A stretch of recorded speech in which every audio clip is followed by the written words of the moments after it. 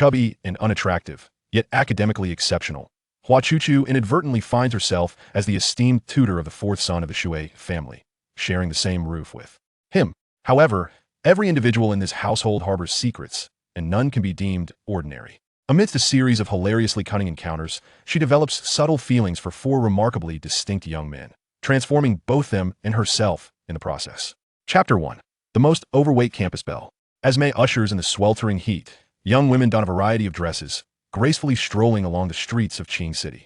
Standing at 165 centimeters and weighing 165 gene, Hua Chuchu resembles a mobile cube as she enters a McDonald's, drenched in sweat and seeking refuge in the air-conditioned space. She sets down an enormous backpack, filled to the brim with various skill certificates acquired throughout her 4 years at university, enough to fill a table when emptied. With a sigh of resignation, she rests her chin on her hand, her cheeks squished together, reducing her eyes to mere slits. She resembles a freshly steamed, plump bun, white and soft. How utterly unfair. She mutters to herself, pouting in dissatisfaction. These superficial beings only judge by appearances. It is truly this company's loss not to recognize my exceptional talents. Growing increasingly irate, she strides to the counter and orders 3 chicken leg burgers and a large cola. Hua Chuchu began skipping grades from elementary school, gaining admission to Z University at the tender age of 14 with the highest score in the province on the college NCE examination. She was once hailed as a prodigious girl who captured the public's attention. Over the course of 4 years, she not only earned dual degrees in history and literature, but also self-studied Japanese and French, audaciously completed all courses in the film genre, and clinched national championships in both Go and Taekwondo for youth. She even delved into the arcane studies of medieval black magic and alchemy on her own. Yet, in the realm of job hunting, her impressive credentials were overshadowed by the allure of a pretty, slender woman graduated from a third-rate university. During an interview today, an HR representative clad in a form-fitting black suit bluntly stated, "A person's appearance and aura reflect the company's image," casting a disdainful glance at Hua Chuchu. The overweight have no future, a sentiment she has always dismissed. Though she was plumper than her peers since childhood, she never succumbed to feelings of inferiority. After being rejected for the 13th time in her job search, it seems she is at an impasse in this merciless society that prioritizes looks. Hua Chuchu, do not be disheartened, you are exceptional, she declared, rejuvenated, as she made her way to the dining area to add 2 hamburgers to her backpack. With just over a month until graduation and the dormitory set to evict residents, she had yet to secure employment or funds for housing. All the prize money she earned from competitions had been spent on manga, figurines, and BJD dolls. While her contemporaries indulged in extravagant attire, jewelry, and bags, she devoted her finances to acquiring books and the costly garments and accessories for her cherished doll. In this 4-person dormitory, she undoubtedly found it difficult to connect with her roommates. While she immersed herself in detective and mystery novels, her roommates indulged in frivolous Korean dramas, cycling through one husband after another. When she diligently studied by the light of her lamp, her roommates were busy cooing sweet nothings to their boyfriends over video calls. Parting the curtain of her bed revealed a collection of exquisitely crafted dolls, each resembling a lifelike figure. These BJD dolls, each costing several thousand yuan, were handcrafted with astonishing realism and unparalleled beauty. They formed a circle by her bedside, their expressions enigmatic, gazing at you with an almost sentient glimmer in their eyes, making it seem as though they were watching from every angle. Her roommates found these dolls to be eerie and unsettling. Hua Chuchu insisted they were works of art, bestowing names upon each one and cherishing them dearly. Yet, as final exams approached, even in the face of her roommates' rare kindness and pleading, Hua Chuchu would still summarize key points for them or assist in completing their papers. When her roommates occasionally made jokes about her physique or enlisted her for physical tasks, she would simply laugh it off, choosing not to take offense. On the bus, given Hua Chuchu's physique, she occupied the space of 2 seats. Thus, to accommodate others, she typically stood while using public transport. Pervert! A delicate, startled scream erupted from the back of the bus. Peach, a student of remarkable beauty, stands at 170 centimeters tall and weighs merely over 90 pounds. Her long hair cascades down to her waist, framing a delicately proportioned face that has not yet been marred by the passage of time.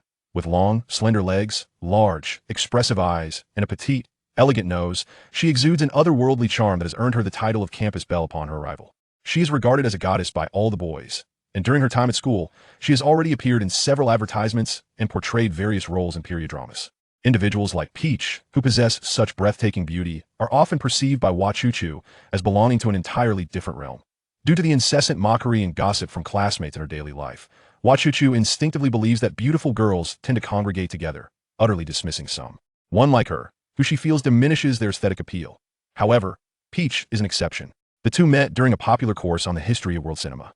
Arriving late, Hua Chuchu searched desperately for a seat amidst the throngs of strikingly attractive students, particularly in the Film Academy's acting department.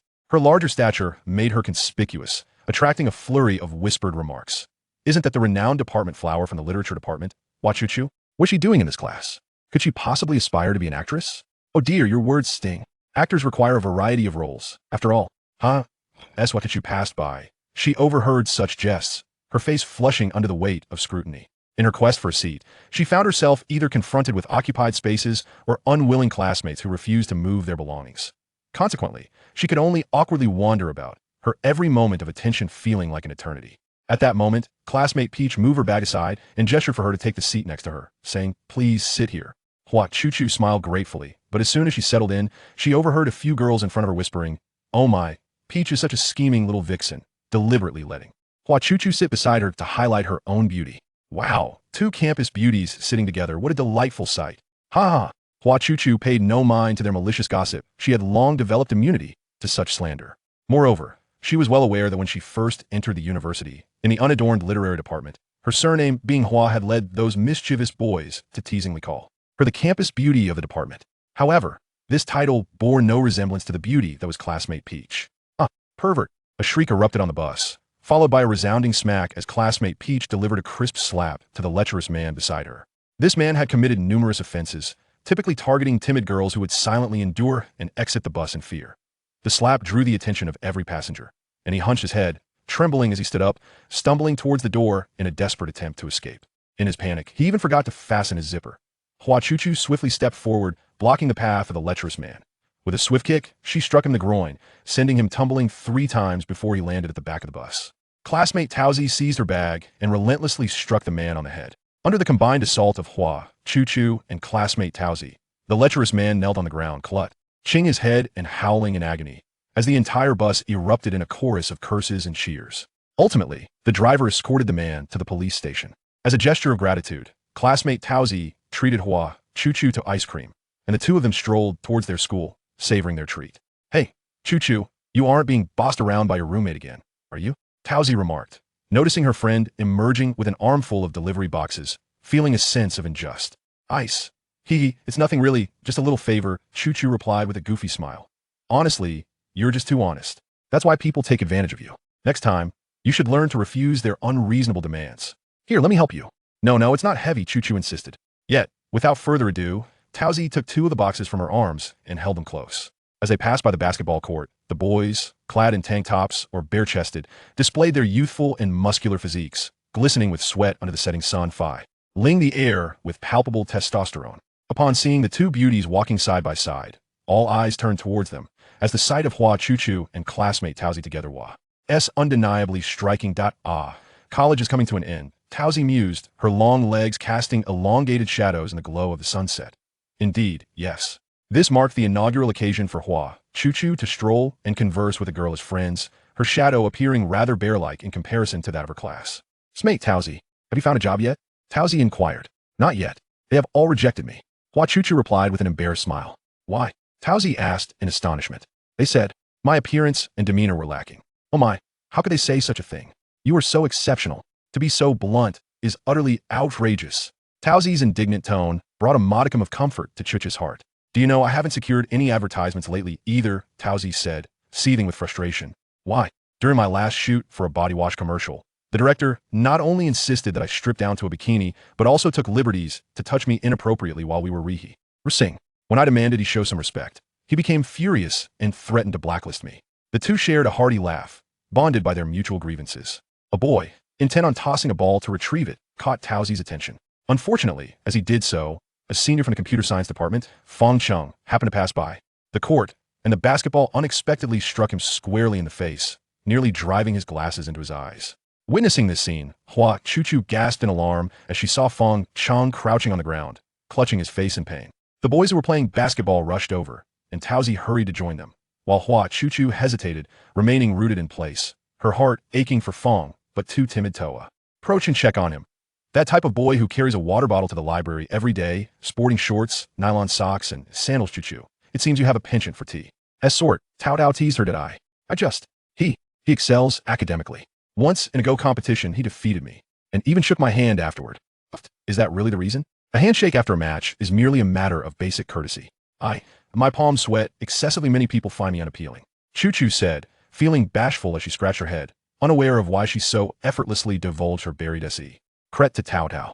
Have you confessed your feelings to him? Tao Tao inquired eagerly. Confess? How could that possibly happen? I never considered it. Besides, how could someone like him ever be interested in someone like me? Moreover, I have never even desired a boyfriend. Chuchu stammered, her cheeks flushed with embarrassment. Who says that? Chuchu, you are quite adorable. How could there be no boys attracted to you? Adorable? In her 18 years of life, aside from her parents, no one had ever described her as such. Really. I hardly converse with boys. I don't even know all the names of the boys in my class. No one has ever approached me to talk. Are all the boys blind? Tao Tao's expression was serious and perplexed. Huh? Most people would argue that it's their blindness to be interested in me. Tao Tao gazed earnestly at Chuchu and said, You know, Chuchu, if you were to slim down to 100 pounds, you would undoubtedly be an unparalleled beauty. Hua Chuchu ascended to the 5th floor bearing 4 pots of steaming water, her mind preoccupied with the words of her classmate. Taozi point 100 pounds goodness. She had never contemplated that she weighed such a figure back in the 5th grade. If only she were slender and beautiful. Perhaps she would muster the courage to befriend Taozi. Moreover, the thought of renouncing the myriad delights of earthly cuisine to endure the torment of dieting for the sake of others filled her with a profound sense of desolation. After all, I am who I am, extraordinarily unique Hua Chuchu, a singular entity of the universe. I shall simply embrace my true self and remain eternally alongside my loving parents. Upon returning to the dormitory, her 3 roommates were engrossed in applying face masks, painting their nails, and indulging in lengthy phone conversations. When they spotted Hua Chuchu entering with the hot water, they naturally approached her, each claiming a pot for their ablutions. That it was no surprise fetching water, ordering takeout, collecting parcels, discarding trash, and moving luggage were tasks that invariably fell to Hua Chuchu. They euphemistically referred to it as providing her with opportunities for exercise to assist in her weight loss journey. Chuchu never minded, yet as she sat on her bed, the vibrant discussion of her roommates about securing internships washed over her like a wave of melancholy. Drawing the curtain, she began to fiddle with a few figurines on her bedside. Yuna, Amber, Chloe, Huarong, Eloise. Do you think I'm truly unattractive? I long to stand alongside Taozi as friends. Chuchu murmured to herself. Once upon a time, before drifting into slumber, Hua Chuchu would invariably wish for a celestial being to descend, wielding a magical staff to transform her into a beauty akin to her cherished doll. In doing so, perhaps she could forge a friendship with her classmate Taozi, standing harmoniously side by side. With a surge of excitement, Chuchu opened a peculiar advertisement, a search for a full-time private tutor specializing in high school subjects, offering luxurious accommodations, a daily wage of 1,000 during the probationary period, with weekly settlements after confirmation. The salary would double, and exceptional and often results would yield a bow. News. The requirements were female, with a modest appearance, modest appearance, modest appearance. The address was, what an odd recruitment notice, emphasizing the need for a modest appearance 3 times. What kind of family is this? How strange. Furthermore, the daily wage was astonishingly high. Just what kind of student would be so challenging to manage? However, was this not an ideal opportunity for Hua Chuchu? She mused. Indeed, if she were to become a female tutor, there would be no excessive demands regarding her appearance. Having obtained her teaching qualification in her sophomore year, the elementary knowledge from high school was a mere trifle for her. This job seemed perfectly tailored for her. Moreover, while her peers were engaged in unpaid internships and frantically searching for jobs, she would graduate to secure a position. With a monthly salary in the tens of thousands, what a resounding rebuttal to those who often mocked her. Gratefully thanking her classmate Taozi, Chuchu embraced her doll, drifting off to sleep with joy. Little did she know, tomorrow would herald a seismic shift in her life and the company. Commencement of the most arduous romance in history. Chapter 2. The interview where not a word was spoken. The interview was held in the illustrious Mercury International Group building, located in the bustling heart of the city. The chairman of Mercury International, Shui Yuan, rose from humble beginnings to become the 3rd richest individual in the nation, frequently gracing the headlines. His empire encompasses a vast array of real estate and large retail establishments across the country, and last year he ventured into the film industry, establishing Mercury Pictures. Yet, his family remains shrouded in mystery, with neither his wife nor children ever having been reported on or appearing in the limelight. Hua Chuchu gazed at the shimmering, towering edifice of the Mercury Group, excitement bubbling within her as she marveled at the prospect of entering a life of sophistication within such a prestigious office. However, she found herself perplexed as to why Mercury Group would be seeking to hire a private tutor. Was it possible they were launching a new online tutoring service? Adjusting her black professional attire, which she had purchased that morning from a wholesale market. She took a deep breath and nervously stepped inside.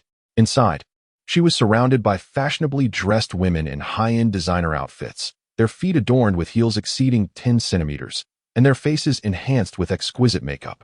Clutching a thick stack of documents and certificates, Hua Chuchu's timid demeanor marked her as a novice applicant. As she passed, some of the professional women cast her surprised glances, while others offered knowing smiles. As the crowd surged towards the elevators, Hua Chuchu stepped in, only to be met with the beeping sound of an overload alarm. She promptly exited, and just behind her, a stylish woman rushed in, causing the elevator to remain silent. Laughter erupted from the onlookers, and the fashionable woman, flipping her hair with an air of confidence, shot a smug glance at Hua Chuchu. Hua Chuchu consoled herself, believing that a teacher ought to embody simplicity and grace. Being beautiful and flamboyant could mislead young minds. She incessantly reassured herself, mustering encouragement. With a chime, yet another empty elevator descended, and as Hua Chuchu stepped inside, she was about to close the door when she heard a voice call out, "Hey, wait a moment." Just as the elevator door was about to shut, a hand intervened, halting its closure. Upon the door's opening, an overwhelming beam of light flooded in. The newcomer was a fashionably dressed youth, adorned with sunglasses.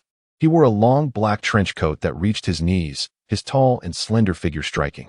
Although his eyes were concealed, his facial contours were exquisitely sculpted, resembling a work of art. His fair, wheat-colored visage bore delicate features accentuated by an air of charm, exuding both handsomeness and gentleness. He radiated an aura of sophistication and elegance. My heavens, how could such a refined individual exist? It was as if he emanated his own light. And his charm was disarming rather than intimidating, his brilliance exuding warmth and approachability. Hua Chuchu pondered, could this be the legendary brilliance? Had her heavenly vision truly been unveiled?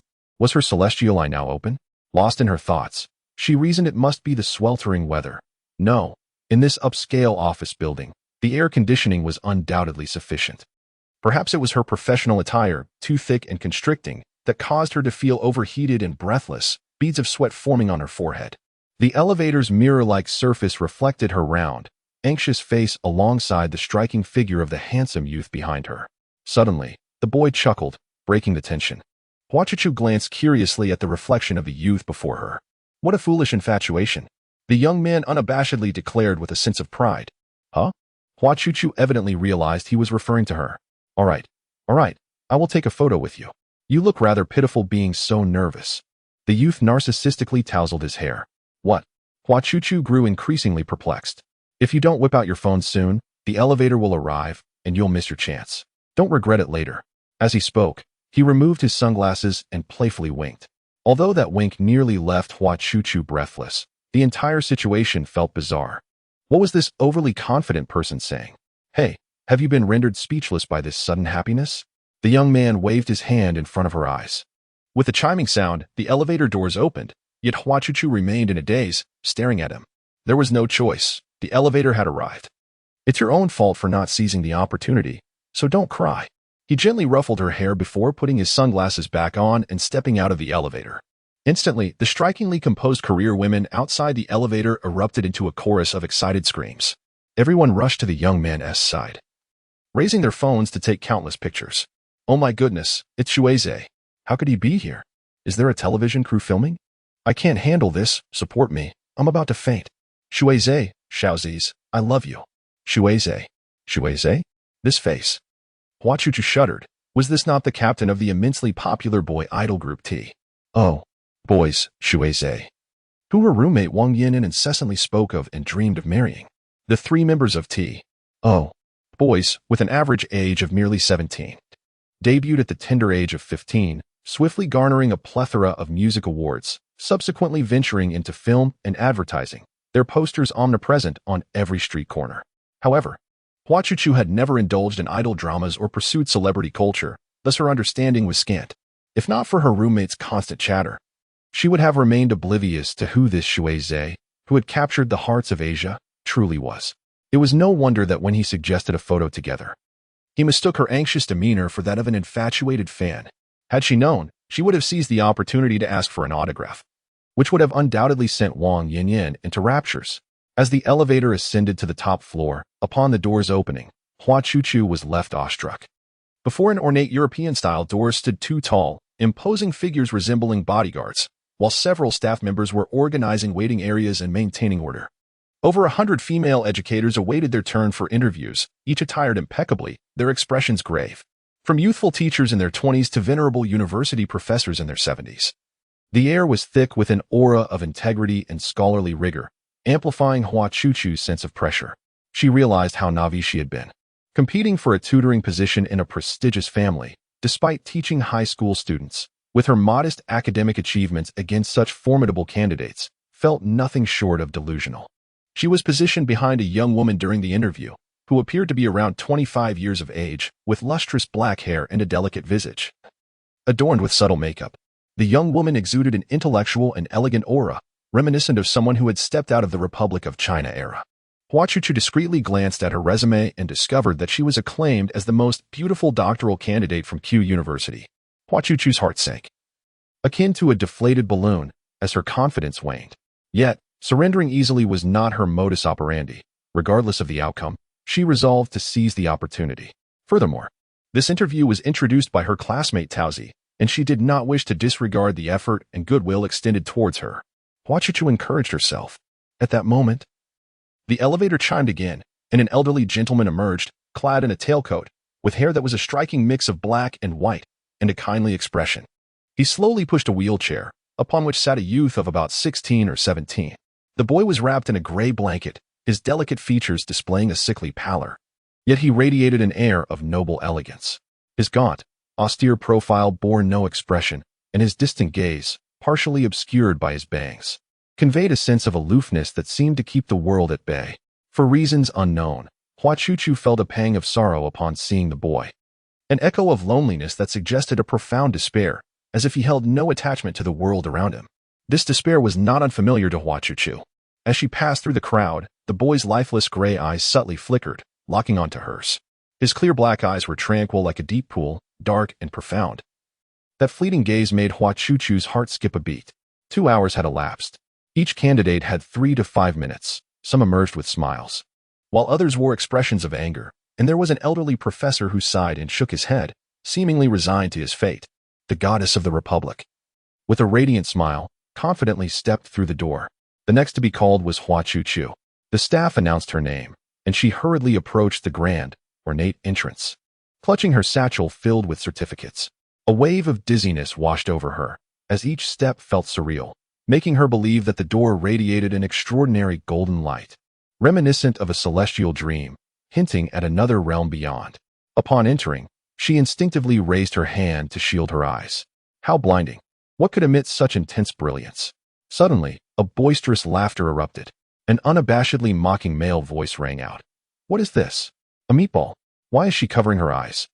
Is she too nervous, or are we just too hideous? Ha ha ha, she looks so ridiculous. One boy laughed so hard he began to pound his thigh. Che. That is quite rude. A delicate yet slightly husky female voice interjected, imbued with an inexplicable peculiarity. Enough, Shui Che, no more mischief. Miss Hua, please take a seat, commanded a dignified voice. Dazed, Hua Chuchu sat down, taking a deep breath in an effort to steady herself. Upon closer inspection, she gasped in astonishment. Sitting across from her were an older man and 3 youths, alongside a young woman.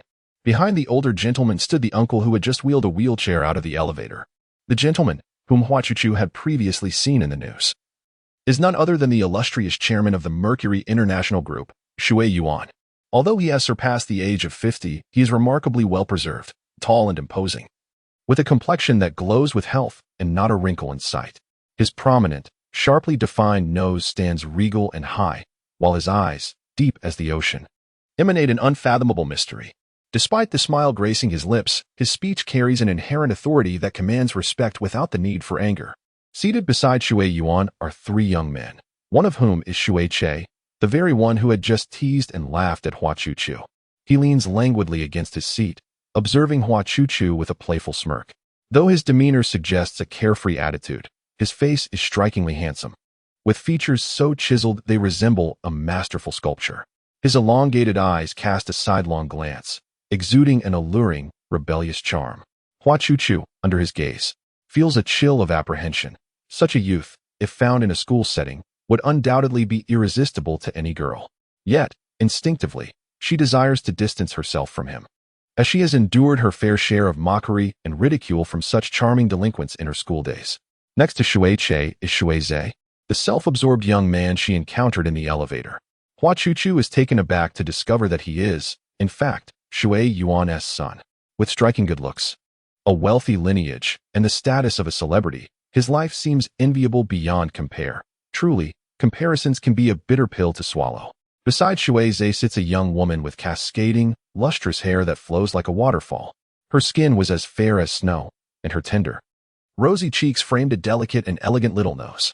Her large eyes sparkled with a clarity akin to crystals submerged in water, while her softly fluttering eyelashes resembled the wings of a butterfly.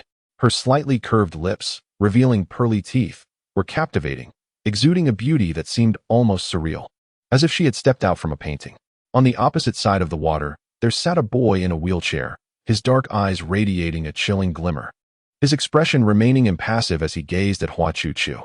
She felt as though she were surrounded by characters from a comic book, her own plump figure and casual appearance making her feel utterly self-conscious, wishing for a crevice to hide within. "Miss Hua, there's no need to be anxious. Please proceed, Mr. Shui Yuan said with a smile, his kind gaze reflecting the love of an elder for a younger generation. Stealing her emotions, Hua Chuchu began her self-introduction. "Hello everyone. My name is Pass." Next, Shui Che called out loudly to the staff at the door. "Che, enough. Stop teasing her. She looks like she's about to cry." A girl interjected, stifling a laugh.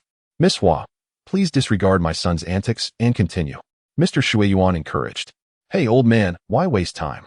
You can't be serious about letting someone like her become our tutor." Shui Zhe chimed in, smugly. "Yeah, I agree.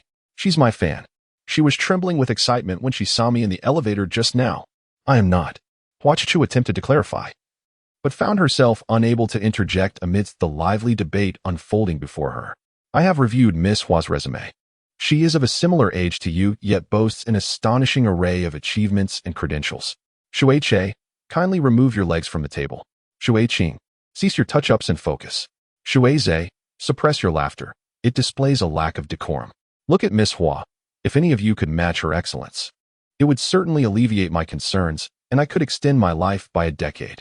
Amidst this unexpected familial admonition and debate, Hua Chuchu, who had yet to utter a word, found herself utterly bewildered.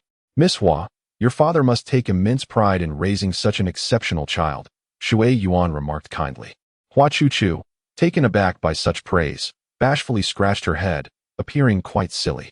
"Old man, I absolutely disagree. If you consider her as our tutor, I shall run away from home," Shui Che exclaimed. "I concur," interjected the previously silent, aloof youth. "What?" The other three youths stared in astonishment at her. "I want her," declared the wheelchair-bound boy, his tone leaving no room for dissent. "Shui Mo, what are you playing at? Are you intent on opposing me? With so many beautiful female teachers available, how could you choose her? Are you blind?" Shui Che leapt up, nearly kicking the wheelchair-bound youth named Shui Mo. Shui Zhe quickly stood and restrained the furious Shui Che from behind. A peculiar smile crept onto Shui Yuan's lips as he said, "Xiao Che, your vehement opposition reassures me. I have made my decision. Today's interview concludes here. Miss Hua, starting tomorrow, I entrust you with my 4 inept sons." Hua Chuchu sat in her seat, stunned and drenched in cold sweat. What on earth is happening? Since entering, she had not uttered a word, yet amidst the quarrel across the room, she had inexplicably been accepted. Oh heavens, can anyone elucidate this bizarre turn of events?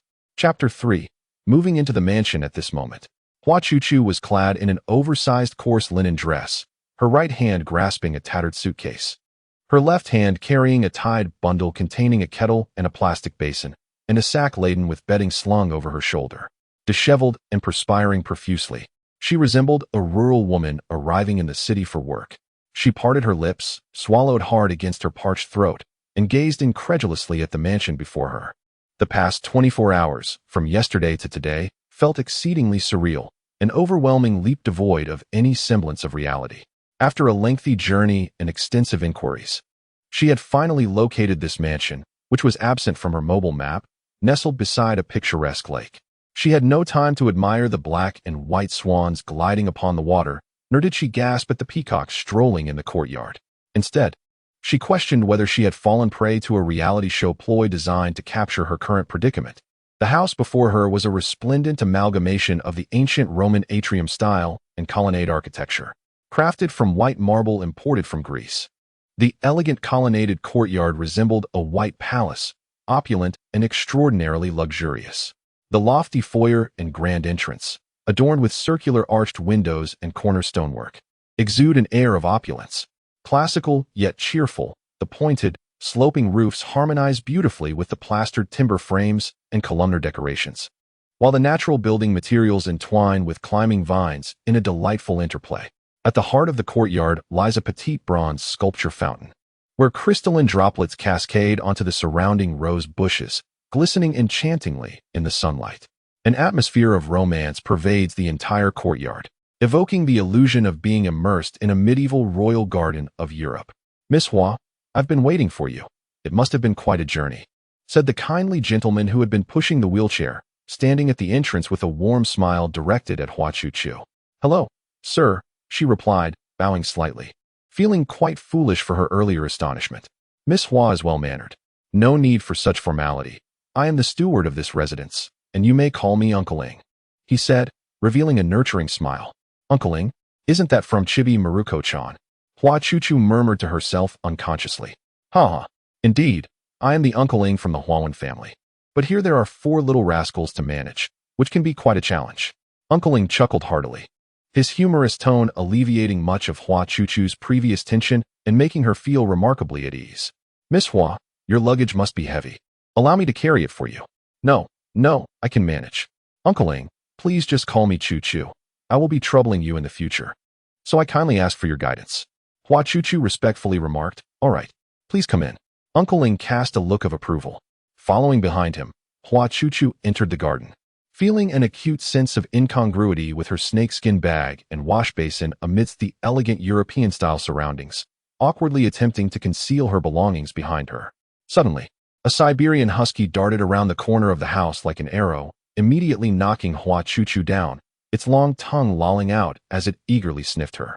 In that fleeting moment of her fall, she witnessed her plastic basin rolling away to rest beside a pair of slender legs.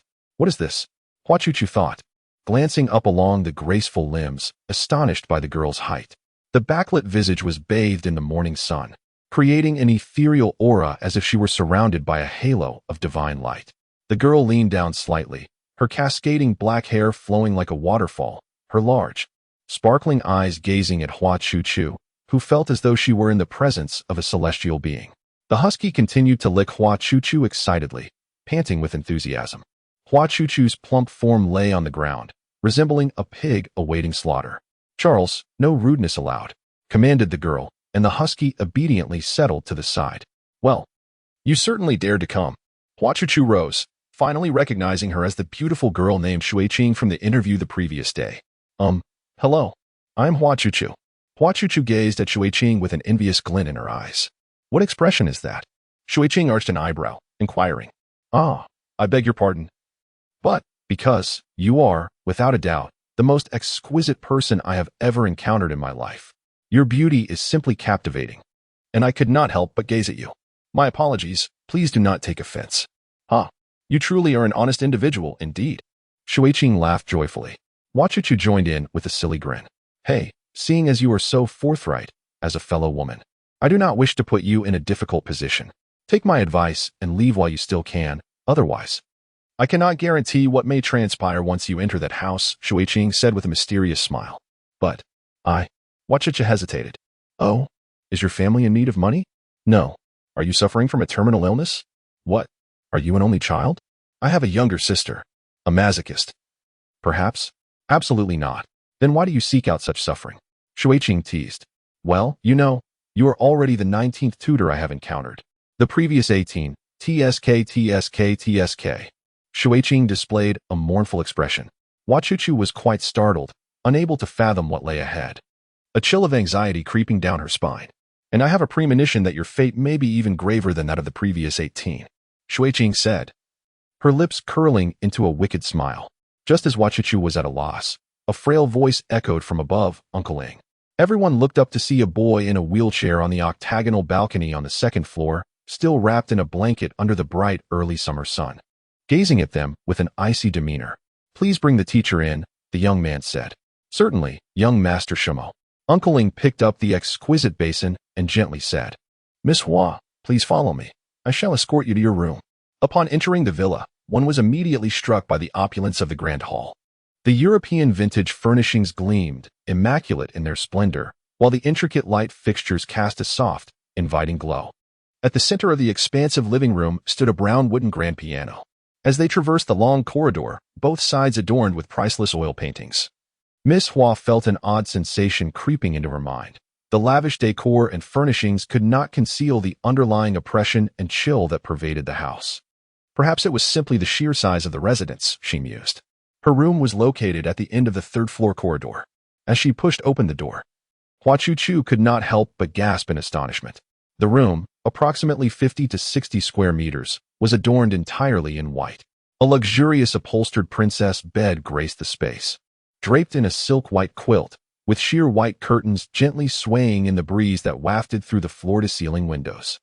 In front of the windows stood a grand white desk paired with a chic leather chair, while a row of bookshelves housed a white settee. A bouquet of red roses on the coffee table infused life into the room.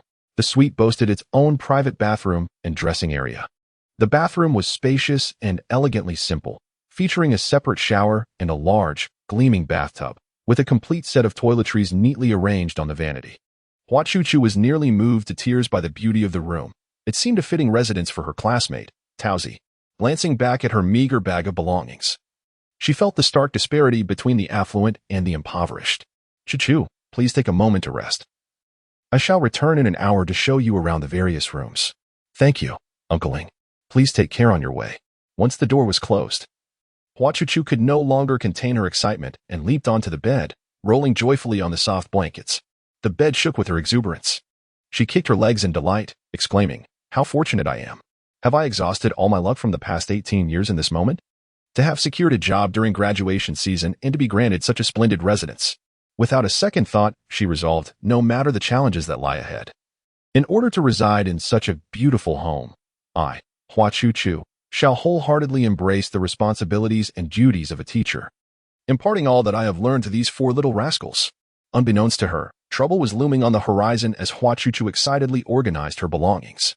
She carefully placed her personal items and the few old garments she possessed into the wardrobe, observing the unremarkable clothes dangling in the spacious closet. She felt a pang of regret for not fulfilling the dreams associated with a young woman's wardrobe. With utmost care, she arranged her dolls one by one on the desk and organized a box of books alphabetically on the shelf. Standing by the window, she gazed at the lush greenery of the nearby woods and the shimmering surface of the lake, stretching contentedly as she relished the moment. "Chuchu, here is your employment contract." Uncle Ing presented a contract, elucidating that you possess a week to contemplate and relinquish your rights. Within this week, should you choose to resign, we shall continue to settle your salary on a daily basis. If you establish a harmonious rapport with the students, a month hence, you will be confirmed in your position with a doubled salary. Please peruse the section detailing your responsibilities and points of caution. Allow me to expound further. The contract explicitly stipulates, first, confidentiality in your work, prohibiting the sharing of teaching and daily life experiences on public platforms. Second, you are forbidden from disclosing any details regarding Master Shui's daily life, itinerary, or personal photographs on public platforms. Surreptitious photography is also strictly prohibited. To be candid, among the first 18 educators, 10 female teachers engaged in such indiscretions, and 2 male teachers sold Master Shui's information to paparazzi for illicit gain. I am confident that Miss Hua, with her commendable character and virtues, would never partake in such behavior. Of course, I do not follow celebrities, to be frank.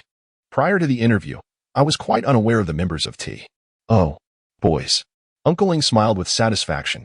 Thirdly, no emotional or relational entanglements beyond the teacher-student dynamic are permitted. Ha ha ha. Uncle Ing, considering my appearance, I believe this aspect should be particularly secure for me. Hua Chuchu remarked with self-deprecating humor. Uncle Ing sighed. It is rather shameful to admit, Master Shui, being in his adolescent years, possesses a flamboyant nature that renders him susceptible to temptation. Previously, there have been female educators with ulterior motives, ranging from ages 20 to 40. Sigh. Uncle Ing shook his head. So, This is the reason for my employment? Because young Master Shui Che would certainly never. Hua Chuchu said thoughtfully. Uncle Ing remained silent, tacitly acquiescing, his gaze filled with concern for Hua Chuchu, fearing that the truth might wound her pride. Hua Chuchu suddenly slammed her hand on the table, pausing for 2 seconds. Then, her eyes sparkled with excitement as she exclaimed, Uncle Ing, rest assured. Although the three of them are exceptionally handsome and we are of the same age, I absolutely, unequivocally, harbor no romantic thoughts towards any of them, especially Shui Che, who is my least favorite type.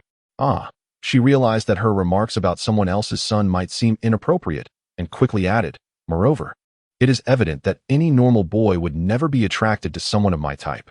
The more she spoke, the more exhilarated she became, unable to contain herself as she clenched her fists and turned her head from side to side. Speaking of which, this is the first time I've benefited from superficial advantages. Ha ha ha ha ha. Hua Chuchu laughed heartily, tilting her head back. Ha ha ha. Uncle Ying's voice boomed with hearty laughter. Miss Hua truly possesses a cheerful disposition. Now, the fourth point, which is also significant. Always prioritize young Master Shui Mo. What does this mean? Hua Chuchu pondered. In other words, if young Master Shui Mo is unwilling to do something, one should not force him. His health must come first above all else. Furthermore, if Master Shui Mo is dissatisfied with you, it matters not if the other three hold you in high regard. There is little that can be done. Pardon my audacity in asking, but has Master Shui Mo been unwell? I have noticed he remains seated in a wheelchair. Hua Chuchu inquired with utmost caution. The tale is rather lengthy. Master Shui Mo endured a grave car accident at the tender age of 10, resulting in the demise of his parents. His parents? Indeed, it is a sensitive matter. Uncle Ing appeared hesitant, unsure whether to divulge further. Rest assured, I will keep your confidences, Hua Chuchu assured him sincerely. In truth, I have no acquaintances with whom to gossip or share idle chatter. I merely seek to understand the student I shall be tutoring, which will aid me in navigating our interactions appropriately. Of course, I have faith in Miss Hua's integrity. To put it plainly, Miss Shui Qing, Shui Che, and Master Shui Mo are not the biological children of the Master. They are all adopted.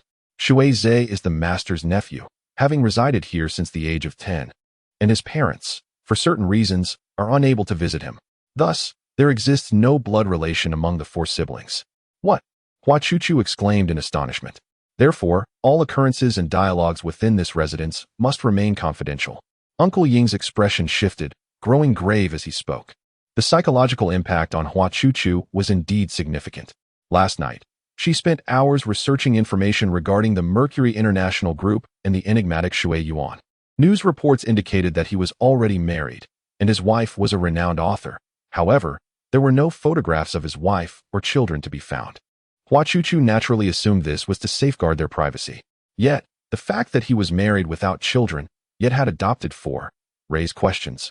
Was there an inability to conceive? Or was there a deeper story? Now I understand. I shall adhere to the contract with utmost diligence, Hua Chuchu declared. Furthermore, I ought to pay my respects to Uncle Shui and Aunt Shui. I kindly ask Uncle Ing to escort me for an introduction. Uncle Ing displayed a hesitant expression as he replied, the Master and the lady do not reside here. They seldom visit. Thus, this estate, alongside yourself, accommodates only the 6 of us. Henceforth, I trust Miss Hua will take good care of the young masters. Uncle Ing spoke courteously. Now that the contract is finalized, Miss Hua, please follow me. I shall show you around. Chapter 4. Meatballs and the Old Lady. This is the media room, and here is the entertainment room. This area is the gym, and this particular room is where you will attend your lessons. You may freely peruse the books in the study, and the facilities available for leisure after class are at your disposal. Following Uncle Ing, Hua Chuchu was captivated by the multitude of rooms, often unable to suppress her astonishment. Young Master Shui Mo and I reside on the 1st floor, while young Masters Shui Che and Shui Zhe occupy the 2nd floor.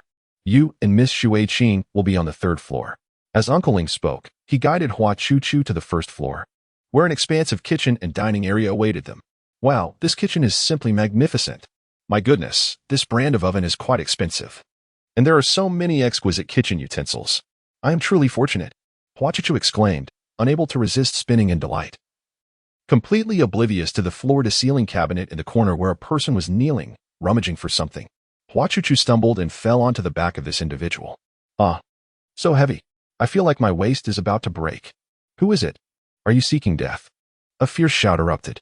Startled, Hua Chuchu landed on the ground in a squat. Huh? It's actually the meatball academic prodigy. You truly dared to come. Shui was nearly tempted to crush Hua Chuchu underfoot. His brows furrowed in rage, making his enchanting eyes resemble those of a demonic overlord. Oh dear, Che. Why such a fiery temper so early in the day? From seemingly nowhere, Shui appeared, clad in a flowing blue silk robe, a white towel draped around his neck. His hair damp. He opened the refrigerator and took out a bottle of juice, tilting his head back to drink. His Adam's apple bobbed as his robust physique exuded a youthful male vitality, nearly causing Hua Chuchu to swoon. What do you mean early? It's already 11 o'clock. Skipping breakfast is one thing, but what about lunch? I'm nearly starving. My stomach is about to touch my back. I need meat. Without it, how can I possibly be in a good mood? It seemed as if one could almost see the flames of fury igniting above Shui head. Had it not been for your affair with Wu Ma's daughter, how could Wu Ma have been provoked to resign? Shui jested. Hey, it was a mutual agreement. I did not coerce her. Why should Wu Ma be so unreasonable? Isn't it you who is being unreasonable? By saying that, you're placing all the blame on me. Shui retorted nonchalantly. As for me, I shall maintain my figure by consuming only fruits and oats. The two brothers bickered back and forth. All right. This is getting tedious. Why don't we just order takeout? Shui Qing interjected, approaching with her phone. Hurry up and place the order. I am famished. Shui exclaimed in a frenzy. It seems our location is too remote. The vendors do not deliver here. Shui Qing scrolled through her phone. What? Are we destined to starve in this desolate wilderness? Shui covered his face in horror, declaring, in a few days. The headlines will read, in a villa in the western suburbs, for handsome youths and a gaunt uncle perished from hunger, leaving only a plump meatball barely clinging to life. Where's the meatball? 20 minutes later, Shui Qing, Shui Che, Shui Zhe, Shui Mo, and Uncle Ling sat at the dining table, each with a plate of fried rice before them. Well, it appears the fridge contained only these ingredients. Shui looks rather starved. So let us make do for now. I can go grocery shopping this afternoon. Back when my parents came home late, I often prepared meals for my sister. Hua Chuchu timidly suggested. This bowl of golden fried rice is exquisitely enveloped by eggs, creating an alluring hue that captivates the eye. The delicate fragrance of scallions, combined with the harmonious aroma of the eggs and rice, complemented by the perfect infusion of cooking oil, evokes an irresistible appetite.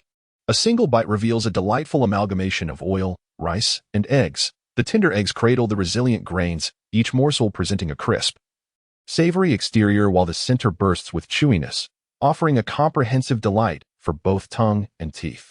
After tasting, everyone was momentarily stunned, and Shui Qing could not help but cover her mouth in admiration, exclaiming, "What is this? It is simply divine. I've never tasted such exquisite fried rice before." Shui marveled. A slight smile graced Shui Mo's face, and without uttering a word, he elegantly savored each spoonful. Uncle Ling, with satisfaction, inquired, Miss Hua, might I ask if you possess other culinary skills? In truth, I am well versed not only in Chinese cuisine but also in Western, Japanese, desserts, cookies, ice creams, and more. She replied, a hint of bashfulness in her smile. My family runs a cake shop, and from a young age, I assisted my mother, with my greatest passion being food. Thus, I delight in creating culinary masterpieces. Whenever I encounter delectable dishes, I cannot resist exploring their preparation. Might Miss Hua consider taking on the responsibility of preparing meals for a few days, until a chef is found? Of course, I would compensate you daily, though it may prove to be quite laborious. No, Uncle Ling, please don't mention it.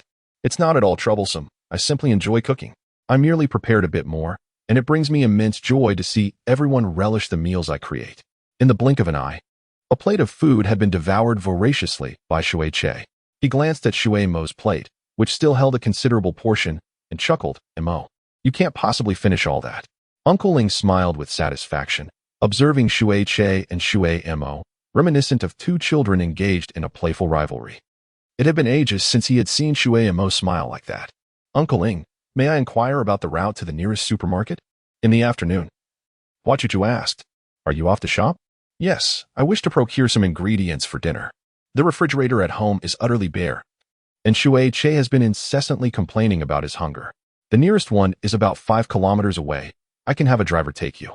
No, that won't be necessary. I prefer to walk. The scenery around here is exquisite, and it will give me a chance to familiarize myself with the surroundings. This place is rather secluded. As a young woman, isn't it unsafe for you? Uncle Ing, you are truly a kind-hearted person to be concerned for my safety. Apart from my parents, you are the very first to think of me in this way. I am so touched. Hua Chuchu responded, her heart swelling with emotion. Ha ha. After all, Chuchu is indeed a delightful child. With a cheerful demeanor, Hua Chuchu clutched a blue fabric pouch, akin to those carried by the elderly ladies playing mahjong on the street. She hopped joyfully down the stairs, thinking to herself, I indeed have a knack for endearing myself to elders. Just as she reached the door, she spotted Shui Mo sitting in a wheelchair, gazing thoughtfully at the garden. Hello. Shui Mo, Hua Chuchu said nervously. Where are you headed? Shui Mo remained expressionless. I am going to the supermarket for some supplies. Aren't you going to take a break? This marked the first private conversation between Hua Chuchu and Shui Mo. The boy naturally exuded an air of detachment, and his striking beauty made Hua Chuchu feel an involuntary tension. Are you a stutterer? No. It's just that. Whenever I speak to someone so good-looking, I become anxious. A faint smile graced the boy's lips as he continued. Are you preparing dinner? Yes, but I don't know. What do you like to eat, Shui Mo? I want to go too. Although Shui Mo appeared frail, each word he spoke carried an irresistible force. Huh, are you saying? Yes. No, I want to go. Then I shall ask Uncle Ing to drive us. Uncle Ing said it's still 5 kilometers away. No, you push me. His tone left no room for refusal. Huh, like this. Do you find me bothersome? No, of course not. I'm just worried that you might tire yourself. Let's go? With that, Shui Mo had already maneuvered his wheelchair a few meters ahead, prompting Hua Chuchu to hastily follow. The broad road lay deserted, flanked by lush trees, bamboo groves, and fields of wildflowers. Hua Chuchu felt as if she had stumbled upon a paradise, the air fresh and inviting. Yet, facing the boy in the wheelchair, she found herself at a loss for words, unsure of what to say during this intimate moment with a boy for the first time. Hua Chuchu had been pushing him for quite some time, and the two remained silent. Feeling increasingly awkward, a question lingered in her mind. Finally, mustering her courage to break the silence, she initiated a conversation with Shui Mo. Shui Mo, may I ask you a question? Sure. During the interview. Why did you choose me? I can understand Uncle Shui's intentions in selecting me, but you. Clearly, the goddess before me was far more outstanding. Why did you choose me as your tutor? Is it that you do not wish to share? All right then. The two continued their silent journey, but as time passed, Hua Chuchu began to relax. When they encountered an uphill path, she effortlessly pushed him up, and when they faced a downhill slope, she stabilized Shui Mo's wheelchair, ensuring he felt no sudden drop.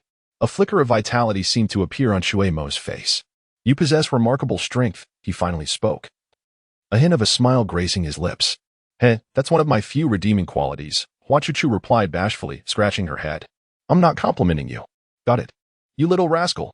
If you remain silent, no one will consider you mute. Hua Chuchu suddenly realized that her conversation with Shui Mo had become fluid, free of her previous stammering.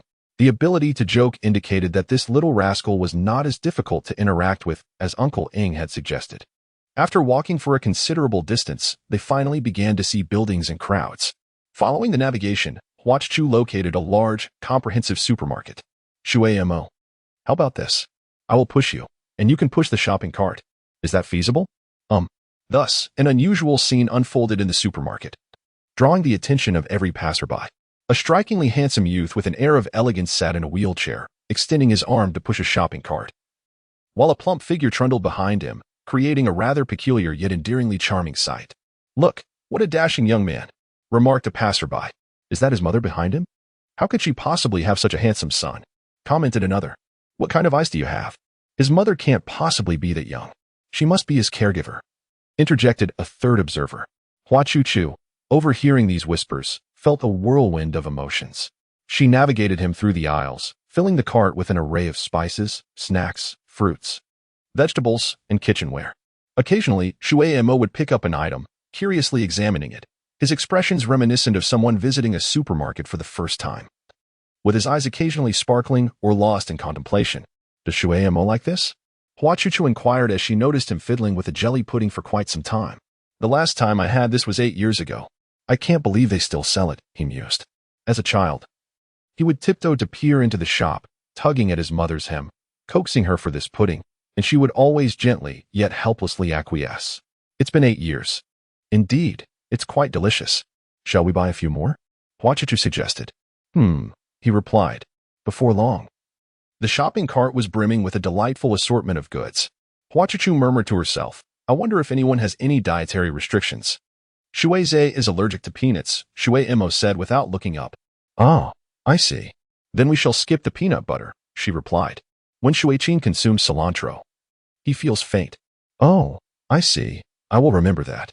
Shui often snatches my strawberries away. It seems both of you have a fondness for strawberries, do you not? Hua Chuchu swiftly jots this down in her notebook, then giggles and inquires, what do you dislike? Milk, he replies. Milk is beneficial. Drinking it can help you grow taller. It tastes awful. All right. Shui appears aloof, yet he recalls everyone as preferences. Indeed, he is a gentle young man. Hua Chuchu muses. In that moment, she perceives that beneath Shui's frosty exterior lies a tender heart. As they move about, Hua Chuchu gleefully selects each item, her true foodie nature laid bare. Old lady, Shui mutters. He promptly bows his head, continuing to fiddle with the pudding in his hands. I want to take the car. At that moment, a well-dressed manager, impeccably groomed, hurriedly approaches with trepidation. Young Master Shui, I was unaware of your personal visit. Please forgive my inadequate reception. The manager bends slightly as he reaches Shui's side. Hua Chuchu stands nearby, her jaw nearly dropping in astonishment. Oh, very well. I appreciate your assistance, she says, accepting the items with both hands.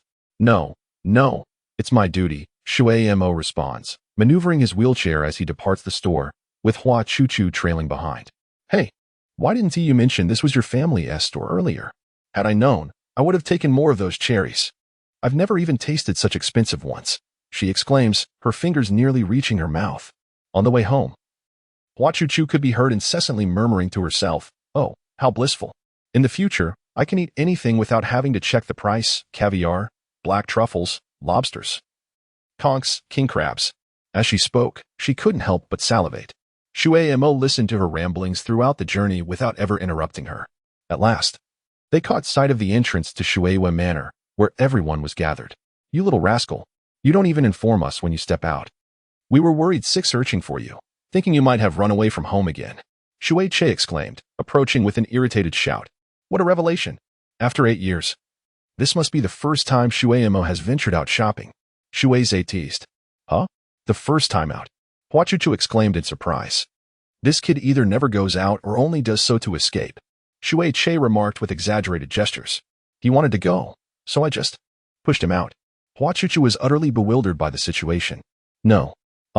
It's not just Hua Chuchu who was astonished, Shui, and Shui Qing were all left speechless. Come to my room for pudding. Oh, okay. Hua Chuchu followed him dazedly. What on earth is happening? Shui shouted from behind. Don't tell me Shui has actually become friends with that chubby boy. What transpired this afternoon remains a mystery. Yet, Shui wore a smile of pure delight in his eyes. Also, Shui, what delectable treats are you hiding from us? Keeping delicious food to yourself, what kind of brother is that? Beneath the setting sun, the lively sounds of water gradually alleviated the chill that enveloped the opulent mansion. Uncle Ing, lost in thought, gazed at Hua Chuchu, a subtle smile emerging on his face. Chapter 5. The night's weeping and nosebleeds dinner consisted of fish meat lion's head, crystal chicken, fresh shrimp stuffed jade rings, matsutake mushroom braised tofu, Sot Ed King oyster mushrooms, Kirin winter melon, jade vegetable rolls, multigrain rice, and Westlake beef soup. As the dishes were laid upon the table, a head stealthily poked out from the corner of the wall. It was none other than Shui, who had already caught a whiff of the aroma and was secretly observing from the side. To his surprise, a Siberian husky named Charles accompanied him, also peeking curiously, hoping to steal a bite. Hua Chuchu waved at Charles, who trotted over with a cheerful wag of his tail. With a gentle smile, she patted Charles on the head and said, You've been waiting for a while, haven't you? You must be hungry. Shui sensed a deeper meaning in her words. Hua Chuchu produced a meatball, which Charles devoured eagerly, his tail wagging even more vigorously after finishing it, still yearning for more. Hey, Charles only eats imported dog food. What are you giving him? Shui exclaimed. This is a specially crafted meatball dog food made from mashed potatoes, carrots, corn, pumpkin, chicken breast, beef, eggs, and oats. Baked in the oven. It's far more nutritious than that imported dog food, isn't it, Charles? Charles, delighted, kept standing up to beg for more meatballs. While Hua Chuchu playfully indulged him, her gentle and affectionate smile leaving Shui momentarily spellbound. Everyone at the dining table stared in astonishment at Hua Chuchu. As it was dinner time, Shui, mindful of maintaining his physique, refrained from consuming high-calorie foods. Yet, considering that everyone was at a stage of growth, I opted for a simpler dish. This soup was prepared using a rich beef bone broth, encouraging everyone to drink up for calcium and growth. To give it a try. Although the three boys had all surpassed 180 centimeters, with Shui Qing reaching an astonishing height of 183 centimeters, Miss Hua, being their teacher and a university graduate, instinctively regarded them as mere minors. Miss Hua, you truly have it tough. It has been quite a while since our family gathered together for a meal. Thanks to Miss Hua, let us begin. Uncle Ling said with joy. Shui took a sip of the soup, feeling a comforting warmth spreading in his stomach. Shui, while extracting a chicken bone from his mouth, mumbled, "Hey, meatball, with your culinary skills, I almost feel guilty for teasing you. How about we strike a deal? You can be the chef at my house instead of tutoring. Otherwise, I will ensure you leave in tears." Oh, really? I've grown accustomed to all sorts of pranks. But there are few who can actually make me cry, Hua Chuchu replied, unfazed. Don't think that having Shui backing you up means I cannot handle you. You should be aware that previous tutors have been shown the door quite forcefully. Hua Chuchu appeared to be oblivious, relishing her meal. Shui, it seems you've met your match this time. Shui chuckled. Hey, Shui, why are you so free today without any engagements? Have you fallen out of favor? Today, I deliberately set aside all my work to witness the mischievous antics you employ to enchant the new teacher. To my surprise, it seems that 2 meals were all it took to capture your heart. Just joking. There is no woman I cannot manage. Shui turned his head, casting a bewitching glance at Hua Chuchu, his sly smile revealing a flash of pristine white teeth.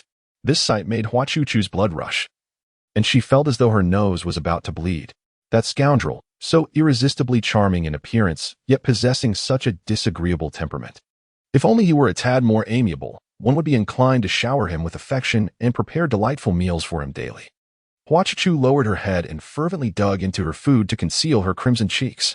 Chuchu, you need not pay him any mind, Shui said expressionlessly. Chuchu. Shui way of addressing her left Hua Chuchu in a state of astonishment. The others exchanged surprised glances. Meanwhile, Shui Qing's gaze toward Hua Chuchu was laden with meaning.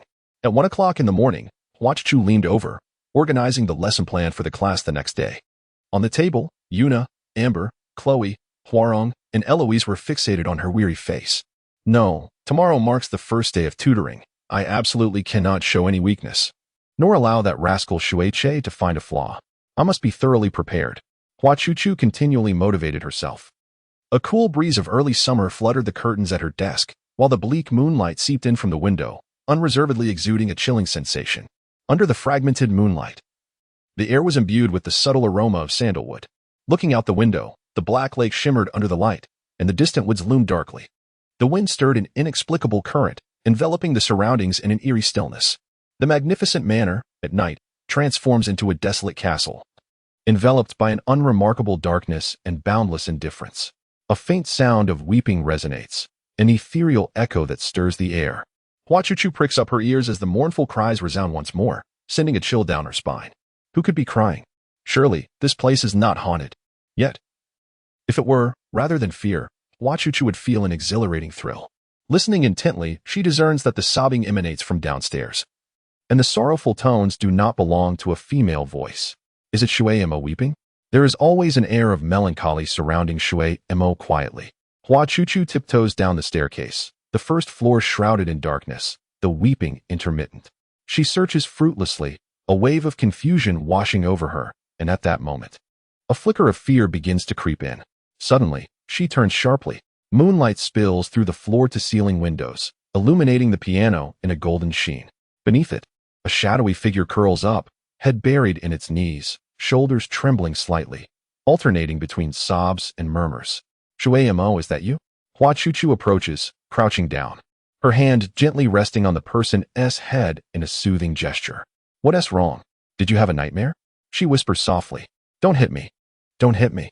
The boy does not lift his head, trembling as he speaks, seemingly gripped by profound terror. I want to hurt you, Shui. The ground is cold. Shall we get up? Hua Chuchu feels an overwhelming compassion for the fear-stricken figure before her, perplexed by the depth of his dread. Please save my mother, will you? The individual suddenly lifted his head, grasping Hua Chuchu's arm with fervor, his face awash with tears as he pleaded, please, save her. Hua Chuchu was nearly taken aback, nearly collapsing to the ground.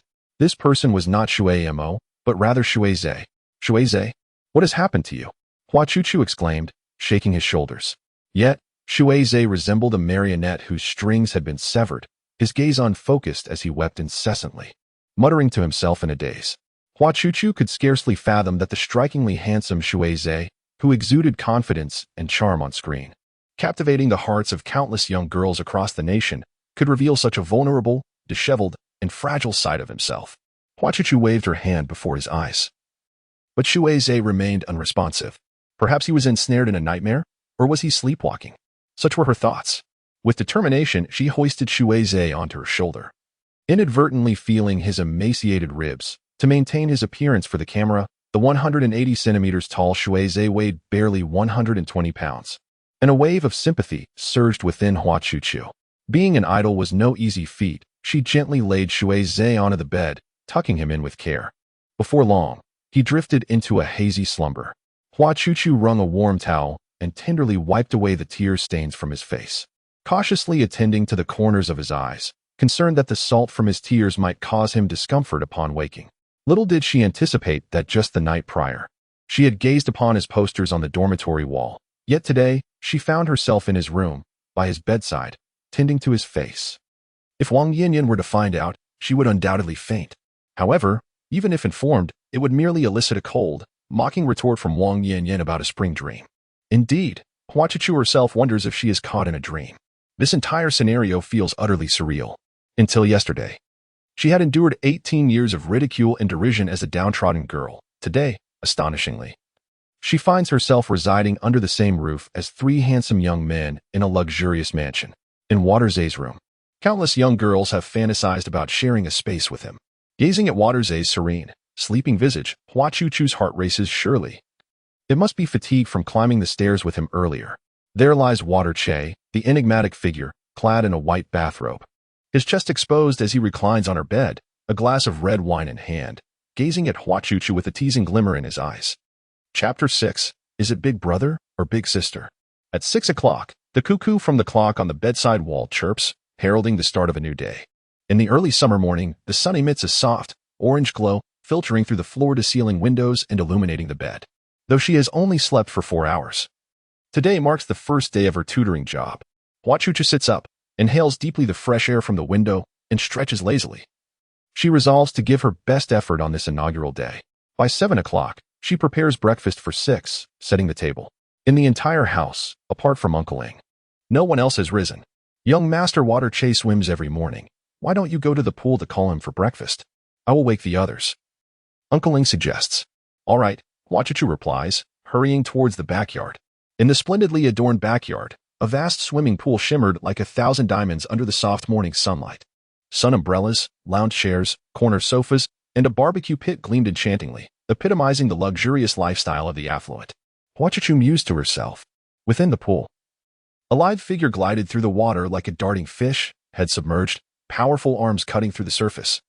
The muscles of his shoulders accentuated by the interplay of droplets and sunlight, showcasing the aesthetic contours of youthfully sculpted physique. Hey, breakfast is ready. Hua Chuchu called out to the pool. Shui Che halted at her voice, removed his goggles, and flicked his damp hair. Hua Chuchu felt breathless. His handsome facial features, water droplets cascading from his hair, created a scene reminiscent of a cinematic slow-motion shot. With both hands gripping the edge of the pool, Shui Che propelled himself onto the deck, clad only in snug swim trunks, his elongated form resembling a masterpiece carved by divine hands. What's the matter? Are you about to have a nosebleed again? He teased with a mischievous grin. Enough of that. If you don't eat soon, your food will grow cold. Hua Chuchu replied, attempting to maintain her composure. By the way, Meatball, can you swim? No. Then how's your eyesight? 5-2. Could you help me? My necklace fell into the pool somewhere. Oh, sure. Hua Chuchu bent down, scrutinizing the rippling waters. Suddenly, Shui Che lifted his foot and playfully kicked her rear. Ah! Hua Chuchu screamed as she tumbled into the pool. This is just a taste of fear to make you understand. You can still resign today. Shui Che laughed triumphantly, turning to stroll back towards the house. The water was clear. You rascal. Sob, quickly pull me up. In the restaurant. Shui Qing, Shu Eyes, and Shumo sat together, all looking weary. Uncle Ling noticed Shui Che, who was drying his hair with a white towel while asking, "Where's Chuchu?" "Probably drinking by the pool," Shui Che replied nonchalantly. "You're messing around again," Shui Qing exclaimed. "Can she swim? It would be more amusing if she can't." Shui Qing widened her eyes. "Hey, don't take it too far. This isn't a joke." With that, she dashed out like an arrow. "She is so plump, she 1T sink," Shui Che remarked as he munched on a fried egg. Shui Qing rushed to the poolside and, indeed, the water was eerily still. Hua Chuchu was face down, floating on the surface. Without hesitation, Shui Qing leaped in and swam swiftly to Hua Chuchu's side, turning her over and exerting considerable effort to drag her ashore. One by one, the others arrived. Hua Chuchu was unconscious, drenched, resembling a bloated pig. Shui Qing slapped Hua Chuchu's face, yet there was no response. She then pressed on her abdomen and chest with all her might. Witnessing this scene, Shumo summoned all her strength to rise from her wheelchair, but after taking one step, she fell heavily to the ground. Uncle Ling hurried to assist Shumo. "Shui Che, this is your doing. Come here this instant." Shui Qing shouted. "Why are you so fierce?" "What now? I can't believe she is really so foolish as to drown." "Stop with the nonsense. Hurry and perform CPR on her." Shui Qing yelled in desperation. "Why me? My first kiss is still fresh. Could it be me? You must take responsibility for your own mess. Hurry up. If you delay any longer, it could cost a life." Shui Qing, in a fit of rage, frightened Shui Che into rushing over. Shui Che, feeling as if he had swallowed a fly, crouched on the ground. The closer he got to Hua Chuchu, the more his stomach churned. Having lived a life of romance, surrounded by school beauties and goddesses, it felt as though everything would come crashing down because of this rotund individual. With great effort, he pried open Hua Chuchu's mouth, tightly shut his eyes, suppressed his disgust, took a deep breath, and leaned down, forcefully blowing air into her mouth. After several attempts, finally, Hua Chuchu coughed up a mouthful of water, her brows furrowing in discomfort. Shui Che sprang back several meters, as if fleeing from a cockroach, spitting and wiping his mouth. Shui Qing let out a long sigh. In a hazy state, Hua Chuchu gazed at Shui Qing's beautiful face, resembling a translucent angel. "You little rascal. If you ever act so recklessly again, I will make you pay," Shui Qing shouted. "Big brother, you're so fierce, not ladylike at all," Shui Che retorted. "Be big brother?" Hua Chuchu questioned, doubting her hearing. To her astonishment, Shui Qing began to unzip her drenched dress, tossing it aside in an instant. Wait. Shui Qing was infuriated. Hua Chuchu, in terror, thought, what? A flat chest? No, it should be called an airport. No, wait. This is a boy's body. Truly, wearing a wet and clingy dress. It would be quite a challenge to repair this situation. Stop right there. Have you forgotten that I, your elder brother, am here? Don't you dare run away. Shui Qing charged forward, gripping Shui's neck, relentlessly pounding his head. You little brat, lacking any sense of responsibility. Every day, you engage in mischief instead of proper pursuits. What if something terrible happens? At this rate, I foresee you ending up in prison. Brother, it hurts. I was wrong. How dare you still call me brother? Shui Qing's anger intensified. No, sister. You will always be my sister. Sister is the most beautiful. Please spare me. Upon witnessing the chaotic scuffle between Shui Qing and Shui Che, Hua Chuchu felt as though she had surely ascended to paradise, for her mind was utterly befuddled. Was the stunningly beautiful Shui Qing truly a brother or a sister? She was completely dazed. Indeed, there was not a single sane person in this family. Chapter 7. One must finish what they start, even on their knees.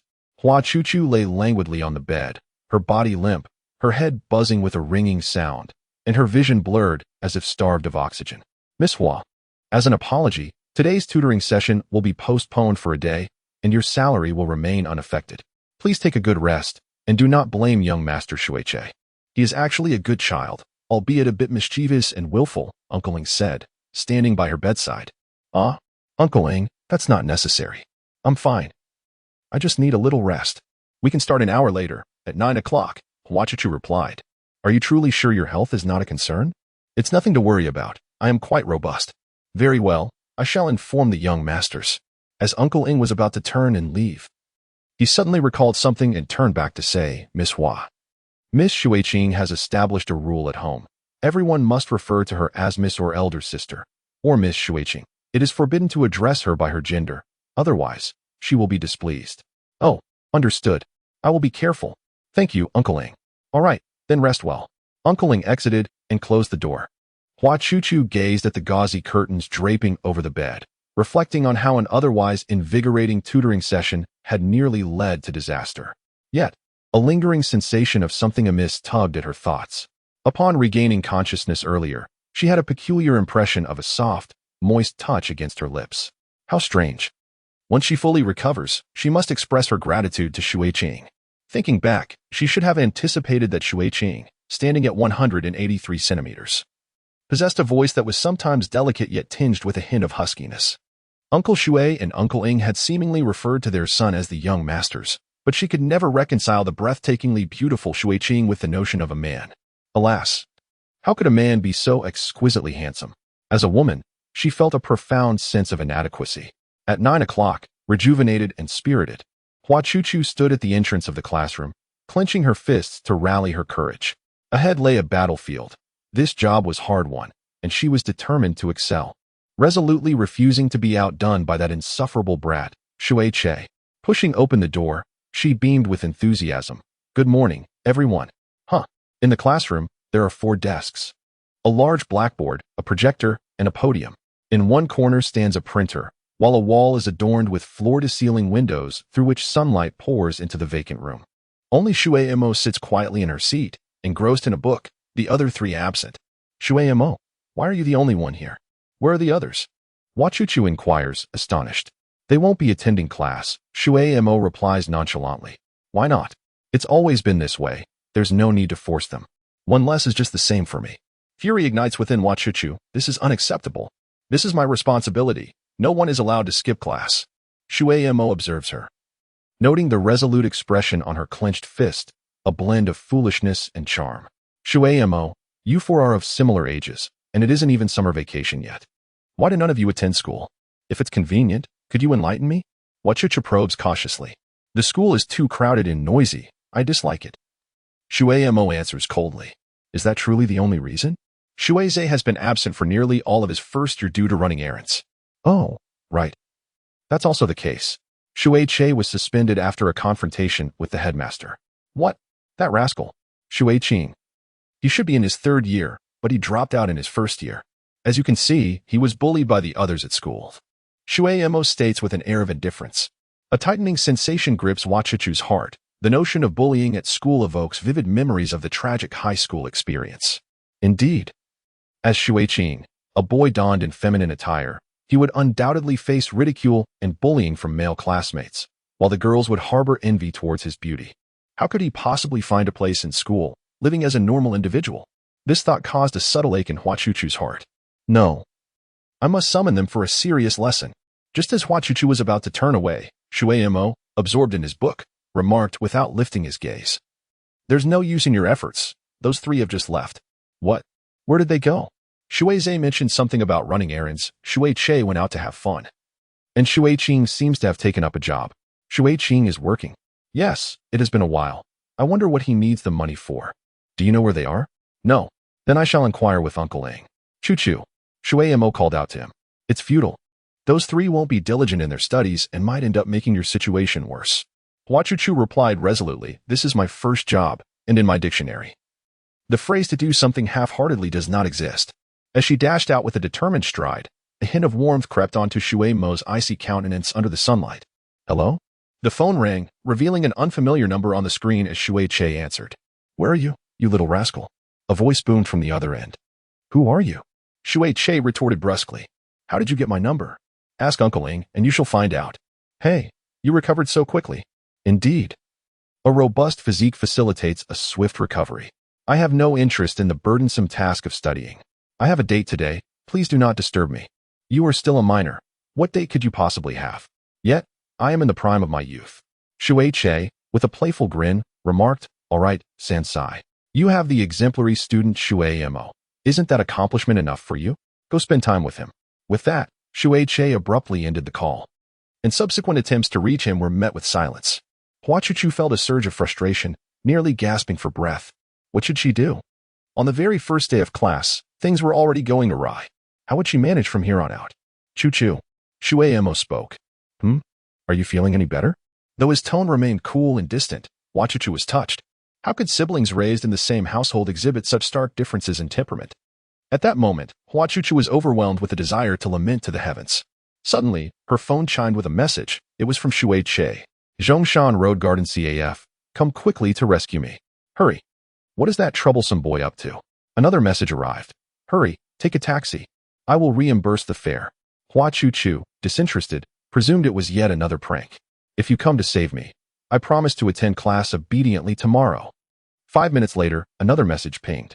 Shui Mo, I need to step out for a moment. Today's class is on hold. You can review this material. Here are my notes. Hua Chuchu placed a stack of papers on Shui Mo's desk and dashed out. Upon observing the stack of handouts, each key point meticulously highlighted in various colors and accompanied by thoughtful annotations, it was evident that great care had been taken. The Garden CAF, nestled within a sophisticated office building in the city center, was adorned with genuine flora, resembling a vibrant floral paradise. Hua Chuchu strode in with an air of determination, her figure swaying in a manner that seemed incongruous with the enchanting surroundings. In the midst of this verdant setting, Shui Che appeared like a prince, sitting upright, occasionally offering an awkward nod and smile.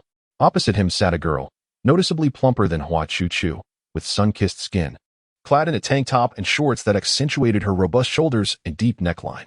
She gazed dreamily at Shui Che while delicately feeding him a piece of cake with a fork. The expression on Shui Che's face betrayed his discomfort. Hua Chuchu quickly deduced the situation. It was clear that Shui Che had been recklessly engaging with strangers online, a folly of his own making. Concealed in a corner, she watched the unfolding drama with a sense of amusement. My dear, you are even more handsome in person than online, exclaimed the plump girl with enthusiasm. Thank you, but, dear sister, you seem a tad different from your online photos. Shui Che replied, struggling to mask his embarrassment. Oh dear, I've merely gained a bit of weight recently. A little exercise, and I shall be back to my former self in no time. Did you not always say you wished to work out together? The plump girl rested her chin on her hand, her innocent eyes sparkling with hope as she gazed at Shui Che. Ahem. Shui Che coughed awkwardly, feeling a wave of discomfort rise within him. To be candid, sister, I have skipped class today. Before Shui Che could finish his words, the plump sister joyfully exclaimed, Oh my, I am so touched. You skipped class just for me. That's rather naughty. As she spoke, she attempted to pinch Shui Che's face, causing the veins on his forehead to bulge in an instant. This was a disaster. Shui Che was on the verge of an outburst. With his unruly nature and sharp tongue, he might utter something untoward. After all, my kind was present. I must not allow her to be harmed. Hua Chuchu thought to herself. She rushed over, fiercely grasping Shui Che's ear, and exclaimed, You little rascal, how dare you skip class? Just wait and see how I deal with you. As she spoke, she twisted his ear and pulled him outside. Onlookers beheld a handsome young man being clumsily tugged by two plump girls, and they couldn't help but chuckle. In a flash, Shui Che fled the scene, rolling and scrambling. Hua Chuchu forcefully shoved him into a taxi, and he let out a long sigh of relief. Goodness, that was terrifying. It felt like a fraud. Shui Che exclaimed in indignation. He then pulled out his phone, opened an app, and said, Look how frightening this is. Is this even a person? On the screen was a girl with long hair, large eyes, and an oval face, making an adorable gesture with a sweet smile. I booked this P, and I must see it through even on my knees. Don't ever call me for something like this again.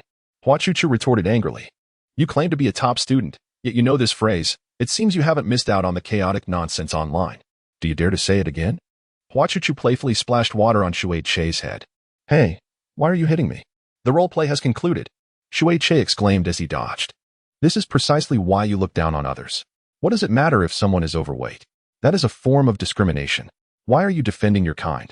Because of you shallow straight men who judge by appearances. Society has absurdly equated beauty with justice. How can you be so certain that the other person does not possess a delightful soul? I have been quite courteous today. If it weren't for her being one of your kind, I would have walked away on the spot. I have only been somewhat lenient towards you hefty individuals because I felt a bit guilty about this morning's incident. You certainly have a talent for sophistry. At the very least, appearance is the foundation upon which I wish to understand a person.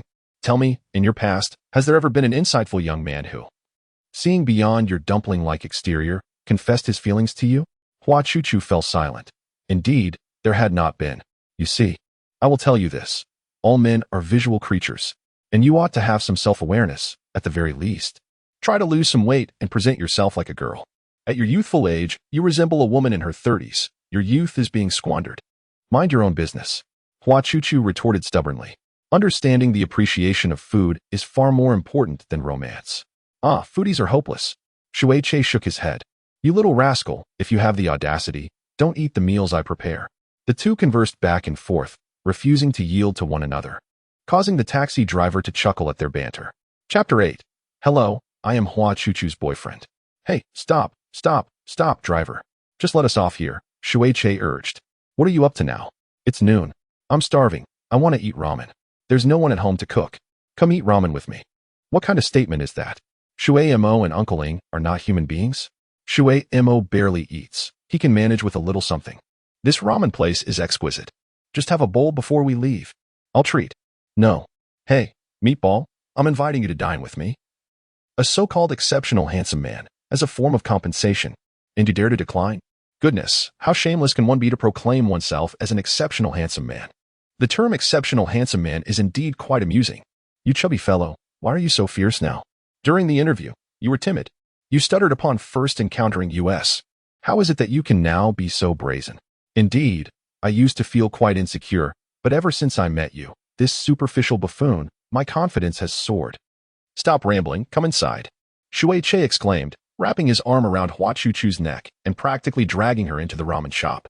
Wherever they went, this couple drew attention and sparked conversations. At that moment, Hua Chuchu completely disregarded her image, devouring the bowl of char siu noodles before her. So delicious, Hua Chuchu exclaimed, her mouth smeared with grease. Isn't it? The chef is an elderly gentleman from Japan, renowned for his exquisite flavors. Remarkably, this bowl of noodle soup evokes a sense of bliss, Hua Chuchu remarked.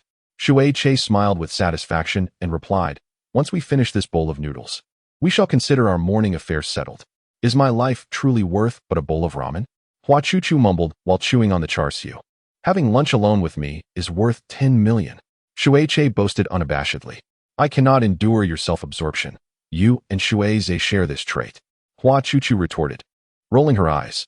To this day, Shui steadfastly believes I am his devoted fan, and no amount of explanation will alter that.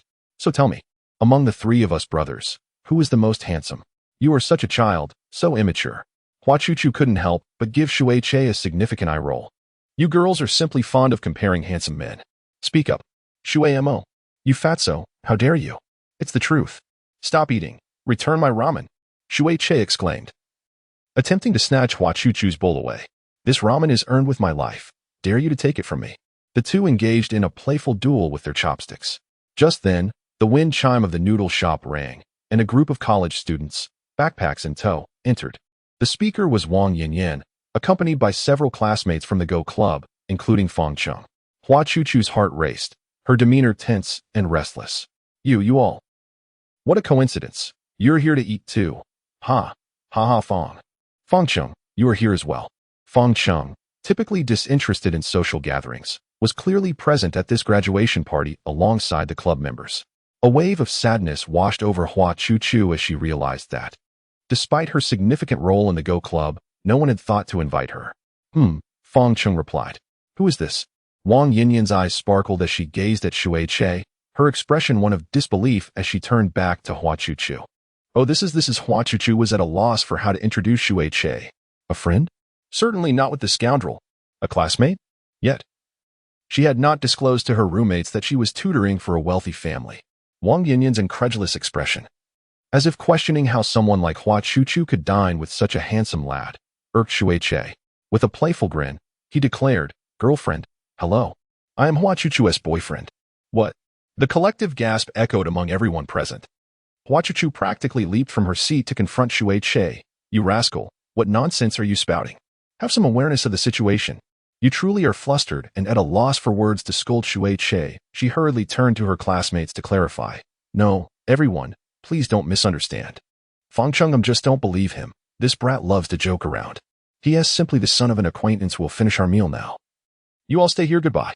With that, Hua Chuchu grasped Shui by the collar and dragged him out. As Shui was being dragged away, she playfully cast a flirtatious glance at everyone, saying, goodbye. In the taxi on the way back, Hua Chuchu sank wearily into her seat, eyes closed. Indifferent to Shui. Hey, why are you acting like this? I'm trying to help you, to elevate your status, you know. How many girls dream of being my girlfriend? And yet you look like you're the one losing out. If it weren't for that disdainful expression from your female classmate, I wouldn't have lowered myself like this. Shui chattered incessantly, but Hua Chuchu continued to ignore him with her eyes shut. Honestly, I thought you had a fondness for Shui. But it turns out you're infatuated with that clumsy, four-eyed frog. Shui teased with a laugh. Instantly, Hua Chuchu opened her eyes wide and turned her head in shock to look at Shui. Huh, is that true? Are you blind? The moment you said Shui was more handsome than me, I should have realized there was something wrong with your eyesight. Let me take you to an ophthalmologist. How could you possibly know? Hua Chuchu gasped in disbelief. You were so nervous earlier that your mind went blank, stuttering while explaining yourself. And you even made a point to clarify to that four-eyed frog named Feng Cheng. It was painfully obvious. To her surprise, the usually carefree Shui had shown an acute awareness of the nuances in her behavior. At this moment, Hua Chuchu felt as if she could just disappear. Shui had publicly declared him to be her boyfriend, and with Wang Yinyan's penchant for gossip, it wouldn't be long before the news spread throughout the dormitory. She could already envision the sensational headlines in every group chat. Hua Chuchu has a super handsome boyfriend. As the rumors spread, embellished with exaggeration, a tale emerged of a corpulent, hapless woman relentlessly pursuing a handsome man, reminiscent of melodramatic narratives. Furthermore, I ponder whether they, like Shui, have discerned my anxiety regarding my classmate, a notion too unsettling to contemplate. Hua Chuchu gazed at Shui with an expression akin to constipation, and I found myself wishing fervently to submerge this chaotic being in the swimming pool. Chapter 9. The Golden Tortoise and the Butterfly Come. Shui, lift your right leg, instructed the doctor. Good, splendid. Now the left leg. Excellent. How does this impact your pain? In the Shui manner, Shui sat in a wheelchair, dutifully complying with the examination conducted by Dr. Tan. In his 50s, Dr. Tan possessed profound knowledge of both Eastern and Western medicine, exuding a benevolent demeanor and an air of ethereal wisdom. It hurts. That is wonderful news. It indicates a significant improvement in your recovery.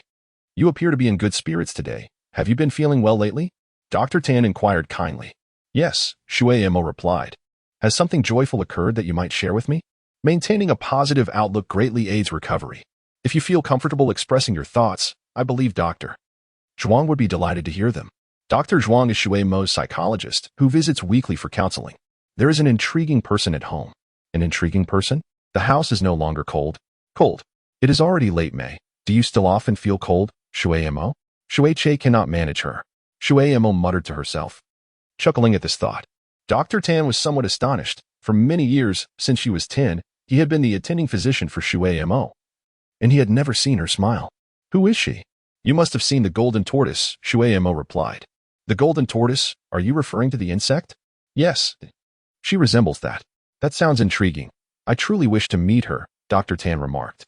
Dr. Tan, she suddenly looked up at him. Thank you for your hard work all these years. Her words brought a warmth to Dr. Tan's eyes, almost bringing tears. In my childhood, I was willful and ignorant. Causing you much trouble, Shui said with a bitter smile. Dr. Tan was taken aback. He doubted his own hearing. Not only was it the most she had ever spoken, but she also seemed to possess the understanding of a normal child, grasping the complexities of the world. Dr. Tan even questioned whether Shui autism had perhaps intensified. My legs. Will I be able to stand again? When Shui uttered these words, her eyes were filled with longing as they met Dr. Tan's. Yes, Shui, as long as you cooperate with the treatment and persist with the rehabilitation exercises, you will certainly be able to stand again. Wonderful. Have you found some clarity? Dr. Tan replied with delight. Then I shall entrust it to you. As Shui spoke, she slightly bent her body and bowed to Dr. Tan. Butler Ng escorted Dr. Tan to the door, and upon reaching the entrance, Dr. Tan gazed at the blooming flowers throughout the garden and sighed. It is truly wonderful. Shui, who had once surrendered to despair and isolated herself for so many years, has finally agreed to undergo rehabilitation training. Butler Ng, I have heard that a new tutor has recently arrived at the house. If possible, I wish to meet her and engage in conversation. Just as I was speaking, I noticed Shui and Hua Chuchu playfully entering the room. Dr. Tan immediately recognized them, chuckling, and remarked, they truly resemble adorable golden beetles. As he spoke, Hua Chuchu approached, greeting the elder politely. Hello. Ah, Tin Xian, you are here again. Quickly check if this fellow's head is filled with nonsense. Shui quipped, pointing at Hua Chuchu. Shui, has your constipation improved? Dr. Tan inquired leisurely. Shui appeared quite embarrassed. Drink more water, or you'll face the trouble of hemorrhoids. How tedious! Shui exclaimed, striding rapidly into the house. Hua Chuchu observed Shui-Che's awkward retreat, struggling to suppress her laughter. Dr. Tin scrutinized Hua Chuchu carefully, and suddenly his expression shifted, as if recalling something. His face revealing an ambiguous blend of sorrow and joy, followed by a gentle sigh. Hello, Miss Hua, may I have a word with you? He asked. Oh, me? Hua Chuchu was somewhat bewildered. Yes, certainly, I am available. Very well, let us retire to the study. In the study, Uncle Ing placed a tray on the table. Arranging a set of exquisite bone china teapot and teacups, pouring 2 cups of English black tea, and presenting a plate of delicate pastries. Miss Hua, please have a seat. My surname is Tan. I am the director of Sacred Heart Hospital and have been the family doctor for the Shui family for many years. Doctor. Tan courteously offered his business card, which Hua Chuchu accepted with both hands. You can just call me Chuchu, Tan Uncle. Today, I heard Shui Mo mention you, which piqued my curiosity. Ah, Shui Mo actually spoke of me. Hua Chuchu expressed her surprise. Indeed, he said you were quite intriguing, and he appeared quite pleased. Is that so? Hee, that is wonderful. I wonder how much you know about Shui Mo's condition. In truth, I only arrived yesterday and am aware that his health is not very good. He requires a wheelchair and does not eat much. However, he accompanied me to the supermarket yesterday and did not complain of fatigue. He seemed quite spirited, Hua Chuchu remarked. Really? Shui Mo went to the supermarket with you? Doctor. Ten exclaimed in astonishment. Yes, I pushed him to the Shui Xiao Mall, which is 5 kilometers away. Uncle Ing nodded in agreement, while Dr. Tan lowered his gaze, as if deep in thought. After a moment, he raised his head and solemnly addressed Hua Chuchu, saying, Chuchu, I have a favor to ask of you. Yes. I am unsure what I can do. Dr. Tan's serious demeanor caused Hua Chuchu to sit up straight. 8 years ago, Mr. Shui Yuan was involved in a severe car accident. The driver was fatigued and collided with a private vehicle carrying a family of 3. The scene of the accident was horrific. Both the driver and the couple perished on the spot, and Mr. Shui Yuan sustained grave injuries. Thanks to the concerted efforts of the medical team, a young boy miraculously survived, but his leg was trapped for too long in the wreckage, resulting in significant long-term repercussions, leaving him reliant on a wheelchair for the rest of his life. This young boy is Shui Mo, is it not? Hua Chuchu said sorrowfully. Yes. Is it true that Shui Mo's leg cannot be healed? It is not entirely impossible. If, at that time, Shui Mo was still young and growing, and with the right treatment, there remained a glimmer of hope.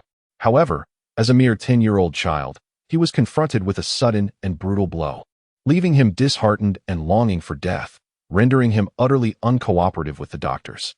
Each time they sought to examine him, he would erupt into tears and tantrums, even inflicting wounds upon himself in a fit of despair. Subsequently, he developed a severe depression. Mr. Shui, moved by compassion and guilt, took him into the Shui family as an adopted son, providing him with the finest doctors and medications. Yet, throughout the years, Shui Mo remained confined within the walls of his room, living like a mere specter. He had attempted suicide twice, once at the ages of 12 and 15, but fortunately, timely interventions averted tragedy. Hua Chuchu was taken aback.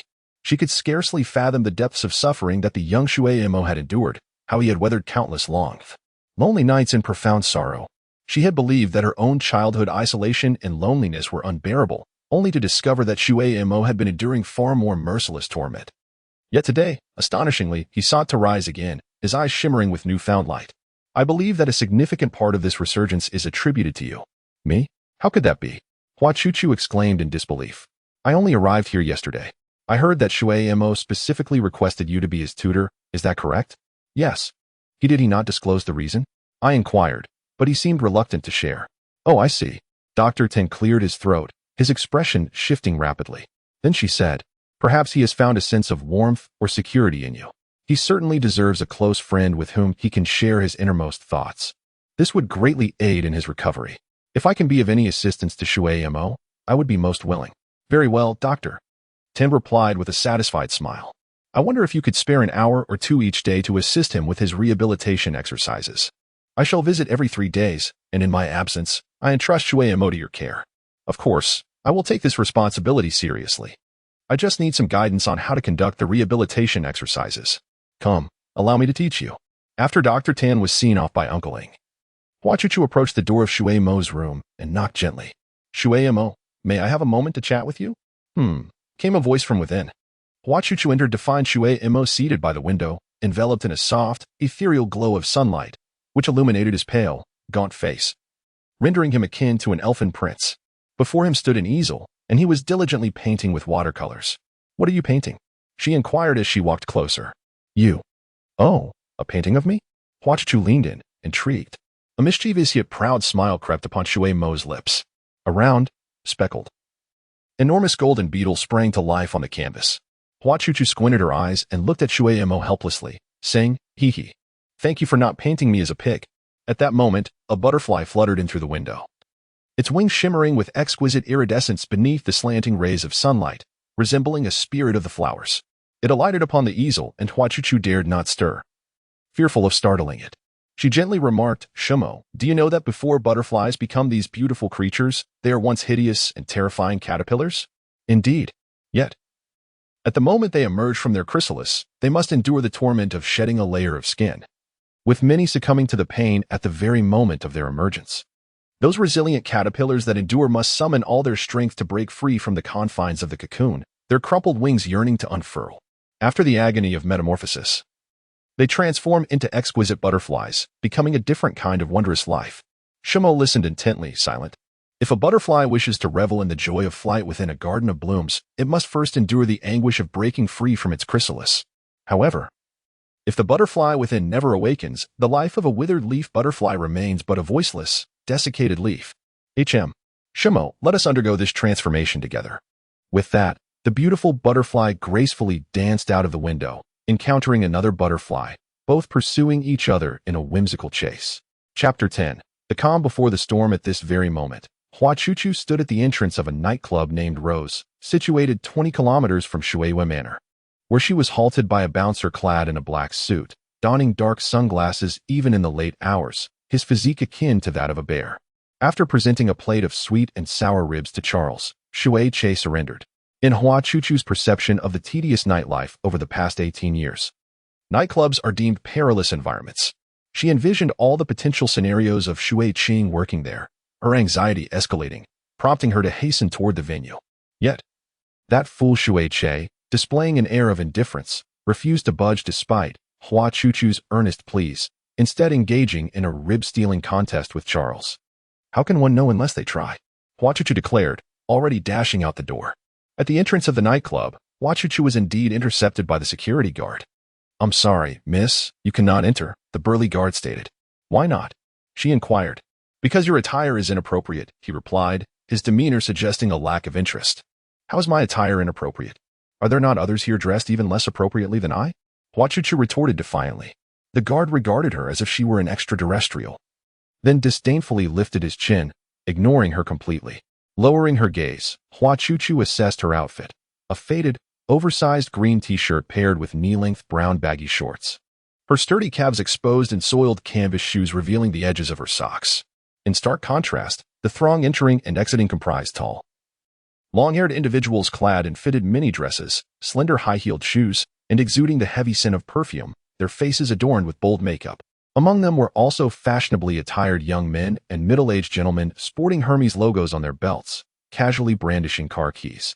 Hua Chuchu stood at the entrance, awkwardly observing the crowd as they cast scornful glances in her direction, each expression laden with implications. Meanwhile, they were graciously welcomed inside by the security and staff. Indeed, with her attire reminiscent of market wares, she hardly seemed the type to grace such an establishment with her presence. Moreover, her appearance, even if seated at the bar sipping a drink, would hardly enhance the venue's image. In a moment of exasperation, Hua Chuchu dialed a number. 20 minutes later, her classmate Taozi emerged from a taxi, clad in a white dress with cascading waves of hair. Chuchu, why did you invite me to a nightclub? Taozi exclaimed in surprise. I sincerely apologize, Taozi. I could not think of anyone else who could assist me. The truth is, I wish to enter this place to find someone, but the security guard refuses to let me in. Moreover, I have never frequented such venues. and I feel a bit apprehensive. So, I'm truly sorry for troubling you. What a trivial matter. This is hardly a challenge. What is there to fear in a nightclub? We are the deities here, Taozi declared proudly, taking Hua Chuchu by the wrist and striding confidently inside. Upon crossing the threshold, the deafening music assaulted Hua Chuchu's senses, causing her heart to race uncontrollably. The air was thick with the mingled scents of smoke and alcohol, as men and women danced wildly in the pulsating throng, resembling a chaotic ballet. At that moment, Shui stood at the bar, his heavy makeup contrasting with an ethereal elegance that resembled a pure lotus blooming amidst a muddy mire. He held a cocktail in hand, surrounded by a throng of admirers, yet wore an aloof expression, ignoring all. Amidst the frenzied crowd, Hua Chuchu's figure and attire were starkly out of place. From a distance, Shui spotted her timidly searching the area, resembling an awkward panda, and couldn't help but stifle a laugh. Ah, how delightful. Miss Shui has smiled. The men erupted in cheers. Come, smile once more, and this stack of cash will be yours, exclaimed a portly gentleman adorned with a grand gold chain. Shui cast a frigid glance at the rotund man, the corners of her crimson lips curving enticingly as she nonchalantly snatched the money from his grasp, depositing it into her bag without a hint of hesitation. Excellent. Marvelous. Such character. I adore it. The more aloof Shui became, the more she piqued the men's interest. Without a second glance, she pushed the corpulent man aside, her focus unwavering as she gazed intently at the figure of Hua Chuchu, approaching through the crowd. As Hua Chuchu made her way towards Shui, onlookers recoiled in disdain, while others marveled at the stark contrast between Hua Chuchu and her friend Taozi. Upon noticing Taozi trailing behind Hua Chuchu, Shui expression shifted to one of grave seriousness, brimming with animosity as she fixated on Hua Chuchu's companion, resembling a cat poised for battle. At last, she has arrived, Shui declared. What has arrived? Hua Chuchu inquired, perplexed. At last, someone who can rival me has appeared. Following Shui gaze, Hua Chuchu understood the source of her hostility as she beheld Shui glare directed at her classmate Taozi, eyes crackling with electric intensity. A mix of amusement and exasperation washed over her as she realized Shui sentiments. Are all the Shui brothers such dramatists? A voice rang out. Oh, another beautiful sister has arrived. Come, let us all play together, my treat. The attention of the surrounding men was entirely fixated on Taozi and Shui. With an increasing number of individuals closing in, Shui, I have something to discuss with you. Let us step outside, Hua Chuchu proposed. Just as Shui was about to follow Hua Chuchu, a rotund man seized her arm. Hey, why are you leaving so abruptly? I've spent a considerable sum. And you can't even spare a glance for a drink? You think you can take the money and simply walk away? The rotund man's demeanor shifted instantly, his jowls turning into a scowl. Shui shrugged him off, completely disregarding him. Stop her, commanded the rotund man, and suddenly, 7 or 8 bodyguards clad in black emerged from nowhere, swiftly encircling them. The crowd that had initially gathered to watch swiftly retreated, leaving a wide open space occupied solely by the tense standoff between Shui, Hua Chuchu, Taozi, the rotund man, and his entourage of bodyguards. Do you not inquire about who Jin San is before attempting to toy with me? The rotund man growled menacingly. What do you intend to do? Shui calculated in her mind. If it were only 2 or 3 men, she could easily handle them. However, with Hua Chuchu and the seemingly fragile little fairy present, they were indeed a burden. What shall it be? Drink all this liquor for me. If you do, I will let you go today. A waiter pushed forward 2 rows of colorful drinks. Hua Chuchu felt a wave of nausea at the sight of the rotund man. It appeared that the people here were unaware that Shui was, in fact, of male origin. If you are unwilling, your lovely friend may take your place. As the rotund man spoke, he unexpectedly pulled Taozi into an embrace. Taozi was utterly repulsed, but found herself unable to break free. I come here daily to meet you. And this is how you behave? Truly ungrateful. The portly man, grumbling and cursing, addressed Shui. However, this little beauty is rather appealing. How about you come with me? I shall bestow upon you whatever allowance you desire each month. With a lewd grin, he reached out, intending to caress Taozi's cheek. In that very moment, whether it was the reverberating music shaking the floor, or the formidable figure of Hua Chuchu charging forward, or perhaps the thud of the overweight man collapsing onto the ground, all that resonated was a loud crash as the floor trembled beneath them, revealing the man sprawled on the ground. Hua Chuchu executed a swift maneuver, a combination of a sudden dash and a shoulder throw, almost as if lightning had struck, bringing the man down with astonishing speed. Having joined the Taekwondo club and clinched several championships, her prowess was inspired by countless Shaw Brothers films and her admiration for Sammo Hung standing triumphantly on the man's chest. Hua Chuchu declared, "How dare you bully our classmate Taozi? You are a disgrace among our kind." Everyone was momentarily stunned, and Taozi hurriedly intervened, saying, "Chuchu, if you keep stepping on him, he might vomit blood." "Ah, right." Hua Chuchu immediately ceased her assault. The portly man, clutching his chest, laboriously uttered, "Get up." Instantly, all the bodyguards surged forward. Hua Chuchu swiftly pulled Taozi behind her, standing protectively in front, as she and Shui united to confront the men in black. Though Shui possessed the physique of a male, his heart was tender, and he was not well versed in fighting. The altercations at home were merely scoldings, as the family would never truly engage in violence. In this chaotic brawl, Shui found himself flustered. Amidst the tumultuous movements, his already low neckline suddenly gave way, and a white teddy bear fell from beneath his skirt. In a moment of panic, Shui was swiftly subdued. Yet, Hua Chuchu seemed as light as a swallow, agile and graceful, effortlessly countering each attack and evading the dart punches with ease. Despite the simultaneous assault of 3 or 4 bodyguards, they found themselves no match for Hua Chuchu alone. On the ground, a few were groaning, clutching their stomachs in pain. At that moment, one bodyguard seized a small knife from his waist. Gripping Shui hair to tilt his face upwards, the fruit knife poised threateningly at his cheek. With a fierce glare, he growled at Hua Chuchu, "You wretched woman! What manner of creature are you? If you do not cease this, I shall mar his face." Hua Chuchu immediately halted, terror flickering in her eyes as she beheld the glinting knife beside Shui face. The sight of Shui flat, unadorned chest and the pronounced Adam's apple sent shockwaves through the onlookers. She, how can she possess an Adam's apple? Could she possibly be a man? The murmurs of disbelief rippled through the crowd. Impossible! How could such a beautiful creature be a man? I cannot accept this. Amidst the commotion, a voice rose in indignation. How disgusting! Is he a dead homosexual? Just as the man finished speaking, an unexpected punch sent him flying. Oh dear! What chaos reigns here? Meatball, I never anticipated you possessed such extraordinary skills. I am quite astonished. The crowd parted, revealing an imposing figure with a statuesque frame, chiseled features, and a free-spirited demeanor, who sauntered forth with a teasing tone. Shui. Hua Chuchu felt a flicker of emotion within, realizing he had come all this way despite his earlier reluctance. "Stop it, you little rascal. Can you hurry up and stop showing off?" Hua Chuchu said, yet with a hint of self-admiration as he tossed his head. He approached the corpulent Jean and squatted beside him, playfully poking his belly with a finger. "Please, don't poke me anymore. I feel like I'm going to cough up blood." Hua Chuchu grinned mischievously. "Uncle, you're still alive." The bodyguard, who had been holding a knife and had taken Hua Chuchu hostage, roared, "You little brat, where did you come from? Be careful, or we'll take you down." "Oh, you don't know who I am? You must be woefully uninformed. In this city, all 58 high schools know that I, the young master, am the leader of Desong High School." "Ha ha ha." The knife-wielding bodyguard erupted in laughter, as if he had heard the grandest of jokes.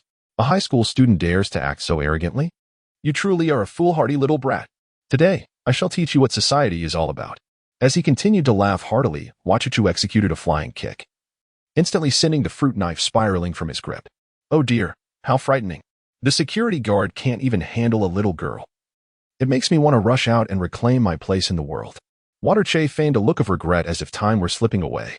With the hostage no longer in their possession, the bodyguards stood frozen, their earlier bravado evaporating into confusion. Hua Chuchu, stop causing trouble, a cold voice interjected. Uncle Ing pushed Water Mo forward, maintaining a benevolent smile, though the frost on Water Mo's face felt as though it could freeze someone to death.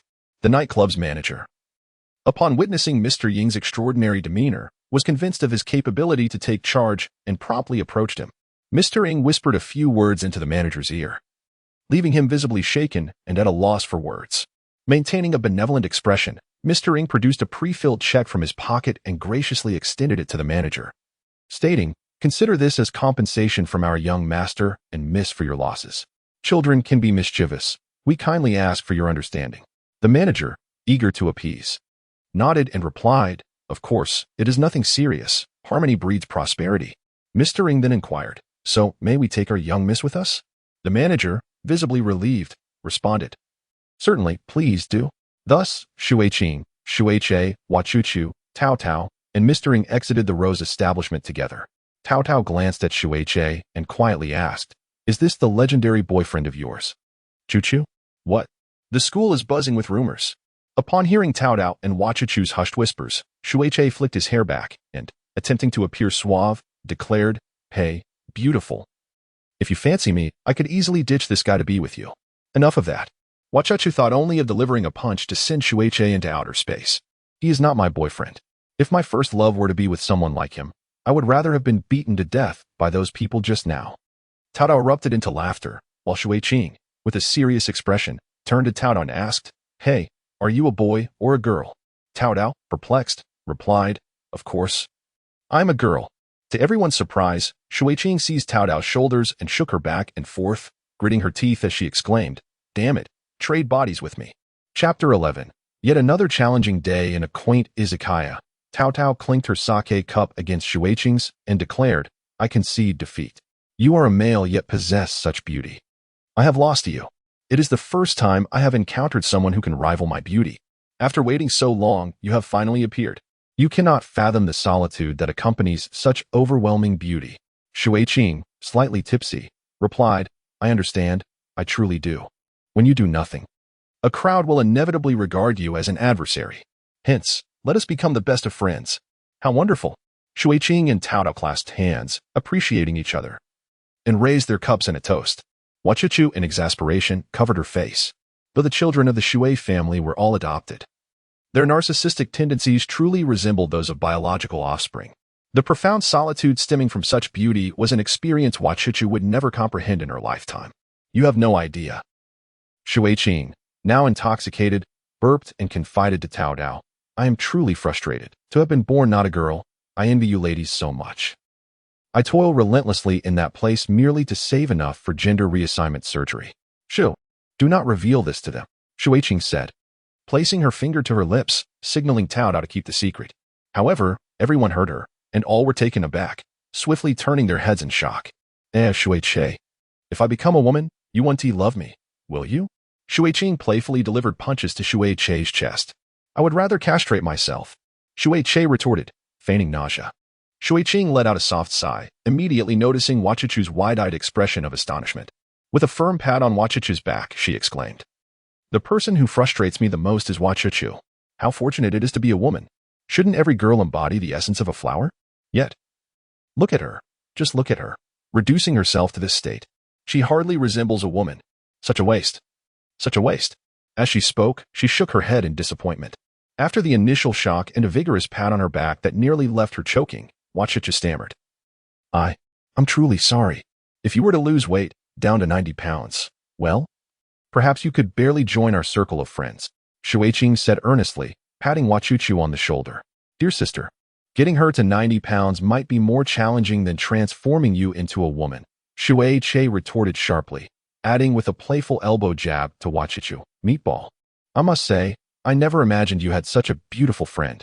I warn you, keep your filthy claws away from classmate Taozi, or I shall twist your neck." Hua Chuchu threatened, gesturing towards his throat. Upon witnessing her fierce demeanor, Shui Qing felt an imaginary pang in his neck and muttered, while focusing intently on his meal, "Oh heavens. Have you sent her to torment me?"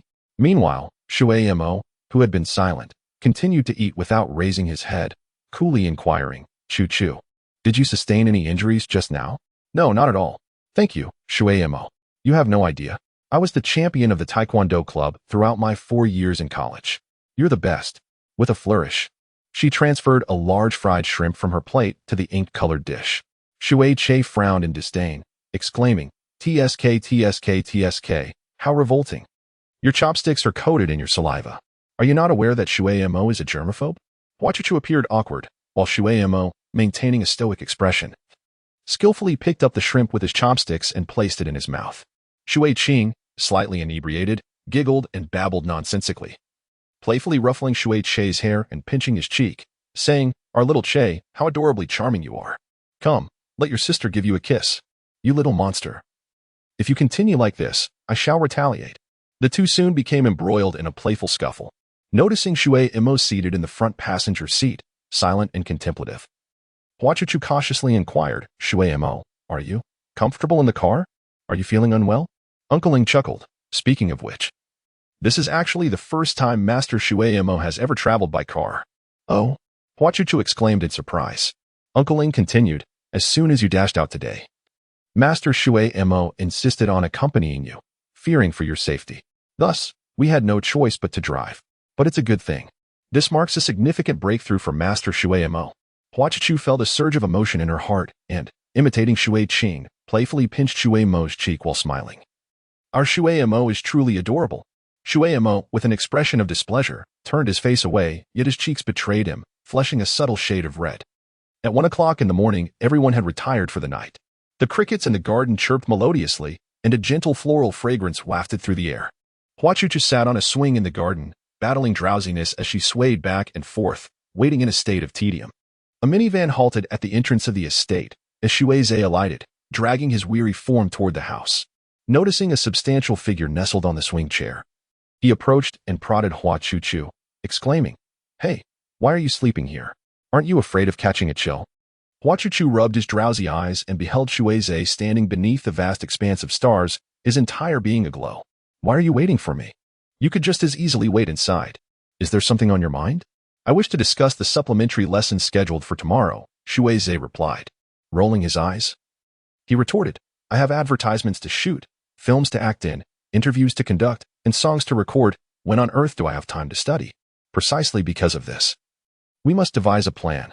After all, I have accepted the Shui family's remuneration.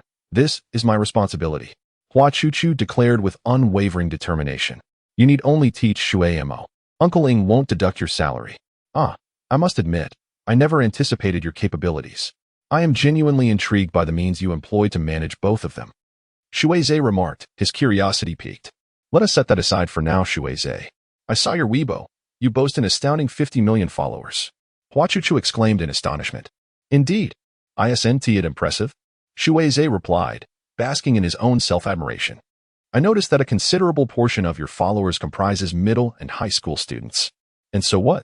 As a youthful idol, shouldn't you set a commendable example for these children? If you possess good looks, exceptional talent, admirable academic performance, and a gentle demeanor, their admiration for you could inspire them to emulate your positive traits, drawing strength from your influence. My idols exert such tremendous effort. What reason do I have to remain idle?" This sentiment resonates deeply.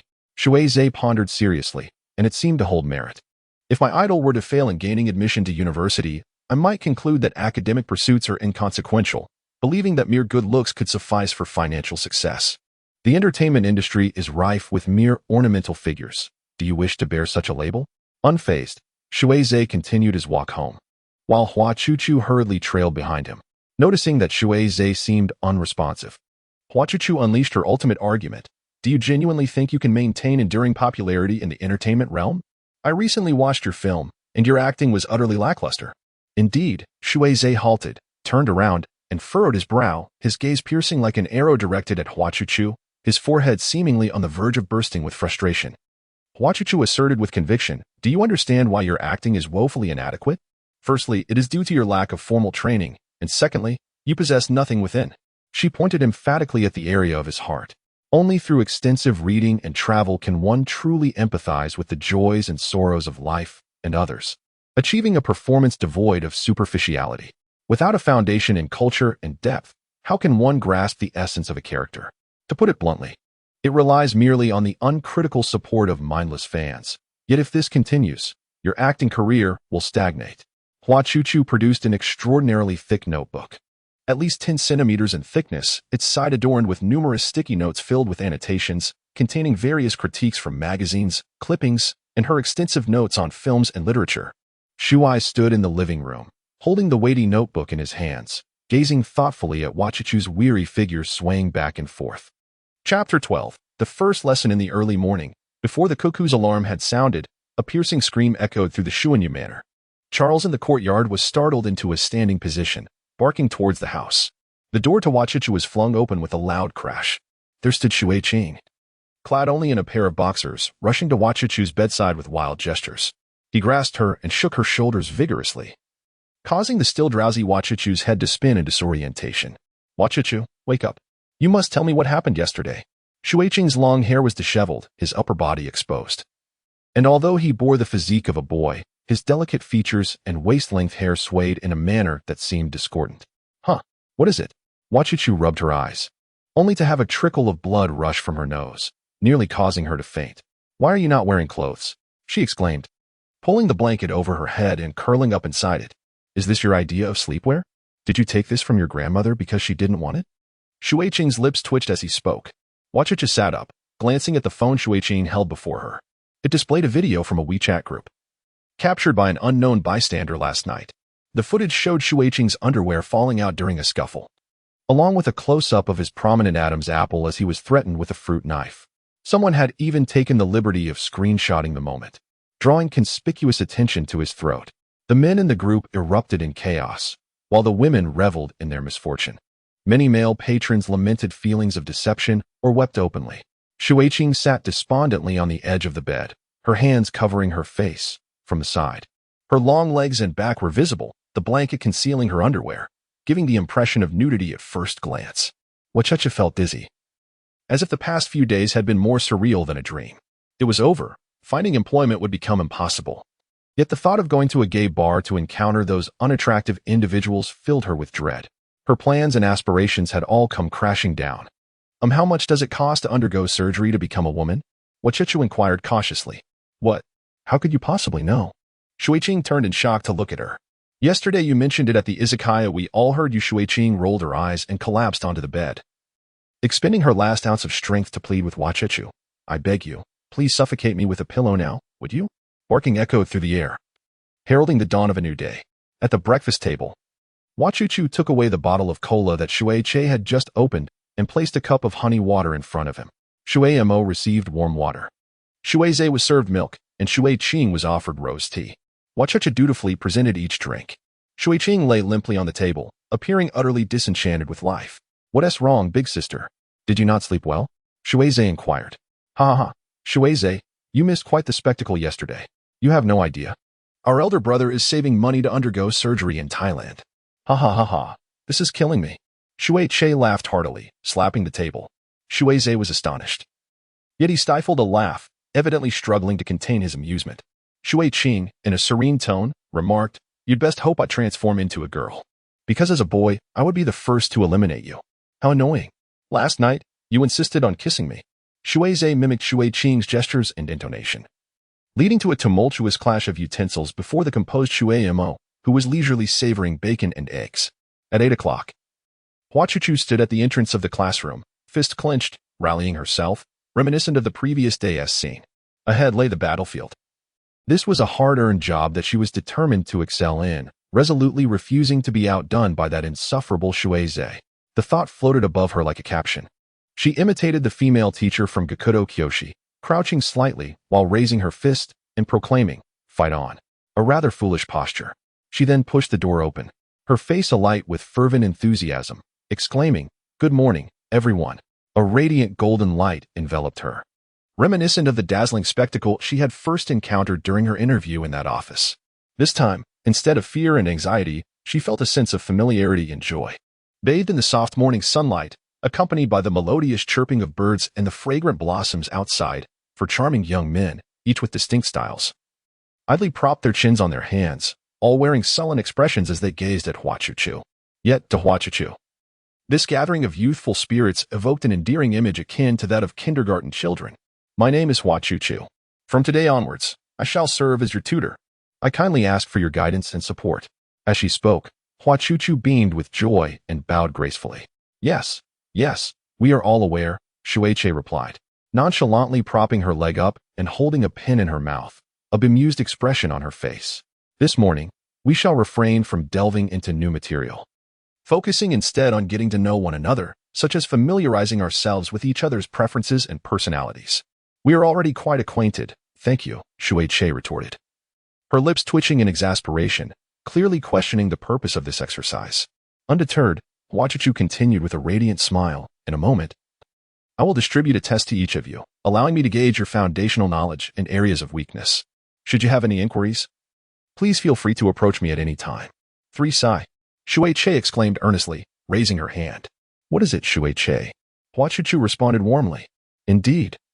The relationship between teacher and student should be built on sincerity.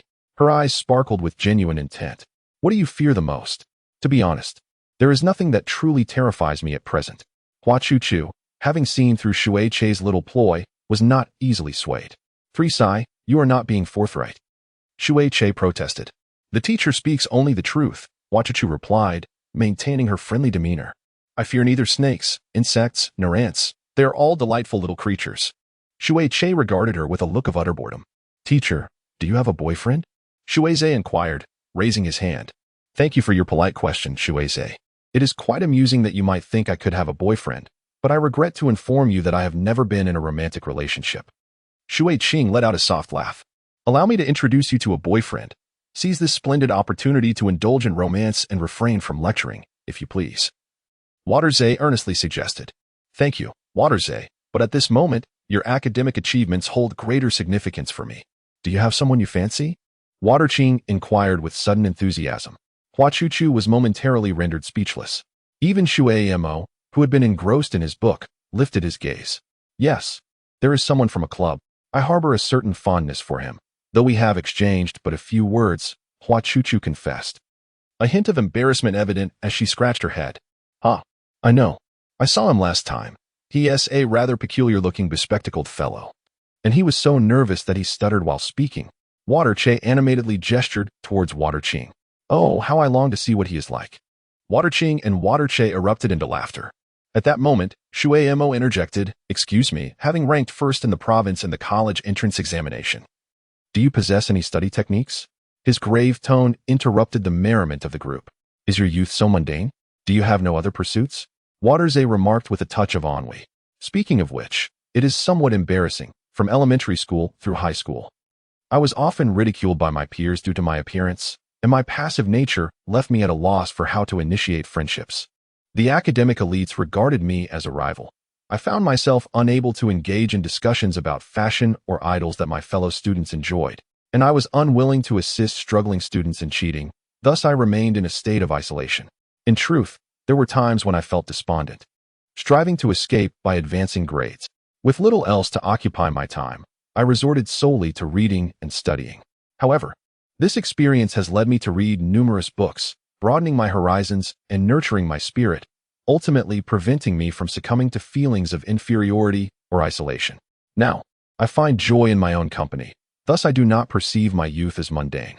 After Hua Chuchu finished speaking, everyone exchanged glances in silence.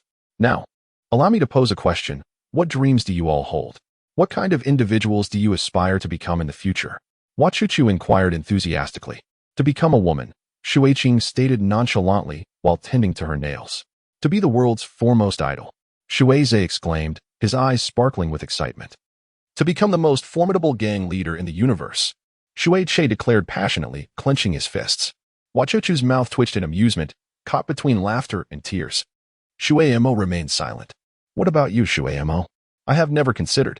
I did not realize I could live for so long, he murmured to himself. Hua Chuchu gazed at Shui Mo gently, smiling as she encouraged. It's all right, Shui Mo. You are so intelligent. You can become anyone you wish to be. With renewed energy, Hua Chuchu produced a test paper and continued. Now, let us attempt this assessment to gauge our foundational knowledge.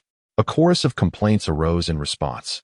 After distributing the papers, Hua Chuchu remarked, the highest scorer today will receive a small red flower. Each day, the individual with the best performance and completed assignments will earn a red flower. Collecting 5 red flowers entitles you to a request, such as a day off, ordering food, or having me run errands. For those who truly wish for me to resign due to their aversion to studying, if you gather 100 red flowers, I promise to comply. Some classmates seem intent on driving me away. Please do your best. Hua Chuchu glanced at Shui Che, raising her eyebrows with a smile. Humph. As if we were merely children. Shui Che scoffed disdainfully. From this moment forth, I shall collect the papers in 1 hour. Shui Mo began to answer the questions earnestly, while the other 3, resigned, merely flipped open their exam sheets, twirling their pens, feigning diligence. Chapter 13, The First Class, Part 2. Unexpectedly, the examination proceeded with remarkable tranquility. Everyone was quietly engaged in their tasks, even that Shui Che was diligently scribbling away. Hua Chuchu sat by the window, a gentle breeze carrying the faint fragrance of blossoms and greenery, her heart light as she observed the 4 individuals before her. Each possessed a distinct personality, each with their own charming qualities. Just days ago, her life had been monotonous, reduced to the object of mockery by boys. She could scarcely have imagined that today she would be sharing her days with 4 handsome young men, as if she were in a romantic drama. Despite the daily onslaught of bizarre occurrences, the exhaustion, and the relentless stream of peculiarities, she found herself gradually acclimating to this new existence. Strangely, amidst the bickering and banter with these individuals, she felt a sense of fulfillment previously unknown to her. Shui, seated closest to Hua Chuchu, was focused on his writing. Though still slender and pale, she sensed an indefinable change in him since their initial encounter. Suddenly, Shueimo's dark eyes caught hers. Their gazes locked. Hua Chuchu awkwardly smiled, turning her face away towards the window, pretending to admire the scenery. Once again, their eyes met. In Shueimo's gaze, a flicker of gentle amusement emerged. Hua Chuchu's face instantly flushed, realizing that her infatuation and her feigned nonchalance had been completely discerned by Shueimo. Suddenly, Hua Chuchu grasped the essence of Shueimo's transformation. The first time they met, Shueimo resembled a strikingly handsome yet soulless wax figure, but now there was a spark of vitality in his eyes. As time passed, Hua Chuchu proceeded to collect the answer sheets. On Shueimo's paper, the characters were robust and elegant, written with meticulous order, densely filled across the sheet. Aside from a few inconsequential errors, nearly every answer was correct. 99 points. Hua Chuchu felt a surge of joy. Shueimo was truly remarkable.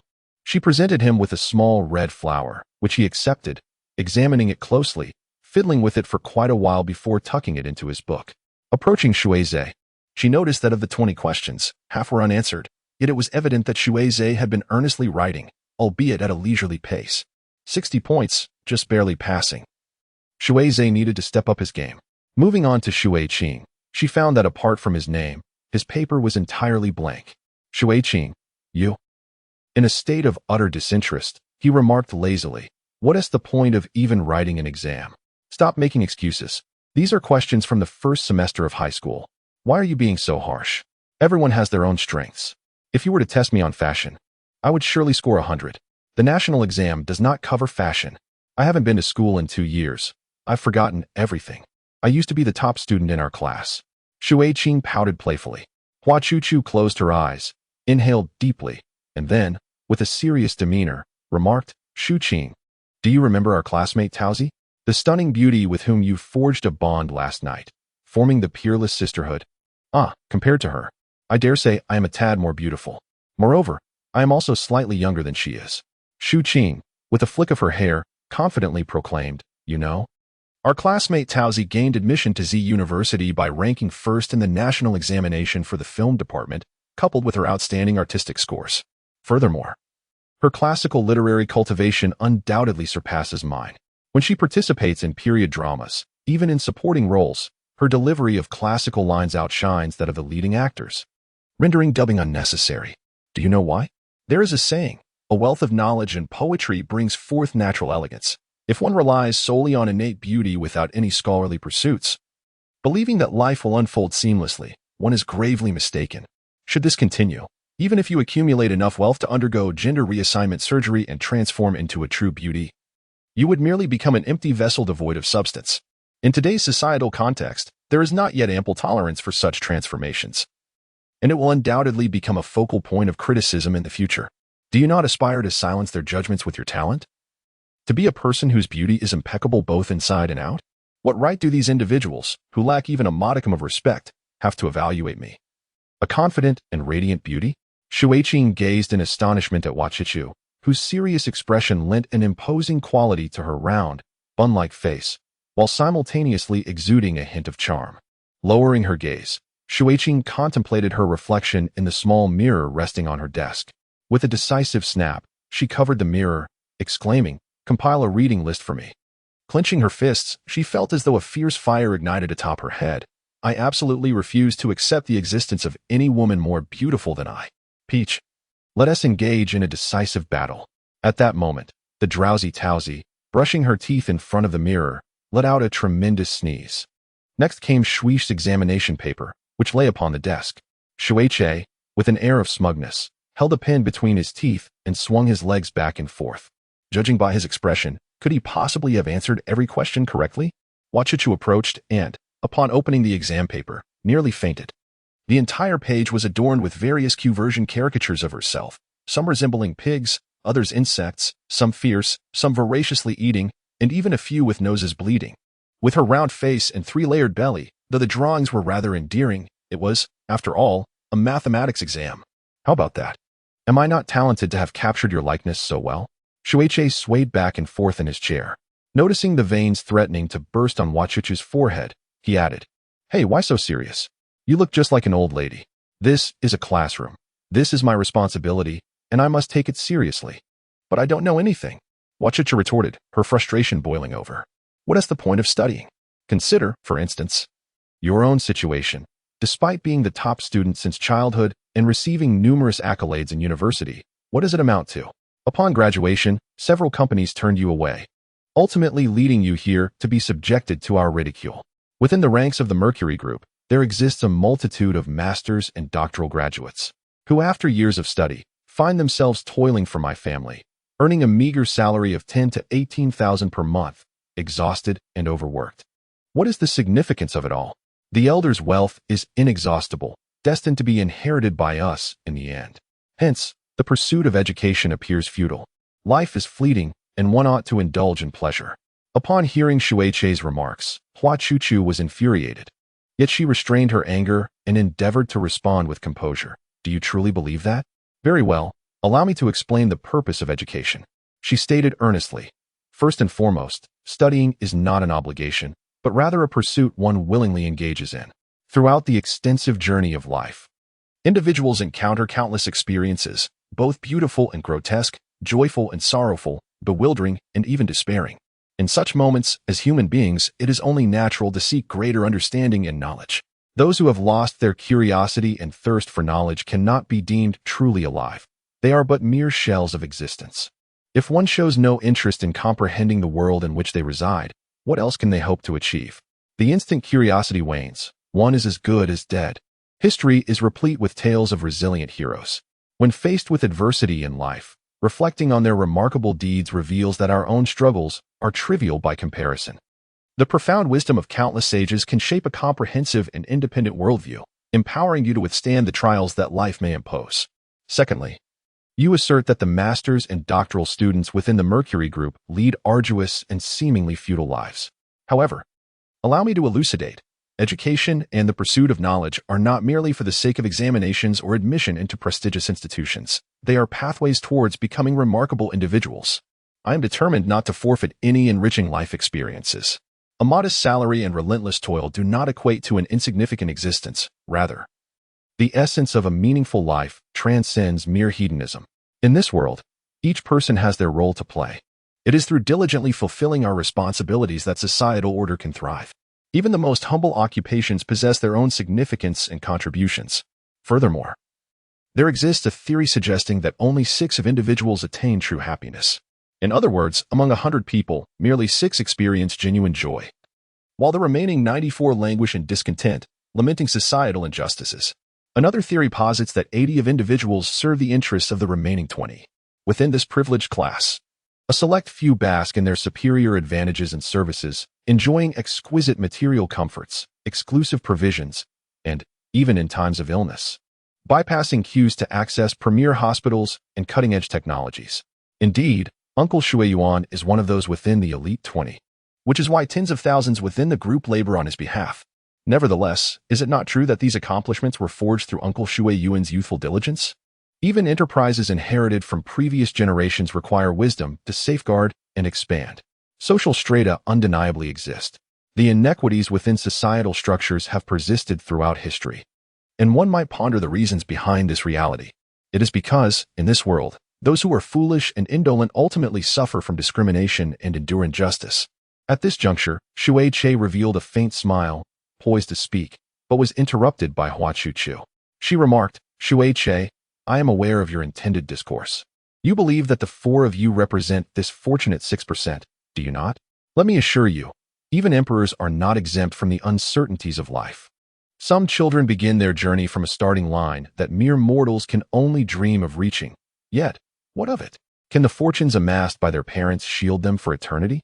The enterprises built by previous generations can easily crumble under the stewardship of second or third generation affluent individuals. Need I provide further examples?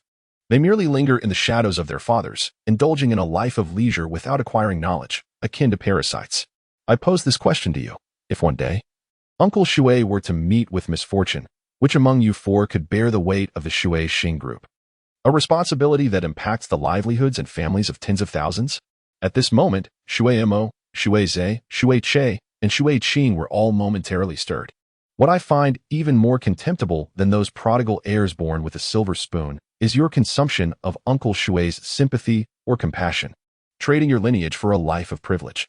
Because of fortunate circumstances, you have been adopted by affluent families and can afford to bypass the arduous struggle of your ordinary peers to traverse the narrow bridge that could alter your destinies.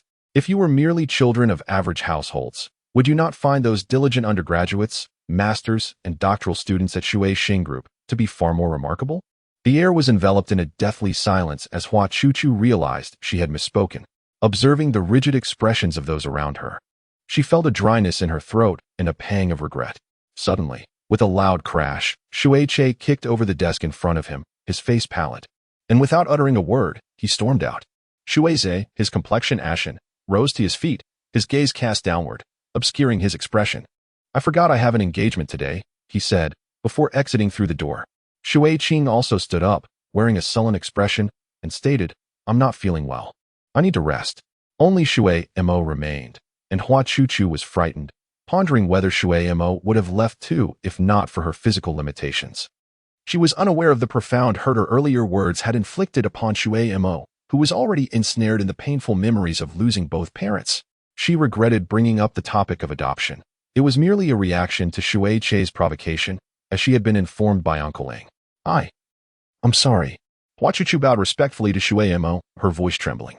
After a moment of silence, Shui Mo lifted her face and smiled gently, saying, It's all right. I believe what you said carries weight. Hua Chuchu looked up in astonishment. Chuchu, do you know why we were adopted? Shui Mo's eyes sparkled with unshed tears.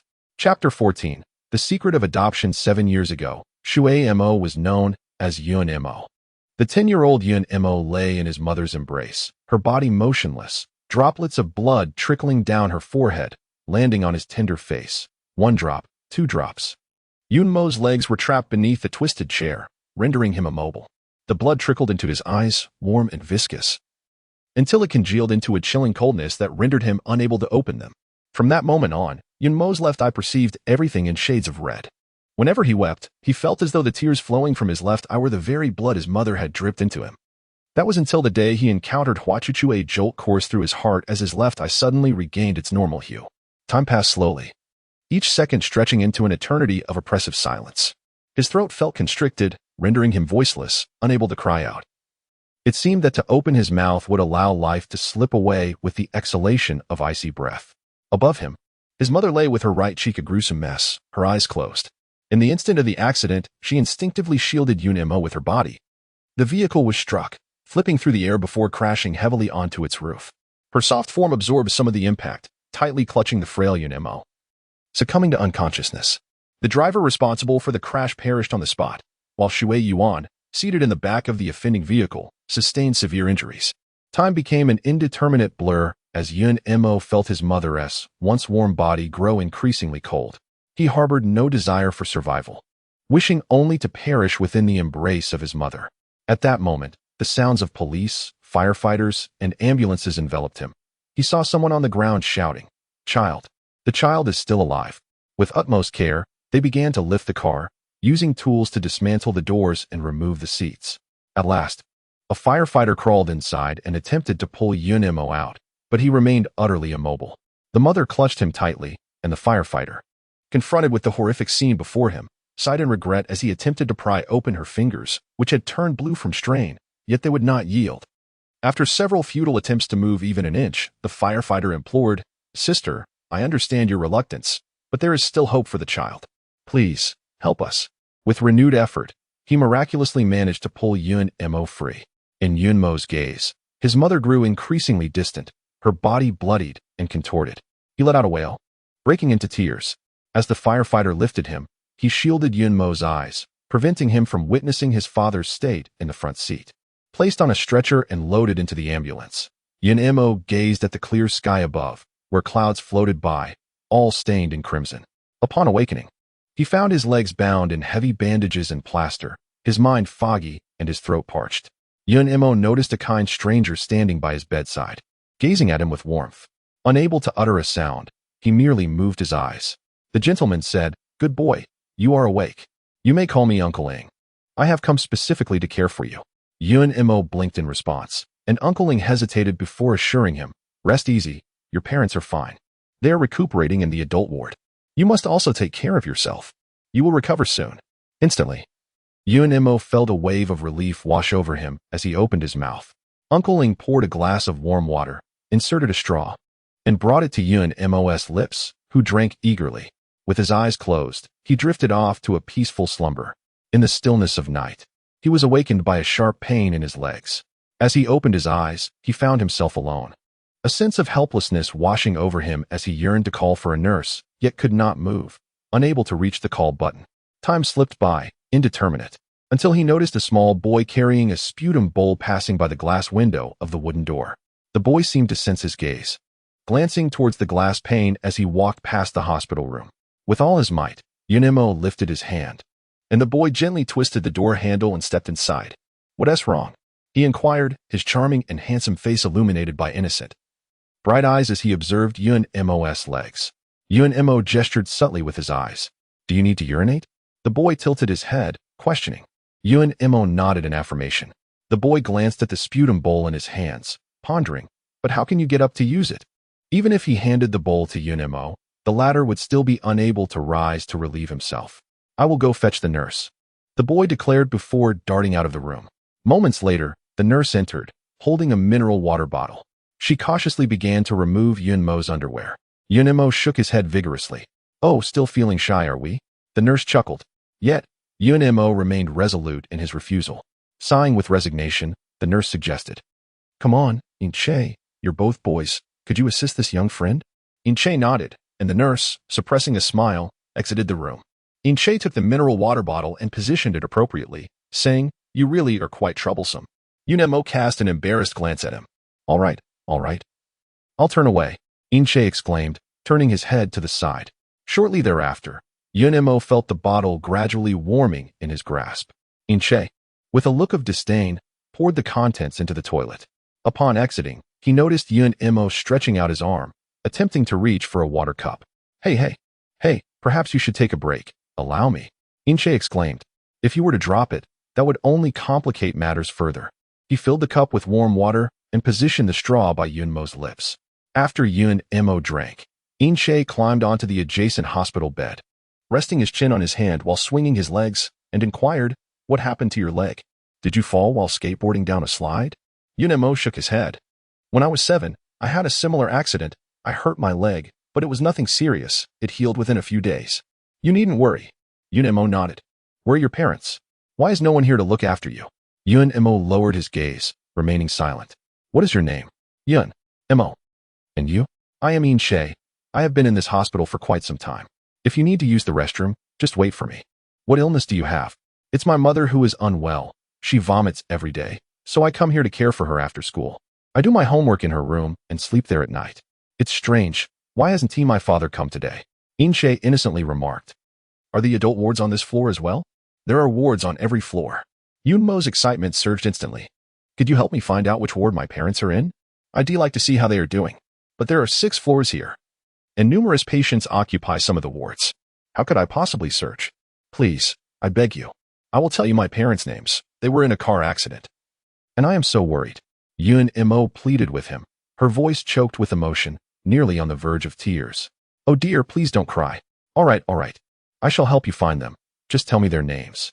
The young In-che dashed from the 1st to the 6th floor, searching each ward meticulously. Some rooms were closed for the night, with patients peacefully asleep inside. He gently opened the doors, illuminated by the faint light filtering through the corridor, scrutinizing the names beside each bed. After 2 hours, In-che returned, drenched in sweat and panting heavily. "I am utterly exhausted. I've searched the entire building and still cannot find your parents' names. How is that possible? A gentleman just mentioned they were in the adult ward. I assure you, I have checked everywhere. In Che took a sip of water, and in that moment, Yun Mo burst into tears. Hey, please don't cry. A man should be strong. Why are you so prone to tears? Oh dear, please stop crying. Perhaps they are in the intensive care unit, which is why I couldn't locate them. In Che said in a fluster. Is it true? Could they be in the intensive care unit? Yun Mo wiped her tears away. Indeed. Why not ask the nurse tomorrow? Yun Mo lowered her head. Are you still drinking water? Do you still need to use the restroom? In Che inquired. Yun Mo shook her head. Yun Mo nodded. Chapter 15. The Secret of Adoption, Part 2. In Che hurried over, gently patting his mother's back while offering her a towel to wipe her sweat. In Che's mother appeared pale, emaciated, with deeply sunken eyes, her hair completely fallen away. After she finished vomiting, she gazed at her young son, who, without a hint of disdain, squatted on the floor, diligently wiping the mess. Tears of solace streamed down her cheeks. Ever since she was diagnosed with cancer, her once mischievous son, In Che, had gradually matured. No longer indulging in frivolous pastimes after school, he dutifully arrived at her hospital room punctually each day, tending to her needs without the need for reminders. He completed his homework independently and would sleep on the adjacent hospital bed at night. Despite his tender age, he had never experienced a restful night. The slightest stir from his mother would rouse him to fetch water, administer medication, or assist with the bedpan. Moreover, In Che took the initiative to share stories from school each day, entertaining her with imitations of characters from animated shows to elicit her laughter. However, this year had drained the family's entire savings due to her illness. Without his mother's care, In Che's clothes often appeared tattered and soiled. At school, he transformed from a troublesome mischief maker into a diligent and obedient child, unfazed by the whispers of his peers. Even when older students bullied him, he remained indifferent. After school, he would casually purchase buns or pancakes from street vendors to quell his hunger before hastening back to the hospital. Hua Chuchu, I am so sorry, my dear. You must be exhausted. His mother lamented, tears streaming as she watched her son mopping the floor. Oh dear, why are you crying again? You must be a strong mother. With that, In Che took a tissue and gently wiped away her tears. Indeed, you are right, Hua Chuchu. Mother must be stronger. She replied with a smile. Today, Mr. Su from the neighboring room was discharged, and a little boy with a broken leg was admitted at the far end of the ward. His parents had been in a car accident, and his condition remained uncertain. Is that so? What a pitiable child, she remarked. Yes, I just want to play with him for a while, In Che responded. After finishing his task, In Che hurried off to wash various towels. Hua Chuchu, have you called your father? I've called several times, but his phone is off. Didn't he mention he had important work to attend to yesterday? Perhaps he will come once he finishes. As she gazed at the ceiling, the mother recalled her husband's vague words and hasty departure from the previous day, a pang of worry surfacing within her. Her husband was a man of integrity, serving as a chauffeur for a prominent boss, rising early and returning late each day. Ever since her illness, he had been unwaveringly responsible. The daily dialysis was a significant financial burden, and her husband had sold their only home, renting a modest apartment near the hospital with their son. He devoted every spare moment to her side, tending to her needs with unwavering dedication. She often reflected on how fortunate she was to have such a husband and son. Despite her discussions with her husband about foregoing treatment to save money for him and their child, he steadfastly refused, insisting on her recovery so their family could be reunited. Yet, deep down, she understood that Hua Chuchu's tuition for the upcoming semester remained uncertain. She instructed her son to retrieve a few coins from the drawer and go downstairs to the breakfast stall for a bowl of wontons. The vendor, familiar with In Che, always added an extra egg for him. Just as they approached Yun Mo's hospital room, they were met with heart-wrenching cries from within. You're lying. You deceived me. You said my mom and dad were in this hospital, but they're nowhere to be found. Where are they? Uncle Ing and the nurse struggled to calm him, but he continued to thrash about. In Che rushed over, holding down his legs and shouting, Stop making a scene. Don't you want your legs anymore? Yun Mo pointed at In Che, crying out to Uncle Ing, He has searched everywhere for me. My parents are not here at all. Tell me, what has happened to them? Upon seeing In Che, Uncle Ing was startled and stammered, You are the son of In Shingdong? How do you know my father's name? Water Che asked in confusion, having never encountered this uncle before. Uncle Ing glanced at In Che and then at Yun Mo, his complexion instantly paling considerably. He then said, Child, where is your mother? Take me to see her. In Che, puzzled, led Uncle Ing to his mother's hospital room, where his mother looked at this sudden stranger with bewilderment. Yin's mother nodded, signaling Yin Che to wait outside. After he closed the door, he pressed his ear tightly against it, straining to listen to the conversation within. Uncle Ling awkwardly sat beside another hospital bed, hesitant to speak, caught in a dilemma. Yin's mother attempted to rise to pour water for Uncle Ling, but he stopped her, saying, "Madam Yin, you are too kind. Please, rest well. I can manage on my own. Madam Yin, I am Mr. Shui's assistant. Mr. Shui is your husband's employer, and Mr. Yin Xingdong serves as his driver." "Yes, I am aware of that," she replied. "Yesterday, well, it is like this, Mr. Yin." Uncle Ling sighed, unsure of where to begin. "Has something happened to my husband?" Yin's mother asked, her voice trembling with emotion. Uncle Ling retrieved a check from the inner pocket of his suit and placed it into Mother Yin's hands, saying, "Please accept this. It is a small consolation from Mr. Shui." Mother Yin glanced at the check and was immediately taken aback. 1 million. This unexpected sum of money filled her with trepidation. "Why are you giving me this? What consolation? Where is my husband? Where is he?" Mother Yin exclaimed, her emotions overwhelming her as she sat up. "Yesterday afternoon, Mr. Yin, due to exhaustion while driving, collided with a private vehicle at an intersection. Mr. Yin and the other party died on the spot. Mr. Shui also suffered severe injuries and has just recovered from emergency treatment. Upon awakening and learning the situation, he was deeply saddened to discover that you were also hospitalized in this very facility. After consulting with the doctors about your condition and family circumstances, Mr. Shui felt a profound sense of sorrow. He insisted that I deliver this compensation to you, fully aware that no amount of money could alleviate the pain of losing a loved one. However, at the very least, it may serve as funds for your ongoing medical treatment and your child's living expenses following the loss of your partner." Yin Che burst into the room, restraining his mother's struggling legs, and placed a chopstick horizontally in her mouth to keep her from biting down. Suddenly, Mother Yin's body stiffened. She sat upright in an instant and spat a mouthful of blood onto the pristine white quilt. She then fainted, her body collapsing heavily onto the bed. Yin Che fought back tears, glaring at Uncle Ling. "You are lying. I do not believe you. Give my father back to me," he cried as he kicked and struck Uncle Ling. Uncle Ling knelt down, enveloping Yin Che in his arms, gently patting his back while allowing him to struggle.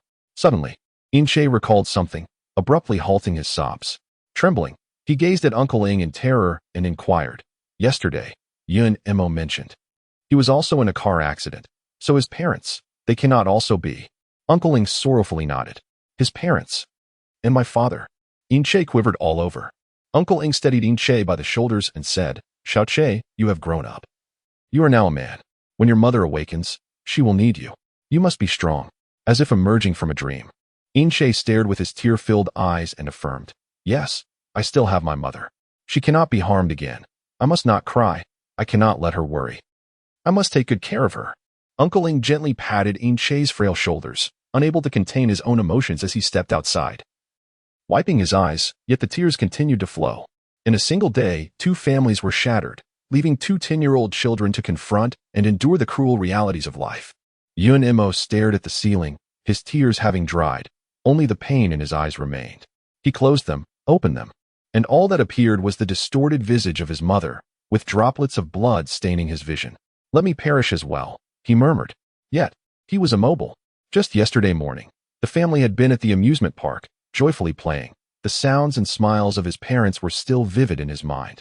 He closed his eyes, silently pleading with God to let him not awaken again. His sole wish was to enter another world and be reunited with his parents. 3 days later, Yin Mo and Shui Yuan were transferred to a better private hospital's intensive care unit. During these 3 days, Yun Mo ceased his cries and merely stared blankly at the ceiling, lost in thought. In this time, Yin Che did not visit. From that moment on, Yun Mo no longer uttered a word.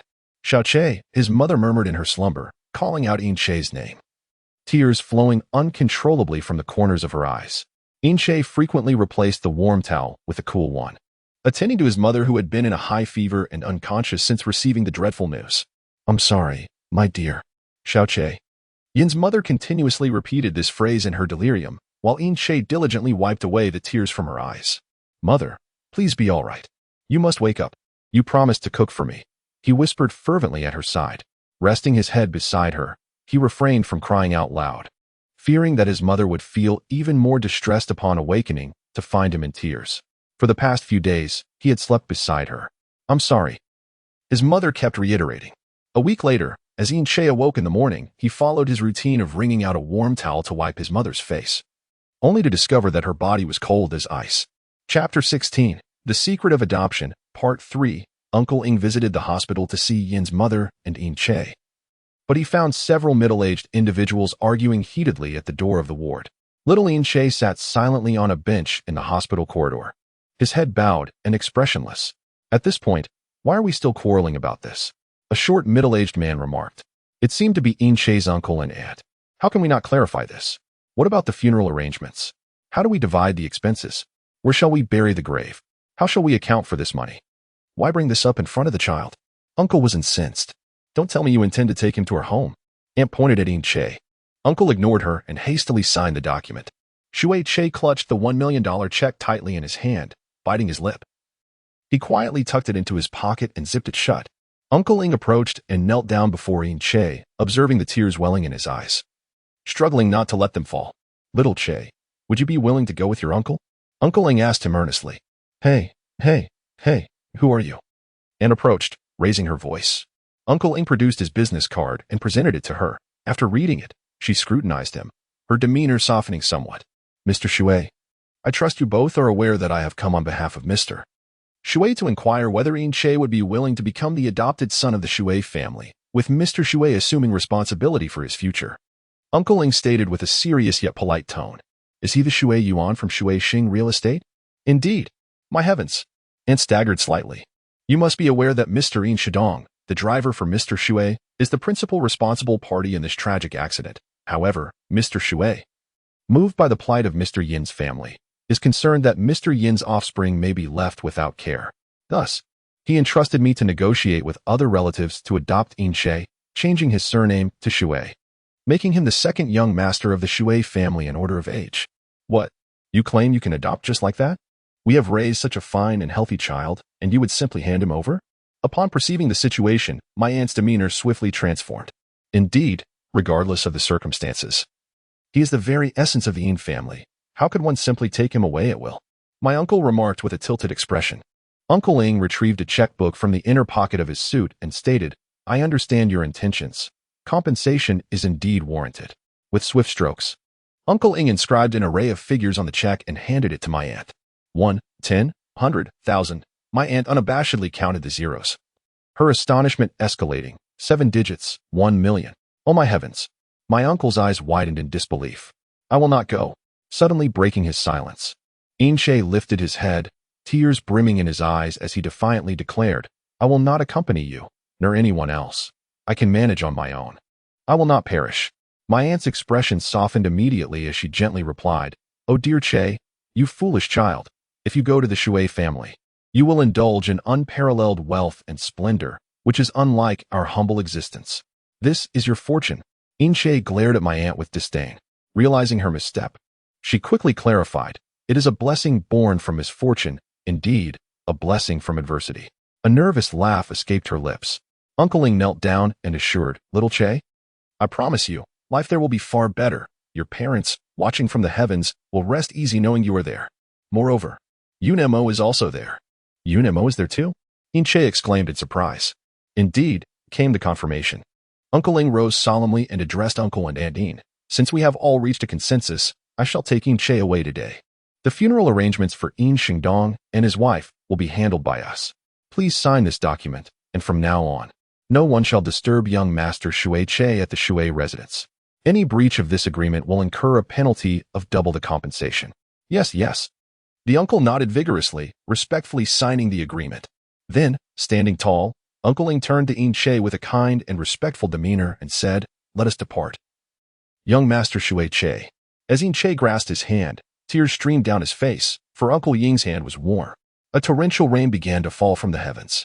And as Shui Che sat in the luxurious car, the soft upholstery and an array of snacks and beverages surrounded him. He could not bring himself to eat, silently gazing out at the rain. From this day forth, let him forget everything. The weary father, the ailing mother, the faces of his uncle and aunt, and only remember the moments of joy. From today on, let him forget Yin Che and become a cheerful Shui Che, pledging to find happiness each day. To ease his parents' worries and prevent their tears, he bent down, covering his face, weeping, Father, Mother, please do not cry anymore. I will be all right. Please, stop crying. Let the rain cease. I beg you. The car halted in front of Shui Manor. Uncle Ing emerged, holding a large black umbrella, and assisted Shui Che out of the vehicle. As Shui Che stepped out, he dashed through the rain, too preoccupied to admire the opulent house or the exquisite garden. He simply ran swiftly toward that building. Oh dear. Why are you drenched? Have you been caught in the rain? A voice filled with surprise emerged from a girl. The living room exuded warmth, and before a grand piano, a long-haired girl dressed in a lace dress adorned with a bow hairpin appeared, strikingly beautiful. She stood half a head taller than Shui Che, her sparkling little shoes clattering as she hurried to the bathroom to fetch a towel. Shui Che, momentarily taken aback, accepted the towel and wiped his face. Oh my, you are truly lovely, the girl remarked, gazing at Shui Che. However, you still cannot compare to me, she added, proudly tilting her head. You are a girl. How can you compare? Shui Che replied. Ha. Look, Shueisha didn't even realize I was a boy. I told you. I look far better in women's clothing than in men's, the girl exclaimed, filled with delight and a sense of triumph. It was only then that Shui Che noticed a boy sitting on the floor behind the opulent European-style sofa, engrossed in a video game on the television. Well, Shui Che began. Come help me. I've tried this level several times, yet I cannot pass it. Hey, didn't you say that if you lost the bet, you would give me your game console? The girl insisted, stamping her foot. Just watch a bit of Sailor Moon, and once we clear this level, I'll hand it over to you. Shueisha replied, his gaze fixated on the screen. Pouting, the girl moved closer, sitting beside Shui Che, and inquired, what is your name? Did the old man change it for you? I am Shui Che, he answered. I'm Shui Qing, and this is Shueisha. Who among us is the eldest? It must be me, Shui Qing declared. I was born in August. What about you? Shui Che asked Shueisha. I was born in November, came the reply. Shu Eyes proclaimed. Then I shall be the leader. Shu Qing cheerfully replied. Let me tell you both, from now on, you are only permitted to address me as elder sister or young lady. If you dare call me elder brother, I shall make you regret it. Yes. Elder sister. Shu Eyes chuckled in response. What about Yunma? Shui Che glanced around. Who is Yunma? Is he the other person that Uncle Ing mentioned would be moving in? Shu Qing asked excitedly. Indeed, Uncle Ing said Yunma would also be coming here, Shui Che affirmed. Have you met him? I saw him at the hospital. Is he handsome? Shu Qing inquired with wide, curious eyes. Well, quite handsome, but surely not as handsome as you, Shui Che said, observing the approaching face of Shu Qing. His lips twitching into a smile. I knew it. I've seen people more beautiful than myself, Shu Qing gleefully exclaimed. Hey, how do you play this game? Teach me. She picked up a game controller. This is a game for us boys. You girls should stay out of it, Shu Eyes remarked. What the elder sister says is law. Do you understand? Shu Qing playfully tapped Shu Eyes and Shui Che on their heads. Yes, they replied, their faces filled with resignation. At that moment, Yuma had already been renamed Shumo. Shui Che joyfully ran to the door to greet him, but upon seeing Shumo, he was taken aback. He was seated in a wheelchair, emaciated and pale, with his bangs obscuring his eyes, his head bowed in a dejected manner. When Shui Che called out to him, he wearily lifted his head, glanced at Shui Che, his eyes devoid of any spark, before lowering his head once more, as if drained of all strength. Shui Qing and Shu Eyes hurried over. Upon seeing Shumo, Shui Qing was taken aback, her heart aching as she exclaimed, Oh dear, how have you become so thin? As she spoke, she reached out to gently touch Shumo's hair. Yet, Shumo remained unresponsive, like a marionette with its strings cut. Dr. Tan led Shumo to a cozy bedroom, crouching down to speak to him. Shumo, from this day forward, this will be your home. You now have numerous companions of your age. They will be your brothers and sisters, ensuring you shall never feel lonely. Engage and play with them, as it will hasten your recovery. Weakly, Shumo extended his hand from under the blanket, moving his fingers to signal Dr. Tan to leave. Sighing, Dr. Tan closed the door behind him. From that moment on, Shumo rarely ventured outside or spoke a word. Each day, meals were brought to his room by Aunt Wu. Regardless of how the others tried to amuse him, he remained indifferent. He spent his days sequestered in his room, engrossed in painting. The figures he depicted were grotesque and distorted, abstract in form with vibrant yet oppressive colors. Each piece evoked a sense of despair. Shueisha quietly inquired of Uncle Ing whether Shumo was aware that the reckless driver was his own father. Uncle Ing replied that to safeguard Shumo's emotional well-being, he had refrained from disclosing this truth. Shueisha felt a sense of relief. From that time forth, even in the face of Shumo's apathy, Shueiha persevered in bringing delightful treats and playful distractions to him. One night, Shueiha awoke and faintly heard the sound of weeping. His first instinct was to think of Shimo. So he rushed downstairs, only to be taken aback by the sight before him. Shui's was curled beneath the table, trembling and crying in a daze. "Do not strike me. Do not strike me. Save me, mother," Shuize murmured in a dreamlike state. Chapter 17. Fever this night was remarkably tranquil. Hua Chuchu, filled with regret, leaned over her desk and lamented to Hua Rome, "I am such a fool." She lifted her head, resting her chin on her hand, and softly mused, "After so much effort to gather 4 of them, we finally began our lessons. I was brimming with confidence, yet on the very first day, I managed to ruin everything. And it was an utter catastrophe." The sight of Shui Mo's discomfort intensified Hua Chuchu's guilt. Her intention had merely been to motivate everyone to study diligently, but in a moment of indiscretion, she had inadvertently reopened old wounds. Her mind wandered back to the conversation she had with Uncle Ing. Lunch and dinner had been shared solely between her and Uncle Ing, while the other 4 were nowhere to be found. Intrigued, Uncle Ing inquired about the situation, prompting her to recount the events of the first day of class in detail. With a sigh, Uncle Ing revealed the backgrounds of Shui Che and Shui Mo. Upon hearing this, Hua Chuchu felt a pang of sorrow that rendered her unable to eat. Surely, they must not wish to see me. Even that fellow Shui Che has ceased to eat, likely driven to the brink of exasperation by my actions, she thought to herself. She then inquired of Uncle Ing, "What about the backgrounds of Shui Qing and Shui Zhe?" After a moment's contemplation, Uncle Ing replied, "As for Miss Shui Qing, I cannot speak of the specifics. Concerning young Master Shui Zhe, given his current status as a public figure, it is best that as few people as possible know about his background." Uncle Ying's expression grew troubled. Hua Chuchu remarked, I apologize, Uncle Ing. If I have inadvertently broached any inappropriate subjects, please do not hold it against me. I did not intend to pry. I beg your forgiveness." Uncle Ing chuckled and replied. Chuchu is quite understanding. After a moment of contemplation, Hua Chuchu continued, "Uncle Ing, I must apologize once more, as I have another question that I hope will not be deemed offensive. Why do you place such trust in me? When I first arrived, you confided in me about the family's private matters, and recently, you revealed the significant lineage of Shui Che and Shui Mo. What compels you to share such information?" Uncle Ing paused momentarily before responding. "It is because young Master Shui Mo trusts you. I believe he would not mind me sharing this with you. Moreover, I have a strong intuition that you will be the final tutor for this family. Uncle Ing, please do not jest to lighten my spirits. Given today's events, I am profoundly grateful that you have not chosen to dismiss me. In fact, I feel quite ashamed to remain here." Wishing to apologize to everyone yet unsure of how to begin, Hua Chuchu said with an embarrassed smile, "With sincere communication, I believe your earnestness will resonate with them. In truth, I think your sentiments are quite valid. Over the years, I have indeed indulged them too much, and they have reached an age where they must reflect on their futures. This household has lacked a woman's presence, which has undoubtedly resulted in shortcomings in their education." Uncle Ing sighed. "Lacking a woman? Was it not stated that the lady and the master simply do not reside here often? What does it mean to say there is no woman?" Hua Chuchu's words lingered on the tip of her tongue, but after a moment's reflection, she chose to swallow them down. It seemed that her propensity to speak had led her to defeat today. Indeed, too much talk could only invite misfortune. Gazing up at the myriad stars in the night sky, her mind became a tumult of thoughts, and she felt a compelling urge to take a shower, prompting her to stride toward the bathroom within her room. In the steam room on the first floor, Shui Che stood, her bare body draped modestly in a white towel, her hands crossed defiantly over her chest. With a fiery spirit, she declared, "This time, I shall certainly drive that country bumpkin away." As she spoke, it felt as though the steam and heat enveloping the room emanated from her own seething anger. "Really, Shui Che? Can you truly bring yourself to be so ruthless?" To be honest, she is quite adept at cooking.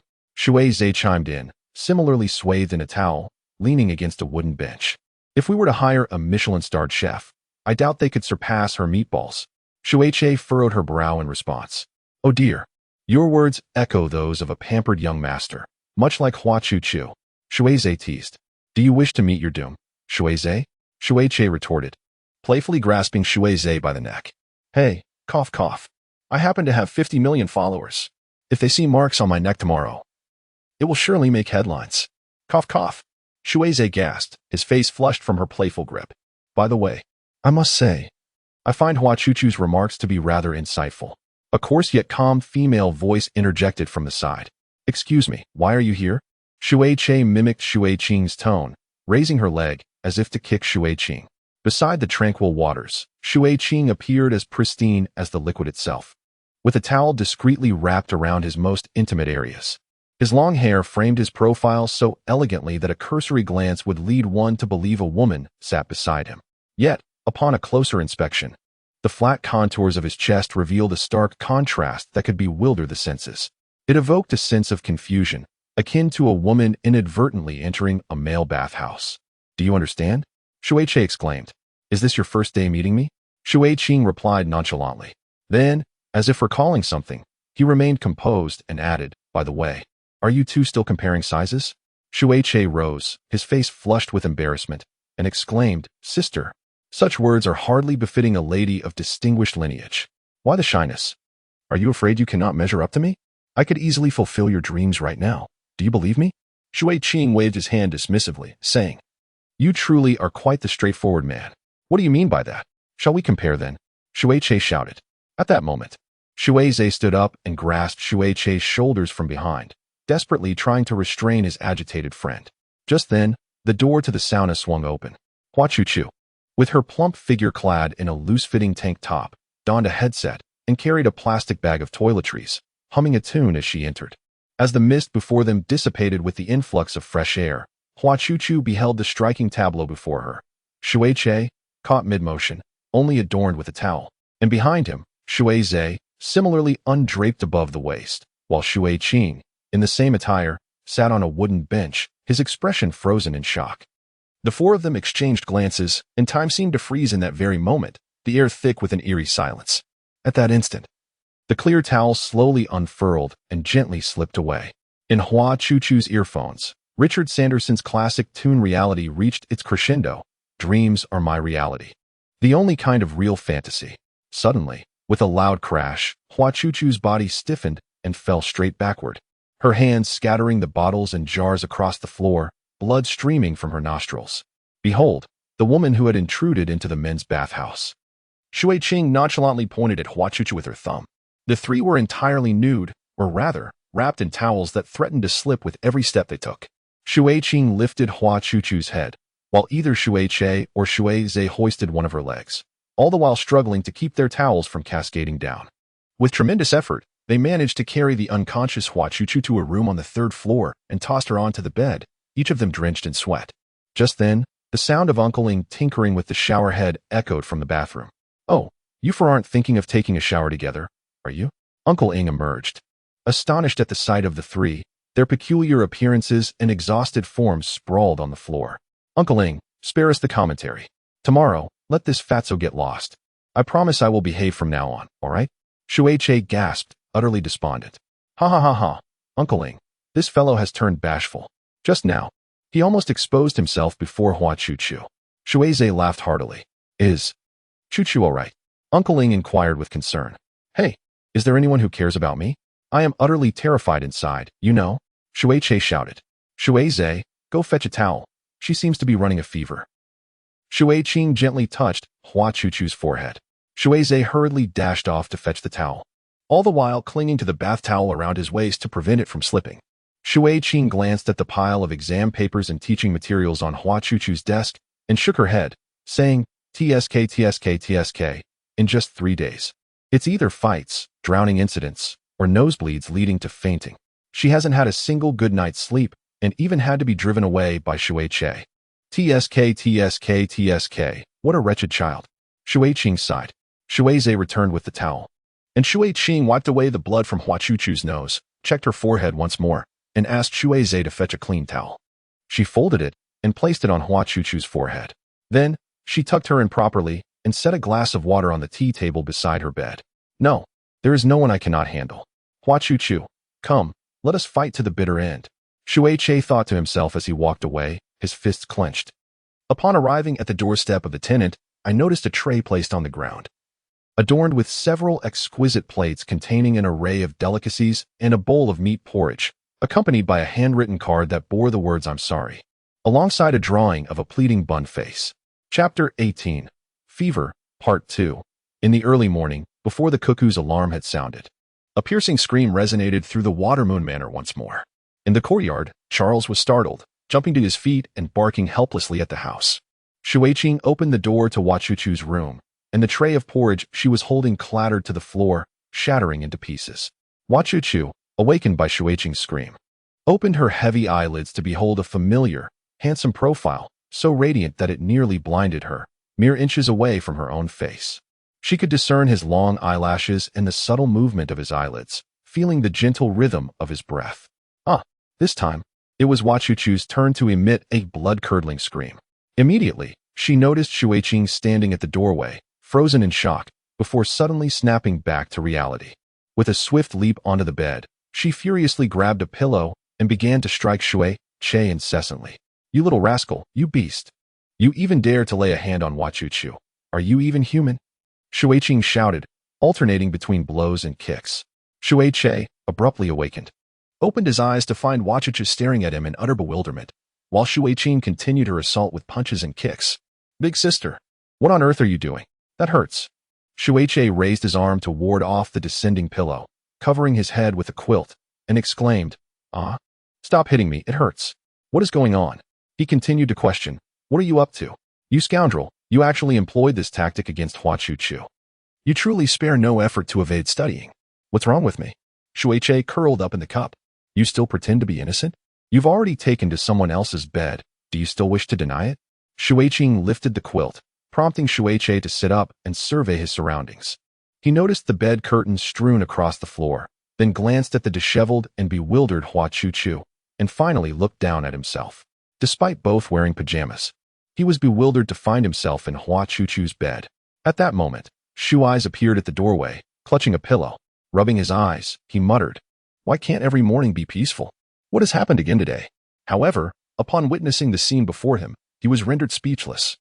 Dropping the pillow he had been holding in shock. It hurts." Shui felt a piercing pain in his head, instinctively covering his forehead to discover a sizable bump. Suddenly, he felt a chill at his feet, as if he had stepped on something. He reached down to investigate, and upon pulling it out, both Shui and Shui let out a simultaneous scream and leapt from the bed, while Hua Chuchu remained seated momentarily before collapsing. A snake was nestled within the quilt. "Wait, what on earth transpired? Let me think." Shui crouched barefoot on the floor, cradling his forehead. At the dining table, Shui sat on one side. Facing the solemn expressions of Shui Qing, Shui Zhe, Uncle Ing, and the indifferent Shui Mo, all of whom had their arms crossed. Scrutinizing Shui as if he were a suspect. With his head lowered, Shui began to explain, "Last night, I merely intended to place a toy snake under Hua Chuchu's blanket to startle her awake in the morning. My aim was to make her believe that this remote house might harbor various terrifying creatures, prompting her to resign. However, the room was too dark for me to dare switch on the lights. As I tiptoed out, I tripped over the curtain rod, and in the chaos, the falling curtain struck my forehead, rendering me unconscious. I collapsed onto Hua Chuchu's bed. I swear it truly happened." Shui earnestly conveyed his explanation. Shui picked up the remarkably lifelike toy snake, twirling it in her hand. "Shui, is such childish behavior befitting someone of your age? Furthermore, do you truly believe that, given Hua Chuchu's peculiar tastes, she would even be frightened by this?" She held the snake up to Shui's face. He bowed his head. And just the thought of waking up on Hua Chuchu's bed made the lump on his forehead throb painfully. Shui Mo observed Shui in silence. An ominous storm brewing behind him, crackling with tension. In the corner, Hua Chuchu timidly peeked out. Moments ago, she had been drenched in sweat, but now felt considerably lighter. "I must prepare breakfast to apologize to everyone." Without further ado, she swiftly moved to the dining counter, and in a flurry, an array of eggs, bacon, and assorted fruits appeared before her. Before long, a steaming breakfast that beautifully melded Eastern and Western cuisines was laid out upon the table.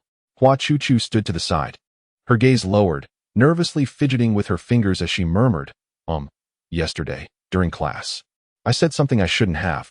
I hope everyone." "Wow, this bacon-wrapped okra is absolutely delicious," Shui exclaimed, spearing a piece with his fork. "These crystal shrimp balls are simply divine," Shui remarked with delight. "This vegetable porridge is quite light and palatable as well." Uncle Ling nodded in satisfaction. Only Shui and Shui Mo remained silent.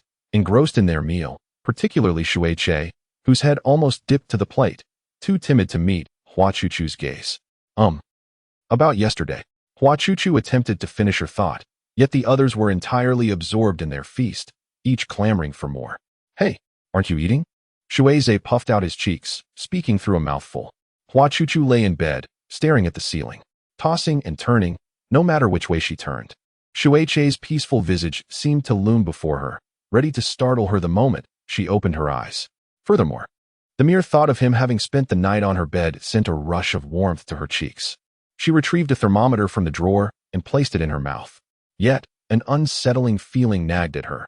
It was as if she had forgotten something important.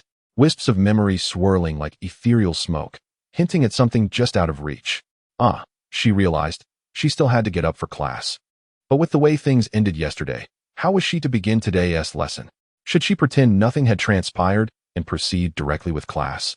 Moreover, how shall one confront Shui? The more I ponder, the more perplexed I become. Hua Chuchu has, rather absurdly, drifted into slumber. In the kitchen, Shui diligently washes the dishes. Shui sits quietly at the dining table, observing Shui's tall silhouette in silence.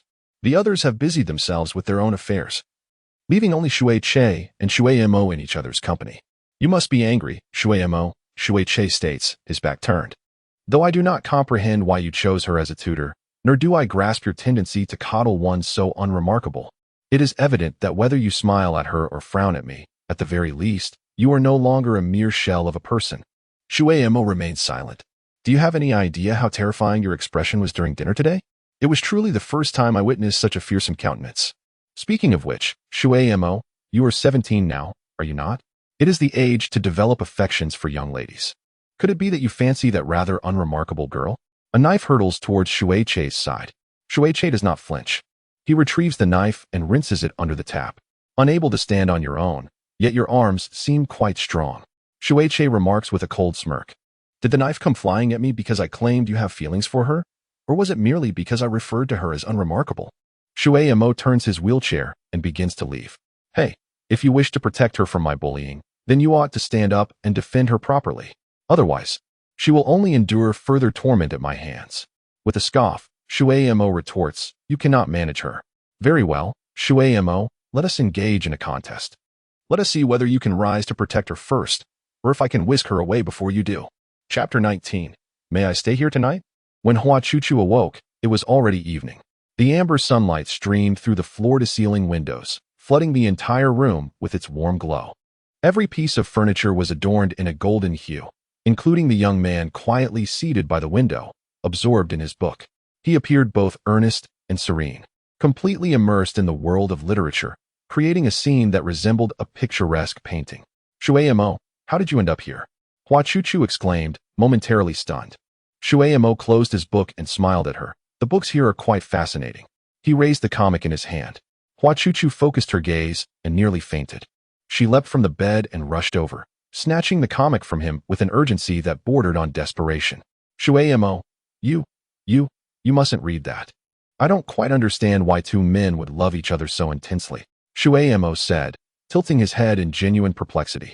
This. Hua Chuchu found herself at a loss for words.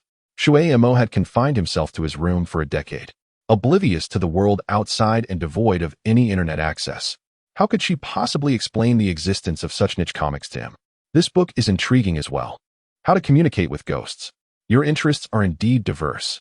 Shui remarked with an enigmatic smile. Have you learned anything from it? He inquired. How could that be? Such books are mere fabrications. I only bought it out of curiosity. She replied. Even if there were such abilities as spirit communication, a person as ordinary as I could never comprehend it. Shui fell into a contemplative silence. Observing his expression, Hua Chuchu tentatively asked, Shui, you don't actually believe in such things, do you? For reasons unknown, the ink wash in her room instilled a slight sense of anxiety within her. She surveyed her surroundings and felt relieved that the room was not overly disheveled. Ink wash, are you hungry? What would you like to eat this evening? She inquired. Inkwash, what kind of books do you enjoy? Do you have any recommendations? Inkwash, I believe this particular book is quite captivating. I highly recommend it to you. Hua Chuchu gazed at the entranced figure of Inkwash, feeling a blend of confusion and trepidation. He fixated on her bed for an extended period, his expression shifting between contemplative frowns and fleeting smirks. Inkwash, why do you keep staring at my bed? Hua Chuchu asked, her voice tinged with apprehension. Could there be something amiss on her bed? Inkwash murmured. Was Waterclear sleeping here last night? Oh, no. That is, actually. Caught off guard by Inkwash's inquiry, Hua Chuchu floundered in her attempts to explain. Waterclear. Hua Chuchu rushed next door, her footsteps echoing as she threw open the sliding door of Waterclear's Japanese-style room. She found Waterclear seated at a low table on the tatama mat, serene and fully engrossed in arranging flowers. While the soft melodies of a guqin played Guangling sand in the background, the beauty of the scene mirrored that of a painting, with Waterclear appearing as a delicate figure emerging from the artwork. Upon noticing the disheveled and unkempt Hua Chuchu, clad in oversized, tattered pajamas that obscured their material, Waterclear silently rolled her eyes. Waterclear, come quickly. Inkwash has been possessed. Hua Chuchu exclaimed urgently. Shuiqing cast a disdainful eye at Hua Chuchu, exclaiming, I believe you might be a bit delusional. No, truly, Shui Mo interjected. He intends to spend the night in my room. Grasping Shuiqing's shoulders and shaking her anxiously, Hua Chuchu insisted. You certainly have quite the audacity in your daydreams. I wouldn't dare entertain any improper thoughts about Shui Mo, Shuiqing remarked with a twitching smile. No, Shui Mo is indeed in my room. He just mentioned it. So you should hurry and check if he's become possessed after reading some dubious literature. Unable to resist Hua Chuchu's forceful tugging, Shuiqing was dragged into the adjacent room. Upon seeing Shui Mo seated by the window, seemingly in deep contemplation, Shuiqing began to waver in his belief of Hua Chuchu's claims. He approached and waved his fingers before Shui Mo's eyes, questioning, Hey, Shui Mo, have you truly been possessed? Shui Mo merely lifted his eyelids, indicating his boredom. You can't possibly want to sleep here, can you? Shuiqing asked incredulously. Shuiqi can. Why shouldn't I? Shui Mo replied nonchalantly. No way. Shui Mo, what is your taste? If you wish to spend the night with a girl, your first choice should be my room. Hey, that's not the point. Hua Chuchu thought, exasperated. But you're not even a girl. Shui Mo's remark struck Shuiqing like a bolt from the blue. He clutched his chest in mock agony, declaring, Yet I resemble one far more than she does. Wait, I didn't ask you to say that. Hua Chuchu looked at the two with resignation. Do you wish to treat me in that manner? With a gesture, Shui Mo pointed at the manga on the tea table. The cover depicting two handsome men entwined in an intimate embrace. Upon seeing the comic, Shuiqing froze for a moment, then, in a fit of rage, picked it up and shouted at Hua Chuchu, What have you shown him? No, Hua Chuchu stammered, caught off guard. Shuiqing collapsed onto the floor, covering her face in a display of sorrow and lamentation. My most innocent and honest little brother has now reached the age of impetuousness. Has he truly become so desperate as to accept anything? Desperate? Hua Chuchu's lips twitched. Shui Mo, venture outside more.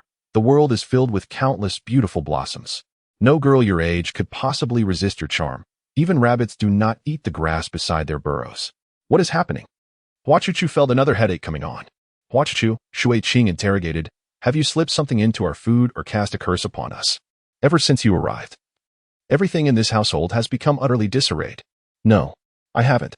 Yesterday, today, Hua Chuchu stammered, flustered and at a loss for words. How noisy, Shui Mo said coldly. I will be sleeping here tonight. His tone was imperious and brooked no refusal. Shuiqing and Hua Chuchu exchanged glances, both letting out resigned sighs. Shuiqing patted Hua Chuchu's shoulder, her expression laden with meaning. Who would have thought? Shuiqing shook her head. Hua Chuchu, you are about to marry into a wealthy family. What are you talking about, Shuiqing? Hua Chuchu exclaimed, her face on the verge of tears. Given our family's circumstances and Shui Mo's, Hua Chuchu, you must have saved the entire universe in your past life. Remember to take proper safety precautions. The first time may indeed be a bit painful. Shuiqing gazed on with an expression of envy. Shuiqing, enough already. Hua Chuchu's face flushed crimson, on the verge of an outburst. Shuiqing, Chapter 20. May I sleep here tonight?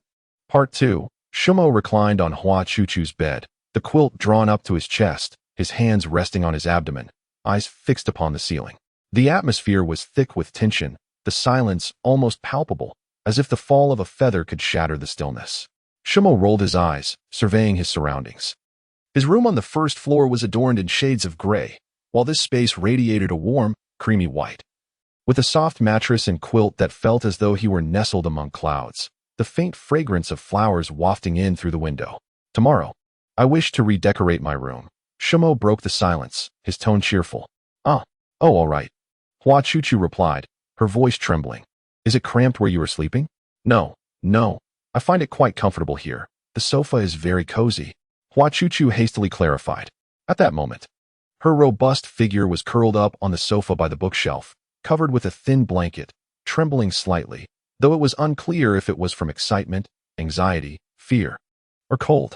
It was her first time sharing a room with a boy overnight, and moreover, one who was a broodingly handsome youth. Surely, she would not sleep a wink tonight, Hua Chuchu thought. Hua Chuchu was at a loss, unable to discern what had prompted Shui Mo's insistence on sleeping in her room. With a serious demeanor that brooked no refusal, Shui Mo forbade Hua Chuchu from taking the guest room. After much insistence from both Hua Chuchu and Shui Qing, she finally acquiesced, permitting Hua Chuchu to sleep on the sofa. Thereafter, Shui Mo resembled a curious child visiting a friend's home for the first time, exploring with wide-eyed fascination. She perused the various books on Hua Chuchu's shelf and examined the assortment of eerie dolls on the table, her eyes sparkling with delight. In that moment, Hua Chuchu recalled a time in university when she had inadvertently learned that she had been the subject of a bit among boys, who mocked her as a consequence of their wager. They would jestingly declare that if certain conditions were met, they would marry her. And she had wept for an entire night. If those boys were to learn that this radiant being, Shui Mo, regarded Hua Chuchu with such unique affection, they would surely laugh uproariously, questioning Shui Mo's eyesight. Perhaps, Hua Chuchu mused, she truly was blind. Meanwhile, Shui Qing appeared unfazed, seemingly unconcerned about any potential developments between the two. He patted Hua Chuchu's shoulder and said, "My dear, you must exercise restraint." What? Hua Chuchu blinked her wide eyes. Her features scrunched together like a steaming bun, her hair almost standing on end. Rest assured, Shui Mo is not Shui Che. She will certainly not overpower you. Shui Qing proclaimed with conviction. And I would never overpower her, all right. Unbeknownst to them, Shui Che had materialized behind, questioning the situation. What is going on? Is Shui Mo also set to inherit my legacy? Shui Mo remained resolute in her desire to sleep in Hua Chuchu's room. Shui Qing gestured towards the impeccably standing tomato beside Hua Chuchu and exclaimed, "Wow. In comparison to me, Shimo truly surpasses expectations. I concede, he is more beastly than I imagined. I never anticipated Shimo to have such a peculiar taste." Shui Che shook her head in astonishment. Afterward, she scrutinized Hua Chuchu from head to toe and quipped, "Hey, meatball, have you cast a spell on him?" "Absolutely not." Hua Chuchu retorted, cheeks puffed in indignation. "Then why are you so flustered?" Shui Che teased. "Not at all." Hua Chuchu denied vehemently. "Look at you. Your face is as red as a monkey's backside. You must be contemplating something risky." Shui Che chuckled mischievously. Ignoring her, Hua Chuchu shook Shui Qing's shoulders, pleading, "Save me, Shui Qing. At this rate, I shall surely bleed out from my nose.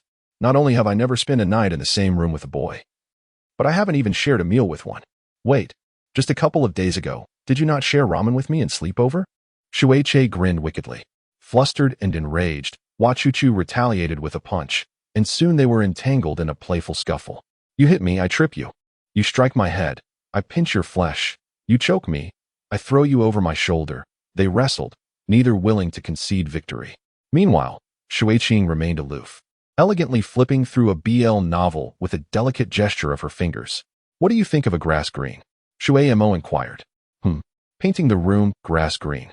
"Ah, grass green is lovely, refreshing and comfortable. It seems to uplift one's spirits and is beneficial for your health." "Indeed, grass green is quite appealing." "Indeed." Then there was a profound silence. After a while, when Hua Chuchu thought Shui Mo had fallen asleep, Shui Mo suddenly spoke again. "What color do you like?" "Oh, I don't have a particular favorite. Don't all girls like pink?" "Well, you can see that I am not a typical girl." "Ah, indeed. Are you able to sleep?" Shui Mo inquired once more. I should be able to. I am so happy," Shui Mo exclaimed with enthusiasm.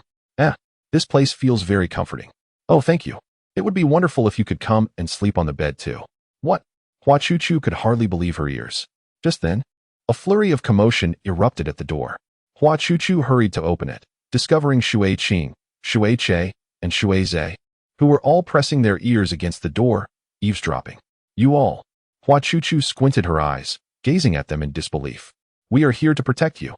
We are here to protect Shui Mo. The three of them echoed in unison, but their statements did not align. It was Shui Che who claimed to be protecting Shui Mo, believing her to be the one in danger. Upon seeing Shui Che, Hua Chuchu felt a fierce urge to confront him. Just now, it seems we overheard something quite monumental, Shui Zhe said with a mischievous grin. Yes, we must have misheard.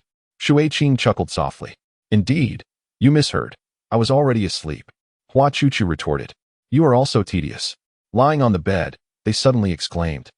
Hey Shui Mo, what a splendid time and vibrant youth. It is only 9:30. Why sleep?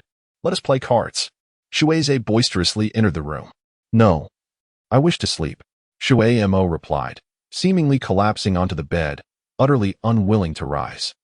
The sight of the two playfully pulling and tugging at each other was quite endearing. 10 minutes later, 5 individuals were seated on Hua Chuchu's bed, accompanied by a deck of cards. Shui Qing and Hua Chuchu formed one team, while Shui Zhe and Shui Che constituted the other. As neither Hua Chuchu nor Shui Mo possessed any card-playing skills, Shui Qing took it upon himself to elucidate the rules. Finding it rather dull, Shui Mo opted out of participation, choosing instead to observe. Having never had friends, let alone played cards with them, Hua Chuchu felt overwhelmed in the presence of 4 handsome men clad in loungewear or appearing drowsy, all while attempting to play cards. She thought that even with all her limbs and an additional head, she could scarcely manage. Do not play that. Save it for later. Play a pair of J. There's surely isn't a higher card outside. You must count the cards. If you have a bomb, do not fear. Surprisingly, Shui Mo, who had never played cards either, offered guidance beside Hua Chuchu and remarkably won every time. Yeah, we have won again. Shui Qing joyfully high-fived Hua Chuchu. So simple. I understood it immediately. Pay up. Shui Mo innocently extended his hand, stating, you still owe Hua Chuchu 50 yuan, with this round, that totals 150. You little rascal, claiming you cannot play. Perhaps you have been secretly studying card games in your room every day? Shui Che grumbled as he rummaged through his wallet. Hua Chuchu was immensely delighted, her laughter causing her ample figure to jiggle with joy. Wow, I have won a substantial amount of money. It is such a delightful experience. Let's continue. Thus, one game after another, everyone maintained a serious demeanor, engaging in cunning strategies and deceitful tactics as if facing a formidable adversary. Playing cards until the early hours of the morning. Hua Chuchu was unaware of when she had fallen asleep. She merely felt that her eyelids were impossibly heavy, and she collapsed onto a soft pillow, carelessly tugging at a corner of the blanket before drifting into a deep slumber. In her dreams, she found herself cradled in the embrace of ink-like waters, a surreal experience that she could hardly fathom. Yet, strangely, she did not wish to awaken. Hoping that this dream would linger indefinitely, time passed unnoticed until Hua Chuchu was roused by Charles's affectionate licks. It turned out that Charles, with a food bowl in his mouth and tail wagging, had come to request breakfast from Hua Chuchu. As she opened her eyes, a gasp escaped her lips. On her spacious 2-meter bed, 5 individuals were sprawled haphazardly, a chaotic array of playing cards littered about, and an assortment of drink and snack containers scattered across the floor. Shui Che's foot dangled precariously over the head of the bed, while his head nearly teetered off the edge. Shui Zhe had transformed the blanket into a bundle, comfortably resting his legs atop it. Next to Hua Chuchu, Shui Qing's drool had soaked into the pillow when Hua Chuchu poked her. She merely turned with a grunt and resumed her snores. On Hua Chuchu's other side, Shui Mo clung to her sturdy arm, breathing steadily and peacefully. Chapter 22. A visit on set. How terrifying. Hua Chuchu pondered while whisking the eggs. If this continues, I shall bleed out from my nose. She muttered to herself, initially indifferent towards them. The moment I awoke first, I found myself yearning to preserve that instant. Even the formidable Shui Che appeared remarkably endearing. The way Shui Mo clutched her arm, sleeping soundly like an innocent infant, radiated a sense of beauty and health that was simply delightful. Not to mention Shui Zhe, if a snapshot of his slumbering profile were to be uploaded to social media, it would undoubtedly become the screensaver of countless young girls and mothers alike. If his female fans were to discover that Shui Zhe was resting in my room, they might very well wish to execute me in a most torturous manner. The mere thought sent a shiver down my spine. I resolutely declared to myself that such a scenario must not transpire tonight. What must not happen? Shui Zhe, sipping milk, suddenly appeared behind me, peering curiously. No. In a flustered attempt to change the subject, I asked, Shui Zhe, don't you have any engagements today? I do, but there is still time. No need to head out so early. We have a commercial shoot today. Could you prepare a bento for my lunch? The boxed meals the company provides are nowhere near as delectable as what you make. Oh, all right. I dared not meet his gaze. What's wrong? Why is your face so flushed? Oh, it's just every time I see you, it feels surreal. Shui chuckled. Of course. Not everyone is fortunate enough to live under the same roof as their idol. He said this with a hint of narcissism. My idol is certainly not you, I retorted, contemplating the humble and endearing persona of Shui on screen, juxtaposed with his playful and self-absorbed demeanor at home, and recalling the poignant image of him weeping in solitude at night. It is truly difficult to fathom that all three facets represent the same individual. Shui, who achieved fame at the tender age of 15, must undoubtedly bear the weight of pressures and sorrows that his peers cannot even begin to comprehend. In today's entertainment industry, who among the emerging talents rivals my popularity? Shui adopts a wounded expression. What if? Hua Chuchu shyly stammers. What if what? Shui inquires while sipping milk. What if one day you encounter Takashi Kaneshiro? Could you, possibly, ask him for an autograph on my behalf? Hua Chuchu implores, hands clasped in a gesture of earnestness. Shui is momentarily taken aback and retorts, Hua Chuchu, which era do you hail from? Yet, in his youth, he was indeed a breathtakingly handsome figure. I've adored him since childhood. Please, please, she exclaims. I hear that phrase often directed at me as well. Shui protests. Oh, he is first, and you are second. Hua Chuchu coaxes. At that moment, a voice emerges from behind, teasingly saying, Oh, didn't you say that among the three of us, Shui is the most handsome? So where does he rank? Shui suddenly appears, retrieving a can of cola from the refrigerator, deliberately stirring the pot. Shui, your competitive spirit doesn't extend to questioning such trivial matters, does it? Shui laughs. Nonsense. I'm merely cautioning you not to trust that cunning woman. Shui retorts, taking a sip of cola, only to have it snatched away and crushed by Hua Chuchu. Hello, Chuchu. Have you heard through some grapevine that I will be collaborating with Senior Jean in my next film, portraying his son? Shui inquired, casting a sidelong glance at Hua Chuchu. What? Are you serious? Hua Chuchu exclaimed, her eyes widening with excitement as she grasped Shui's arm. The agency is still negotiating, but it seems quite promising, he replied. Shui, please make a list of your favorite foods. I shall prepare them for you daily. Hua Chuchu said, her eyes sparkling with enthusiasm. How superficial. Your attitude has shifted so swiftly, Shui remarked, biting into an apple. Hua Chuchu shot him a glance, then picked up another apple from the plate, peeling it to offer to Shui. Shui, here, eat more fruit for your skin's sake, she cheerfully suggested. Hey, meatball. Peel this apple for me too. Shui complained, tossing the apple to Hua Chuchu. I don't have time, she retorted, ignoring him. Shui felt as though the veins on his forehead might burst from frustration. What's the big deal? It's just a chance to meet Takashi Kaneshiro. I'm the campus heartthrob chosen by all the girls at Desong High. If I debut, what will become of Shui's prospects? I'm merely accommodating you, you know. He snatched Shui's apple away in a huff. At that moment, Shui strolled over, her long hair cascading as she applied a facial mask. Disdain evident in her voice. Is it necessary to be so loud this early? In terms of looks, do you really think you can compete with me? Both Shui and Shui fell silent. Hua Chuchu covered her face, her mouth agape. Shui confidence was truly admirable. Sister, enough already.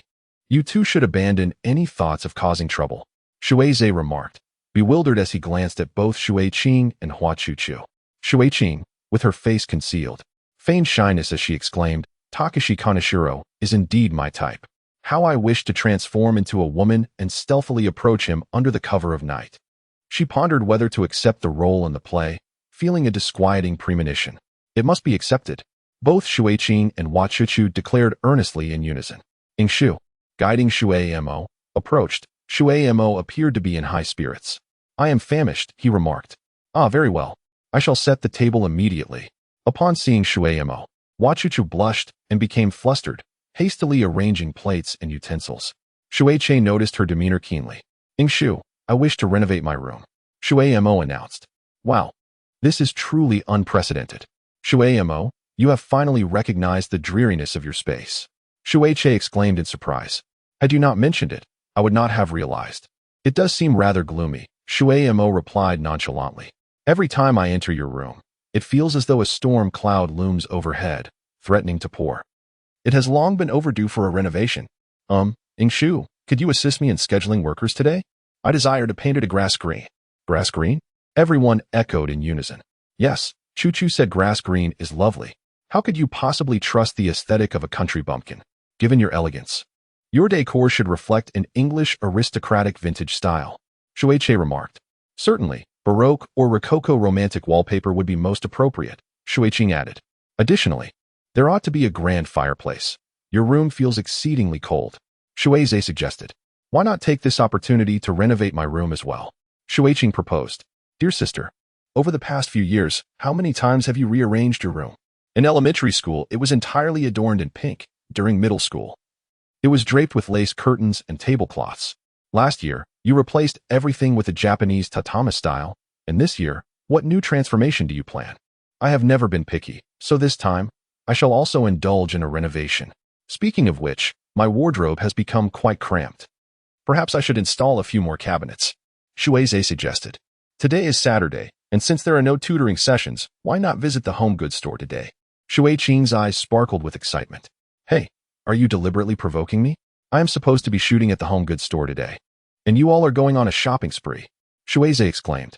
Shui Qing and Shui exchanged sly smiles and waved their hands, saying, National School Heartthrob. Good luck. Chapter 23, A Visit, Part 2. At noon, the home goods store bustled with activity.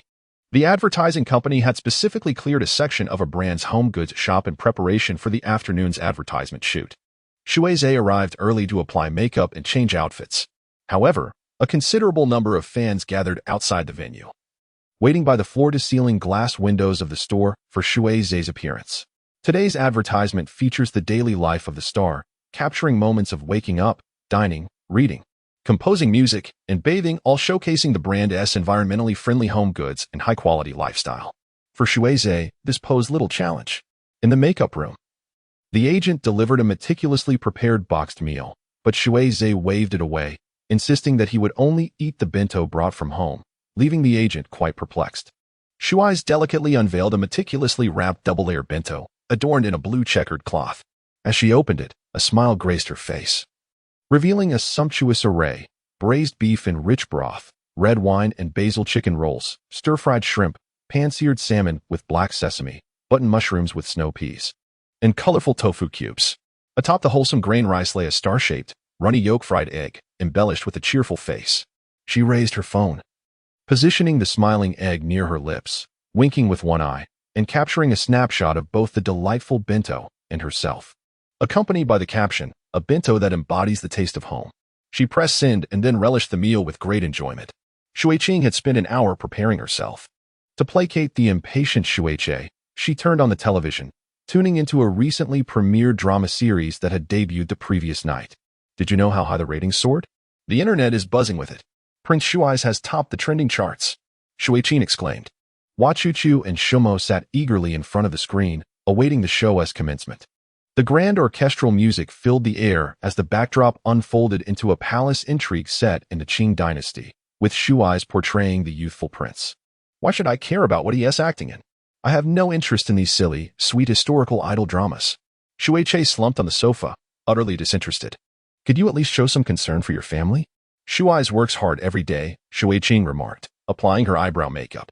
Well, he chose this path, striving to be a star on the Spring Festival Gala. Shui retorted. You know how Shui's is. Shui Qing glanced at Hua Chuchu, abruptly halting her words, leaving the thought unspoken. Upon witnessing the scene, Hua Chuchu felt a sense of suspicion that Shui Qing might be guarding against her for some reason. However, she refrained from further inquiries, as Shu aptly noted, given that Shui is a public figure, the less outsiders know about his affairs, the safer it is for him, which is quite natural. Haha, Shui has appeared. Why does it feel so out of character? Haha, his acting skills are rather poor. Shui laughed heartily while slapping the sofa. It is worth mentioning that Shui has been in the limelight for 2 to 3 years now. Yet we have never inquired about his work situation or visited him on set to offer our encouragement, nor have we attended his concerts. Shui Qing remarked while combing her hair. Isn't our family known for its indifference? Indeed, Shui replied. Why don't we pay him a visit on set today? Hua Chuchu suggested excitedly. Wouldn't that disturb his work? Shui inquired. I doubt it. I believe Shui would be quite pleased. Look, He has already posted about the bento I made on Weibo, mentioning that it has the taste of home. Wow. In just 1 hour, it has garnered 20,000 comments. Both Shui Che and Shui Qing simultaneously took out their phones to check. Haha. There are even speculations about whether the bento was made by a girlfriend. By the way, do you know who Shui Zhe's rumored girlfriend is? It's Shireen, the lead singer of the currently trending girl group Supergirls. However, I asked Shui Zhe, and he claimed there's nothing between them. It seems to be a case of co-marketing within the same agency, Shui Qing chuckled. Come on, are you unaware? Shui Zhe has a multitude of detractors. After all, fame comes with its share of controversies. It's quite normal. Which celebrity is free from criticism? Shui Zhe often suffers from insomnia, leaving one to wonder if, at his age, he is concerned about others' opinions. Shui Qing, adorned in lipstick, declared, I shall register a secondary account to engage in confrontation with them. Shui Che expressed his indignation. At that moment, Shui Imbo leaned over to glimpse Hua Chuchu's phone, inquiring, how does one use this? Oh, Shui Imbo, are you unfamiliar with mobile phones? Hua Chuchu exclaimed in astonishment. Meatball, do not regard him as a modern individual. Aside from his artistic pursuits and reading, he possesses virtually no other skills. The fact that he can operate a television brings me to tears of joy. Shui Che remarked. Then let us venture out today to purchase a mobile phone. Hua Chuchu comfortingly suggested to Shui Mo very well. Shui Mo responded with a smile. Why not also get haircuts? Shui Mo, your hair is excessively long, obscuring your vision, Hua Chuchu proposed. Oh, certainly, Shui Mo obediently replied. Goodness, what a remarkable day. Shopping, acquiring a mobile phone, and getting haircuts all in one. Shui Mo, welcome to the realm of humanity. Shui Che said, embracing the moment with playful sarcasm. Shui Qing observed the lively banter among the three, a subtle smile gracing her lips. In the furniture district, a throng of fans surrounded a furniture store, creating a blockade. Many fans donned matching angel wings, brandishing their phones to capture the scene of Shui Zhe filming an advertisement through the glass display. Hua Chuchu, pushing Shui Mo, found it impossible to squeeze through, while Shui Zhe and Shui Qing stood nearby, shaking their heads in disbelief. I have indeed witnessed it. We reside with a national treasure. I shall never dare to bully him again. Shui Che exclaimed. Oh my, how handsome, how beautiful. A girl exclaimed uncontrollably, causing many to turn their heads. Originally holding their phones to capture the shimmering water, upon seeing three strangers standing together, numerous girls gasped, mistaking them for celebrities, and eagerly raised their phones to photograph them. I tell you, if I were to debut, Shui Zhe would be out of a job. Shui Che whispered to Shui Qing. Don't flatter yourself. They are clearly taking pictures of me. Shui Qing retorted with conviction. Seizing the moment, Hua Chuchu nudged Shui Mo forward. And as the girls caught sight of the dashing young man in a wheelchair, they parted ways to let them through. The quartet reached the glass window, where they saw Shui Zhe lounging on a sofa, striking a pose as if engrossed in a book. This guy really knows how to show off. Shui Che scoffed. The master of flair is undoubtedly you. Shui Qing replied. After capturing that scene, Shui Zhe took a break. Upon lifting his gaze, he spotted the four standing outside the glass and joyfully waved to them. Shui Qing and Shui Che chuckled and waved back, gesturing to the numerous coffees they were holding. Shui Zhe leaned in to whisper a few words to a staff member, who then stepped outside and allowed Shui Che and Shui Qing to enter. Fans instantly erupted in excitement, surging towards the glass door, only to be restrained with great effort by a group of security personnel. Surrounded by fans, Shui Mo was bombarded with questions. Are you friends of Shui Zhe? Are you also celebrities? Faced with the onslaught of inquiries and cameras, Shui Mo maintained a stoic silence. Hua Chuchu awkwardly laughed, saying, No, we are also staff. I'm merely a fan. Handsome, why don't you debut? If you did, I'd be your fan. What is your name? May I take a photograph with you? Shui Mo was somewhat flustered by the attention from the unfamiliar crowd. Shui Zhe joyfully approached, exclaiming, Sister, what brings you here? Why isn't Shui Mo coming in? Your fans are so fervent that they can hardly squeeze through. Shui Che added, We thought of visiting you while you were working to offer our encouragement. Shui Qing affectionately patted Shui Zhe's head, eliciting a radiant smile filled with happiness from her. A chorus of excited screams erupted from the fans at the entrance. Who is that woman? She dares to touch Shui Zhe's head. The sound of cameras clicking filled the air. Shui Zhe is mine. No one else is allowed to touch her. What to do? That woman is too beautiful. So stunning that it renders one speechless with envy. Whispers of speculation rippled through the crowd. Suddenly, Shui Mo let out a soft chuckle. What is amusing, Shui Mo? Hua Chuchu inquired. Is that so? Shui Mo murmured. What do you mean? Shui Zhe. I had no prior understanding of Shui Zhe. Shui Mo gazed at Shui Zhe. Hua Chuchu felt a surge of warmth upon witnessing Shui Mo's expression.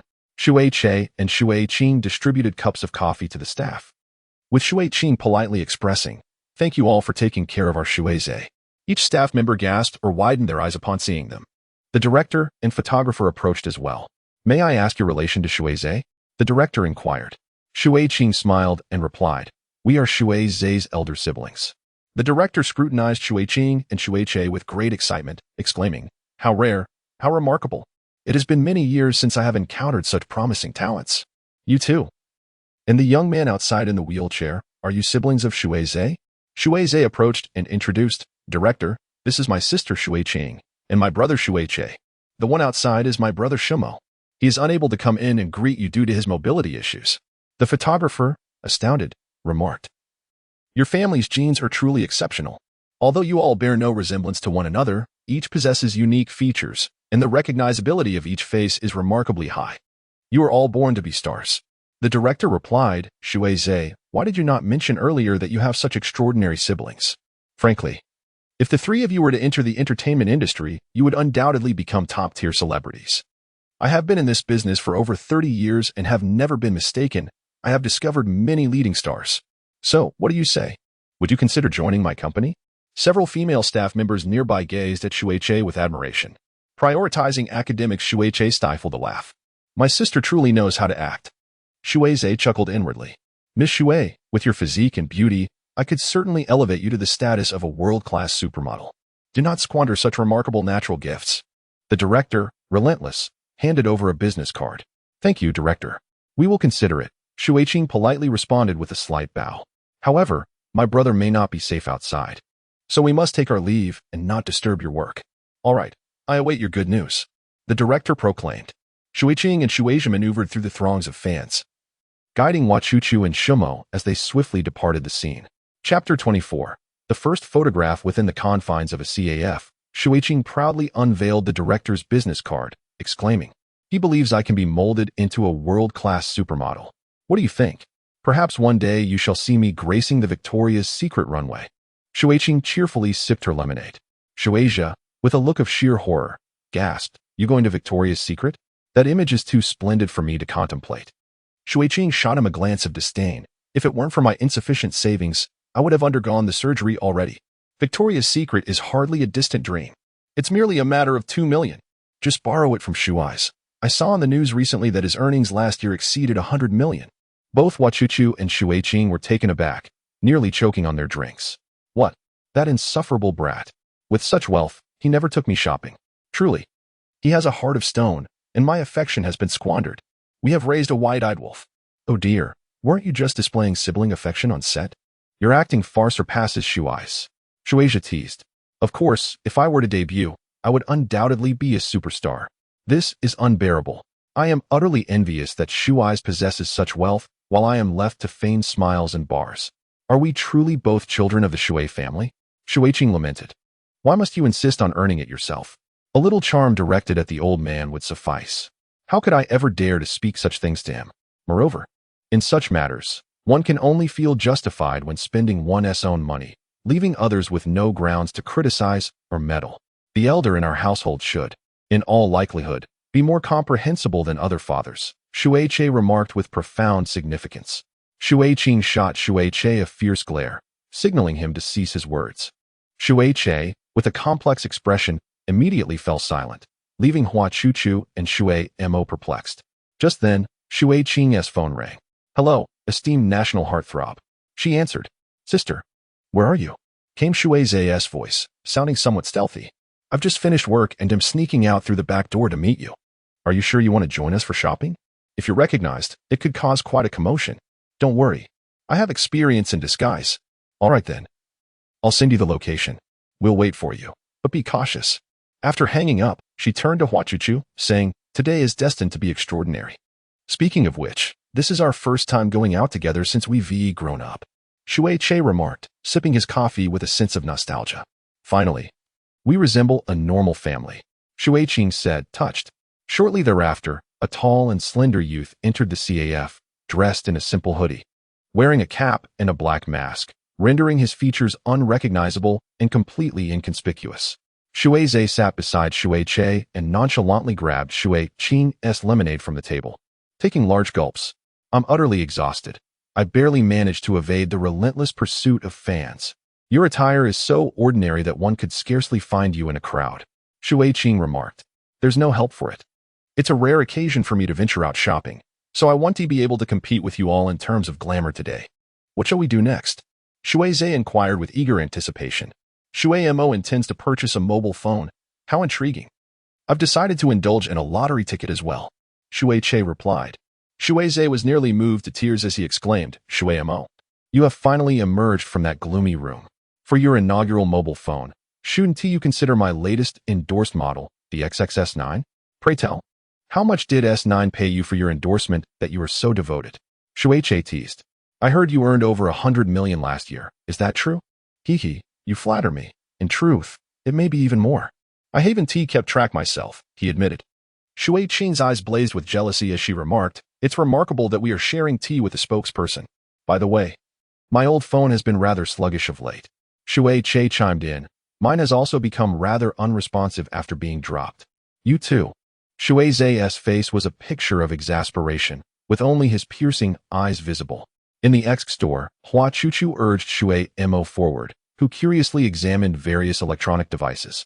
Marveling at each one, a female attendant warmly approached, eager to introduce them to the specifications of the mobile phones. Other female employees, upon seeing the handsome young men and beautiful women enter, became giddy with excitement. Greetings. Our newly launched S9 features the most advanced technology. Before the waitress could finish her sentence, Shui Zhe interjected, an octa-core processor, a 6.0-inch QHD ultra-clear display, and 512 gigabytes of storage, all encased in tempered glass for a lighter and slimmer experience. All right, we are all aware of its specifications. You may attend to other customers now. We will browse on our own. Oh, certainly. The waitress, visibly astonished, stepped back. Oh, Shui Zhe, this is quite impressive. Shui Qing nearly burst into laughter. Shui Qing picked up a pink S9, Shui Che chose a blue one, and tossed a black one to Shui Mo. Shui Mo examined it with satisfaction, then picked up a matching white one and handed it to Hua Chuchu. I don't need it. I already have a phone, Hua Chuchu replied, flabbergasted. Your phone seems a bit outdated, Shui Mo remarked. Although Hua Chuchu had been using her flip phone for 4 years, often mocked by her roommates for its antiquity. She had little use for the latest gadgets, as she primarily only spoke with her family and had few friends. This lack of concern for technological upgrades baffled her, especially when her roommates would save for 2 months on instant noodles or pressure their boyfriends into gifting them new phones, all for the sake of prestige among classmates. But this is too valuable. I cannot accept it. I want us to have the same phone, Shui Mo said, lowering her head, somewhat embarrassed. However, this phone costs several thousand yuan. How about I repay you once I receive my salary? No need. After all, it's Shui Zhe who is footing the bill, Shui Mo casually remarked. Shui Zhe, even you. He was at a loss for words, yet no one paid him any mind. Shui Qing had already begun to take selfies, oblivious to her surroundings. With a sense of resignation, Shui Zhe pulled out a card to settle the bill, muttering, What on earth am I even doing here? Had I known you all wanted phones, I could have simply asked the advertisers for a few. Now I must secretly reach into my own pocket to make a purchase. Is there a spokesperson more unfortunate than me? Hey Shui Mo, you don't even bother to ask for my number? Is this how you treat a brother who buys you a phone? Shui Zhe questioned. Oh fine. What is with that reluctant tone of yours? We are indeed a rather indifferent family, Shui Zhe exclaimed, covering his face in a mock display of tears. TSK. Receiving a gift from my younger brother for the first time, I am so moved. Our Shui Zhe has grown up, earning such substantial money. Finally, the day has come when I can shop freely at Starlight Plaza. Shui Qing's expression suggested she might pull out a handkerchief to wipe away her tears of joy. That is not okay. Dear sister, please don't embellish the scene so much, Shui Zhe exclaimed loudly. Truly an indifferent family. Shui Qing immediately shifted to a look of disdain. Shui Che sighed. Are not the wealthy young masters in dramas depicted as driving luxurious cars and possessing untold riches, lavishly spending to woo women? Why is it that we, with not even a maid at home, find ourselves in such a situation? Is this the chasm between fantasy and reality? Whom can we blame? Among the four of us, who has ever brought any peace of mind to the old man? Not to mention the endless pocket money he lavishes upon us. It's a miracle he hasn't cast us aside. Come, come. Let us commemorate our inaugural grand reunion with a selfie to send to the old man. Perhaps his spirits will be lifted, and he might generously bestow upon us a fortune. Hua Chuchu, you take the lead in the front. Snap the picture and make my face appear smaller. Shui chimed in, pulling someone closer. Hua Chuchu raised her phone, flanked by the composed and subtly smiling Shimo. While behind them, the playful Shui, and Shui struck a pose. 1, 2, 3, click. The first photograph captured on Hua Chuchu's new phone showcased the youthful, radiant smiles of the five friends. Chapter 25, Shopping in the City. Shimo wore a dark expression. Hua Chuchu cautiously nudged him. Hey Shimo, your expression looks as if you're about to commit murder. Why so glum on your first shopping trip? Shui stifled a laugh. You look quite unappealing. Shimo replied coldly. But it's adorable. I could hardly sit still. Shui added, also holding back laughter. Do not be upset. We are merely considering your safety. Otherwise, navigating the elevator with your wheelchair could be perilous. Shui remarked, equally restrained in mirth. Shimo chose to ignore them. The group exchanged glances, unable to suppress their laughter any longer. Shui raised his phone, capturing Shimo from every angle. So handsome. Look this way. Oh, even your angry expression is striking. Shui leapt about, snapping pictures of Shimo. With a frosty demeanor, Shimo contemplated that if he could just leap from his chair, he might very well send these two jesters flying. Earlier, at the entrance, everyone was troubled. Shui Mo's wheelchair made navigating the elevator quite perilous. Waiting for the lift on each floor took an eternity. Pushing Shui Mo while maneuvering a large shopping cart proved cumbersome. And there was a fear that the sudden descent of the elevator might cause Shui Mo to tumble. At that moment, a nearby child insisted that his father lift him into the shopping cart, gleefully standing inside it, exclaiming to his mother, "Toot toot. The little train is departing." Shui cheerfully suggested, "Shui Mo, why don't you join him?" "No," came the retort, "but it would be much more convenient for us to push you this way. You wouldn't have to worry about falling down the elevator." "I refuse. I am not a child. This enormous shopping cart can easily accommodate you." "I won't. It's so ugly." Without heeding Shui Mo's frosty demeanor, Shui swiftly scooped her up in a princess carry. Onlookers, particularly a few girls, were astonished to witness Shui, a tall beauty with cascading hair, effortlessly lifting Shui Mo as if she were a mere chick, the scene strikingly incongruous. "Shui, put me down," Shui Mo said, her expression darkening. "Those who inconvenience others have no right to make demands. If you wish to get down, you must recover quickly and walk on your own. A deadweight has no voice." Shui Mo fell silent, her cheeks puffed in indignation. "Toot toot. The little train is departing." Shui mimicked the earlier child's tone, causing Shui and Shui to nearly double over with laughter. Hua Chuchu gently patted Shui Mo's head and said, "Do not be upset. It is quite endearing. I wish to sit, yet I cannot, for I would likely cause the vehicle to explode." Upon witnessing Hua Chuchu's joyful laughter, Shui Mo sighed in resignation, tacitly acquiescing. This entire 8-story mall was a veritable treasure trove of exquisite home goods, ranging from grand furniture and appliances to the smallest spoon or cloth. Everything one could desire was available. Chuchu gazed around, mesmerized by the array of refined household items, some so exorbitantly priced that they left her astounded. A single cup could even cost several thousand. Yet these items, which could only be described as works of art, were unlike anything Hua Chuchu had ever encountered, filling her with immense excitement as she looked about in wonder. Shui, wearing a mask, spoke as they ascended the elevator. "Sister, among us, you are the tallest and strongest. Are you truly willing to forsake this divine gift and defy the heavens?" "Indeed. Since I can remember, this has been my aspiration. What merit is there in being a man? I wish to be a woman of unparalleled beauty, captivating all," Shui proclaimed with pride. "Do you not want to try dating girls? Perhaps after you have touched a girl's chest, you would be grateful for your masculinity." Shui teased with a mischievous grin. "Alas, I cannot pursue romance. None of them can match my beauty," Shui replied with a hint of resignation. "Peach," Shui exclaimed. "Who is Peach?" Shui inquired. "Ah, I forgot you weren't here last time and didn't meet her. Peach is truly a rare gem, one who could rival you, sister. I shall introduce you to her next time," Shui responded. "You beast. Do not entertain thoughts of Peach. None of you rascals are worthy of her. Shui Qing retorted. Hey, what on earth happened while I was away? You didn't even tell me about the beautiful women, protested Shui Zhe. Nearby, a man descending in the elevator was so captivated by Shui Qing that he forgot to step out, stumbling as he exited. Upon witnessing this, Shui Zhe remarked to Shui Qing, fortunately, you were born in modern times. In ancient days, you would have been a bewitching temptress, causing calamity and turmoil. Alas, in today's world, you are merely a single soul, yet to experience your first kiss. I only hope to engage in a profoundly memorable romance before I turn 20. Shui Qing lamented, gazing at her reflection. She then inquired, Xiaoze, have you ever been in love? I'm far too busy every day. Where would I find the time for romance? My sole interest lies in making money. Shui Zhe replied. Come now, great romantic, enlighten us about the laws of love. Shui Qing urged Shui Che. I've never been in love either. How would I know?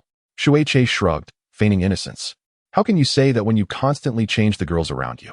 You still have the audacity to claim you've never experienced love. Shui Qing retorted.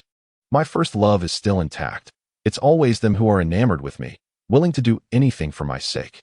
At this age, filled with youthful vigor and curiosity about the human form, my rejection must have inflicted considerable pain upon their tender hearts. Shui Che boasted shamelessly. Beast! Exclaimed Shui Qing. Shui Zhe and Hua Chuchu in unison. The five of them first ventured to the kitchenware section, where Hua Chuchu's eyes sparkled with delight. Marveling at every exquisitely crafted set of tableware and ingeniously designed kitchen gadgets, flitting about joyfully like a light-hearted little bird. Is this for real? Oh my, Shui Qing, I adore you. Hua Chuchu joyfully swayed her hips, pouted, and blew a kiss towards Shui Qing. Shui Mo, Shui Qing, Shui Che, and Shui Zhe stood transfixed, watching Hua Chuchu dance with her exuberant movements. Shui Zhe covered his face, a look of acute discomfort evident. Shui Che stifled a laugh, his expression suggesting he might burst. Shui Qing's lips twitched as he observed Hua Chuchu's robust figure and her clumsy dance, devoid of any delicate feminine grace, his face reflecting a mix of disappointment and incredulity. Shui Mo leaned forward slightly and said, Chuchu, you can buy anything you desire. Really? Shui Mo, you are such a little angel. Hua Chuchu beamed, unable to resist pinching Shui Mo's cheek. Why don't you say you love me? Shui Mo replied in a calm, earnest tone, as if it were the most commonplace statement. Shui Qing, Shui Che, Shui Zhe, and Hua Chuchu, upon hearing Shui Mo's unexpected declaration, were all left speechless, their jaws nearly dropping. Shui Mo, what are you saying? Hua Chuchu exclaimed in disbelief. When Shui Qing asked you to buy a plate, you declared your love for him. Yet when I encouraged you to buy freely, you remained silent, Shui Mo stated with utmost seriousness. Ha ha ha ha ha. Shui Che and Shui Zhe collapsed in laughter against the wall. Shui Qing chuckled in disbelief. Shui Mo, you are truly innocent. Hua Chuchu also smiled awkwardly. Yet upon seeing Shui Mo's earnest expression, her heart began to race. Shui Mo, do you even comprehend the implications of what you just said? Shui Che laughed heartily. I certainly do not need guidance from three individuals who have never experienced first love. Ink, with an expressionless demeanor, chuckled heartily. Ha ha. Ink is truly adorable. Waterclear laughed so hard that he could barely stand upright. The group wandered the streets, creating a cacophony of noise. Hua Chuchu gently pushed Ink forward, musing to herself, do not misinterpret. Ink is simply innocent and naive, speaking whatever comes to mind without malice. Do not take it to heart, nor apply worldly interpretations to Ink's words. Yet, when Ink uttered that particular phrase with such seriousness, it indeed caused her heart to skip a beat.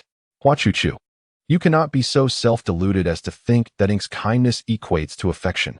Passing by a mirror, Hua Chuchu caught sight of her own robust reflection. One must possess self-awareness. What normal boy would fall for someone like me? She vigorously shook her head, a gesture noticed by Water Zhe. Chapter 26. A chance encounter in the men's restroom. Water Clear was captivated by a crystal-clear cup, its price quite steep. The vendor informed him that it was a limited edition with only 2 remaining. He selected one, and the vendor joyfully wrapped it up for him. The group continued their shopping spree, tossing various items into their cart. Then, Water Zhe threw a cushion at Ink. And these, Water Clear tossed over a scented candle, while Ink caught the barrage of items coming from all directions. Soon, Ink was surrounded by a plethora of goods, reaching halfway up her body. Water Zhe and Water Clear behaved like 2 childish rascals, creating a ruckus wherever they went, competing over everything. Had it not been for Waterclear's admonition, they might have genuinely come to blows over their insistence that the others should not buy the same items. After an afternoon of wandering, Shui was nearly exhausted, collapsing onto a bed and insisting that he would not move. I am utterly fatigued. Shopping with you all is even more tiring than filming. I simply cannot walk any longer. Let me rest, he declared. With so many people bustling about, isn't it a tad perilous for you to lie here? Shui inquired. Look, I haven't been recognized by a single passerby all afternoon. Rest assured. Ah, this bed is so comfortable. I think I shall take a nap. Shui lowered his cap and adjusted his mask, making it difficult for anyone to identify him. Very well, we shall return for you shortly. Just be careful, they cautioned before continuing on their shopping excursion. Not long after, they encountered a small boy, crying loudly in search of his mother. Little one, have you lost your mother? Shui bent down to ask. Mommy, mommy, the boy sobbed, his face streaked with tears and snot. Shui retrieved a tissue, gently wiping his face and pinching his nose, prompting the boy to blow a large bubble of mucus, continuing his cries. Shui, why don't you take him to the service desk to find a security guard? This little boy seems quite troublesome. Why not you? Shui suggested. Pretty sister, Shui replied, his face displaying reluctance. Shui shot him a glare, stating, I've been in urgent need since earlier and have yet to locate a restroom. I can no longer hold it. You must take him to the service desk. With a sigh, Shui lamented, women and children are the most troublesome. All right. Little one, come with me. He relented, extending his hand, which the boy timidly grasped. Choo-choo, you take Shui Mo and continue shopping. I will join you shortly. Having spoken, Shui hurried towards the nearby restroom. However, each visit to a public lavatory brought forth a sense of awkwardness and uncertainty regarding whether to enter the men's or women's room. Should she choose the men's? Her feminine appearance often elicited astonished glances from the men standing at the urinals. Conversely, entering the women's restroom filled her with a sense of unease and discomfort. Consequently, she frequently found herself lingering outside the men's restroom, waiting for a moment when it appeared unoccupied, before making her swift entrance. This shopping mall's restroom was adorned with exquisite decor, shimmering with gold accents, and infused with a subtle scent of aromatherapy. At this hour, being mealtime in the restroom's somewhat secluded location, the foot traffic was indeed sparse. Upon glancing inside, Shui noticed that the urinals were vacant, prompting her to dash in hurriedly. To her surprise, she collided headlong with a man stepping out from one of the cubicles. Oh, the man appeared equally startled. In that instant, two words flashed through Shui mind. It's over. The man before her was tall and slender, making Shui, who stood at 183 centimeters, feel diminutive by comparison. Raising her gaze, she instinctively gasped. The man possessed jet black hair, striking brows, and eyes that glimmered with a deep azure hue. His prominent nose and chiseled chin hinted at a touch of mixed heritage, and his stern expression conveyed an air of maturity, composure, and authority. Clad in a tailored black suit that accentuated his physique, with a tie and tie clip of undeniably high quality, he resembled a domineering CEO straight out of a romance novel. Shui was momentarily entranced, for the first time in reality. She beheld a man more handsome than the three she lived with at home. Miss, I believe you have taken a wrong turn, the man remarked, a hint of mockery dancing at the corners of his mouth. Water had never felt such trepidation. Her heart seemed to leap into her throat dry and her voice hoarse. A boy. The man furrowed his brow, yet the amusement in his expression deepened, and in his dark blue eyes flickered a trace of elusive tenderness. Water was at a loss for words, lowering her gaze, unable to meet his eyes, which possessed a magnetic allure that seemed capable of drawing in all things. I understand. I shall guard the door for you. Rest assured, he declared, striding towards the entrance and casually shutting the plush door of the restroom behind him. Water remained rooted to the spot, wondering if this man possessed the ability to read minds, as he had seen right through her, recognizing her embarrassment and discomfort. This was the most secure she had ever felt in a public restroom, yet the rapid beating of her heart rendered her momentarily paralyzed. After what felt like an eternity, Water finally finished washing her hands. She touched up her makeup in the mirror, smoothed her hair with water, and cleared her throat a couple of times before approaching the door. The man stood in the smoking area, a cigarette in hand. Are you ready? He inquired, his gaze fixed on her, a semblance of a smile gracing his lips. Thank you, Water replied, bowing slightly. The man extinguished his cigarette and remarked, it must be quite inconvenient for you. Indeed, Water Ching replied, her cheeks flushed. The two stood face to face, and an awkward silence enveloped them, leaving her uncertain of what to say. Should they part ways here? She hesitated, reluctant to leave. How do you intend to thank me? After all, I did help you fend off several individuals. A man approached him, leaning in close to Shui Qing's face. Startled, Shui Qing had never been this close to anyone before. The man's commanding and alluring visage loomed less than 10 centimeters away, allowing Shui Qing to even sense his breath. Within the depths of his eyes sparkled an ambiguous glimmer. Could it be that he is? I would like to invite you for a cup of coffee, Shui Qing stammered, swallowing hard. To her astonishment, the man casually locked the bathroom door behind him, pressing his hands against the wall, effectively trapping Shui Qing within the confines of his embrace. Everything transpired so abruptly. There was no time to react. A forceful kiss was bestowed upon Shui Qing's lips. The aroma of his cologne mingled with the scent of smoke lingering in his mouth, while the musky pheromones emanating from his breath, coupled with the fragrance of the bathroom's air freshener and the unique scent of dampness, assailed Shui Qing's senses like a tidal wave. She found herself unable to close her eyes, wide awake. Yet she beheld the man with his eyes shut and his long lashes resting gently. Shui Qing felt as though she had forgotten how to breathe, as if struck by lightning. Her body stiffened and trembled. That fleeting moment felt as if it spanned an entire century. When the man finally released her, he brushed his thumb across the corner of his mouth, flashing a wicked smile, and asked, "Is this your first time?" Observing Shui Qing's dazed and lost expression, he chuckled softly, placing a hand atop her head and ruffling her hair, saying, "I shall accept this as a token of gratitude. We are even now. Farewell." With that, he elegantly swung open the bathroom door, and Shui Qing felt as if he vanished into the brilliant light beyond. After an indeterminate period of time, Shui Qing finally managed to regain his composure. He pressed his palm against his wildly racing heart and then touched his lips, as though the lingering scent and presence of the man were still before him. Yet, everything had transpired so abruptly, so unrealistically. Oh my God. I cannot believe. I was in the men's restroom, forcefully kissed by a stranger.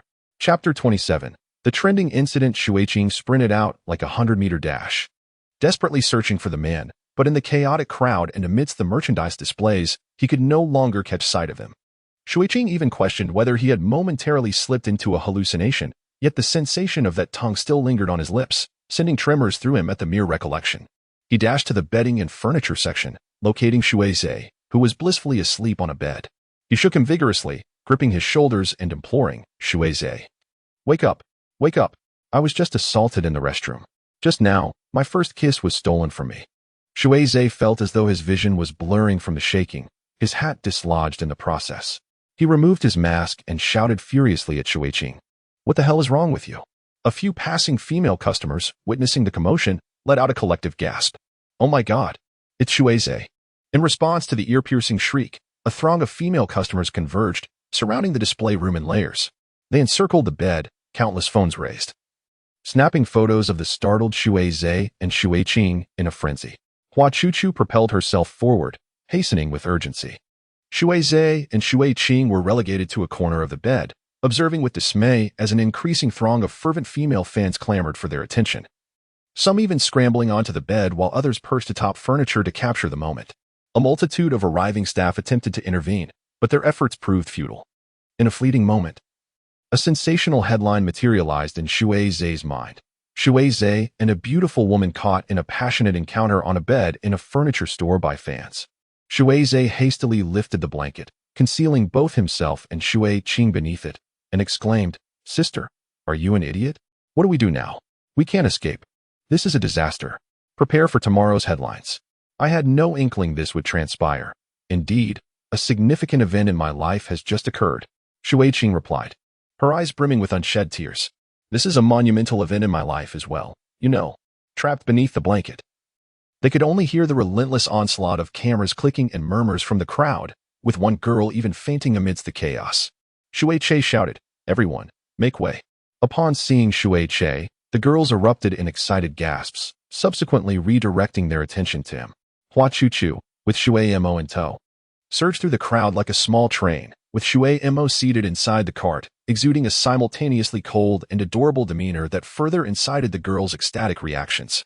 Hua Chuchu and Shui Che finally reached the bedside, forcefully pulling back the blanket.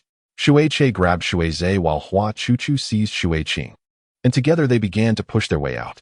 Various smartphones were raised before their eyes, accompanied by a cacophony of discussions. The four of them finally squeezed through and dashed forward, while Hua Chuchu grasped the shopping cart with one hand, pulling along Shui, who sat bewildered in the cart. Ahead of them was a throng of fervent female fans, brandishing phones and fervently capturing the scene of the five individuals. This sight left Shui both exasperated and amused, pondering how many photos had been taken of her being dragged along in the cart, while the pursuing fans resembled relentless zombies from a cinematic chase. On the return journey, Shui unlocked his phone to find the top 10 trending topics on social media. Shui and a beauty in a home furnishing store. Who are Shui's handsome friends?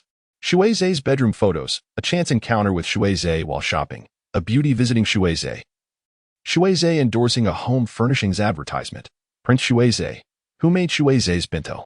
Various scandalous remarks and conjectures erupted online, embellishing the ambiguous affairs surrounding the underage Shui. With numerous eyewitnesses and an abundance of leaked photos, the comments on Shui's Weibo skyrocketed to over 100,000. His manager called, furious, and upon understanding the situation, promptly issued a Weibo post to clarify. The young woman was not Shui's girlfriend, but rather his elder sister, and the family had been overwhelmed by fans during their shopping trip, causing them considerable distress. The statement positioned Shui as the victim of obsessive fans intruding upon his private life, instantly rallying a legion of devoted fans expressing their concern for him. In the afternoon, the director and crew of the advertisement took to Weibo to clarify that the girl and the boys in the photographs were, in fact, the elder siblings visiting Shui. Consequently, a group of devoted fans present at the filming site shared photos to vindicate their idol. However, it wasn't long before the trending topic on the internet morphed into discussions about the astonishing siblings of Shui, his family background, his true identity, and the enigmatic figure beside him. Countless netizens began to speculate about Shui's familial lineage and formidable genetics, attempting to unearth information about Shui, Shui, Shui, and many others, captivated by the family's striking appearance. Even Shui's fans engaged in debates and friendly disputes over who among them was the most handsome. Additionally, a segment of the online community started to jest and ponder the identity of the plump woman accompanying Shui, whose look seemed incongruous with the family's aesthetic. Feeling utterly exhausted, Shui buried his face in his hands, lamenting, "Enough.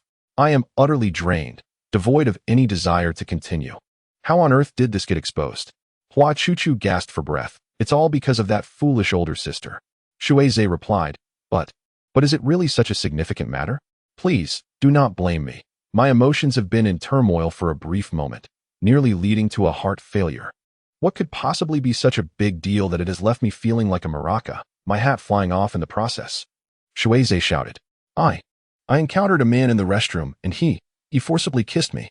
My first kiss is gone." Shui exclaimed in a state of panic. The mere recollection of that moment struck Shui with a greater urgency than being cornered by Shui's fans beneath the covers. "What? The restroom?" Shui and Shui exclaimed in unison. "Hey, that's not the point." Shui gazed at the two of them in silence. The car was suddenly enveloped in a profound stillness, with no one daring to utter a word. Shui's words were laden with meaning, yet he left them hanging, while Hua Chuchu appeared somewhat perplexed. Meanwhile, in the opulent top-floor office of the Shui International Building, Shui Yuan scrolled through his phone, his brow furrowed and his expression grave. Chapter 28. Accompanying studies. As the vehicle entered the Shui manor, 5 individuals disembarked. Hua Chuchu was pushing Shui when they stepped inside, only to find Shui Yuan seated on the living room sofa alongside an elegant and intellectually refined woman, both gazing at them with serious expressions. Standing behind Shui Yuan was Uncle Ing, who raised his eyebrows slightly at the 5 of them, signaling that something significant was afoot. The 5 exchanged glances, swallowing hard. Hua Chuchu recognized her immediately.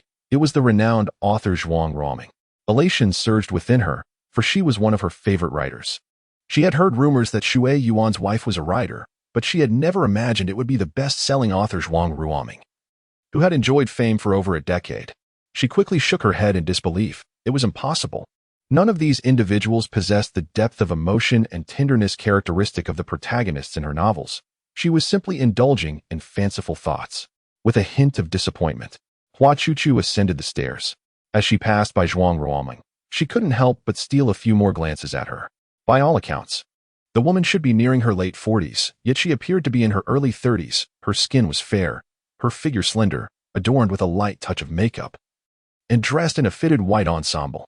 She sat upright, exuding a gentle demeanor while simultaneously radiating an air of unapproachable elegance.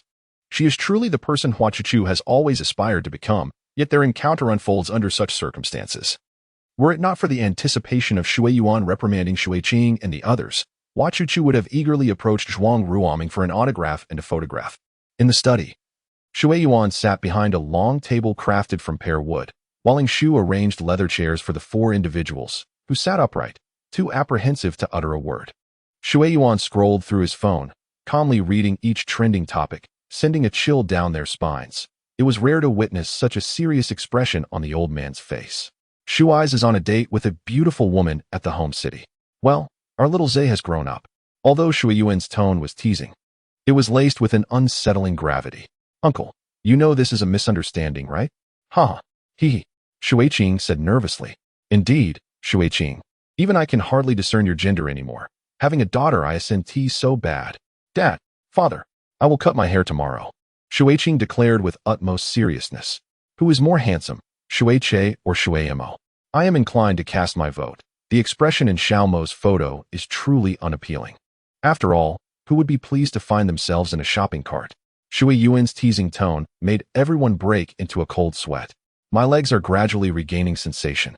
They placed me in the shopping cart to prevent me from falling due to the momentum of descending the elevator. Shui Mo quickly clarified. Oh, is that so? It seems you all have been getting along quite well lately, thinking of each other like brothers. That brings me comfort. Indeed, everyone has been rather pleasant to one another lately. After all, we are family, aren't we?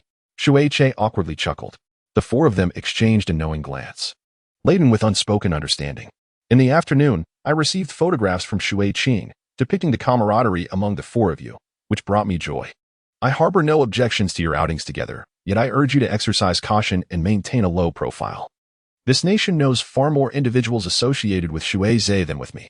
Additionally, there are those with ulterior motives who are ever watchful, seeking opportunities to undermine Shui Xing's business rivals.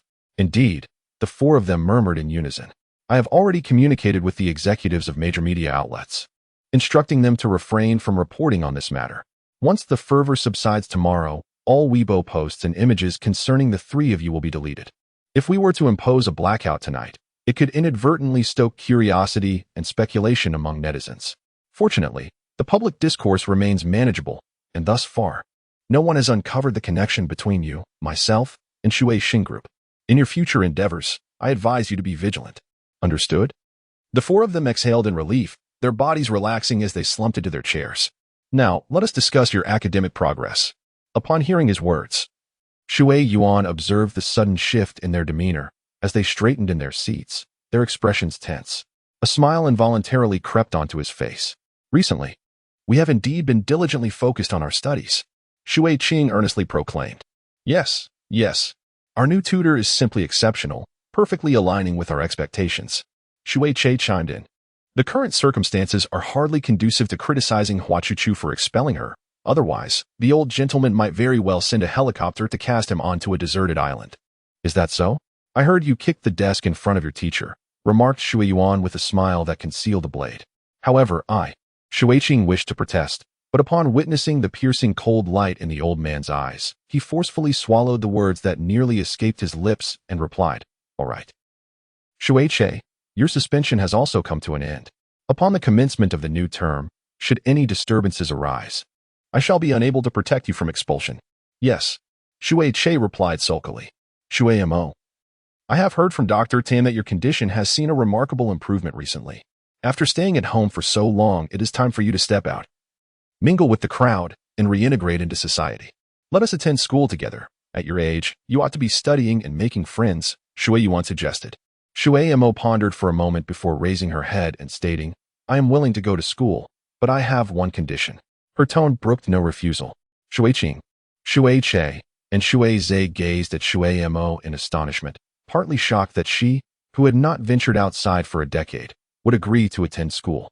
and partly amazed that she dared to propose conditions in such a precarious situation. I wish to bring Hua Chuchu with me to school, aside from her. I do not wish to converse with anyone else there. The other three gasped in disbelief, with Shui thinking, Shui mo. You truly have guts to make such an unreasonable demand. But you must know, Hua Chuchu has already graduated from university. Moreover, she is not a toy. How could one bring her to school? Shui Yuan said with a mix of exasperation and amusement. After all, there is nothing beyond your capabilities, Shui Mo remarked. Her tone imbued with a subtle hint of flattery, laced with a playful charm. Shui gazed at her, his expression one of incredulity.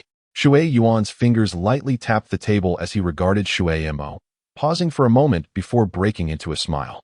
If altering academic records is on the table, it is certainly feasible. Are you both absolutely certain about having a tutor accompany you around the clock to assist in your studies? Absolutely not. Shui Mo and Shui responded in unison, their resolve unwavering. Xiao Che, your firm opposition brings me solace. I shall consult Hua Chuchu to see if she agrees to accompany you as a study partner and return to high school at Desong with you. Shu, please fetch teacher Hua. I need to discuss matters with her, Shui Yuan said with a playful glint in his eye, addressing Shui Che. What? Shui Qing, Shui Zhe? And Shui Che chorused in astonishment, their eyes darting between Shui Mo and Shui Yuan in disbelief. Furthermore, should the class divisions occur upon the commencement of the second year, if any of you four fail to secure a place in the elite class, all of your allowances will be halved. You have 3 months this summer to deliberate on this matter. Shui Yuan's tone bore no hint of menace. Yet it felt as though a noose had been tightened around their necks. Shui Qing longed to throw himself to the ground in a fit of despair, yet at 18, he was no longer a child. Sprawled on the floor at his height of 183 centimeters would be quite unseemly. The prospect of a halved allowance was almost unfathomable, as it would render the purchase of new skirts, bags, and high heels an impossibility. Meeting adjourned. Everyone, do take care to rest early, Shui Yuan concluded. 3 individuals exited with an air of exhaustion, while Shui Mo wore a blissful and contented expression of innocence. In Chapter 29, No Way, Hua Chuchu spoke with a face full of dread. At that moment, she was in the study, seated in front of Shui Yuan, with Uncle Ing standing beside him. Shui Yuan had just proposed that Hua Chuchu accompany them for her studies, a suggestion that was met with her firm refusal. It's not that. Studying is fine. It's because. Hua Chuchu hesitated, biting her lip, her hands involuntarily clutching the hem of her clothing. If you have any requests, Miss Hua, please feel free to voice them. I have no requests. Then what troubles you? I completely understand what you are saying, Miss Hua. But I have always believed that youth is the most beautiful phase of life. While your academic performance is commendable, your timidity has caused you to miss out on the entirety of high school. Why not seize the opportunity to start anew? Perhaps this time, you will encounter a different life experience and challenge yourself. Shui Yuan expressed. Hua Chuchu gazed at the kind-hearted Uncle Shui before her. His words bore wisdom. Yet the memories of mockery, solitude, and nights spent crying under her covers surged forth, igniting an innate fear within her. In truth, you could perceive this as a job, merely assuming the role of a student in a different environment, providing guidance to the 4 of them at any time. I have heard from Uncle Ing that you have been getting along well with everyone this past week, and even Xiao Che holds you in high regard. Moreover, with 4 companions accompanying you, they will look after you, and you have already become friends, have you not? Hua Chuchu forced a smile, recalling the near-drowning incident from the day before, a harrowing experience that had left her shaken. Daily encounters with Shui Che seemed to conjure up an array of peculiar situations. And yet, how could he still commend her? Were they truly friends? Hua Chuchu found it difficult to ascertain whether they had crossed that threshold. Overwhelmed, she nearly buried her face in her hands in disbelief. Caught between the allure of wealth and the haunting memories of her past, her heart was a battleground, torn as if by 2 conflicting selves. With a dazed demeanor, she exited the study and ascended the staircase, sensing an impending darkness shrouding her future. Upon reaching the 2nd floor, she was suddenly enveloped by a hushed, conspiratorial murmur, evoking a sense of clandestine intrigue. Curiosity piqued, Hua Chuchu tiptoed closer, only to overhear an agitated male voice exclaim, "Do not pursue me any further." The voice, it belonged to Shui Che. Instinctively, she concealed herself in the shadows of the spiral staircase, keenly attuned to the unfolding drama. "We are impossible, Meng Yi. Do not utter such words again." Shui Che's tone was laced with frustration. "You were never like this with me before. Hua Chuchu felt as if a thunderbolt had struck her. It has all been a figment of your imagination. I have always regarded you with the respect befitting an elder. That is not true. You were once so attached to me. Shache, you know well that my union with Shui Yuan is merely a fade. We have never shared a genuine marital bond. Were it not for you, I would have relinquished this role long ago. I chose not to divorce solely to see you more frequently. Meng Yi truly loves. Hua Chuchu felt as though 1,000 thunderclaps reverberated within her. Enough. Do not speak further. Shui, do you think I've grown old? Wasn't I your first awakening? Now that you've matured, you seem to disdain me. Dreamwani choked on her sobs. If you continue like this, I will have no choice but to inform the old master. I refuse to believe you would treat me this way, especially when you too have your faults. Should you tell Shui Yuan, I will reveal your father's secrets to Xiaoma. Her voice, laced with tears, carried a venomous threat. You dare. If you so much as lay a finger on Shimo, I will make you pay dearly. Shui retorted through gritted teeth. How did we end up like this? Dreamwani cried out in anguish, her emotions ignited by Shui's harsh words. And in a fit of rage, she turned and ran away in tears. Shui stood frozen for a moment, sighed deeply, and then made his way outside. Hua Chuchu curled up quietly in a dark corner, terrified of being discovered by Shui. Do not let yourself be found. Do not let yourself be found, she thought, urging herself to move forward. If she were discovered, she might very well be silenced forever. Hua Chuchu's imagination spiraled, envisioning Shui wielding a glimmering knife against her neck, coldly declaring, You know too much. She could almost feel the blade pressing against her throat, and beads of sweat formed on her forehead from the tension. As Shui walked by not far from her, Hua Chuchu finally exhaled in relief, only to find that the sudden release of her pent-up anxiety had led her to inadvertently pass gas. Just then, a tall figure blocked out all the light.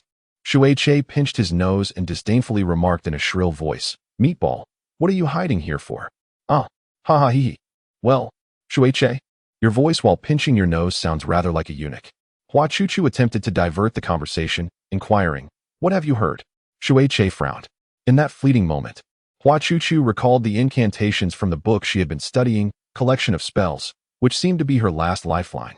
Thus, she extended her hand and twirled her fingers in front of Shui, reciting incantations. Amp, amp, amp, amp, amp, amp. You cannot see me, you cannot see me. Shui's expression darkened, and he bellowed, You fool. This outburst terrified Hua Chuchu to her core. What have you heard? I haven't heard anything. I haven't heard anything. Hua Chuchu shook her head vigorously, resembling a rattling drum. Come here. Shui seized Hua Chuchu by the collar, dragging her into the room as if she were a broom, her legs limp with fear. He slammed the door shut, locked it, and tossed Hua Chuchu onto the sofa, then crouched down to rummage through the drawers. What are you going to do? Hua Chuchu trembled like a leaf. Shui produced a rope, roughly the width of a finger, stretched it, and approached with a darkened expression, threatening, Speak. What have you heard?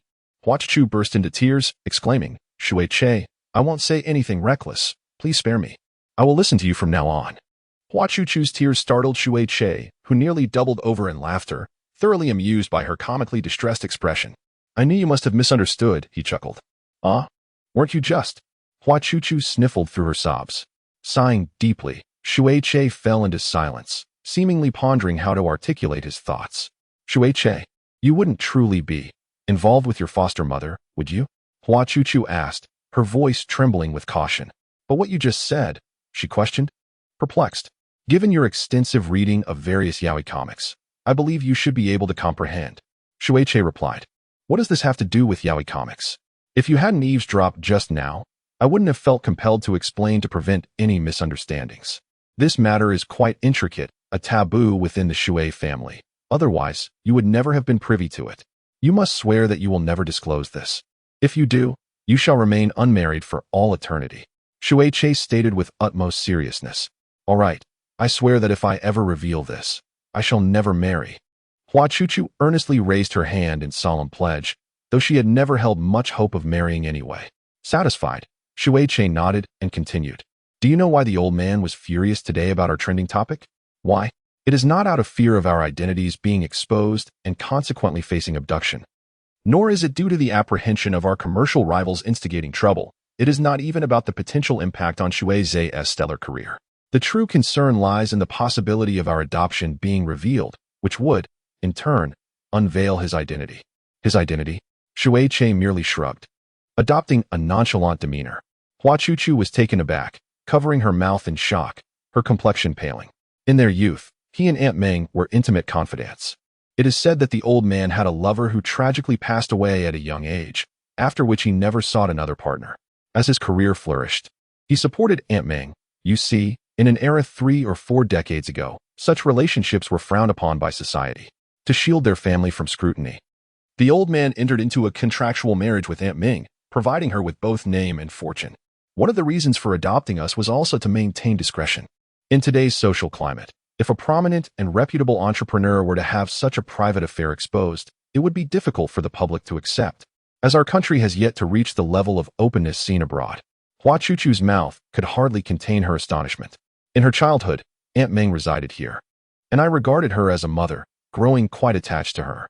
She was indeed kind to me, yet she was often harsh towards Shui, leading to frequent quarrels between them.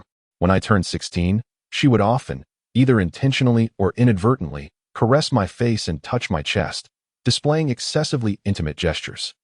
Hua Chuchu's face flushed crimson, on the verge of fainting. What a dramatic tale of opulence and intrigue. Do not overthink. Nothing has occurred. Shui declared as he opened the refrigerator and tossed a chilled can of soda to Hua Chuchu. I can empathize with Meng Yi, whose marriage over the years with her husband has been nothing short of a fade. In her prime, she must have felt exceedingly lonely. As you know, I am in the throes of adolescence, self-taught and striving for independence. I comprehend Meng Yi's intentions, yet I have consistently rebuffed and resisted her intimate gestures. Consequently, she lashed out in embarrassment, making things difficult for Shui during the day by forbidding him from dressing as a girl, and at night, she would visit my room, teasing me with veiled innuendos, which I remained impervious to. Although I am quite handsome and garner admiration from women of all ages, from the elderly to children, I adhere to my principles. The old man treats us well. After all, she is still our foster mother in name, and I cannot commit such an egregious act, Shui shamelessly remarked, prompting Hua Chuchu to roll her eyes. Eventually, there came a time when she struck Shui, who reported it to the old man. He, citing that the children were disturbing her writing, suggested that she live apart from us and purchased her an apartment in the city center, prompting her to relocate. In recent years, I have sensed that her mental state may not be stable. Each visit, she comes to me in tears, clinging to me relentlessly. Recently, I stumbled upon her best-selling book, perhaps you have heard of it, titled The Rebellious Child. Hua Chuchu nodded vigorously, exclaiming, "That is one of my favorite books." After reading it, I felt a shiver run down my spine. She portrayed her fantasies about me with such exquisite detail and profound emotion that it was deeply moving. If I were not aware of the source of her inspiration, I would hardly recognize that the male protagonist in that book was indeed me. Although you say this, based on my understanding of you and my profound comprehension and analysis of the rebellious child, I believe you are entirely capable of committing acts of great defiance. Hua Chuchu remarked with skepticism. Hey, if I were truly desperate, wouldn't I have acted on you by now? I still have principles, you know. Over the past 2 years, I have increasingly sensed that her mental state is quite unstable. Is this how all female writers are? She is one of my favorite authors, and I have always regarded her as a role model. Your words have truly upended my worldview. Alas, she is somewhat pitiable as well. I have always believed that her distorted feelings for me are, in fact, a form of revenge against her elder partner and a manifestation of her self-loathing. Some individuals simply cannot reconcile with themselves and instead project their emotions onto others, creating illusions for themselves. Hua Chuchu looked at Shui in astonishment, unable to fathom that the seemingly carefree Shui possessed such delicate observation and insight. I greatly suspect that Shui Mo's treatment of you stems from this very reason. Otherwise, why would he be so kind to you? I truly do not understand. Nonsense. Shui Mo and I share a genuine affinity. He is not superficial like you, judging solely by appearances. Shui Mo can see the beauty of my soul. You are becoming quite conceited yourself. Shui chuckled. Isn't it all due to your influence? However, did the old gentleman inform you that Shui Mo intends to take you to Desong for schooling? Well, I am still uncertain. I do not wish to go, but Shui Mo. Sensei, I implore you, please do not agree. Shui eyes sparkled with fervent hope as he spoke. I knew it. You are undoubtedly the last person who wishes for my departure. Who would desire their tutor to shadow them around the clock? Do not indulge Shui Mo's bad habits. Allow him to grow independently. Spare me your words. You simply do not wish to study. Shui Che reclined on the ground, crossing his legs, and nonchalantly remarked, I truly struggle with learning. You are aware that if you fail to gain entry into the elite class, your allowance will be halved. Correct? Do not mention that. It gives me a headache. From tomorrow onwards, focus on your classes. Whether you attend is entirely up to you. Hua Chuchu rose and walked towards the door. Hey, do not agree. Do you understand? Shui Che shouted from behind. With this thought, Hua Chuchu felt a wave of disappointment. Her most cherished female author, a figure she had long admired, possessed such a little-known side. Hua Chuchu resolved to reread The Rebellious Child. Chapter 30. I will protect you. Hua Chuchu exclaimed in astonishment. Shui Mo, what brings you here? My room is undergoing renovations starting today. For the next few days, I shall be sleeping here with you. Shui Mo stated matter-of-factly. How can that be permissible? Do not act so capriciously. A wave of anxiety surged within her. Why can it not be so? Of course not. I am a girl, and you are a boy. There are distinctions between genders. We cannot reside together. Shui Mo lowered her head in dismay, lost in thought. Do you find me troublesome? Certainly not. Hua Chuchu explained nervously. How should I convey this to you? In essence, your staying here would lead to misunderstandings, which would not be favorable. Hua Chuchu refrained from voicing the latter part of her thoughts, knowing it would make her restless and sleepless. So, how can we live together without causing any misunderstandings? Shui Mo asked innocently, like a naive child. Only through marriage can we legally cohabit. Shui Che is a beast. Do not emulate him. Oh. Shui Mo obediently replied. Shall I escort you to the guest room? You can manage there for a couple of days. Hua Chuchu coaxed her. If I am to sleep in the guest room, you must grant me one request. Shui Mo stated earnestly. What is it? Accompany me to school. The tone was one that brooked no refusal. This matter. I need to contemplate it further. Hua Chuchu said, feeling troubled. Contemplate what? I had a rather unhappy time in high school before, and I fear I might repeat that experience. Hua Chuchu expressed her frustration. Did they bully you? Yes. Then this time, I will protect you. Shui Mo declared with sincerity and strength. Hua Chuchu could not help but laugh, yet felt a wave of emotion, saying, How will you protect me? Do you think I am incapable? Shui Mo glanced at her own legs. No. That is not what I meant. Hua Chuchu explained, flustered. Let us place a wager. Shui Mo proposed. A wager? If, within the next 3 months, I can stand and walk, you shall accompany me to school. Shui Mo's tone was resolute as he gazed intently at Hua Chuchu. She stared at him in shock, then glanced at his legs, tears welling up in her eyes. Why are you crying? Shui Mo asked, somewhat alarmed. Hua Chuchu choked back her sobs, saying, Shui Mo, throughout my life, no one has ever treated me as kindly as you do. No one has ever needed me. Shui Mo watched as Hua Chuchu wept. At a loss for words, he yearned to reach out and comfort her, yet the distance between them felt insurmountable, suspended in the air, unable to descend. After a moment, Hua Chuchu wiped her tears with her sleeve and declared, All right, since you have said so, I will train diligently for your recovery, and I must also be strong. Together, we shall face the challenges of school. With that, she rose, gently ruffling Shui Mo's hair.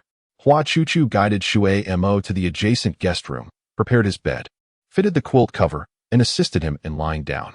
She tucked him in snugly and placed a glass of water on the bedside table. Shui Mo gazed at her with satisfaction as she patted him and said, All right, close your eyes and sleep. To her surprise, he broke into a beaming smile before shutting his eyes, nuzzling into the cozy quilt with a contented expression as he drifted off to sleep. Hua Chuchu sat beside him, observing the serene slumber of Shui Mo, his fair and handsome face captivating enough to stir the hearts of countless girls at school. Hua Chuchu was astonished by the thoughts that invaded her mind, and a wave of melancholy washed over her. She vigorously shook her head, puzzled by her own errant musings. She could no longer bear to look. The faces of the four were enchanting in their allure. Upon entering the room, Hua Chuchu felt an overwhelming sense of disarray. There stood Shui Qing, with her tall and graceful figure clad in a silk nightgown, cradling a pillow, her long hair cascading down as she gazed dreamily at the moon. Positioned before the floor-to-ceiling window of Hua Chuchu's room. Hua Chuchu, I cannot sleep. Shui Qing exclaimed with palpable excitement. Her eyes sparkled with delight, and her joy was evident, as if she were on the brink of dancing, akin to Chang'e soaring to the moon. Hua Chuchu, feeling exasperated, replied, You all Can't you allow me a moment of respite? Do you have any idea how handsome he is? His high nose, deep-set eyes. When he kissed me, I could see the contours of his profile, along with his long eyelashes. And his fragrance was just to my liking. My goodness, how can someone be so strikingly handsome? Moreover, he even pinned me against the wall. As Shui Qing spoke, she clenched her fists excitedly against her chest, her body writhing with bashfulness. Is that so? Truly. Congratulations are in order. Hua Chuchu responded with a resigned expression. Have you ever kissed anyone? Shui Qing leaned in curiously.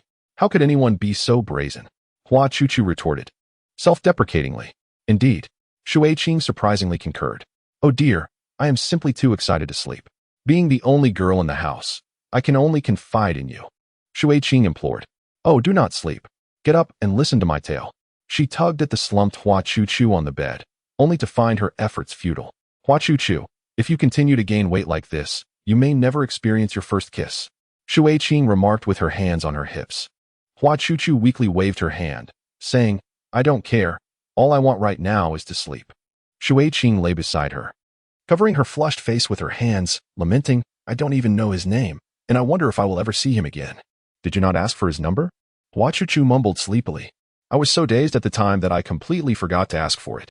By the time I chased after him, he had already vanished. Oh, how I wish I could see him again. Shui Qing's face grew even hotter. Oh, I wonder when I will be able to see him again. Shui Qing murmured, turning her gaze to the window, where the moon hung round and bright, its cool light illuminating Shui Qing's beautiful eyes, making them sparkle. Chapter 31. Study diligently, strive for progress. In the morning, while Hua Chuchu was preparing breakfast, Uncle Ling approached her with an envelope in hand. Chuchu, this is your salary for the first week. You have worked hard. Please accept it. Hua Chuchu was taken aback. Uncle Ling, but I did not successfully conduct any classes this week. I cannot accept this payment. Even though you did not manage to teach, you have worked tirelessly and dealt with many difficulties from the young masters, which even made you fall ill. Moreover, you have gradually gained everyone's recognition, especially Master Shui Mo, who has shown remarkable improvement. Thus, it is only fair to compensate you with double the salary. Hua Chuchu felt a surge of gratitude. Perhaps Uncle Ling was the only sane person in this household. Alas, Shui Che is clad in a bathrobe, a towel hastily drying her hair, evidently having just emerged from the swimming pool. Upon overhearing the conversation between Hua Chuchu and Uncle Ling, she jestingly remarked, Teacher Hua is indeed quite sincere, refusing money outright. Are you certain your faculties are intact? I harbor doubts regarding your suitability for the esteemed role of a teacher. As she spoke, she twisted open a bottle of cola. Hua Chuchu promptly snatched it away, retorting, all you need to do is keep your intellect engaged during class. Furthermore, refrain from drinking cola in the morning, otherwise you shall not grow tall. Here, honey water for you. Who are you to dictate my choices, old lady? Do you even have the right to control what I consume? Shui Che exclaimed in exasperation. Indeed, I knew you would never reach the height of Shui Qing. TSK, TSK, TSK. From now on, I demand you prepare me bone soup every day. Shui Che declared through gritted teeth. Want to place an order? Then you'll need to exchange it for a little red flour. Hua Chuchu shrugged nonchalantly. Uncle Ling, could you kindly escort her out? I promise to behave well with the next person, regardless of who it may be.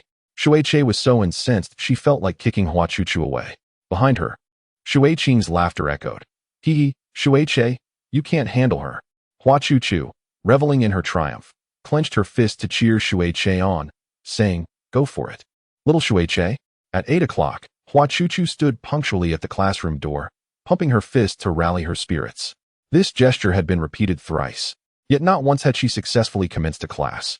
Yesterday, the elderly gentleman had issued a final ultimatum, expressing hope that these four would behave well. Today, success was imperative. With a radiant smile, she pushed open the door and exclaimed, Good morning, everyone. Before her stood 4 individuals, aside from Shui Mo, who sat upright with a grin.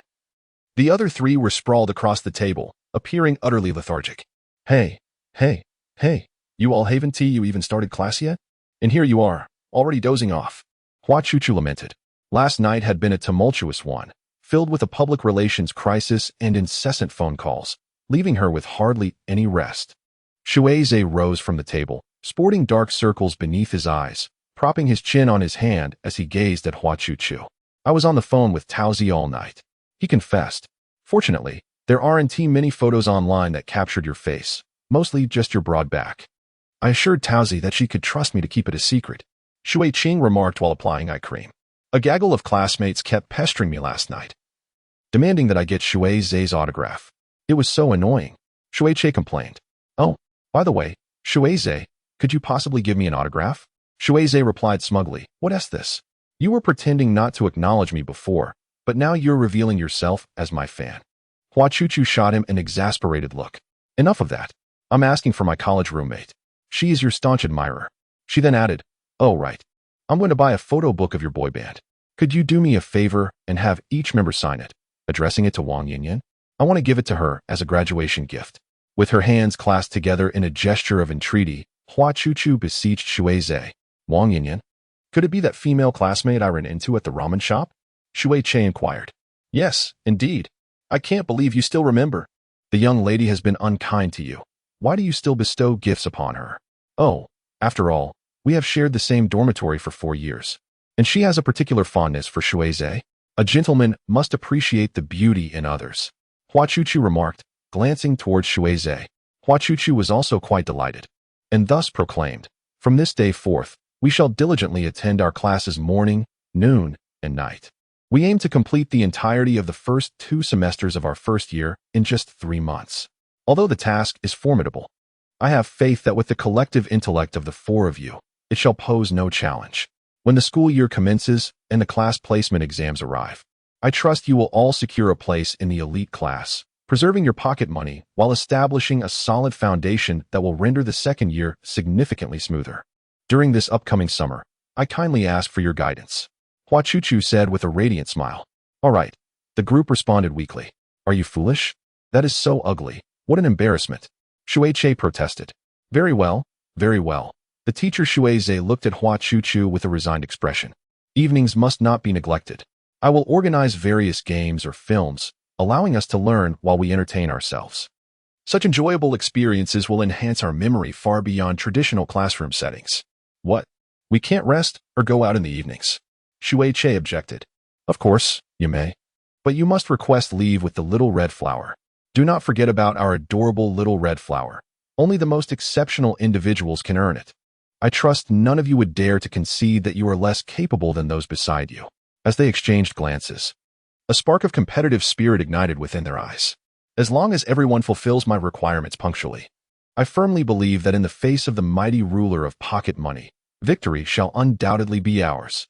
Let us astound him and earn the old gentleman's reward. Hua Chuchu clenched her fist, one foot poised on the steps of 2 platforms, her expression reminiscent of a warrior preparing for battle. Indeed, below, 3 simple-minded individuals raised their hands in exuberant cheer. Shui Mo gazed at the crowd, then at Hua Chuchu, a gentle smile gracing her lips as she murmured, how truly innocent. From that day forth, Hua Chuchu dedicated her mornings to teaching the sciences, afternoons to the humanities, and evenings to screening classic films. As they watched, she would read along with the original soundtrack, annotating phrases and usages from the dialogue, elucidating their application within the cinematic context. She even interspersed her explanations with insights on audio-visual language and acting techniques for Shui Zhe. The students' favorite sessions were the English classes, where the storylines made it effortless to memorize phrases and usages. Most of the time, Shui Che donned a silly headband during class, though reluctant and frequently complaining. He accepted this unwritten rule of the game, unable to lose face by refusing. However, Hua Chuchu noticed Shui Che's quiet diligence. Sometimes, she would catch him reciting mathematical formulas while walking Charles in the morning. When he focused intently, even Hua Chuchu found him quite handsome. Frequently, Shui Zhe was occupied with filming or engagements, and his manager captured candid shots of him reading on the way to a shoot. Even during commercial breaks and while enjoying lunch, he could be seen solving problems. These photographs, captured by the media, have stirred an outpouring of emotion and sympathy among fans online. Netizens are moved by Shui Zhe's youth and his diligent efforts to balance work with academic pursuits. His good looks, dedication to his job, and commitment to learning have established him as a positive role model for many young students. In just a few days, Shui Zhe's Weibo followers surged by millions. Shui Qing, endowed with remarkable intelligence, readily grasps concepts with ease. Once, while holding a copy of Nailan Ci, she sought clarification on an obscure verse from Hua Chuchu, who was astonished that Shui Qing would delve into such fine literature. Shui Qing explained that Taozi had provided her with a reading list, and she could not bear to fall short of others. Shui Mo has become an avid collector of little red flowers, achieving perfect scores on exams almost daily. He meticulously arranges each little red flower in his notebook and beams at the sight of them, though he has never used them. Occasionally, when fatigue sets in during study sessions, the group gathers around a circular table to play a game with layered wooden blocks. Each block drawn bears mathematical formulas, English grammar notes, classical recitations, historical events, and other key topics. Whoever draws a block must immediately recite the information inscribed upon it. Failure to do so results in playful penalties, such as drawing on each other's faces or adorning one another in a whimsical manner. On several occasions, the group has transformed one another into bizarre caricatures, resulting in ludicrously unflattering depictions. Shui Mo has sported pigtails. Shui Che has been humorously illustrated as a turtle. Shui Qing has been adorned with a large mole, and Shui Zhe has been whimsically styled as a cross-dresser. Ultimately, the revelry culminates in increasingly outrageous appearances, leaving everyone in fits of laughter. Every day is dedicated to learning. How can one neglect the importance of physical exercise? The waters are clear, serene, and limpid. Each day, we are required to run 3,000 meters, memorizing various mathematical formulas emblazoned in large letters behind us, while queuing to jog and recite. Meanwhile, Hua Chuchu practices walking with the aid of ink wash, taking it step by step. It is evident that everyone's appetite has significantly increased, often attributing this to mental fatigue that leaves them feeling hungry. Particularly, Shui Che can consume 3 large bowls of rice at lunch, while Hua Chuchu prepares a pot of beef bone soup daily, which they all devour without gaining an ounce. In the evenings, as Hua Chuchu serves late-night snacks to each room, she often finds Shui Che sprawled on the sofa, exhausted and fast asleep, with a book resting on his face. Hua Chuchu finds these 4 formidable beings irresistibly endearing when they are earnest. Occasionally, in her quest to create problems or seek out English knowledge points within cinematic contexts, Hua Chuchu finds herself dozing off at her desk late at night. Chapter 32. A fortunate month has passed, and Hua Chuchu has received a salary of 50,000 yuan, of which 20,000 is a reward for her culinary efforts. As she meticulously stacks the vibrant banknotes before her, her small eyes sparkle with joy, her features contorting into a floral expression, feeling as though stars are twinkling all around her. With a hearty laugh, she throws her head back in exhilaration. Subsequently, she embraces the thick, pristine bundles of cash, leaping onto her bed and rolling about, kicking her legs in sheer delight, unable to contain her happiness. Oh my, so much money, so much money. I have never seen such a sum. This is all money I earned myself. Oh, how amusing. Shui Che chased in after Charles, who was playfully clutching one of Shui Che's slippers, gnawing at it with fervor. Shui Che pursued him, tugging at his tail. Upon entering, she spotted Hua Chuchu rolling about on the bed like a plump little ball. TSK, TSK, TSK. Look at your utterly lackluster demeanor, utterly obsessed with money. How can you be so pleased with such a trifling sum? Hua Chuchu clutched a handful of cash, waving it exuberantly as she exclaimed, Do you have any idea how hard I worked to earn this money? With her arms, she gestured in a wide arc, challenging, Have you ever earned this much yourself? Shui Che mimicked her grand gesture, retorting, Fool, 50,000 is hardly a fortune. Indeed, to me, 50,000 is a substantial amount. Next month, I shall receive double pay, and I will transform into a wealthy woman. Yes, yes, congratulations. Are you planning to sleep with this pile of money tonight? How did you know? Oh, Shui Che, you've been studying hard lately. Your mind seems sharper. Nonsense. Shui Che scoffed. I'm so thrilled. I want to send this money to my parents. It's my very first earnings. As she spoke, Hua Chuchu leapt off the bed to find her phone, causing the bed to bounce slightly. Hey, little meatball. Considering you've earned all this money, you ought to acknowledge my contribution. Shouldn't you treat me to a meal? Shui Che teased, a mischievous grin on her face. What does that have to do with you? It was my mercy that granted you a chance to stay here. Otherwise, how could you have lingered for so long? Shui Che, it is quite evident that you possess an extraordinary audacity. On the very second day of my arrival, I nearly lost my life. And yet you have the gall to utter such words. Hua Chuchu remarked, pinching her wrist. Observing this, Shui Che retorted defiantly, Who do you think saved you? If it weren't for my intervention. Suddenly, Shui Che recalled something and immediately fell silent. What did you say? Hua Chuchu inquired, unable to hear him clearly. Puzzled, she stood still, contemplating that it was typical of Shui Che to speak without regard. Dismissing it, She picked up her phone and dialed her mother. "Hello? Is this Chuchu?"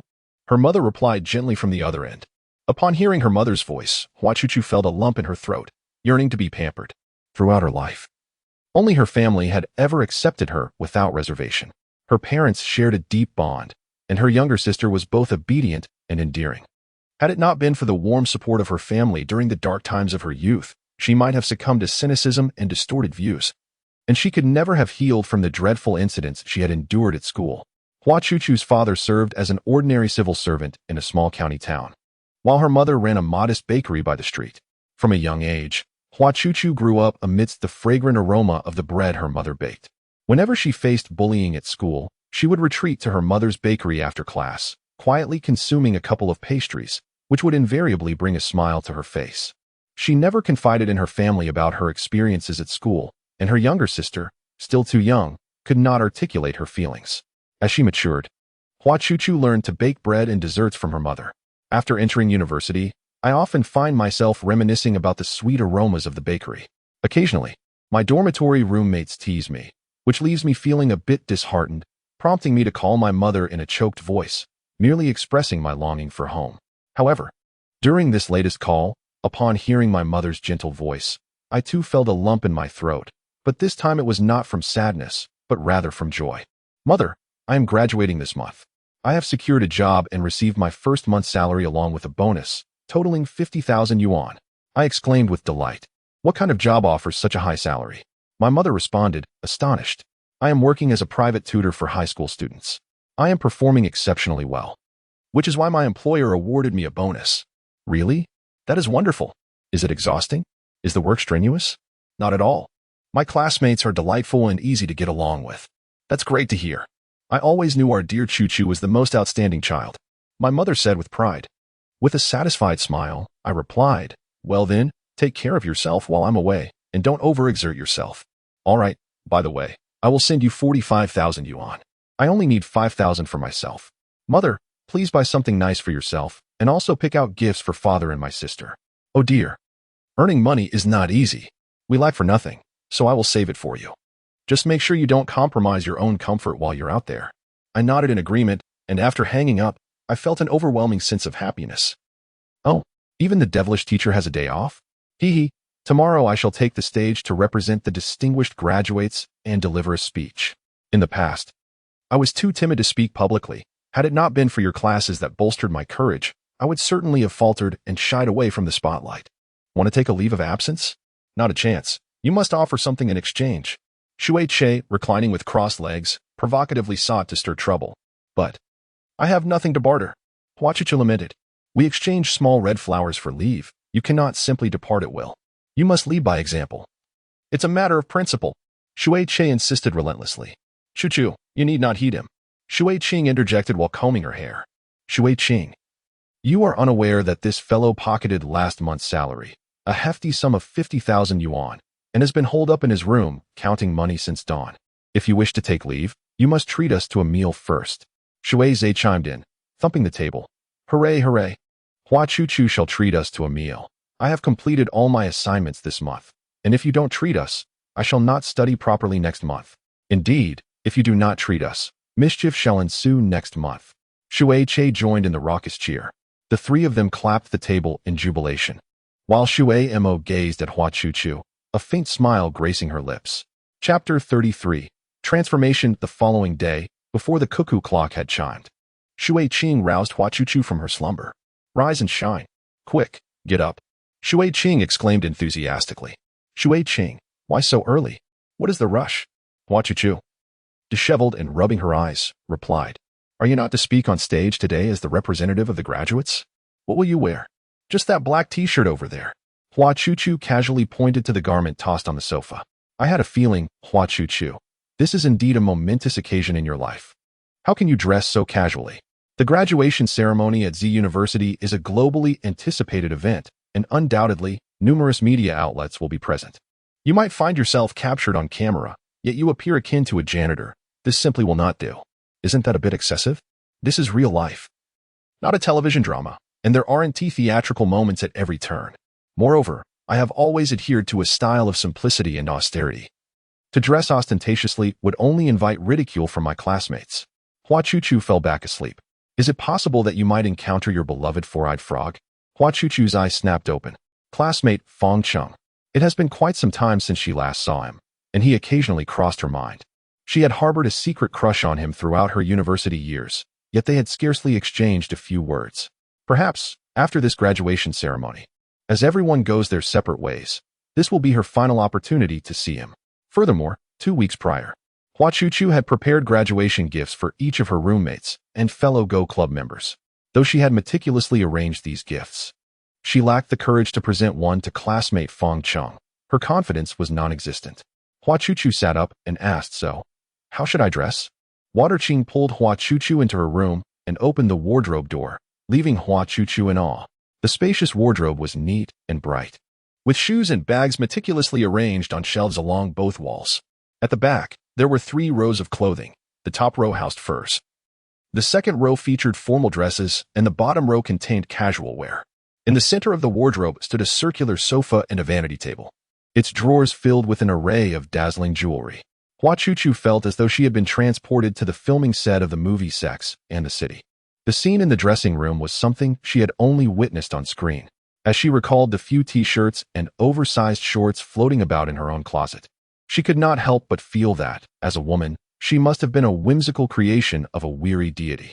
Shui Qing, meticulously unveiling a series of dresses, began to drape them over Hua Chuchu's figure. "Wait, Shui Qing, our body types differ significantly. Are you certain I can wear your clothes? I'm 183 centimeters tall, and your dresses are custom-made for someone 175 centimeters. I can hardly fit into the largest sizes available for typical women's clothing," she protested. "True, you may be taller, but I am indeed on the heavier side. However, some of the looser garments might just fit you perfectly," Shui Qing insisted with a playful grin. Hua Chuchu chuckled bashfully. "Perhaps we should just forget it. After all, no one will pay attention." "Absolutely not. We've come this far. Just try on these dresses," Shui Qing exclaimed, throwing several more skirts at her. At last, she found a black, knee-length gown that was both elegant and uniquely designed. When she slipped it on, it not only made her appear slimmer, but also accentuated her waistline. The sleeves effectively concealed her upper arms, bestowing her with an air of sophistication. "Perfect. This one is a far superior choice compared to your tattered t-shirt," Shui Qing declared. "Now, let us both apply a face mask together. Once we're done, I shall do your makeup and style your hair." With that, she handed Hua Chuchu a face mask. How does one use this?" Hua Chuchu inquired, perplexed. "What? You've never used a face mask before?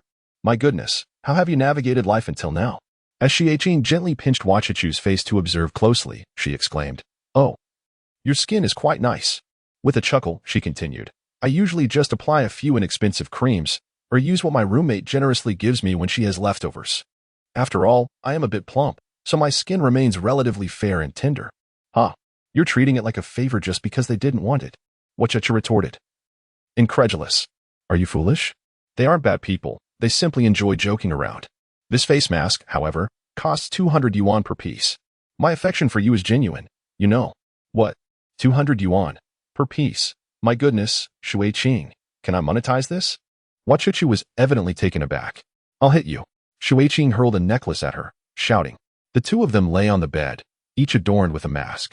Hua Chuchu felt her heart bleed, envisioning 200 yuan notes plastered on her face. The thin layer of paper and meager essence seemed exorbitantly priced. She couldn't help but wonder if it contained gold. Such beauty-obsessed women were truly terrifying. Ever since her encounter with that domineering man who had forcefully kissed her in the restroom, she had begun applying this face mask daily, ever prepared for a potential reunion. She had a premonition that she would cross paths with him again, thus it was imperative to always maintain her beauty every day. Otherwise, why do you think I willingly study so diligently? If my allowance were halved, I wouldn't be able to sustain my youthful and radiant state. Now, after applying, do as I do, gently pat your face to enhance absorption of the nutrients, and use your 5 fingers to massage." Hua Chuchu clumsily mimicked Shui Qing's movements. When she glanced in the mirror, she was utterly astonished. Radiating with vitality, her skin luminous and dewy, it seemed as if one could simply extract water from her very being. "Come, allow me to adorn you. Close your eyes." Shui Qing arrayed an impressive array of cosmetics upon the vanity. An hour later, Hua Chuchu stood before the mirror, scarcely recognizing her own reflection. It was as though Shui had cast a spell. The image that gazed back was fresh and elegantly understated, her hair neatly styled, exuding a crisp and refined aura. The wedge sandals paired with a flowing black dress rendered her figure remarkably slender. Observing her transformed self, Hua Chuchu recalled Peach's words from long ago. Contemplating that perhaps if she were to slim down to 100 pounds, she might indeed be worthy of joining Shui Qing's illustrious sisterhood. Shui Qing. Gratitude welled within Hua Chuchu's heart. As Hua Chuchu and Shui Qing descended the stairs, they unexpectedly encountered Shui Che, who had just emerged from the pool, sipping cola from the refrigerator. And Shui Mo, who was in the living room practicing walking with Uncle Ing, leaning on crutches. Upon seeing Hua Chuchu, Shui Mo froze, while Shui Che, startled, sprayed cola in surprise. Shui Qing, what have you done to her? He coughed. What do you think of my masterpiece? Shui Qing replied, beaming with pride. Hua Chuchu, I never realized you had a waist. She exclaimed, causing Hua Chuchu to blush deeply. You look splendid, Shui Mo remarked with a smile. At that moment, Shui Zhe also emerged from his room, and upon seeing Hua Chuchu, burst into hearty laughter. Shui Qing, you're incredible, even my stylist pales in comparison, he exclaimed. All right. Cease your teasing, Hua Chuchu is blushing. Uncle Ing, please escort Chuchu to school, Shui Qing instructed. But I haven't had breakfast yet, Hua Chuchu protested. You wish to prepare breakfast while donning my dress. Nonsense. I have prepared instant noodles for the three of them. You should leave early. Do not delay the graduation ceremony, Shui Qing remarked. Hua Chuchu gazed at Shui Qing with immense gratitude. Chuchu, let us depart, Uncle Ing said with a benevolent smile directed at Hua Chuchu. As Hua Chuchu sat in the vehicle en route to school, she gazed out the window at the expansive azure sky, unmarred by clouds. The trees lining the road were lush and verdant, and the flowers bloomed vibrantly. Hua Chuchu felt that everything was exceedingly beautiful, indeed, when one is well-dressed and brimming with confidence. The world perceived through one's eyes transforms into something extraordinary. Hua Chuchu requested Uncle Ing to stop the car a station away from the school. For the conspicuous Bentley belonging to the Shui family might provoke unwarranted speculation among her classmates. Thus, she alighted early and proceeded to walk. At the school entrance, she fortuitously encountered her classmate Taozi, who was purchasing milk tea. Clad in a flowing white dress, with hair cascading down to her waist, Taozi exuded an ethereal charm. She greeted Hua Chuchu with delight, then turned to the vendor to order another cup, her eyes widening in surprise as she beheld Hua Chuchu. Chuchu, you look absolutely stunning today. Hua Chuchu, feeling a touch bashful, scratched her head and smiled. It's all thanks to Shui Qing. She dressed me up beautifully this morning. You see, when you adorn yourself nicely, it is truly enchanting. You should always dress this way. Hua Chuchu thought to herself that the dress alone cost more than her monthly salary, making such attire a luxury she could seldom afford. Yet, she felt immensely satisfied to feel beautiful for a day. Sister, the noodles you cooked are utterly dreadful. At Shui Manor, Shui Che sat at the dining table, expressing his disdain. Enough with the complaints. If you are dissatisfied, cook for yourself. Without the meatballs. What shall we do for our meal today? Shui Che complained. Hey, do you want to go see the grandeur of Hua Chuchu's graduation speech today? Shui Zhe raised an eyebrow. Shui Che, Shui Zhe, and Shui Qing exchanged glances, their eyes sparkling, and even Shui Mo lifted her head. A mischievous smile crept onto Shui Che's lips as he exclaimed, now, immediately, without delay. Chapter 34. The chaotic graduation ceremony. Hua Chuchu took out an exquisitely wrapped gift box from her backpack. Feeling somewhat shy as she said, Peach, this is a graduation gift for you. In truth, it is also to express my gratitude for your help in securing my job. I have longed for an opportunity to thank you in person, but I felt quite embarrassed. Peach responded with surprise, Chuchu, you actually prepared a gift for me? Oh my, but I haven't prepared anything. Hua Chuchu hurriedly reassured her, it's quite all right, truly. Today, I took the liberty of preparing gifts for a few close friends. I believe this one suits you perfectly. I hope you won't find it lacking. Peach felt a wave of emotion as she carefully unwrapped the gift, only to be astounded. The doll resembled her so closely. It turned out that Hua Chuchu had gifted Peach her most treasured doll, Huarong. My goodness, Chuchu, this doll, Peach exclaimed. Doesn't it look just like you? This doll is a limited edition, one that I have cherished for a long time. However, I feel that since it resembles you so much, it is destined to belong to you, Hua Chuchu replied. Peach, cradling her doll with delight, nuzzled it with her face and exclaimed, I adore it. I've never encountered such a beautiful doll before. Thank you so much, Chuchu. I will cherish it dearly. With great care, Peach wrapped the doll snugly and placed it into her backpack. The two continued their journey towards the playground, sipping on milk tea. By the way, Chuchu, your academic performance is remarkable. I heard you turned down the opportunity for postgraduate studies. Why would you do that? Such a splendid chance. Peach inquired, puzzled. Well, it's because I no longer wish to pursue formal education. I can't quite articulate why, but perhaps it's due to my own experiences. Throughout my schooling, it seemed that few around me genuinely liked me. I struggle to express myself and find it challenging to initiate friendships, which has rendered my school life rather distressing. I believe it might be better to enter the workforce sooner. Perhaps I can learn the intricacies of social interactions in the real world. You are so charming, Peach responded. Chuchu, you needn't concern yourself with the opinions of others. Simply be yourself. Most people are superficial, judging others by their appearance while being quite flawed themselves. Sometimes, it's not that you are lacking. Rather, you possess qualities that others find admirable yet unattainable, inciting envy and resentment. Haha, how could anyone possibly envy me? Chuchu said, incredulously laughing. Of course it is possible. You are young and a genius. Peach remarked, astonished by the praise her classmate had bestowed upon her, as it was the first time she had received such commendation. Thus, it seems God is equitable. Just look at me. I am terrible at mathematics, no matter how hard I try. Peach said, biting her straw with a pouting expression, appearing quite endearing. Hua Chuchu remarked, yet society continues to uphold the notion that beauty equates to justice. When I seek employment, individuals still disdain my appearance for supposedly tarnishing the company's image. My opportunity to tutor at the Shui family arose solely because Uncle Shui believes I would never engage in any impropriety with Shui Che. Nevertheless, I maintain a positive mindset and have recently found joy and fulfillment in my life. You see, isn't this a form of fairness? During my time acting, I encountered numerous stunning actresses, most of whom were mere pretty faces devoid of any intellectual depth. Yet, those screenwriters standing beside them exuded an elegance that was truly unmatched. By the way, Chuchu, isn't your dream to become a screenwriter? When will you pen a script? I would love to be your biggest supporter. Haha. With my lack of experience, what could I possibly write? Your tutoring experience with the 4 young masters of the Shui family is not thrilling enough? I believe that documenting your lives would surely make for a captivating story. Hua Chuchu contemplated. Perhaps she should start by chronicling her daily experiences at Shui Manor. Although the employment contract prohibits sharing daily teaching and living activities with the media, a little artistic license to craft an online novel should still be permissible. By the way, I was astonished to see trending news revealing that Shui Zhe is actually Shui Yuan's nephew. Hua Chuchu quickly covered Taozi's mouth, glancing around warily. I know. Shui Qing has already informed me, and I want to divulge anything. If the girls at our school discover that you are Shui Zhe's tutor, you might not even make it out today, Taozi laughed. Indeed. By the way, Taozi, are you a fan of Shui Zhe? How could it be?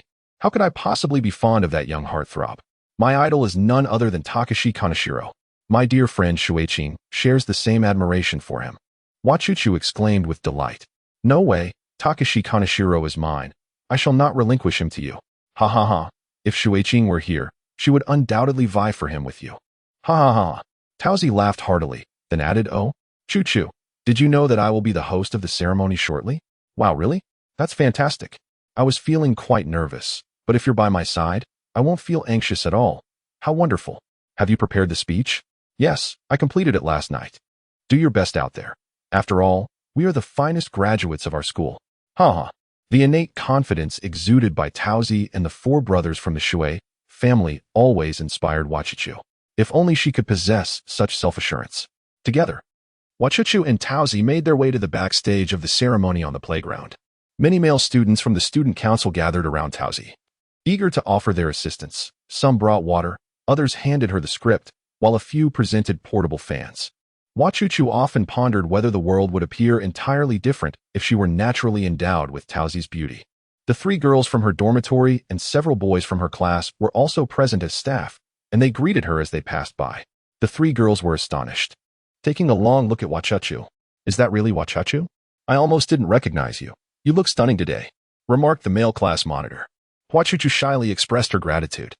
A few girls from the same department passed by, and Hua Chuchu distinctly overheard their remarks. Ha! Ugly people are always up to mischief. Just look at her physique. Who gave her the audacity to wear a dress? Her dormitory mate and classmates were nearby, all of whom heard these words but pretended not to, suppressing their laughter. Hua Chuchu felt exceedingly embarrassed. "You two stop right there," Taozi boldly shouted without hesitation. The two girls turned in surprise, meeting Taozi's piercing gaze. Hua Chuchu recognized them as Xian Lu and Shi, the latter being a well-known beauty in the literature department. Hua Chuchu quickly interjected, "It's all right, Taozi. It doesn't bother me. Taozi, your protective nature is precisely why you have been bullied at school," she urged. "Where has your former bravado gone when you saved Shui Qing? You become timid when faced with your own troubles. Why concern yourself with camaraderie? They insult you. Retort with conviction. You two, apologize to Hua Chuchu at once." Taozi's command drew a crowd, all eager to witness the spectacle, yet none stepped forward to support her. "Oh, Xiaji Tao, seeking the limelight again? This is none of your business. I never mentioned your name, so why play the hero?" And she retorted without courtesy. "Your foul breath reached me from afar. It affects me, hence it concerns me. And is it how your parents raised you, to gossip behind backs while shrinking away when confronted? Oh, look at you, so formidable. With wealthy patrons backing you, emboldened by your sponsorship." And she curled her lips and retorted without hesitation. "Do you believe I will tear your mouth apart?" Tao Tao was thoroughly incensed and hurled her milk tea at the girl. Unyielding, the girl lunged forward and seized Tao Tao's hair, and the two became entangled in a fierce struggle. While grasping Tao Tao's hair, Anchi spewed venomous insults. "You prance around, sleeping with various men daily, and yet you dare to lecture me." It was evident that Anchi was far more formidable than Tao Tao, as she swiftly inflicted several deep scratches on Tao Tao's neck. Chapter 35. The Chaotic Graduation Ceremony, Part 2, Shuiqing. Shui's, Shuiche, and Shumo donned duck-billed caps and black masks as they arrived at Z University, where vibrant flowers and colorful banners adorned the campus in celebration of the graduation ceremony. "The graduation ceremony should be held on the playground, right?" Shuiqing suggested, nudging Shumo. "It must be. I never expected Meatball School to be quite impressive, nestled in such beautiful surroundings," Shuiche remarked. "Come on, Shuiche, even if you're not academically inclined. You should know this is one of the top 3 comprehensive universities in the country," Shui's interjected. "Is that so? Why don't we take the entrance exam for this school? It's conveniently close to home," Shuiche proposed. "Wow, Shuiche, you have quite the audacity, given your abysmal grades," Shuiqing retorted. "Humph, who are you looking down upon? That's merely because I haven't applied myself. When I do, even I frighten myself," Shuiche declared confidently. At that moment, a female classmate rushed past, exclaiming gleefully into her phone, "What? Xiajitong and Anchi are fighting? I'm on my way." Xiajitong, Shuiche, filled with confusion, remarked, "Why does this name feel so familiar?" Shuiqing, taken aback, responded, "Could she be referring to Taozi?" Shuiche's eyes darted, and in a sudden state of alarm, exclaimed, "If Taozi were to engage in a fight with someone, then Hua Chuchu. Oh my heavens!" The trio hastily propelled Shui Mo forward, racing towards the throng of students gathered on the playground. Shui Mo felt as though her wheelchair was about to lift off the ground. Upon their arrival at the scene, the four were astonished to find a crowd encircling the spectacle in layers, with classmates capturing the moment on their phones and even media personnel setting up cameras. As they squeezed through the throng, they were met with a shocking sight. Hua Chuchu, covered in dirt and disheveled, her face flushed with fury, was hoisting a struggling girl above her head. Screams erupted from the girls present, while some boys, reveling in the chaos, shouted, "Hua Chuchu. Impressive, living up to that physique." Hua Chuchu forcefully hurled Anchi to the ground, leaving the onlookers in stunned silence. Anchi landed hard, her bottom striking the ground, and her arm scraped against the synthetic track, leaving her with abrasions. Grabbing Anchi by her collar, Hua Chuchu lifted her as if she were a mere chick, her eyes ablaze with rage as she enunciated each word. "You said I could. If you utter another word about Taozi with that filthy mouth of yours, I shall break your neck." Terrified by Hua Chuchu's fierce gaze, Anchi broke down in tears, thrashing on the ground in a fit of despair, wailing that Taozi and Hua Chuchu had conspired to bully her. Standing nearby, Xian Lu was utterly terrified and dared not approach to assist Anchi. Perceiving that she was unable to contend with Hua Chuchu and feeling the embarrassment of being ridiculed in front of an audience with no one to support her, Anchi stubbornly rose to her feet, her hair disheveled, and with a wild demeanor, she charged towards Taozi. Having been scratched by Anchi moments earlier, Taozi instinctively pushed her away as she lunged at her like a madwoman, losing her balance and stumbling backward, ultimately colliding into the arms of Shuize. Having never encountered Taozi before, Shui swiftly caught her as she began to fall. In Taozi's line of sight, she found herself gazing upward at a boy clad in a duckbill cap and a black mask. Despite his unconventional attire, the clarity of his eyes, akin to tranquil waters, captivated her, and in that moment of their eyes meeting, time seemed to stand still. And she, intent on confronting Taozi, was thwarted as Shui pulled Taozi behind him for protection. Shui Qing swiftly intervened, blocking Chi's path, and firmly stated, "Cease this commotion. Any further aggression will yield no benefit." "Who are you? What business is it of yours?" And Chi screamed in exasperation. "She and Hua Chuchu conspired to bully me, and I will not let them escape unscathed." At that moment, the principal and several teachers approached, accompanied by a few middle-aged men who appeared to be in positions of authority. "This is unacceptable. What is happening here?" the principal bellowed, silencing the onlookers. Upon seeing the principal and teachers arrive, and she instantly feigned weakness, collapsing to the ground and grasping the principal's pant leg as she cried out, "Teacher, Hua Chuchu and Xia Zhitiao have been tormenting me. They attacked me together. Look at my injuries here, and here. I am in dire need of justice." With that, I collapsed on the ground, weeping. "Get up." With so many media representatives and city officials present, do you not see how ridiculous you appear? The principal scolded. And she immediately ceased her sobbing, begrudgingly rose to her feet, and glared at Tao Tao and Hua Chuchu with palpable resentment. The principal then turned to Tao Tao and Hua Chuchu, demanding, "What on earth transpired? You two, one a ceremony host, and the other a student representative, causing such a scene before the ceremony. What is the meaning of this? Today is the graduation ceremony, and you have created a profoundly negative impact." Hua Chuchu, flustered and at a loss for words, while Tao Tao, glancing at the principal and several city officials beside him, stood tall and confidently recounted the events with clarity. "Indeed, I was the one who first threw milk tea at Anshi.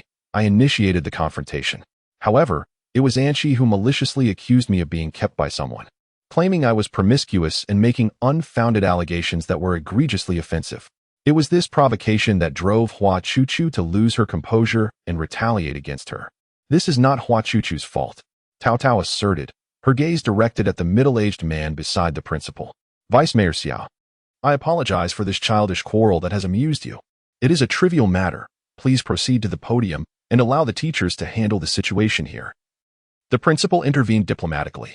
Vice Mayor Xiao cast a glance at Anshi and remarked to the principal, "A quarrel? For a student of a prestigious institution? Such venomous and indiscriminate remarks reveal that your school's quality education for its students requires significant improvement."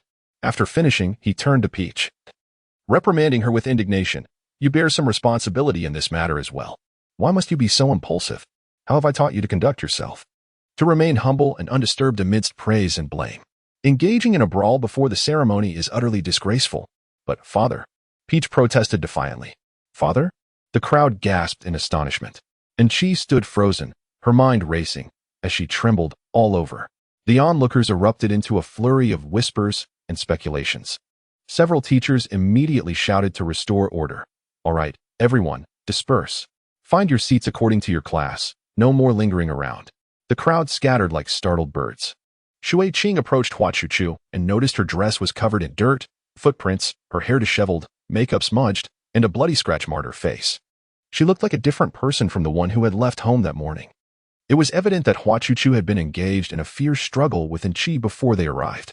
Shui Qing shook her head in resignation, exclaiming, "Oh dear. Hua Chuchu, you truly are." Hua Chuchu stared blankly at Shui Qing and asked, "Why are you all here?" "We came to secretly watch your speech. But to our surprise, we witnessed a fight." "Hua Chuchu, you never fail to astonish me," Shui Qing lamented, shaking her head in sympathy over her attire.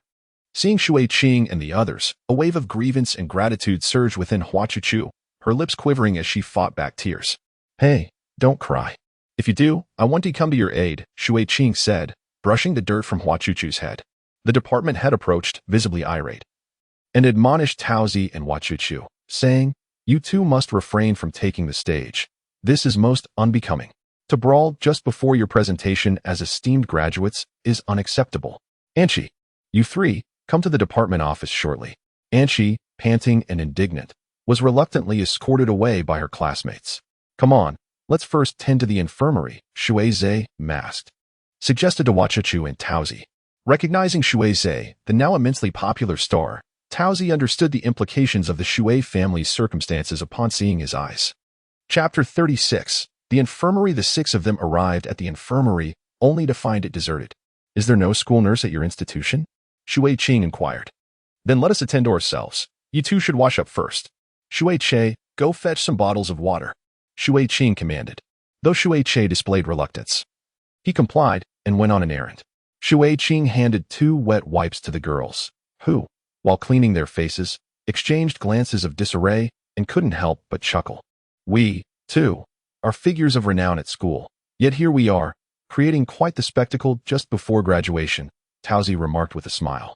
Indeed. I truly regret not capturing the moment of your brawl. It was exceptionally fierce. Shui Qing added. I have only fought twice in my life. Both this month, and it was because of you two, Hua Chuchu admitted shyly. If only you could channel that fierce spirit you exhibit when defending your friends into your own affairs, who would dare to bully you? Taozi suggested. As for me, it matters not. I have grown accustomed to it.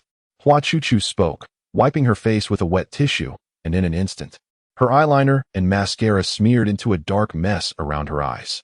Shui Qing and Taozi, observing her appearance, could not help but laugh. What's wrong? Hua Chuchu asked, puzzled and naively. It's her first time applying makeup, and she doesn't realize she needs to remove it. Shui Qing remarked to Taozi. You should go alone. What if you encounter that girl from earlier looking for trouble? Shui Qing suggested. If Shui accompanies me, it might be even more perilous. Taozi replied with a chuckle. Oh. Shui Mo echoed. The 3 of them then exited the infirmary. Some girls, having witnessed the earlier commotion during the ceremony, speculated in whispers as they saw Taozi walking with a beautiful girl and a handsome boy. I was genuinely shocked when I first learned that Chuchu is actually Shui's tutor. He must have been working last time at the izakaya and couldn't come. Taozi commented. Yes, I often hear my elder sister mention you. Shui said politely. Oh really? What does Shui Qing say about me? Taozi mischievously winked at Shui Qing. She says none of the 4 brothers in our family are worthy of you. Shui squinted and smiled. Ha. Taozi burst into hearty laughter. You're the daughter of the deputy mayor, and you never told me. Shui Qing huffed. Oh, there's really nothing to say about it. My father also advises me to keep a low profile. You see, we're quite alike in that regard.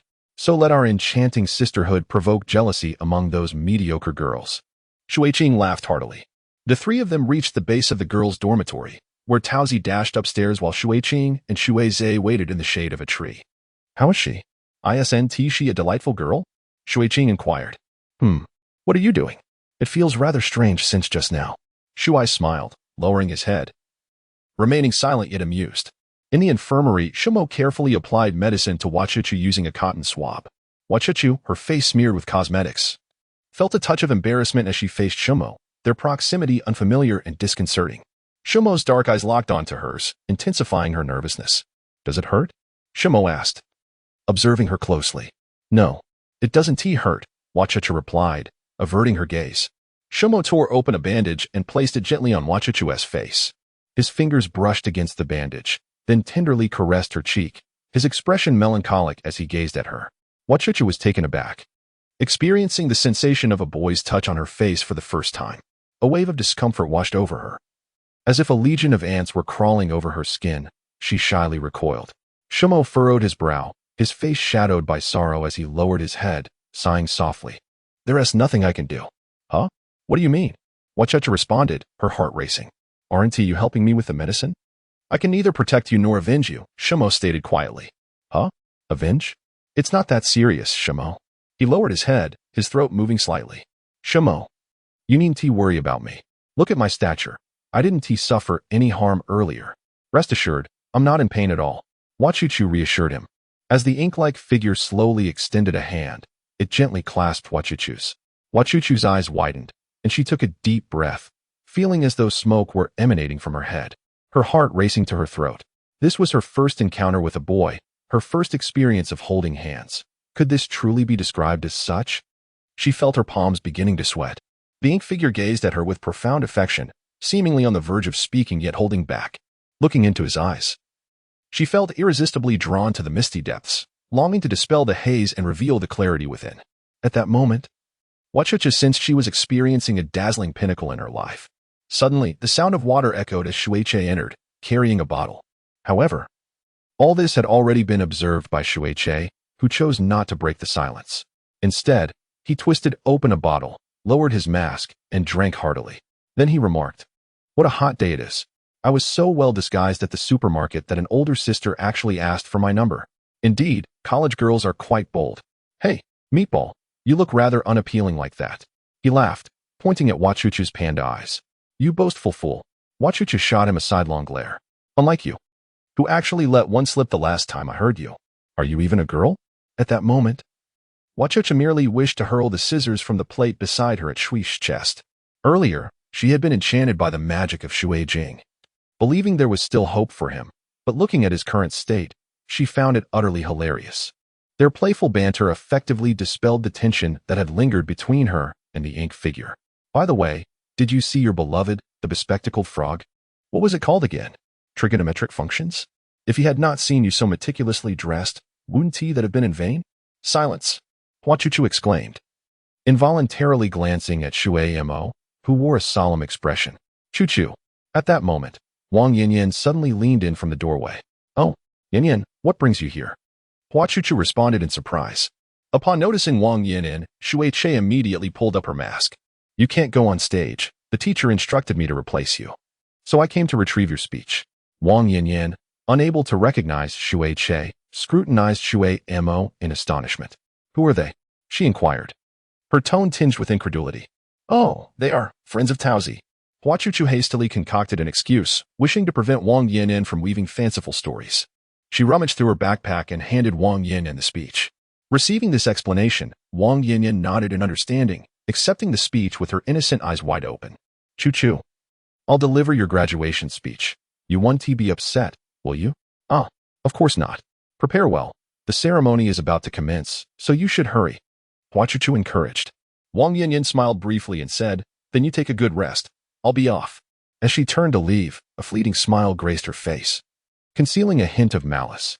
Chapter 37, Graduation Evening. A kiss in the spotlight. The six of them gathered in the cafeteria, settling into the most secluded corner.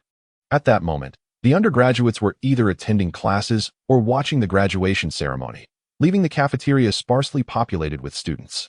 Shui held Peach's meal card while Hua Chuchu clutched her own, and the two of them seemed to flit about the bustling venue. "How affordable! This looks delectable," Shui exclaimed, eyeing the meatballs. "What do you think of this place?" I want to eat here too," Hua Chuchu replied, her eyes sparkling with excitement. "And this one? Hey, ma'am, could you please give me a bit more? I'm still growing." Shui, removing his mask, captivated every food vendor at the stalls. The vendors, beaming with joy, generously filled his bowl, saying, "Young man, you look so vibrant. Eat more." Before long, the two had amassed an abundant feast before them. "Shui, you're amazing," Peach exclaimed in astonishment. "I've never seen meat strips and shredded chili that outnumber the chilies themselves. Such charisma," Shui replied with pride. Meanwhile, Hua Chuchu overheard a girl at the adjacent stall ordering a takeout of celery and lily with rice. Then another girl called out, "My spicy hot pot, no sesame sauce, please. And hold the soup." Hua Chuchu glanced at the fragrant mushrooms and bok choy before her, and then down at the enormous plate of chicken before herself. The six friends chatted and laughed as they dined, with Shui Jing, Shui's, Shui, and Shumo all brimming with curiosity about the university cafeteria. I want to see, Shui exclaimed, brimming with excitement. "What are you going to perform?" Shui's inquired. "Let us all be a bit more mindful this time, so we don't cause a ruckus like last time, especially you," Shui's, Shui Jing advised. "The most perilous one is you, as long as you don't let your teammates down. I'll consider myself fortunate," Shui's replied, munching on a chicken leg. That evening, the college theater was filled to capacity, with a throng of people standing at the entrance. 6 individuals arrived early to claim their seats, nestled in the second row, while the first was occupied by the school's esteemed leadership. As the music commenced, the first to grace the stage was Jiao Chan, adorned in a delicate gown of blush and lavender, her hair embellished with a gilded hairpin, and in her hands, she held 2 pheasant feathers, dancing with enchanting grace and captivating glances. Following her was Yang Guifei, clad in resplendent golden attire reminiscent of the Tang dynasty, exuding regal elegance. The third to appear was Wang Zhaojun, draped in a crimson cloak, her head adorned with a white fur ornament. moving with a stately demeanor and a grandeur that filled the stage. Lastly, the ethereal Shui made her entrance, instantly eliciting gasps and applause from the audience. Clothed in a light cerulean gown, she wore a sheer white veil and a belt resembling rippling water, her long ebony hair crowned with a golden hairpin, embodying an otherworldly beauty as if she had stepped forth from a dream. Her movements were as light as a spring swallow in flight, joyous as the rhythmic beat of a drum, and slow as the deep resonance of a bass instrument, exuding effortless charm and elegance. The audience erupted in applause. However, just as the performance reached its zenith, the music abruptly ceased. The audience, taken aback by this unforeseen interruption, fell into momentary bewilderment. In the control room, and Chi, pleased, planted a kiss on her boyfriend at the console and then peered out the window with a mischievous smile, clearly reveling in the unfolding drama. Pausing awkwardly, Taozi found herself in a dilemma. Continuing without accompaniment would be awkward, yet stepping off the stage would be even more so. Whispers circulated backstage. The host hurriedly took the stage to address the crowd. "Dear students, please be patient. We are experiencing some technical difficulties with the sound system, and it will be resolved shortly." Taozi remained awkwardly on stage, caught in a limbo of indecision, unable to continue or descend. With a sudden movement, Shui sprang to his feet, prompting Shui Qing to swiftly grasp his arm and urge him down. "What are you doing?" she exclaimed. "I intend to assist her," Shui declared. "Have you lost your mind? There are so many people here. If you make an appearance, it could incite chaos or even a stampede. I won't let anyone notice," he retorted, striding towards the exit. Shui Qing immediately stood and followed him. Reaching the front of the stage, she darted ahead of Shui, seizing the host's microphone, leaving the host bewildered by the sudden intrusion of the duo. The spotlight illuminated Shui Qing, her beauty radiating like a peach, inciting gasps of admiration from the audience below. "Dear classmates, due to unforeseen circumstances, the performance of our classmate Taozi has been interrupted. To ensure the evening remains delightful, this gentleman and I have volunteered to accompany Taozi. We shall blend Eastern and Western elements, performing a duet of Old Dream with the pipa and piano. We invite Taozi to perform once more, allowing everyone to appreciate a different rendition of Shisha Washing Silk." Upon finishing her announcement, thunderous applause and enthusiastic whistles erupted from the crowd. Shui Qing descended from the stage, borrowing a pipa from a female classmate who had previously performed ambush on all sides. Meanwhile, Shui, donning a cap and mask, approached the grand piano at the side of the stage. As the audience's attention was captivated by the enchanting figures of Shui, Qing, and Taozi, no one paid particular heed to Shui, whose face remained partially obscured. The grand strings resonate tumultuously like a sudden downpour, while the delicate strings whisper softly like intimate conversations.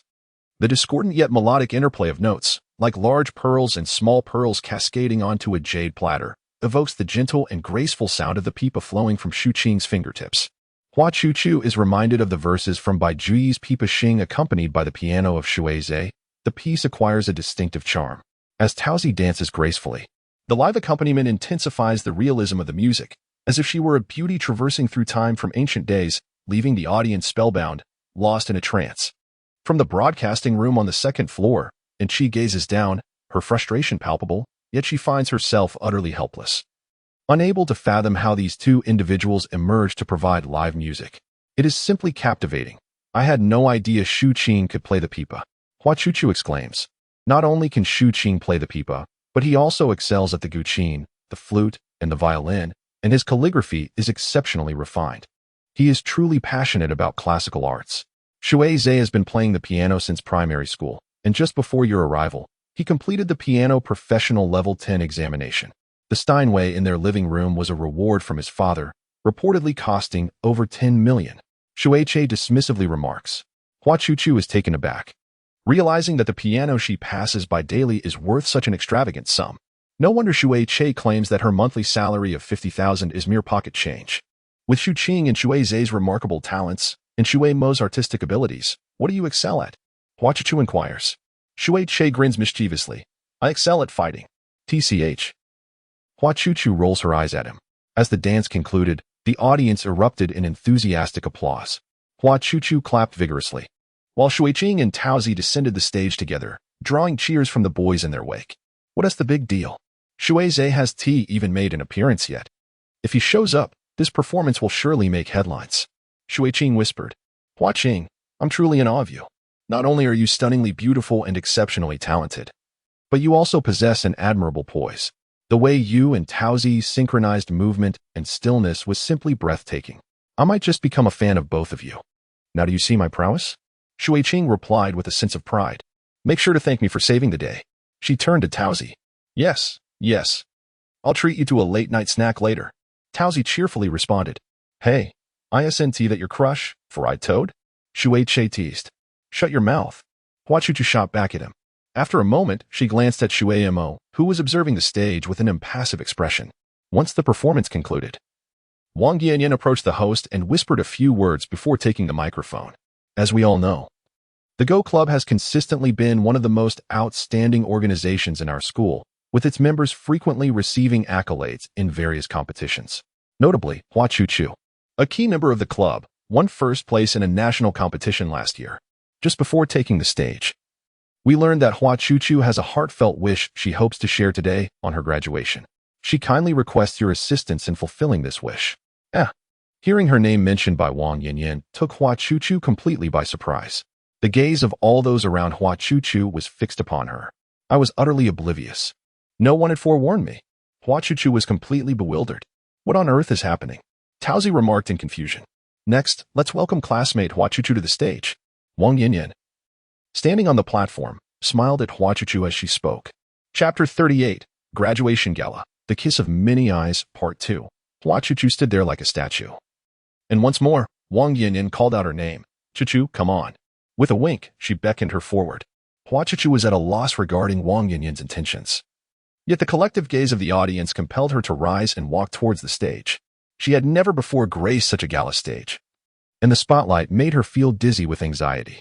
Wang Yanyan declared, as we all know, classmate Hua Chuchu is a prominent figure in our school, having achieved first place in academics for 4 consecutive years, excelling not only in Go but also in Taekwondo competitions. At this point, laughter erupted from the male students in the audience. Prior to the gala, Hua Chuchu confided in me that her only regret from 4 years of university was never having been in a romantic relationship. I found it puzzling that someone as charming as Hua Chuchu had not attracted any admirers. Everyone chimed in, exclaiming, Isn't Hua Chuchu incredibly adorable? Wang Yanyan stirred the atmosphere. Indeed, the audience erupted in excitement, the boys cheering loudly. Shui and the other 4 exchanged glances.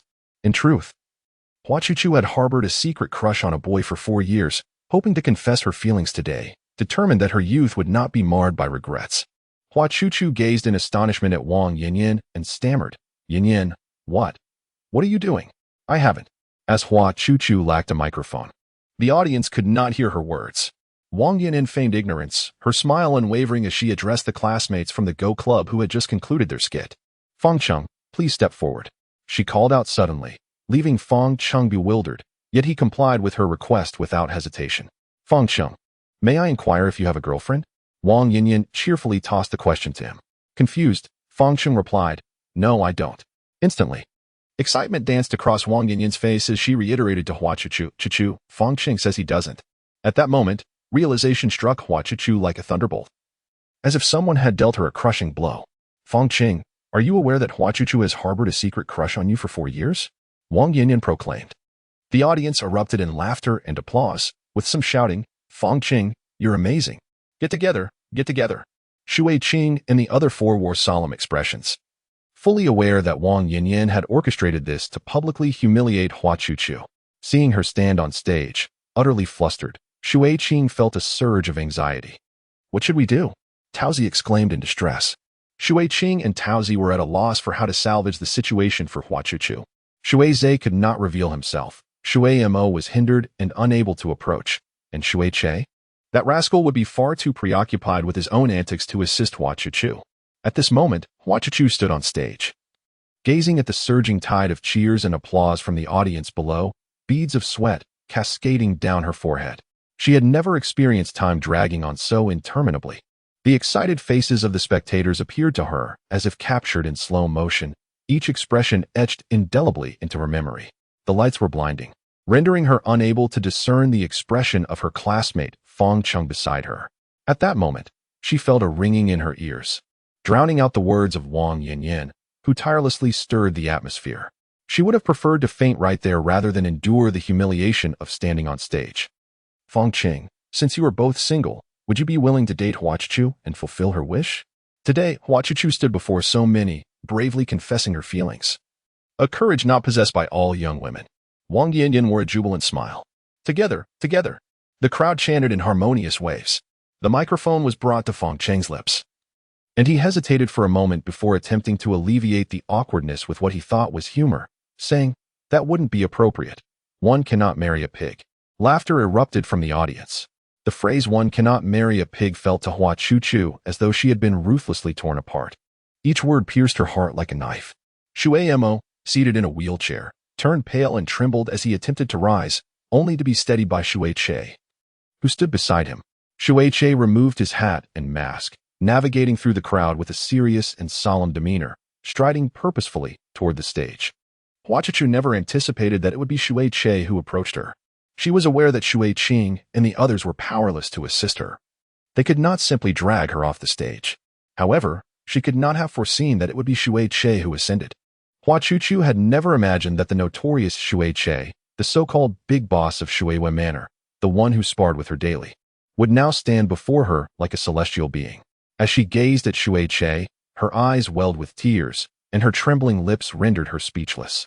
The girls in the audience erupted in whispers of astonishment. Heavens, who is this handsome youth? Why have we never seen him before? Which department does he belong to? A beam of light illuminated Shui Che, who appeared as regal as a prince, exuding pride and poise.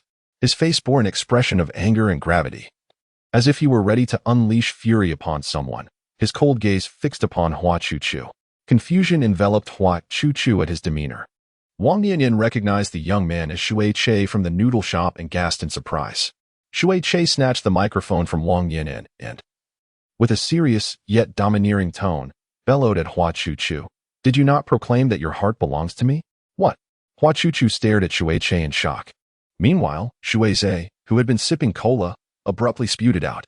Not just Shui Zhe, but Shui Qing, Taozi, and Shumo all widened their eyes in disbelief. Shui Qing and Taozi covered their faces. Incredulity etched on their expressions as they gazed at the stage, utterly stunned. The audience below remained momentarily speechless, mouths agape, captivated by the unfolding drama. "I have treated you with such kindness, indulged you, and obeyed your every whim, yet your heart harbors affection for another." Shui's expression was exceptionally solemn, his tone a blend of indulgence and reproach. Hua Chuchu trembled like a leaf, uttering, "Shu Shuiche you Hua Chuchu. Let me make it clear, you shall not escape from my side." This declaration from Shuiche was so domineering that it elicited a collective gasp from the girls in the audience. How could this be? Why should this happen? My heavens! I can hardly believe it's Hua Chuchu. The girls exclaimed in disbelief. "Bro, that's intense. Impressive, truly." The boys chimed in, each adding their voices to the commotion. Yet, Shuiche remained unfazed by the ruckus below, continuing to address Hua Chuchu with unwavering seriousness. "This time I forgive you. Should there be a next time, I shall be utterly resolute." Shuiche Yu Hua Chuchu felt as though she might faint. Moreover, Hua Chuchu, in front of all these witnesses, "I proclaim to the world that you are mine." With that, Shuiche grasped Hua Chuchu's arm and pulled her forward, sealing his declaration with a kiss upon her lips. In the lengthy span of her life that followed, whenever Hua Chuchu reminisced about that moment under the spotlight, when Shuiche boldly claimed her before all, her heart would flutter with an exhilarating tremor. The applause, cheers, whistles, and jeers resonated like a tempest, almost overwhelming her. Under the blinding lights, Shui's eyes were closed, his expression steeped in emotion, his long eyelashes distinct. Even the fine down on his fair complexion was vividly apparent. Hua Chuchu widened her eyes, holding her breath. The sensation of his lips against hers struck like a powerful jolt, causing the world to spin and her body to go limp. She had never imagined that among the four of them, the most resolute, Shui Che, would possess such soft lips. And this ruffian, who had been at odds with her daily, was now kissing her. As Shui Che released Hua Chuchu, he softly uttered, "Hold on."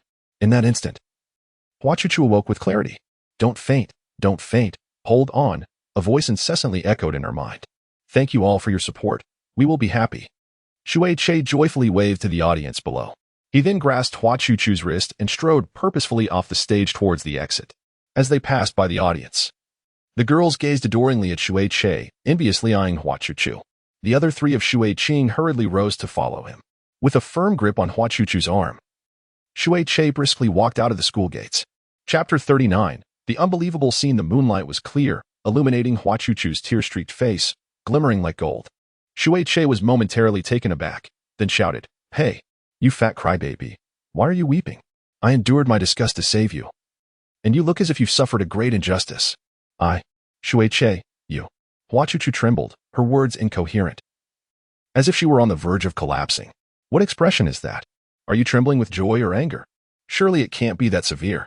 This was my first kiss. You.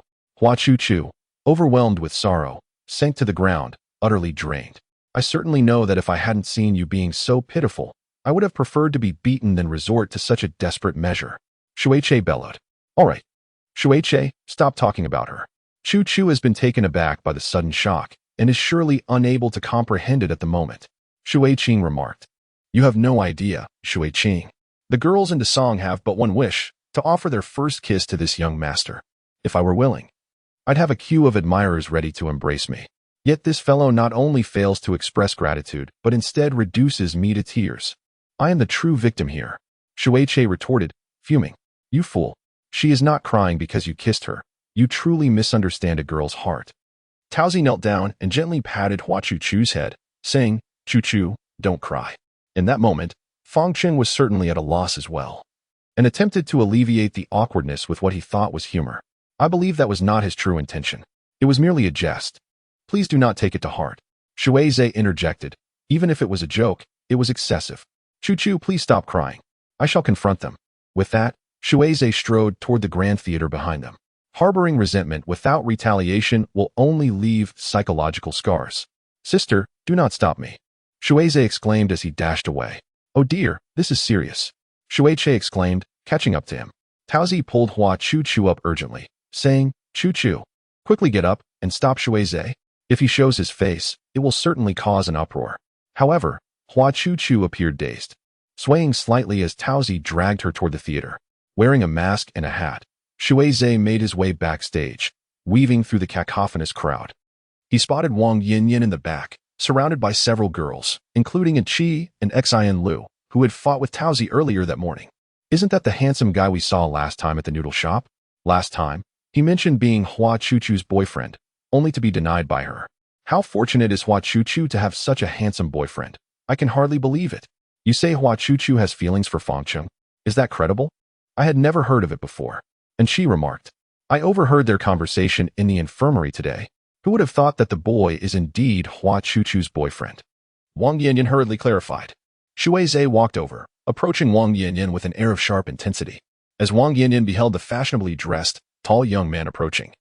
Even with a mask on, it was evident he was a strikingly handsome figure.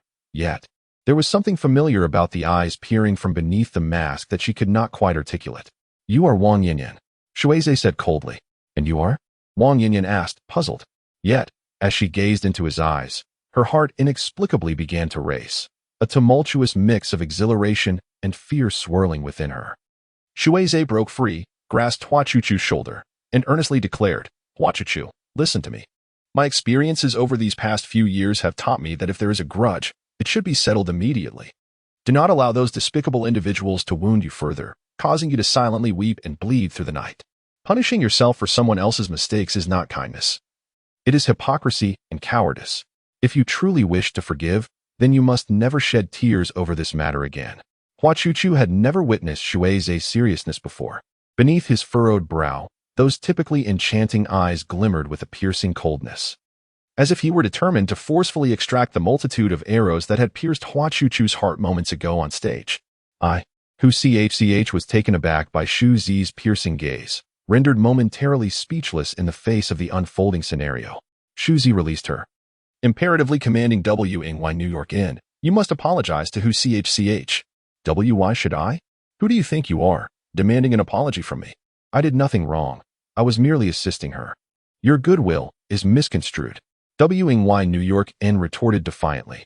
With a swift motion, Shu Zi tore off his mask, his voice laced with fury as he declared, I may amount to nothing, but who are you to invade another's privacy and emotions? The other girls present were left in stunned silence, the few who had accompanied Why New York in gasping in disbelief, their hands instinctively covering their mouths. The once clamorous backstage fell into an eerie hush, a suffocating stillness enveloping the scene. No one screamed. The onlookers questioned if they were merely imagining the spectacle before them, or if this was indeed the illustrious Shui standing in the flesh. All thoughts of capturing the moment on their phones faded away, as they feared that even a blink or the slightest movement to retrieve their devices would cause them to miss this extraordinary event. How could it be? How could Shui be here? How could he possibly be friends with the most unattractive girl in school? What could possibly be the nature of their relationship? New York stood speechless, gazing at Shui in disbelief, her hand instinctively clutching her chest. Who too was gripped by fear. Covering her mouth in shock, Shui seized Ch's backpack, extracting a photo album and hurling it at New York, exclaiming, "Do you have any idea how many times Ch begged me to secure a personalized graduation blessing from T? Oh, boys for you? The graduation gift you prepared for your college roommate was to humiliate her in public." The photo album fell to the ground, and Wang Yanyan saw the front page inscribed with, "T.O. Wang Yanyan, congratulations on your graduation. Wishing you a bright future. May you grow more beautiful, Yoshiwan. Please continue to support T. Oh, boys, Shiyu." Wang Yanyan trembled all over, murmuring, "Impossible, impossible. How could this happen?" Slowly, she lifted her gaze to Shui. After a few seconds, she suddenly grasped his arm and wept, saying, "Shui, it's not mine. I didn't frame her. I truly wanted to help her. I am friends with Hua Chuchu. I am not a wicked woman." Shui shook off her hand, stating, "Please withdraw from the fan support group. With a fan like you, I feel ashamed." Witnessing Wang Yanyan's tears, Hua Chuchu felt a pang of compassion. For 4 years, Wang Yanyan had plastered her bedside with posters of Shui, constantly fixating on him, whether in joy or sorrow. She could never have imagined that one day she would present herself before her idol in such a disgraceful manner. At that moment, several boys had already taken out their phones to capture the scene. Shui Qing pulled Shui aside, urging, "Shui, that's enough. Let us go. More and more people are gathering." "No, I have yet to find that four-eyed frog," Shui stubbornly declared. Hua Chuchu pleaded with tears, saying, "Shui, thank you. I don't want revenge. Let us leave. If this makes the headlines tomorrow and Uncle Shui finds out, it will cause trouble for everyone." Upon hearing the esteemed name of the elder, Shui instantaneously regained his composure. He pondered for a moment, realizing that he could not allow a moment of impulsiveness to jeopardize the family and the interests of the Shui Xing group. "From now on, do not let me see you anywhere," Shui commanded Wang Yanyan with utmost seriousness.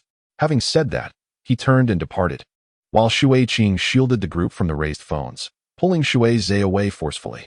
A cacophony erupted behind them as a throng of girls pursued, their phones aloft. The group of Shui sprinted fervently towards the van they had parked by the roadside. Chapter 40. Tears. Shui Qing drove the car, tossing a packet of tissues back to Hua Chuchu. Hua Chuchu blew her nose vigorously, then used a tissue to wipe her tears. She recognized that she ought not to weep any longer, yet her tears cascaded uncontrollably. Humans and pigs cannot intermarry. For years of affection culminated in such a jest. She found it absurd. Had Hua Chuchu not entered the Shui family and met these 4 individuals, she could scarcely imagine how today's graduation gala would have unfolded. She lifted her gaze, surveying the array of handsome men and beautiful women in the vehicle, and upon seeing Shui, her sobs intensified. Earlier that day, in the infirmary, when Shui unexpectedly held her hand, she had thought that moment, the first time she had ever touched a boy's hand, was a shining highlight of her life. Yet, under the glaring lights of the graduation gala stage, the intensity of youth brought forth tears. Reflecting on Shui Ch's closed-eyed visage sent shivers through her. Shui leaned on his hand, gazing at Hua Chuchu with a resigned expression, remarking, "Shui has avenged you, so why are you still crying? Do you realize how unattractive you look when you cry? Shui, you do not understand the heart of a young girl. Do not blame her any longer," said Taozi. "Indeed," Hua Chuchu responded weakly.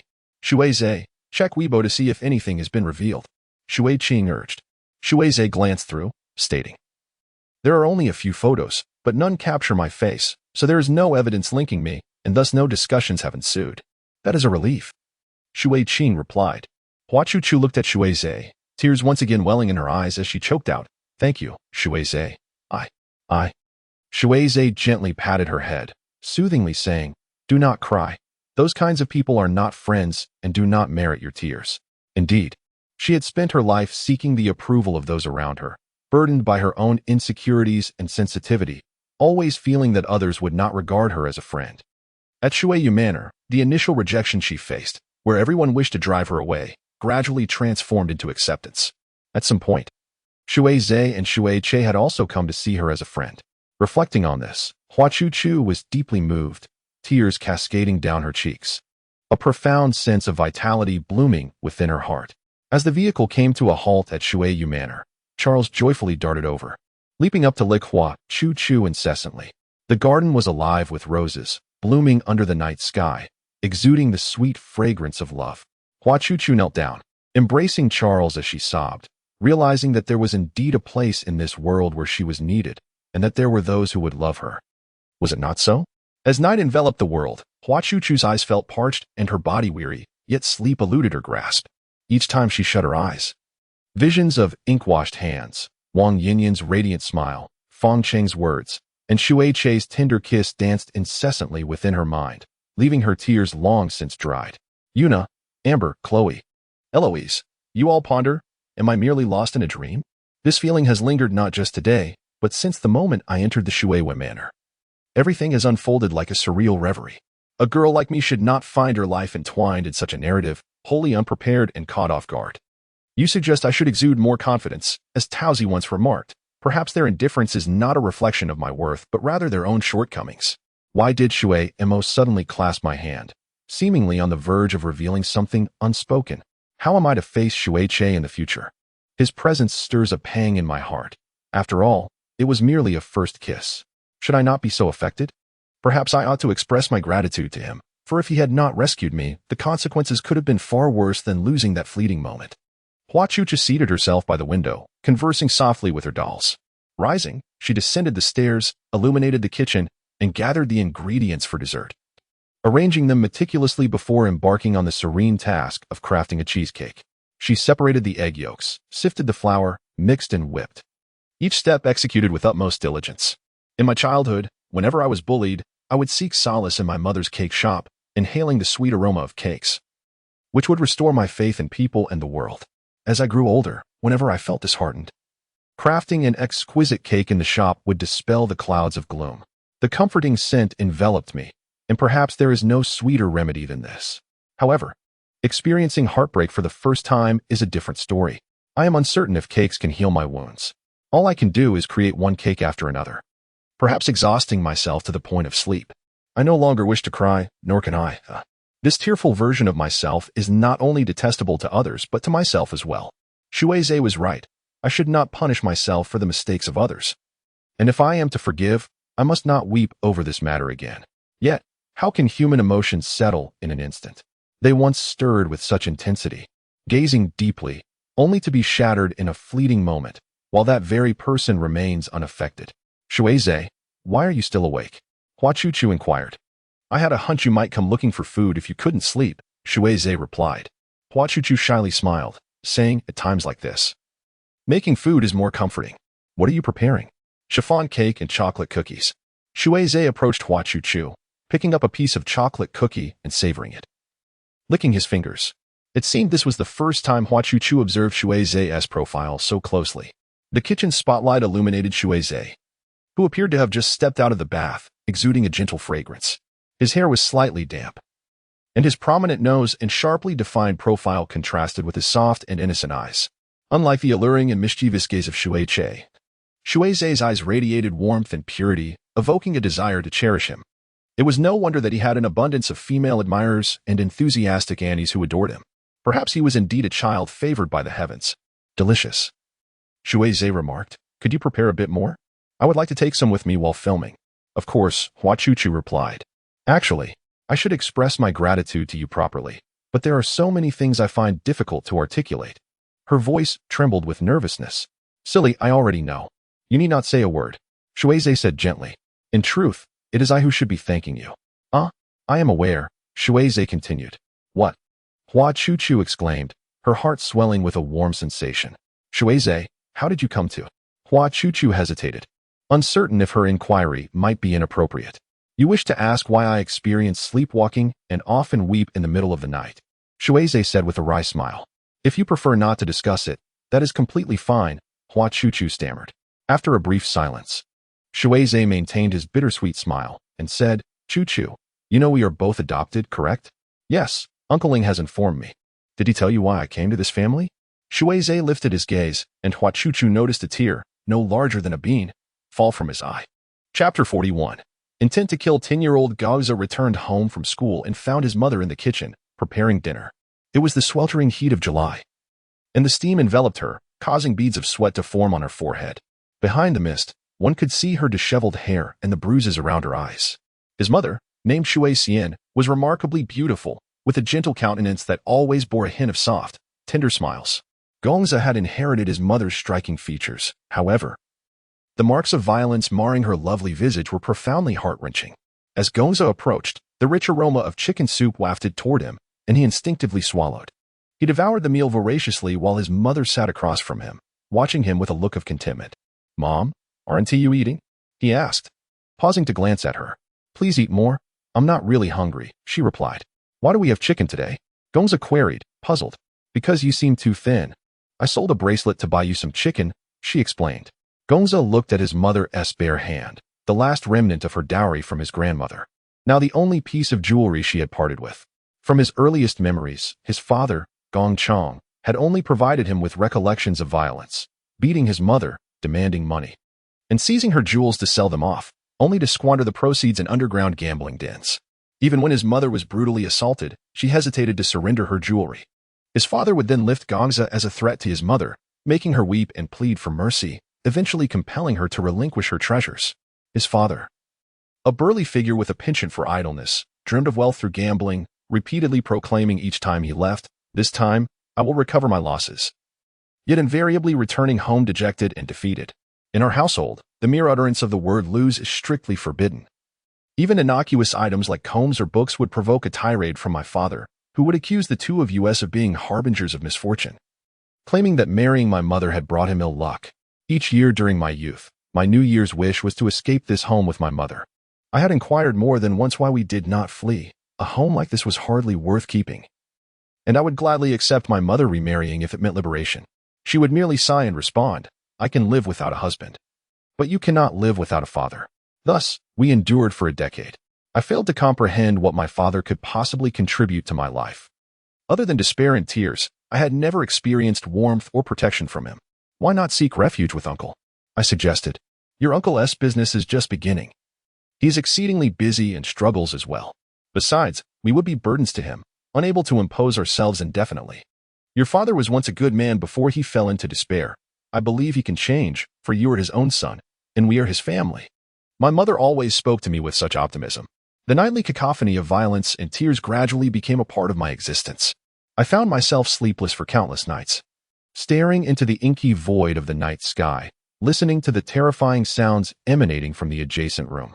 I prayed to the heavens, wishing for that man to perish. I would pay any price to rescue my mother from her hell. What? Is there chicken to eat? My father exclaimed, drawn to the kitchen by the scent. An unsettling premonition gripped my heart. Gong Chang, having finished his meal, savored the dish with a glass of white wine. As he indulged, he observed Gong Zhe's gaunt face and remarked, Why are you so emaciated? You bear no resemblance to me. Gong Zhe thought to himself, You've squandered all the money. Every day at 10 in the morning during break, my stomach aches from hunger, while other children enjoy the school-provided milk and bread. Only I go without, as my family cannot afford the 200 yuan per semester for supplementary meals. As Gong Chang continued to eat, a sudden realization struck him, and he shouted at Shui, Why is the meal so splendid today with chicken soup? Where did you procure the funds for the chicken? I noticed Xiaozhe was too thin, so I borrowed some money from Sister Wu next door to prepare something special for him. Shui stammered. Nonsense. I know that stingy woman next door would never lend you money. Speak. Where did you acquire the funds? You dare to hide a little treasure trove from me, he exclaimed, grabbing a bowl from the table and hurling it at Shui, striking her right ear. She felt a sudden dizziness, followed by a ringing in her ears and a trickle of liquid. Seeing this, Gong Zhe burst into tears, feeling heartbroken. Gong Chang, indifferent to the chaos, rummaged through the house until he discovered several thousand yuan hidden in Shui Xian's shoe insoles. Shui Xian, clutching her ear, wrapped her arms around Gong Chang's leg, pleading. You cannot take this money. It is all we have left. I needed to pay Xiaoze's tuition tomorrow. You women are short-sighted despite your long hair. With this money, I can win 10 years' worth of tuition in a single night. And if you continue to wail like a harbinger of misfortune, do not blame me for being unkind. As Shui Xian cried out desperately, pleading with Gong Chang to release her, he ruthlessly yanked her hair and struck her cheek with a resounding slap, rendering her nearly unconscious. Relinquishing her grip, Gong Chang hastily exited the door. Gongze helped his mother to her feet, gazing at her flushed face as they both wept bitterly, the seeds of hatred taking root within their hearts. They loathed not only the father but also themselves. How wonderful it would have been if they possessed the strength to protect her, to eliminate him and escape this waking nightmare.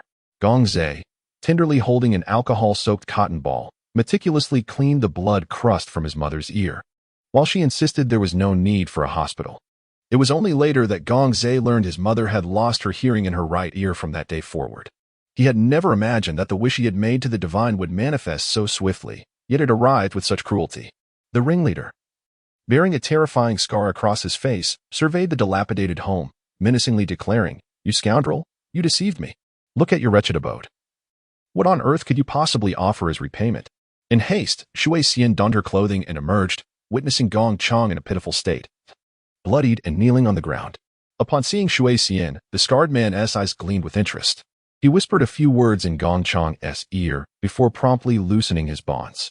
Gongze trembled uncontrollably, hiding behind the doorframe, his heart racing as he observed the scene unfold. The intruders were evidently far more menacing than the usual debt collectors, and a sense of foreboding washed over him. Gong Chang, as though grasping at a lifeline, knelt before Shui Xian, pleading with tears, "My dear wife, please save me. I am less than human, devoid of worth. But if you do not intervene, they will truly cast me into the river to feed the fish. I owe them 500,000 in usury. A truth I have concealed from you until now. I find myself utterly desperate. If you could assist me this once, I assure you I shall never gamble again. 500,000. Oh my heavens, how could we possibly have such an amount? Even if we sold the house, it would not suffice." Shui Xian is so enraged that she cannot even cry. The boss has stated that if you spend just one night with them, the debt will be completely erased. My dear wife, I implore you, please save me. Just one night will suffice. And I promise I will never look down upon you again. I will heed your every word. Blood and tears mingled on Gong Chang's face, cascading down incessantly. Shui Xian's mind exploded with terror as she gazed at Gong Chang and the four imposing men before her, trembling in disbelief. You. Shui Xian was too frightened to utter a sound. A chill enveloped her. She could hardly fathom what she had just heard. What nonsense is this? 50,000 for a single night? Are you gilded with gold? You are given a chance, yet you refuse. If you refuse, I could just as easily end his life right now, and it would be a meaningless death, the scarred man declared, dragging Shui Xian into the room. She sat on the floor, allowing herself to be pulled by him, her legs sinking into despair as she cried out Gong Chang's name. Yet the man she had entrusted her life to turned his head away. Chapter 42. Intent to Kill, Part 2. What Gongze heard was the most terrifying and tragic wail for help he had ever encountered, each cry striking his mind like a hammer, resonating with a dreadful echo. Miyazawa burst out, weeping uncontrollably as he kicked the door, only to be seized by Gong Chang, who covered his mouth. He noticed his father trembling like a leaf. With a hoarse voice, Gong Chang implored Miyazawa, "Xiaoze, do not intervene. They truly will kill. Forgive your father, forgive your father." Time seemed to stretch interminably. Miyazawa felt every passing moment as if his very blood were seeping out with the ticking of the clock. 10 minutes. 10 minutes of sheer terror, felt agonizingly prolonged, extending into every dark dream of Miyazawa's future nights. 4 men emerged from the room, laughing jovially. Upon seeing Miyazawa's delicate, girl-like visage, the scarred man remarked, "This little rascal has grown quite handsome. Chang, we must come again. We can use your son as payment." He chuckled heartily as he exited. Miyazawa dashed inside, and the sight of his mother was seared into his memory. In an instant, she appeared as a withered flower, her gaze vacant, devoid of any vitality. A strange odor enveloped the room, overwhelming him. He covered his mouth, unable to suppress his retching. "No, don't look." At the doorway, his mother let out a piercing scream, so filled with despair that it would forever haunt Miyazawa's dreams. Then he witnessed his mother leap from the bed, crashing headlong into the wall. Gong Chang hurried to her side, cradling her as he pressed a cloth to her bleeding forehead. Indeed, she had wielded a kitchen knife, plunging it viciously into his father's back. The flesh of a human is so tender that a blade penetrates effortlessly. Even the slightest contact with the ribcage is acutely felt. As the blood spurts forth in a rapid flow, Gongza, with his eyes as gentle as a fawn's, lowers his gaze, then lifts it to meet his father's, his eyes filled with bloodshot fury and tears, glaring at him with an intensity that seems to convey a desire to personally escort him to the depths of hell. That terrifying gaze is exponentially more fearsome than that of any debt collector. Gong Chang, in a fit of rage, shoves his son aside and staggers to his feet, feeling a warm trickle running down his back. It is astonishing that such a seemingly frail child could inflict such pain upon him. Enraged, he seizes a bench and hurls it at Gongza. "You bastard, you wretched child. How dare you stab your own father? I am your dad. I brought you into this world, you little ingrate. You dare to kill your father," he shouts, kicking Gongza vehemently, each blow landing squarely on his chest. Gongza, trembling like a leaf, huddles beneath the table, while his father, in a fit of fury, lifts the table and grabs a belt from the ground, mercilessly striking Gongza with it. In a frenzy, he howls, "Even you bully me. You dare to bully me. I will beat you to death." Hearing the commotion, Shui Xian instinctively awakens from her dizziness and pain. She rises, only to witness Gong Chang brutally assaulting Xiaozhe. In a wild frenzy, she lunges at Gong Chang, sinking her teeth into his arm, but he easily tosses her aside. In Shui Xian's eyes, all that exists is the sight of Gong Chang relentlessly kicking Xiaozhe, whose frail body curls up in agony, his eyes swollen shut from the relentless blows. With a forceful thrust, the heart's artery erupted, spraying a long arc of crimson against the wall. Again the blade plunged, then withdrew, only to pierce once more. Each strike left the face and body of Shui Xian drenched in the gushing blood of Gong Chang, her visage adorned with a peculiar smile, her lips trembling as she drove the knife into her husband 36 times. Such a robust man now lay like a pile of butchered flesh upon the cutting board. All of this was witnessed through tear-filled eyes by Gong Zhe, who lay helplessly on the ground, motionless, his gaze fixated on his disheveled mother, possessed by a devilish fervor as she relentlessly stabbed his father's chest. Yet, amidst the horror, he felt an unexpected sense of relief, a flicker of safety, as though the future might hold a glimmer of happiness. For a long while, Shui Xian sat beside Gong Chang's lifeless body, before wiping her face to reveal a tender smile, tears brimming in her eyes as she spoke softly to Gong Zhe. "Little Zhe, do not be afraid. Mother will protect you." "Imam." Gong Zhe summoned the last vestige of his strength to call out. Shui Xian rose, donned her clothes, and picked up the phone, dialing Shui Yuan's number. Shui Yuan hurriedly traveled from another city, and upon entering the cramped abode, he was struck by the overwhelming stench of blood. Shui Xian surrendered herself, confessing the events that transpired, ultimately sentenced to life imprisonment for intentional homicide. Upon entering, Shui Zhe encountered a beautiful girl seated on the bed, playing with a doll. Upon seeing him, she exclaimed joyfully, "How wonderful. Now I have someone to play with. This is Shui Qing. Henceforth, she will be your sister," Shui Yuan informed Shui Zhe. "Sister? But she is a girl." "Hee, I was born in the wrong way. I should have been generated as a girl, so from now on, you must call me sister," Shui Qing said with a playful laugh. "Shui Qing, stop talking nonsense." "Hey, old man, didn't you say you would support me in whatever I wanted?" Shui Qing pouted, pretending to be cute. "All right, let's not make a fuss," Shui Yuan said helplessly to Shui Qing. "What are we having for dinner, Dad?" Shui Qing asked. "Dad?" Shui Zhe wondered. When did the perpetually single uncle get married?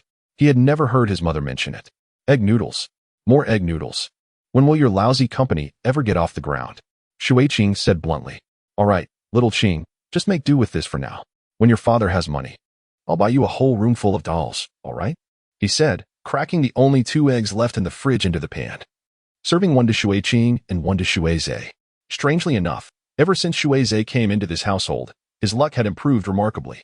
Within a month, his company received substantial investment, and from that point on, Shui Yuan's career surged forward, thriving.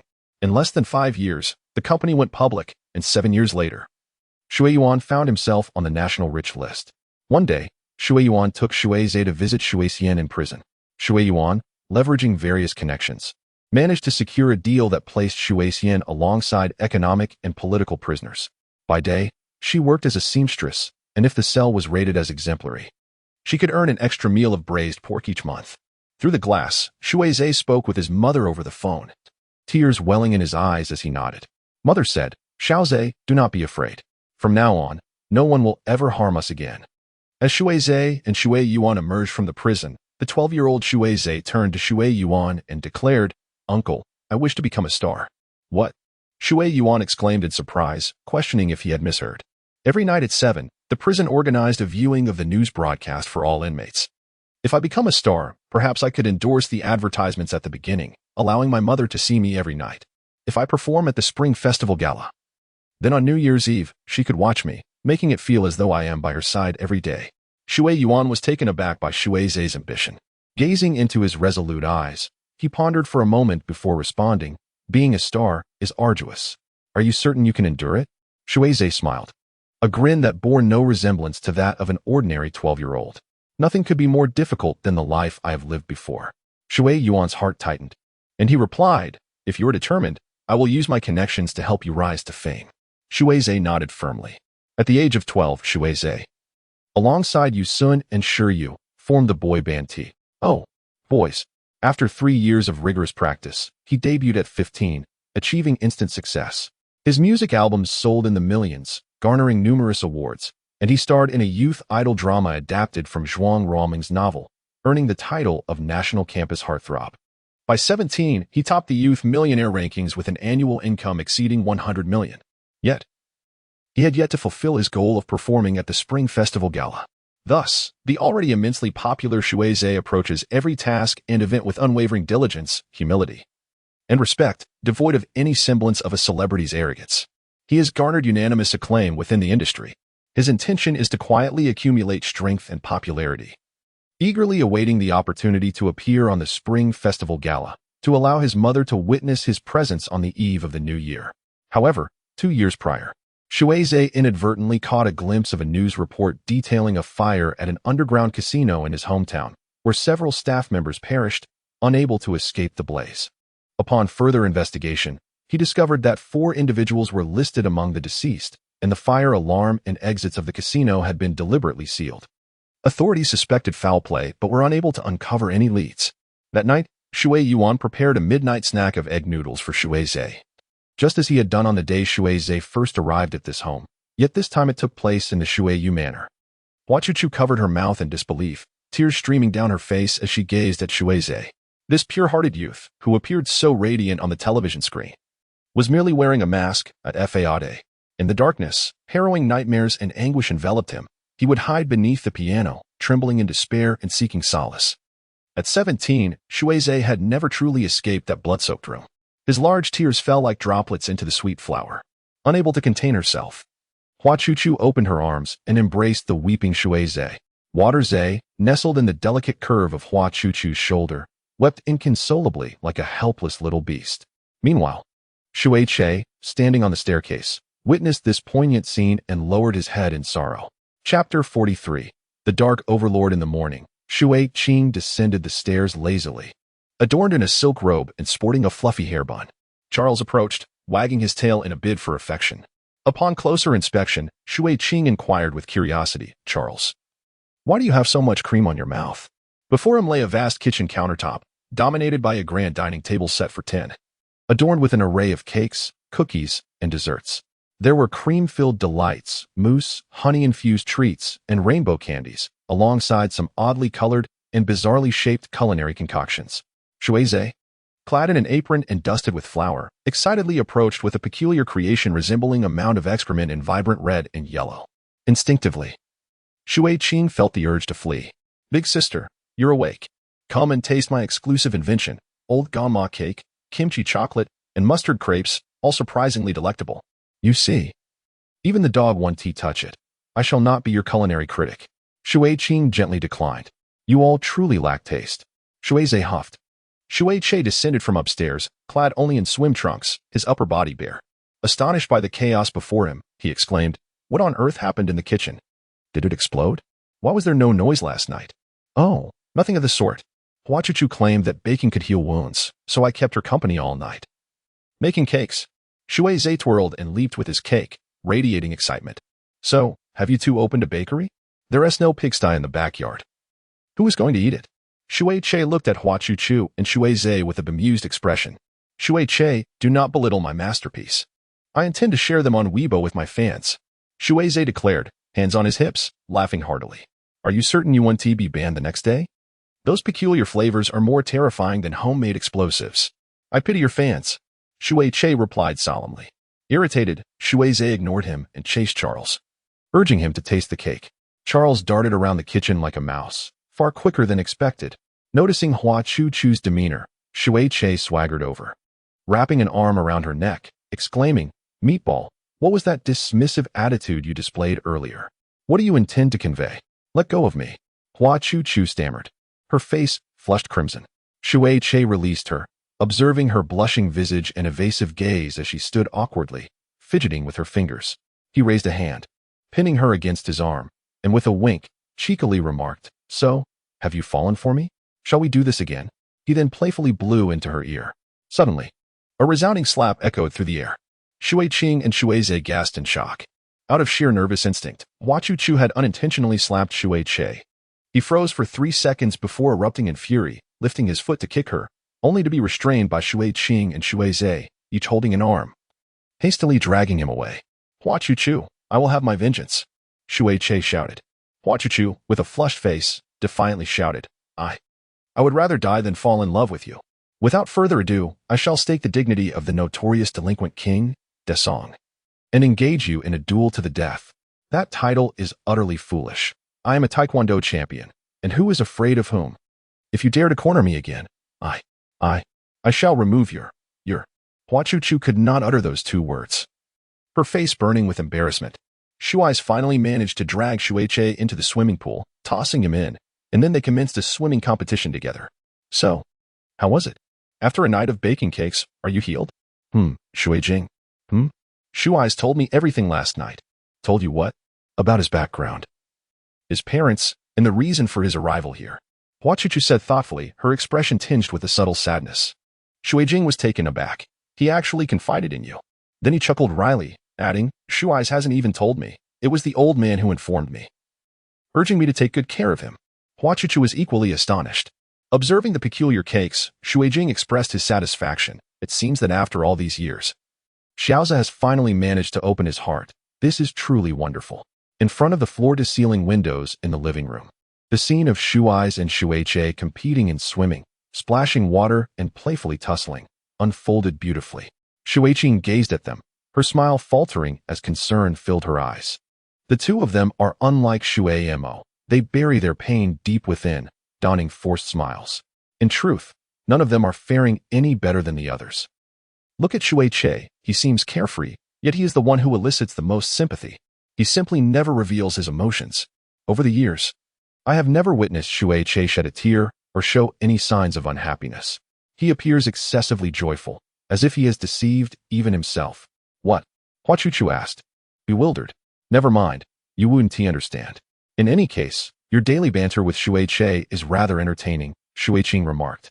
So, have you moved past the incident of your first kiss? She poured herself a glass of juice. Hua Chuchu stammered. Shui Qing. What was it like with that guy in the restroom? What restroom guy? The very mention of it sounds like a peculiar fetishist. Shui Qing replied, annoyed. Though I don't know his name, let us just call him the Great Demon King. Hua Chuchu mused to herself that their first encounter, marked by an assertive kiss in the restroom, indeed resembled that of a peculiar fetishist. How dreadful, she thought, for she too shared such a peculiar experience. Nervousness surged within her as her heart raced. Oh no, she had been too anxious to breathe at that moment. Yet she felt equally nervous standing on stage before Shui Che. In hindsight, she longed for a repeat of that moment. That, however, has not happened again. Shui Qing smirked. Thank goodness for that. Hua Chuchu sighed in relief. The reason she could not let go of the recurring memories of that first kiss was undoubtedly because it had been with the loathsome Shui Che. I will absolutely not develop any fondness for that individual. Why on earth am I imagining him as Shui Mo? What is wrong with me? Hua Chuchu's inner turmoil erupted. Shui Qing gazed curiously at Hua Chuchu, who was shaking her head in disbelief. Chapter 44. The interrogation. Shui Mo emerged from her room, leaning on a cane, her expression devoid of emotion. She walked past Hua Chuchu as if she were invisible, taking a seat at the dining table, her gaze fixed upon the array of peculiar desserts. Good morning, Shui Mo, Hua Chuchu said somewhat awkwardly. Shui Mo remained silent, ignoring her. Shui Mo, you seem to be walking much more smoothly today, Shui Qing remarked. Is something bothering you? Shui Qing inquired. Shui Mo did not respond, dismissing the conversation as she casually picked up one of Shui Zai's bizarre culinary creations and began to eat. Oh dear, that's something Shui Zai made. You shouldn't eat that. These are Hua Chuchu's creations. Try these instead, Shui Qing urged. Shui Mo continued to ignore Hua Chuchu's desserts, insisting on consuming Shui Zai's offering. After a few bites, she set down her fork, wearing a stiff expression. Shui Zai and Shui Che, clad in swim trunks and draped in white towels, approached playfully. Oh no, Shui Zai. Shui Mo has eaten your mustard crepe. She looks like she might explode. Shui Qing exclaimed in horror. Shui Zai joyfully ran over, but upon seeing Shui Mo's serious demeanor, he took a few steps back, chuckling nervously. Hee, I have to dash for an engagement. Farewell. With that, he hurried away. Hua Chuchu, observing Shui Mo's rigid and solemn expression, felt a twinge of fear. Shui Mo, what would you like for breakfast? I can prepare something for you. The ink wash painting remained silent, disregarding everything around it. He turned his gaze towards Shui Che, his dark eyes emitting a sharp, chilling light, and coldly commanded, Shui Che, come to my room. Upon finishing his words, Shui Mo stood up with the aid of his cane, but when Hua Chuchu hurried to assist him, he deftly evaded her reach.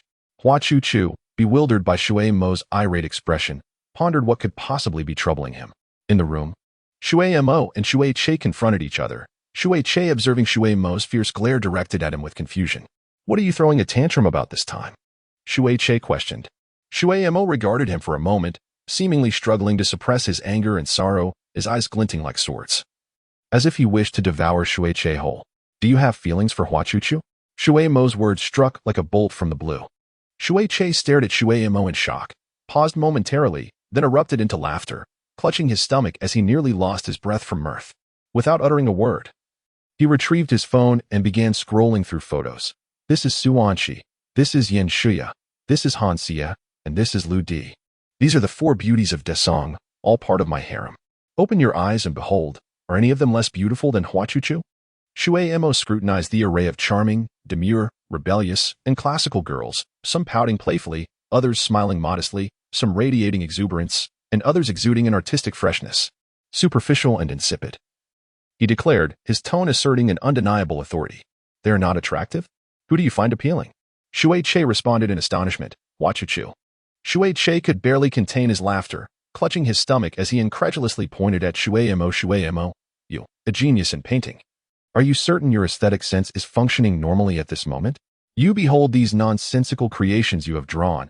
It is no wonder you find that frivolous girl, Hua Chuchu, appealing.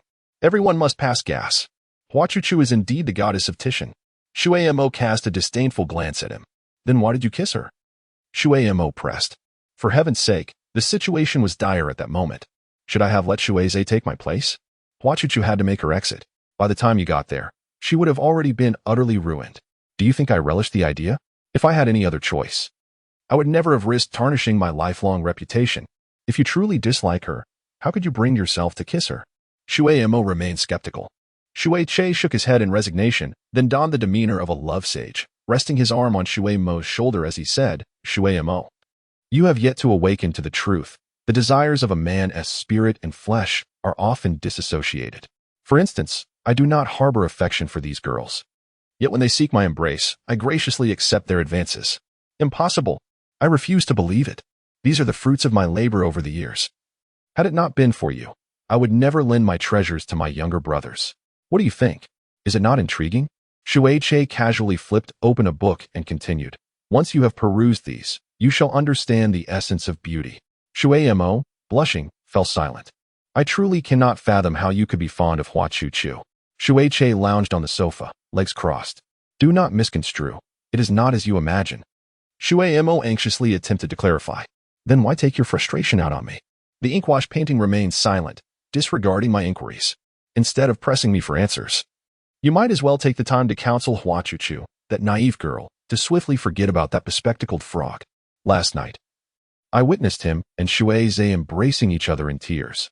Just imagine, Hua Chuchu, that conservative matron from ancient times, boldly embraced Shui Zai. You must have seen how adored he is by young girls. They practically go wild upon seeing him. Just yesterday, he came to Hua Chuchu's aid, perhaps even playing the role of a gallant hero rescuing a damsel in distress, and they might have found a kindred spirit in one another. TSK, your rival is not me. The struggles within my own harem are already enough to exhaust my spirit. Hua Chuchu, please, spare me the drama. Shui Che waved his hand dismissively. Shui Mo appeared contemplative. Shui Che slipped out of the room, clutching his chest, and thought in trepidation, my heavens. Shui Mo's expression was truly terrifying. Shui Zhe, my brother, I owe you an apology. In order to escape, I had no choice but to betray you.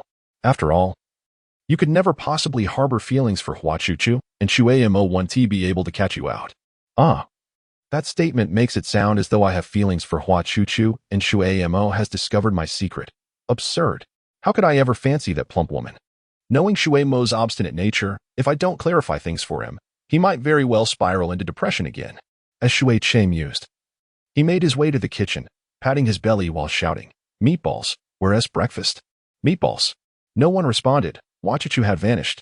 Shui Che glanced at the array of exquisite desserts on the table, took out a bottle of cola, but after a moment's contemplation, he set it aside and poured himself a cup of honey water instead. He selected a beautifully presented piece of cake crafted by Hua Chuchu and began to savor it. Chapter 45. Unspoken rules. In comparison to his own experiences, the hardships he faced as a child seemed utterly trivial. What was there to dwell upon? Last night, he and Shui Zhe had spent the entire evening baking cakes, and it was likely that Shui Zhe hoped the cake would heal the prolonged torment of sleepless nights. With this thought, Hua Chuchu turned over and wrapped herself tightly in the blanket. She wondered if Shui Zhe could withstand the demands of filming today after a night devoid of sleep. She aspired to embody Shui Zhe's resilience. Finally, she could find peace. Yes, it was time to rest. Yes, it was time to forget. Farewell, classmate Feng Cheng. Hua Chuchu eventually drifted into a deep slumber. When she awoke, it was already evening. She noticed Shui Mo still seated in the lounge chair by the window, engrossed in a book. Shui Mo, how long have you been here? All afternoon. Oh, are you feeling better? Shui Mo inquired without looking up from the book. Yes, I slept very well and now feel quite refreshed, Hua Chuchu replied, running a hand through her disheveled hair. That's good, Shui Mo said absent-mindedly. The two sat in silence. The atmosphere slightly awkward. Hua Chuchu got out of bed and slipped on a jacket. Go chess, it seems quite intriguing. Shui Mo remained fixated on the pages before him. Does the person you like play chess well? Hua Chuchu asked, but there was no hint of emotion in Shui Mo's tone. Oh, that's all in the past. I'm completely fine now. Let us not speak of it any longer. Reflecting upon it now, I find myself rather foolish, Hua Chuchu remarked. A hint of embarrassment as she scratched her head. That is well, Shumo replied, maintaining an impassive demeanor. Do you harbor feelings for Shui's? Indeed, Hua Chuchu exclaimed without a moment's hesitation. Upon perceiving the look in Shumo's eyes, she quickly clarified. The affection I speak of is not of a romantic nature, but rather that of friendship. I cherish all four of you, including classmate Taozi. Oh. Shumo appeared to breathe a sigh of relief and, after a brief pause, said, please teach me to play chess. It seems to suit me well. Haha, absolutely. Indeed, Go aligns perfectly with your serene disposition. I am a champion in Go, so let us see if you can ever best me. With that, Hua Chuchu began to push Shumo's wheelchair, saying, you must be hungry. I have slept the day away and have no knowledge of your lunch arrangements. What would you like for dinner? I shall prepare it for you. As they entered the kitchen, they found Shui Che and Shu Qing seated at the dining table. Shui's face was smeared with cream, indulging in cake like a child, while Shu Qing appeared torn in her choices amongst the array of decadent sweets. Upon noticing Hua Chuchu approaching, Shui Che erupted in a fit of rage, exclaiming, Meatball. You finally decided to awaken. We have been feasting on these confections all day. If you do not prepare a meal soon, I shall stew Charles. I crave meat, and I desire a great deal of it.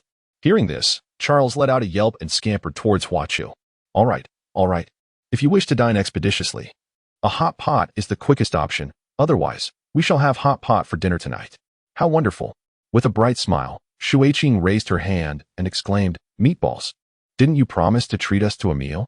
Shui Che responded, Shui Qing, I'm quite apprehensive. Whenever we venture out as a group, calamities seem to ensue. My heart can hardly withstand it any longer. What is there to fear? It's dark outside. We'll find a less crowded, pleasant place to dine. Nothing will go awry. Shui Qing reassured. It's been ages since I've savored hot pot. I crave it. Shui Che declared, eagerly drumming her fingers on the table. All right, all right. But this time, please keep a low profile and refrain from causing any more disturbances.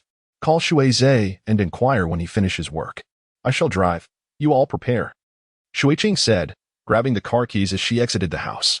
Hua Chuchu, Shui Che, and Shui Mo settled into the plush seats of the Bentley. And Shui Che remarked with a hint of envy, the old man truly dotes on you. For your birthday, he gifted you a Bentley. Of course. I am the most obedient and trouble-free. I am the old man's little darling. Shui Ching replied. Do you even possess a driver's license? I'm quite concerned. Please. I obtained my driver's license right after my 18th birthday. Shui Ching retorted. By the way, Shui Che, your birthday is in August, isn't it? What gift would you like? Shui Ching inquired. How about you gift me this car? You are my most beautiful elder sister. Shui Che responded with a grin, as the two engaged in playful banter. The vehicle approached a grand palace at the foot of a mountain. The valet, adorned in the attire of imperial guards, greeted them with an air of noble stoicism, while the female attendants were dressed in the garb reminiscent of palace maids from the Qing dynasty. At a glance, Hua Chuchu felt as though she had traversed time into a historical drama. This establishment specialized in the exquisite Manchuhan imperial feast, renowned for its distinctive hot pot and shabu-shabu offerings. Rest assured, even if Shui Zhejianrong were to dine here, no guest would intrude upon their meal for photographs. Shui Ching remarked. So, dear sister, how much have you savored in secret without us? Were you not saving money? Shui Che retorted indignantly. Many men line up to treat me to meals. What can I do? Shui Ching replied nonchalantly. Upon entering a private room, they discovered Shui Zhe already seated, enjoying tea. Oh, you managed to arrive even before us. Shui Ching exclaimed. Isn't it a coincidence? You texted me about dining here, and I was just in the adjacent room with the director and investors. Shui Zhe pointed towards the next room. But isn't it somewhat impolite to just rush over? Shui Ching inquired. Chapter 46. The Unwritten Rules, Part 2. Feng Qianhua, having once claimed the title of Miss Chinese, married the notorious gang leader Yu Qing, who was 20 years her senior. Yu Qing founded Qinyu Film Company in his early years, propelling numerous stars to fame during the 1980s. At the age of 60, he divorced the 40-year-old Feng Qianhua, bequeathing her the Qinyu Film Company as part of their separation. Feng Qianhua has adeptly managed her film and television company, adapting to market trends over the past few years and partnering with a South Korean entertainment firm to cultivate numerous emerging stars. She stands as the largest film enterprise in the industry and is the only female billionaire among the top 10 on the wealth rankings, earning her the moniker Boss Feng in the industry. However, there exists a long-standing rumor within the entertainment realm. Most male stars launched by Qinyu Film Company have allegedly been under Feng Qianhua's unspoken rules. It is rumored that she once lavishly spent millions on a luxury residence, inviting a popular young star to share 2 weeks with her, subsequently gifting the property to him. There are whispers that a certain male star, despite possessing excellent looks and acting skills, has remained obscure due to having offended Feng Qianhua, resulting in his being sidelined by the company. Half an hour ago, Shui Zhe arrived at the Phoenix Palace Clubhouse with his manager, the new film's director, and the screenwriter to discuss investment collaboration with Feng Qianhua. The manager repeatedly cautioned Nan Gu about the importance of decorum in the presence of such a queen of the film industry, advising him to be mindful of his words. Director Du, having garnered numerous international awards and having nurtured several leading actresses, has recognized Shui Zhe's popularity and specifically requested him for the leading male role, aiming to negotiate a $300 million investment with Feng Qianhua. The Phoenix Palace impeccably replicates the decor of the Qing dynasty, with chefs who are descendants of the imperial kitchen, offering dishes that are astonishingly expensive. The establishment operates on a membership basis, catering only to those who have invested a minimum of $200,000, and does not accommodate walk-in customers. Shui Zhe has always approached her work with humility and diligence, fully aware that the opportunity to collaborate with Director Du is a rare and precious chance that could potentially lead her to international recognition. Thus, after finishing her work, she attended the banquet. Feng Qianhua arrived fashionably late, surrounded by a retinue of 7 or 8 bodyguards.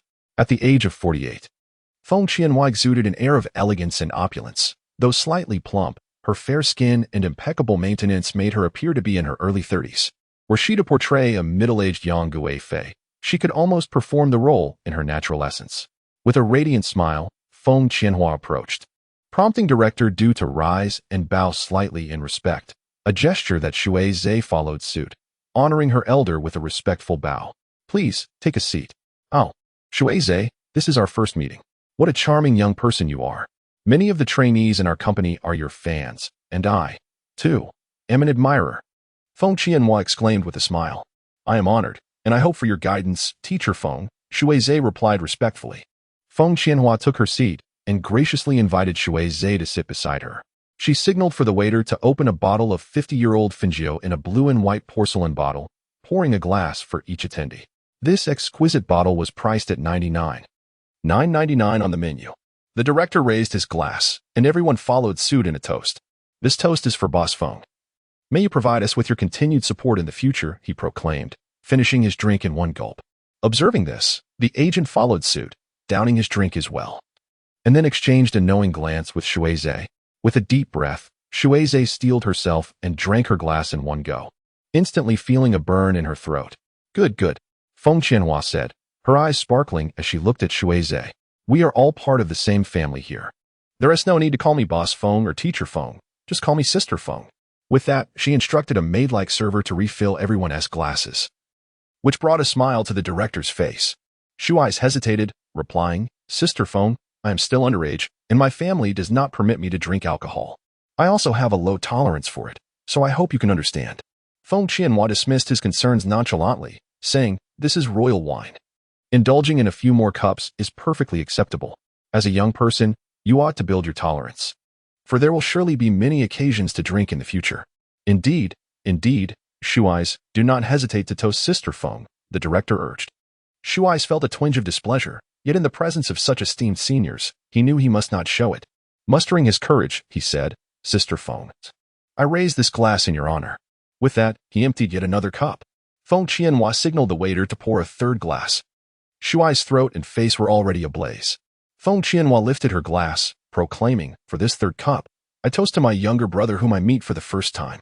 The youth is formidable. The success of this film may very well hinge on your contributions, overshadowing even that of the director. In today's entertainment industry, who could possibly rival you, this little genius? She said with a tone of affection, faced with the raised glass of such a senior figure. Shui found himself bereft of any valid reason to refuse. His manager discreetly nudged him under the table, signaling that he must drink. Shui raised his glass, maintaining a bright smile, and respectfully replied, Sister Feng, your praise is too much. I am still inexperienced. I hope you will guide me in the future. With that, he downed the drink in one go, and immediately felt a wave of dizziness wash over him. Feng Qianhua expressed her delight, exclaiming, from now on, you shall be like my little brother. In this industry, I will look after you. No one will dare to undermine you. Your path to stardom will surely be smooth sailing. Shui nodded numbly. Feng Qianhua gestured for everyone to partake in the exquisite dishes before them.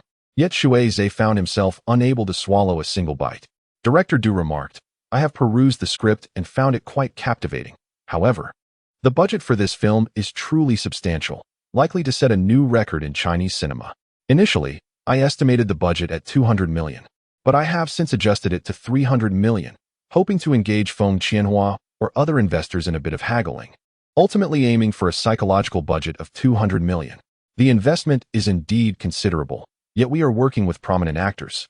The combined fan base of the lead male and female roles amounts to a staggering 200 million. Just imagine the formidable box office potential stemming from this fan effect. Furthermore, a significant portion of the budget will be allocated to post-production special effects. However, our aspiration is to produce a film of exceptional quality to penetrate the international market. Given the current mediocre state of Chinese cinema, I yearn to create a classic that represents our film industry and restores its pride. Director Du said with a slick demeanor. Indeed, I have reviewed the cast, and it appears quite commendable. What is the remuneration budget for Xiaozhe?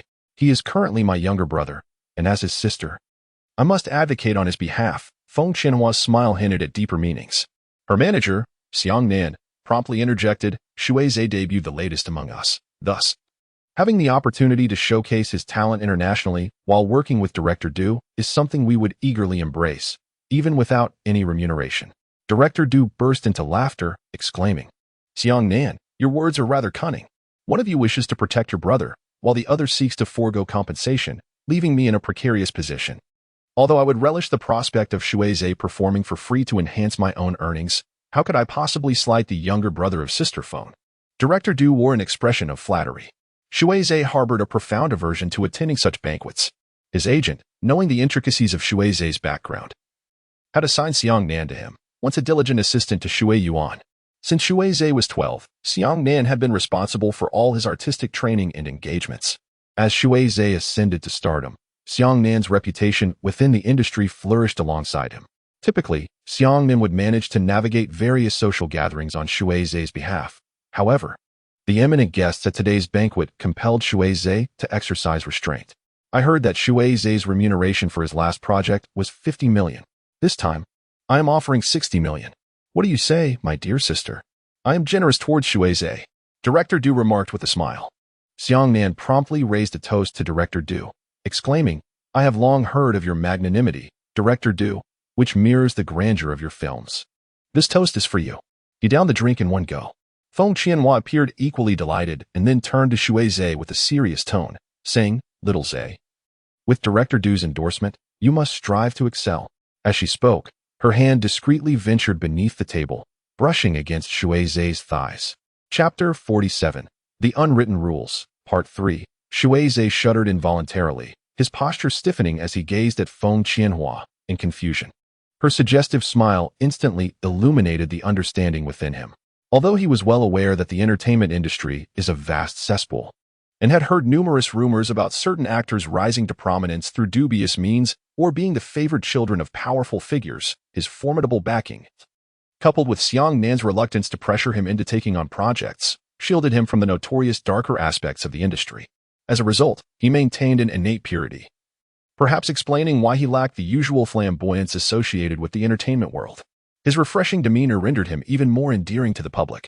However, when Feng Qianhua boldly placed her hand upon his sensitive area beneath the table, such an audacious and brazen act startled Shui. Attempting to feign a need for a tissue, Shui subtly extricated himself from Feng Qianhua's grasp, causing her expression to darken immediately. Thereafter, no further inappropriate actions ensued. The group continued to engage in superficial banter, yet Feng Qianhua refrained from mentioning any investment matters. In the restroom, Director Du stood beside Xiang Nan at the urinals. Having indulged a bit too much, Xiao Xiang, tell me the truth. What exactly is Shui's background? I've long heard whispers within the circle. Regardless of how prominent someone is, Shui never attends dinner invitations, and at rap parties, he merely makes a fleeting appearance. Your agency is far too lenient with its artists. If I hadn't brought Feng out today, I doubt you would have shown me any respect, Director Du slurred. How could I dare? Director Du, there is no grand background to speak of. I just noticed Shui juggling both music and acting, neglecting his studies. His family disapproves and wishes for him to terminate his contract and abandon his stardom. Now that he is so popular, I must cater to him, don't I? Xiang Nan fabricated an explanation. How dare you deceive me? Director Du exclaimed, his expression one of utter disbelief. How could I possibly mislead you? If Shui were to star in your film, you would become his greatest patron. Once his international career takes flight, his family would hardly be able to contain their excitement. Xiang Nan replied earnestly. To be frank with you, Xiang Nan, it was not I who specifically requested Shui for the leading role, it was Boss Feng. You understand how matters in the entertainment industry operate. This is not merely an unspoken rule, it is a blatant expectation. If Shui is willing, I can secure a 300 million investment, and I will not withhold a single penny of his 60 million remuneration. Director Du, are you implying? You know full well what I mean.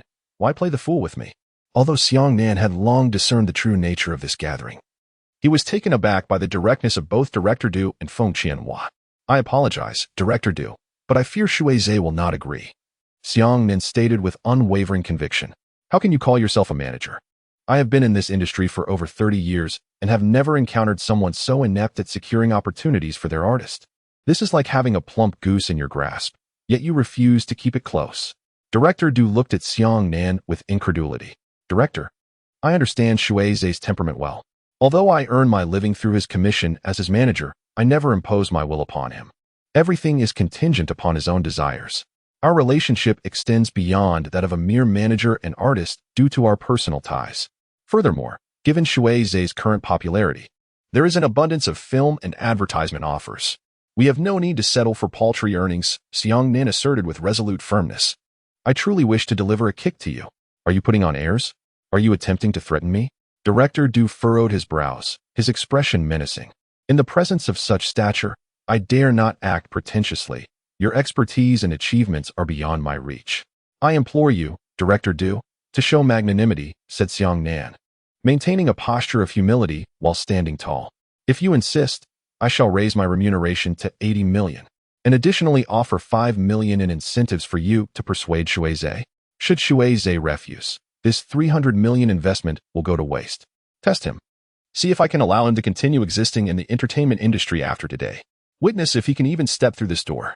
I assure you. Do not be ungrateful. Countless young stars would eagerly seize any opportunity. It's merely a matter of a single night, over in the blink of an eye. It's a simple matter of mutual benefit. A mere actor, attempting to play the part of a moralist with me? Director Du stated bluntly before slamming the restroom door behind him, only to re-enter the private room with a radiant smile. Shui Zhe received a text from Xiang Nan, which recounted the implications of Director Du's words from earlier. Looking up to see Director Du and Boss Feng chatting amiably as if nothing had transpired, he realized he had fallen into a trap. At that moment, another message arrived, this time from Shui Qing. Big star, where are you? What time do you finish? Today. Hua Chuchu is treating us to dinner, and we are heading to Phoenix Palace. Will you join us? Naturally. Director Du and Feng Qianhua assumed it was Xiang Nan seeking him out to persuade him in the restroom, thus they both smiled brightly and encouraged him to go.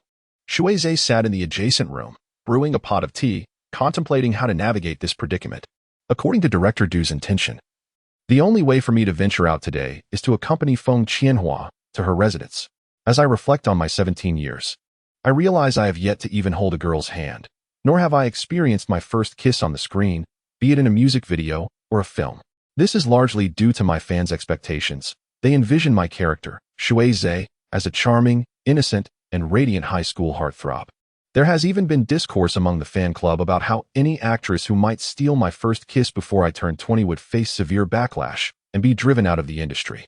The mere thought of spending a night with Feng Qianhua causes my stomach to churn. I fear that the bold Shui Che would be incapable of such an act. Lost in these thoughts, I notice Shui Qing entering with Shui Che, while Hua Chuchu pushes Shui Mo in. I feel a wave of emotion upon seeing Shui Qing. What a twisted fate it is that during this crisis, we all gather at such an extravagant location for a meal. Suddenly, a sense of security washes over me. Oh, you beat us here, Shui Qing exclaims. Isn't it a coincidence? You texted me about dining at this restaurant, and I was in the adjacent room having a meal with the director and investors. I gesture towards the next room. But isn't it a bit rude for you to just come over like this? Shui Qing inquires. Chapter 48. The Underlying Rules. Part 4. Wow. 80 million. Shui Zhe, why not just close your eyes and endure it for a moment? Shui Che teases with a chuckle. Everyone pulls out their chairs and takes a seat. Hua Chuchu is utterly bewildered. 80 million. What a concept. I can hardly fathom the enormity of that sum. Could it fill a mountain of gold? Perhaps it could overflow a wardrobe? Upon graduating, earning a monthly salary of 50,000 instantly eclipsed 99% of my peers. Calculating an annual income of 600,000. It would take me an astonishing 133 years of frugality to amass 80 million.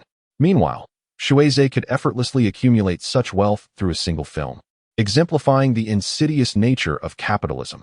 Hua Chuchu counted on her fingers. Shui Che, I have downed 3 large cups tonight. I might just match you. Shui Zhe glared at Shui Che. If you wish to avoid it, simply concoct an excuse. Shui Che replied. Do you realize the magnitude of today's investors? It is the entertainment queen, Feng Qianhua. Brother Xiang Nan has been unable to extricate me from this, and I have already endured the Director Du's scolding, Shui Zhe whispered. Why not invoke the name of the old master? Shui Qing retorted dismissively. What difference does it make if my father is Li Gang? I simply wish to keep our connection from the industry under wraps.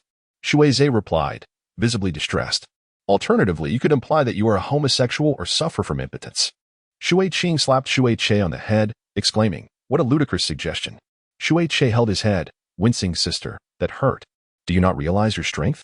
Ignoring him, Shui Qing turned to Shui Zhe and suggested, since we are here, why not greet Boss Feng and Director Du? Let them know that your family is present today. They surely wouldn't dare to forcibly take you away. Indeed, you have a point. Since you're all here and dining in the adjacent private room, a greeting would not only be polite, but also instill some caution in them, Shui Zhe conceded. However, this is merely a stopgap measure. Even if we navigate today's situation, how will you manage in the future? If you choose not to film this project, you risk offending Director Du.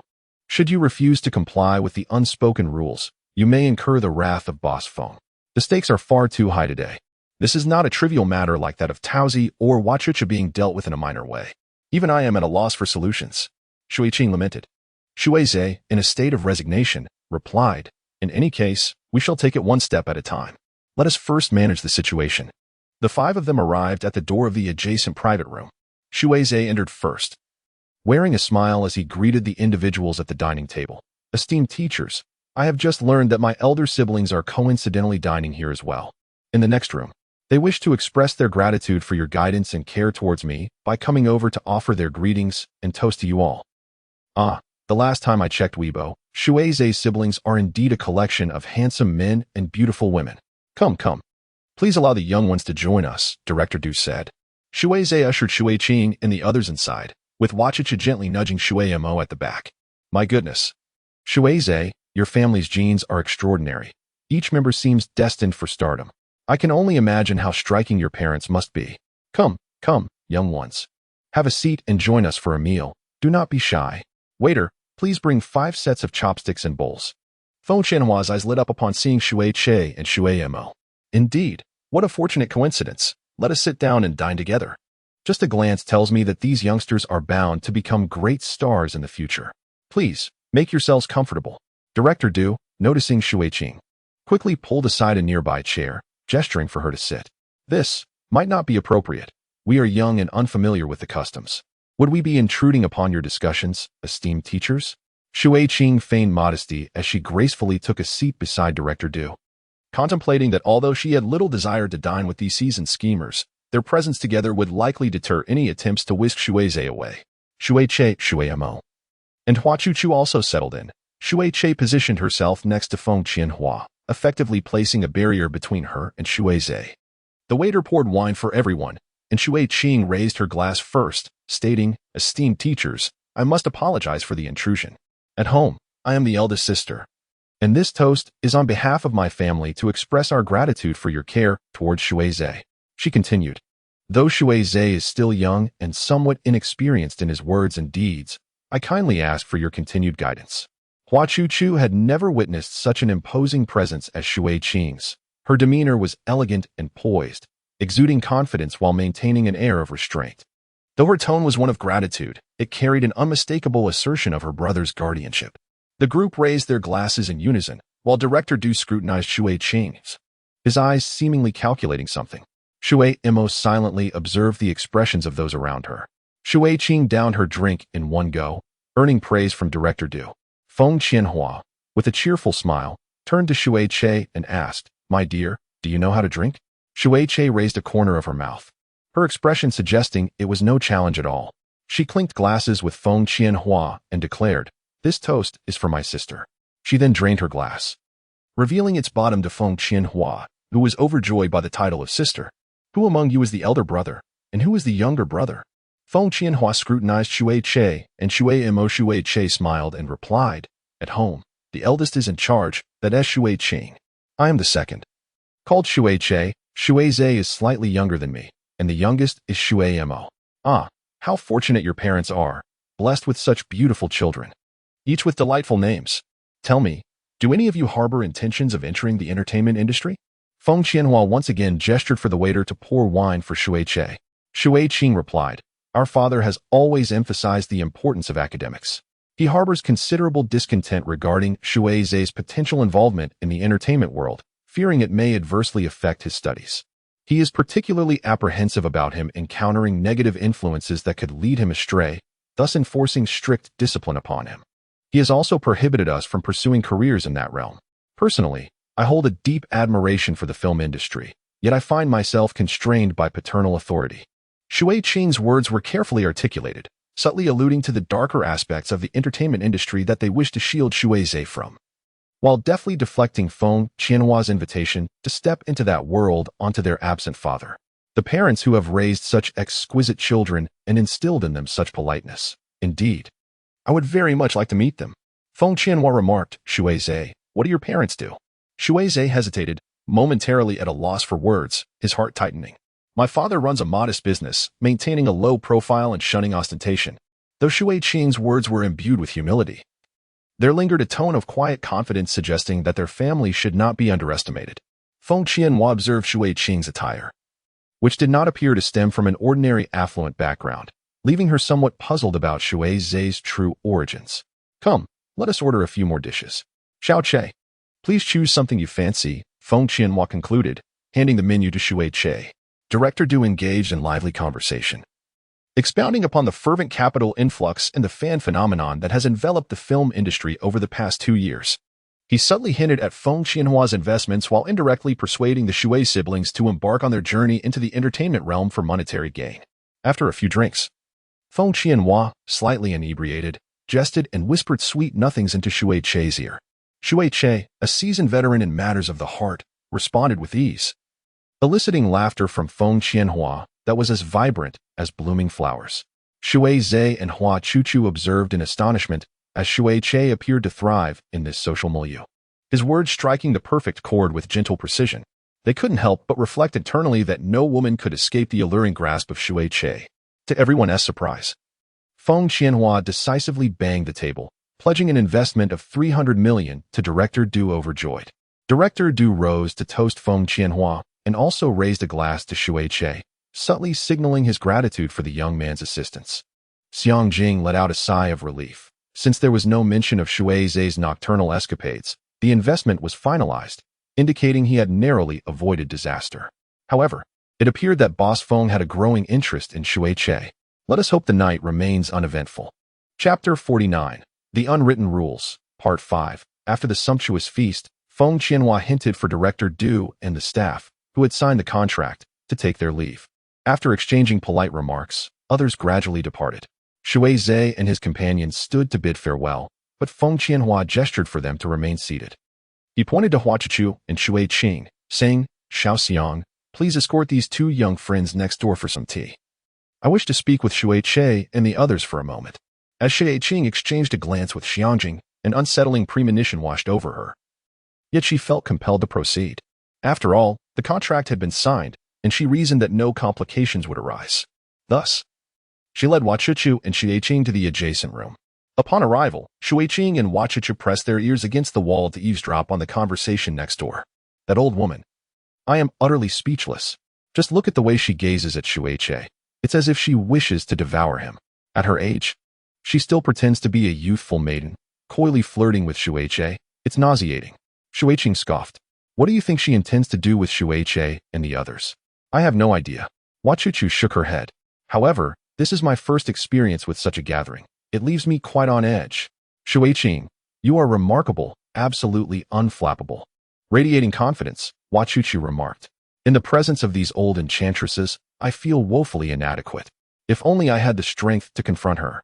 But I worry, she may not only be after Shui Qing. Perhaps she has designs on Shui Che as well.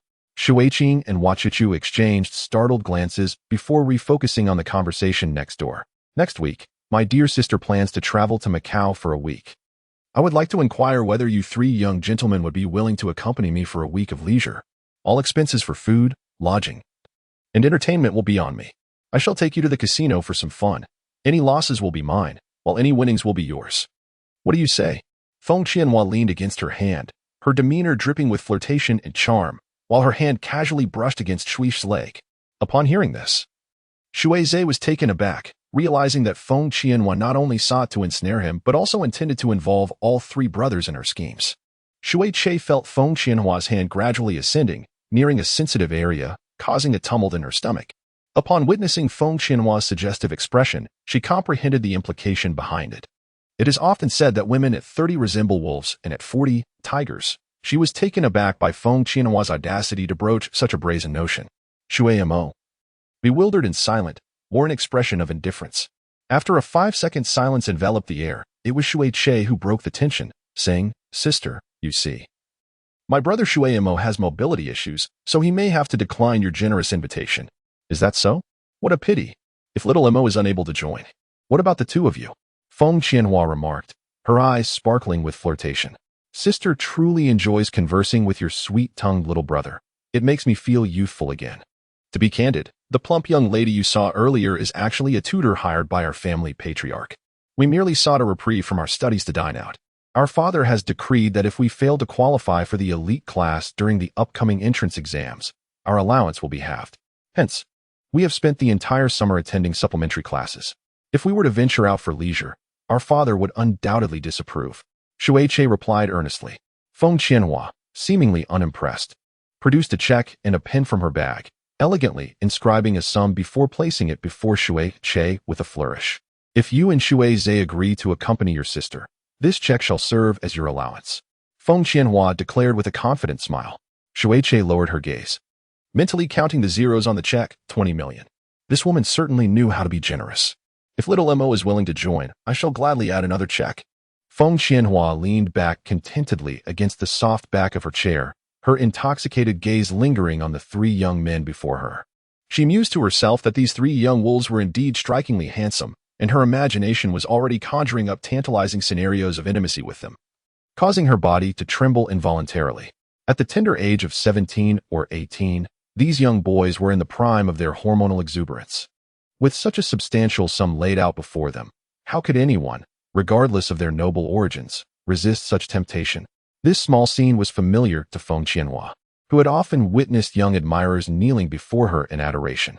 The allure of youth was undeniable, and she couldn't help but lick her lips in anticipation. Shui poured a glass of wine for himself and then for Feng Qianhua, raising his glass with a smile and asking, "Sister, if your younger brother were to honestly say he couldn't go, would you be upset?" "Perhaps I might," Feng Qianhua replied, her expression immediately darkening. "But if you're upset, I would feel distressed as well." Shui chuckled in response. "Then why not alleviate my loneliness and accompany me to Macau?" Feng Qianhua's tone held a hint of playful complaint. "However, my old man is quite formidable. We fear him greatly. Additionally, my older sister is equally terrifying. The new tutor is simply insufferable, and my academic performance is poor. Shui has also missed many classes. If we neglect our studies to play, my father might break our legs. Just look at Shui Mo's legs. He was punished for his mischief and disobedience." Shui Mo shot a glare at Shui. "Oh dear, your father is so unreasonable," Feng Qianhua remarked sympathetically as she gazed at Shui Mo. "Alas, in this day and age, a degree seems to hold little significance. If one struggles with their studies, they might as well follow in my sister's footsteps, ensuring a life of indulgence and boundless prospects. Indeed, that is certain. However, this time it truly cannot be so. These 3 cups of wine represent our toast to you, dear sister. I implore your forgiveness and hope you do not take offense. We have ample time ahead of us. I shall drink in one gulp, while you may partake as you wish." With that, Shui eagerly downed 3 large cups of wine, not granting Feng Qianhua any chance to decline. Observing this, Feng Qianhua began to reassess Shui. This young man, with his cheerful demeanor, had effectively silenced her with those 3 cups of potent liquor. His earnest attitude left her reluctant to rebuff him. Feng Qianhua's expression darkened as she remarked, "Little Che, few dare to refuse my sister. You are well aware that in the entertainment industry, not to mention Shui, even top-tier stars would rush to my side for the price I command. I've heard that Shui is akin to gracing the Spring Festival Gala. Isn't it merely a matter of me putting in a word? What say you, Shui? Will you not join us?" "Sister, my schedule for next week is completely filled, so I fear," Shui politely replied. "Are you jesting with me?" Feng Qianhua's expression shifted instantly, striking the table with such force that the dishes trembled. "You little rascals, do you have any sense of propriety? I have countless A-list celebrities who have groveled at my feet. Do you think you can flaunt yourselves before me? Shui, let me be clear. I can invest in this film, and with a single phone call, I could replace you. Whether you wish to remain in the entertainment industry hinges on your attitude today. Do you truly believe you are at the pinnacle of your career? Fans are like fickle grass. Post a few negative stories about you, and in 3 months, you'll see who still remembers you. I could easily bring you down. Sister, please do not be upset." Just as Shui was about to speak, she was interrupted by Feng Qianhua. "Shui, do not presume that just because I have affection for you, you can act with arrogance. You are the most cunning of all, with a few sweet words. You tricked me into signing a contract. Do you think I will let Shui off the hook? Do you believe that advancing into the international arena is such an effortless endeavor? Just look at the poor performances you have delivered in those dreadful films. If it weren't for my suggestion, would Director Do allow you to embarrass yourself in his production?" Shui Zai's face turned a myriad of colors. Sister. Such words are rather harsh, aren't they? Shui Che said coldly. What? Do you dare to speak to me in that tone? Feng Qianhua's eyes blazed with fury. I thought my sister was a gentle and gracious woman. Since we have upset you, we shall take our leave. Shui Che stood up and walked towards the door. My territory, Feng Qianhua declared imperiously, is not so easily entered or exited. Shui Zai understood Shui Che. He was one who yielded to gentleness but not to force. If he truly provoked Shui Che, with his temperament, even if someone were to be beaten to death by numerous bodyguards, he would not bat an eye. The tension was palpable, ready to spark. Chapter 50. The Hidden Rules, Part 6. Unpleasant. Suddenly, the previously silent Shui Mo spoke up. What? Instantly, everyone turned to look at Shui Mo in confusion. Unpleasant. Shui Mo reiterated, devoid of any emotional inflection. Sister, in this manner, is hardly endearing. Feng Qianhua gazed at Shui Mo in astonishment. Although her sister appeared to be of similar age to them, she still bullied them. A hint of grievance tinged Shui Mo's tone. Shui Che's lips twitched as he recalled Shui Mo's earlier unreasonable request to the old master, proposing to take Hua Chuchu to school while simultaneously flattering him indirectly. Now, during a moment of crisis, she was skillfully playing the innocent with Feng Qianhua. Shui Mo. You cunning boy, you are far from being the simpleton you pretend to be, Shui Che thought. Upon hearing Shui Mo's earnest assertion that they were of comparable age, which implied she still resembled an 18-year-old maiden, Feng Qianhua's anger diminished significantly. At home, eldest sister Shui Qing bullied them, and now, even out here, she had to endure bullying from her sister. Shui Mo's already pale face, which evoked sympathy, took on an even more innocent and aggrieved expression, melting Feng Qianhua's heart in an instant. Feng Qianhua quickly reassured, Little Mo, I am not bullying you. I was merely provoked by Shui Zai and Shui Che earlier. Shui Mo continued to mumble to herself. Shui Che is pitiful, being scolded by the old master at home for not studying properly. And now he has to endure the beating of your bodyguards outside. Shui Che thought, when was I ever scolded by the old master? I merely made a joke at your expense, and your retaliation was rather swift.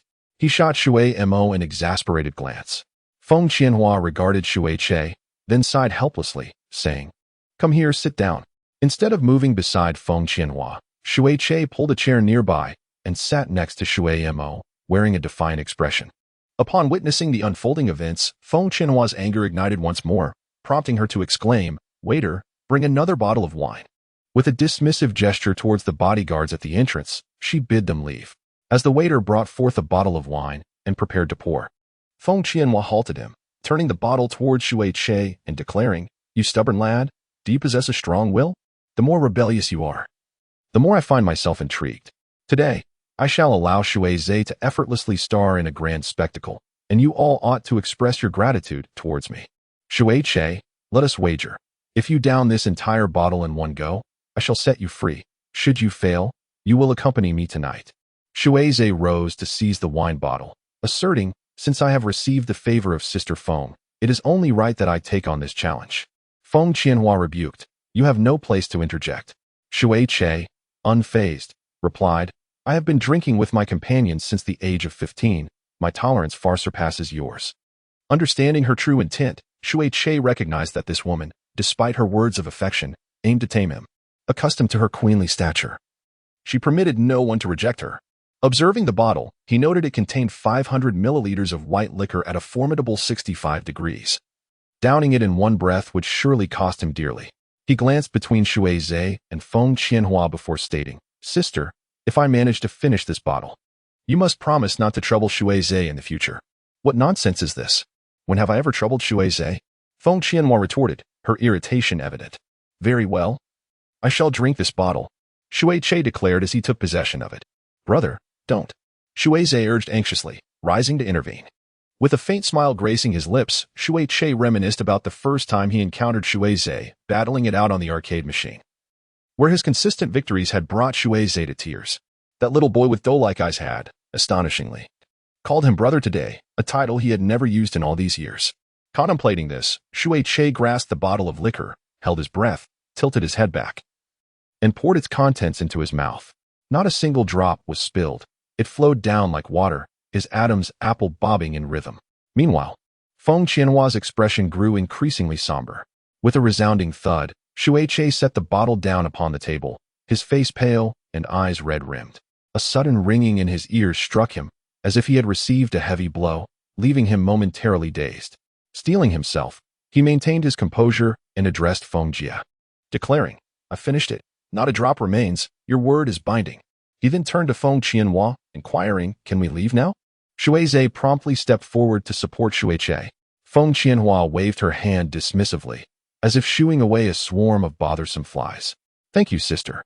I hope you will continue to support Shui in the future," Shui said, bowing slightly to Feng Qianhua. Upon witnessing this, Shui's tears overflowed. Feng Qianhua regarded Shui with newfound respect.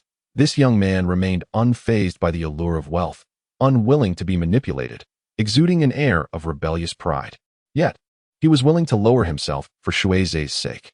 Feng Qianhua understood that this bow was a gesture of deference, an acknowledgement of the potential consequences should he offend her today, fearing future repercussions for Shui. As the trio made their way outside, the bodyguards attempted to intervene. But upon meeting Feng Qianhua's gaze, they retreated in silent resignation. At the entrance, Shui waited with bated breath, her gaze fixed on the delicate figure of Hua Chuchu. As Shui emerged with unsteady steps, she promptly rushed to support him. In a moment of imbalance, Shui stumbled and fell against Hua Chuchu, his head resting on her shoulder, his entire weight pressing down upon her. "What a predicament! All these women seem to be enamored with me, and it's hardly a blessing," Shui chuckled, his tongue lolling as he leaned against Hua Chuchu. "Can you believe it? Even at such a time, you're still full of yourself," Shui exclaimed with exasperation. Thus, Shui leaned limply against Hua Chuchu, resembling a feeble loach, rolling his eyes in discomfort as waves of nausea overwhelmed him, the contents of his stomach spilling forth from both mouth and nose. Shui stood nearby, diligently offering him tissues to wipe away the mess. "My Bentley," Shui cried out in dismay. As Shui continued to clean, he choked back tears while recounting the events that had transpired. "That old hag. How dare she toy with the three of you like this? I must report this to the old man," Shui declared angrily. "Dear sister, please don't inform our father. Every time we venture out, we seem to attract trouble. If we disclose this incident, he would undoubtedly seek retribution from Feng Qianhua. We have endured so much just to avoid burdening Uncle Shui Yuan," Shui replied, his thoughts drifting to the mysterious fire at the underground casino in their hometown, which only deepened his apprehension regarding Uncle Shui Yuan's increasingly inscrutable nature. "Shui is right. Our boss Shui has always been discreet. It would be prudent to keep his connection with you under wraps," he added. Shui, holding her breath in indignation, vowed, "That old hag has crossed the line. I shall ensure she faces the consequences."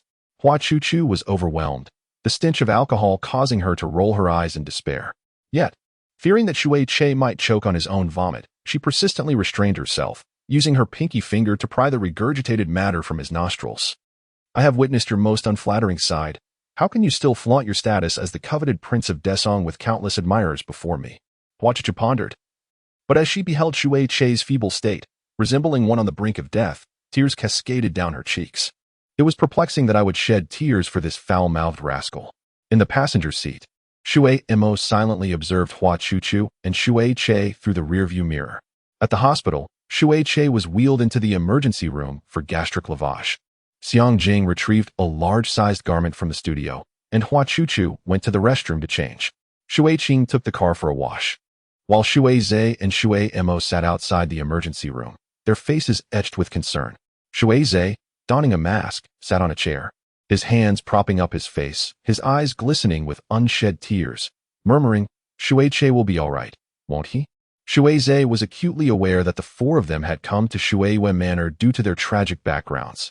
Each bore scars from their childhood misfortunes. But Shui had always been the most optimistic among them.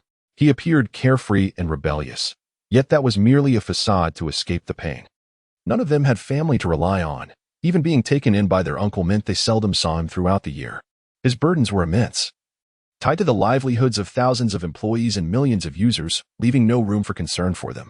The four of them ought to be each other's closest kin. Reflecting on this, Shui felt tears welling in his eyes. Upon witnessing Hua Chuchu emerging from the bathroom clad in an oversized garment, Shui gazed at her with tear-filled eyes and uttered, "Chuchu, will Shui be all right?" Chapter 51. A fantastical dream. Xiao, you have arrived. Our Xiao has grown so much, Mother gently exclaimed. Shui joyfully responded, "Mom, you're better." As the words escaped his lips, tears began to flow, choked by emotion.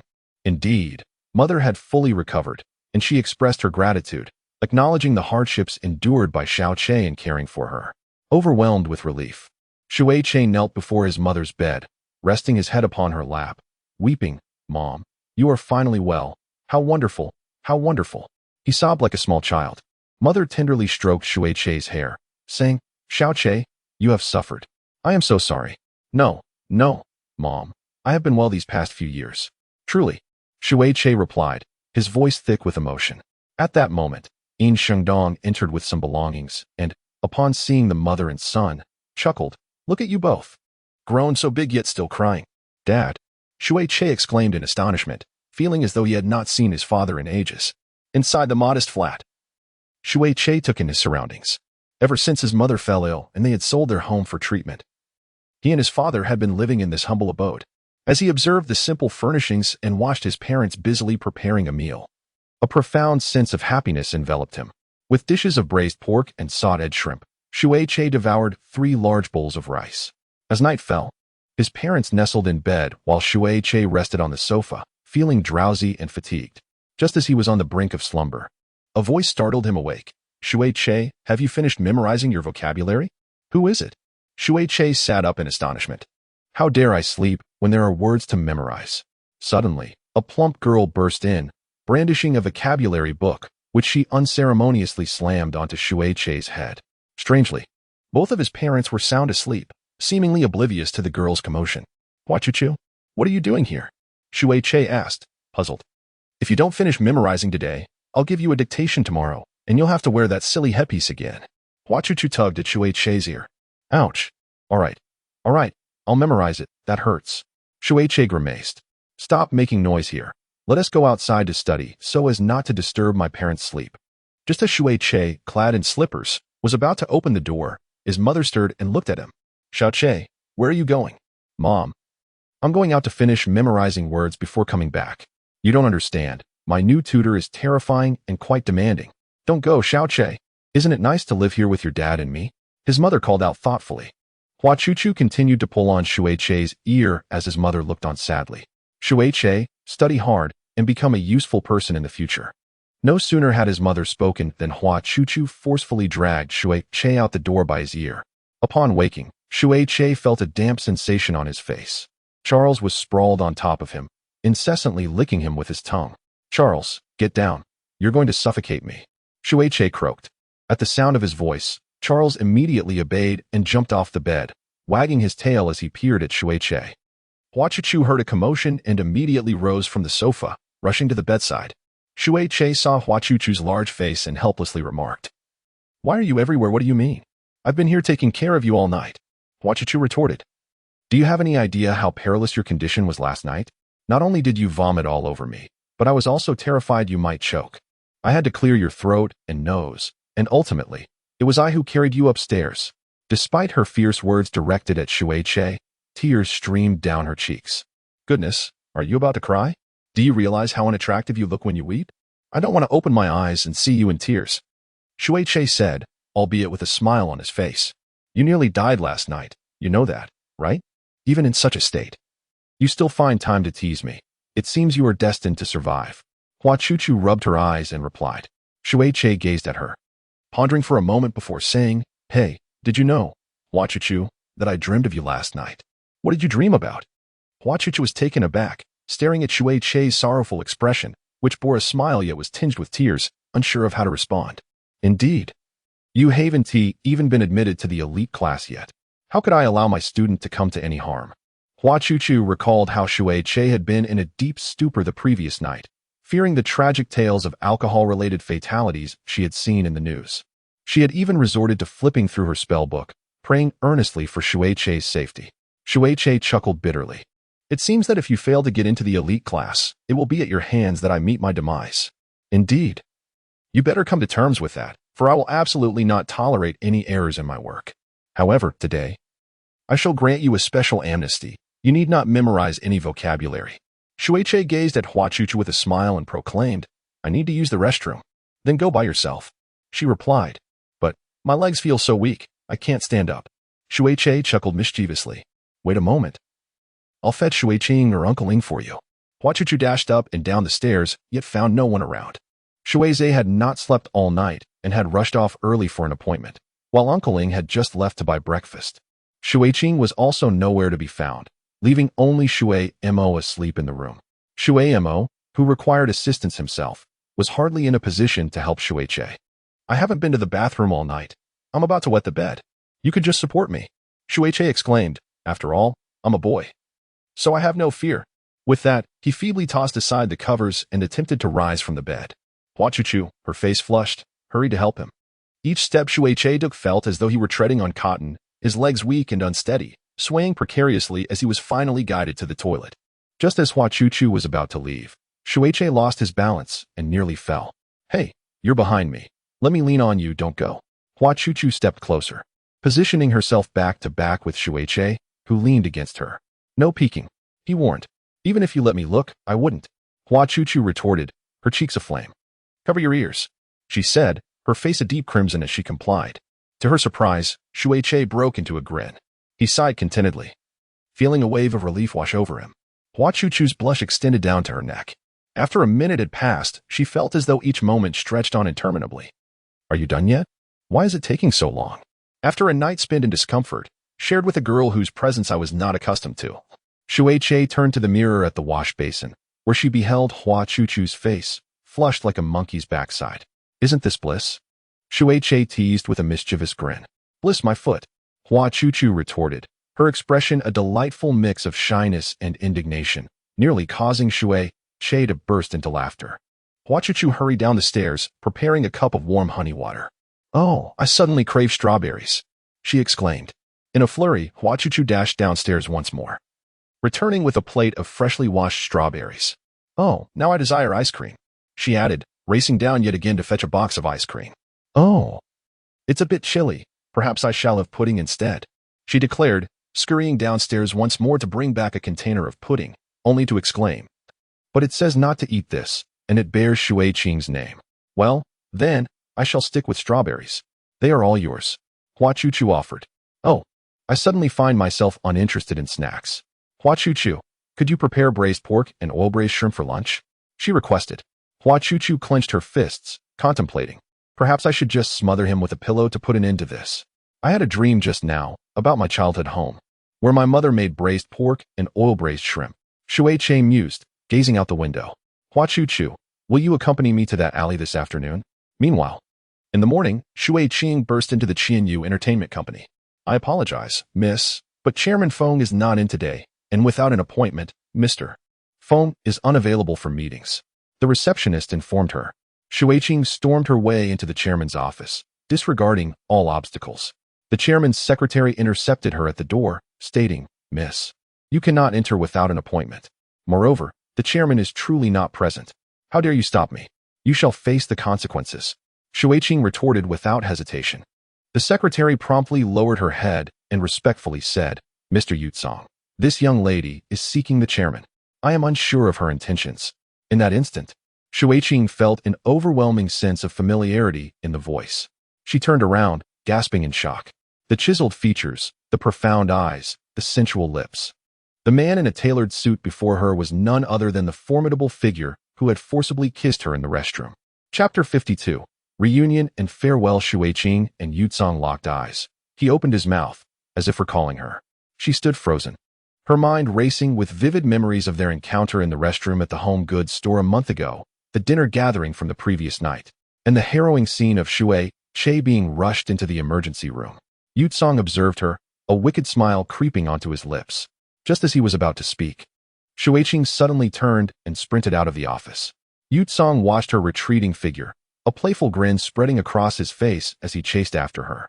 How could it be him, the one I have longed for, whom I unexpectedly meet under such circumstances?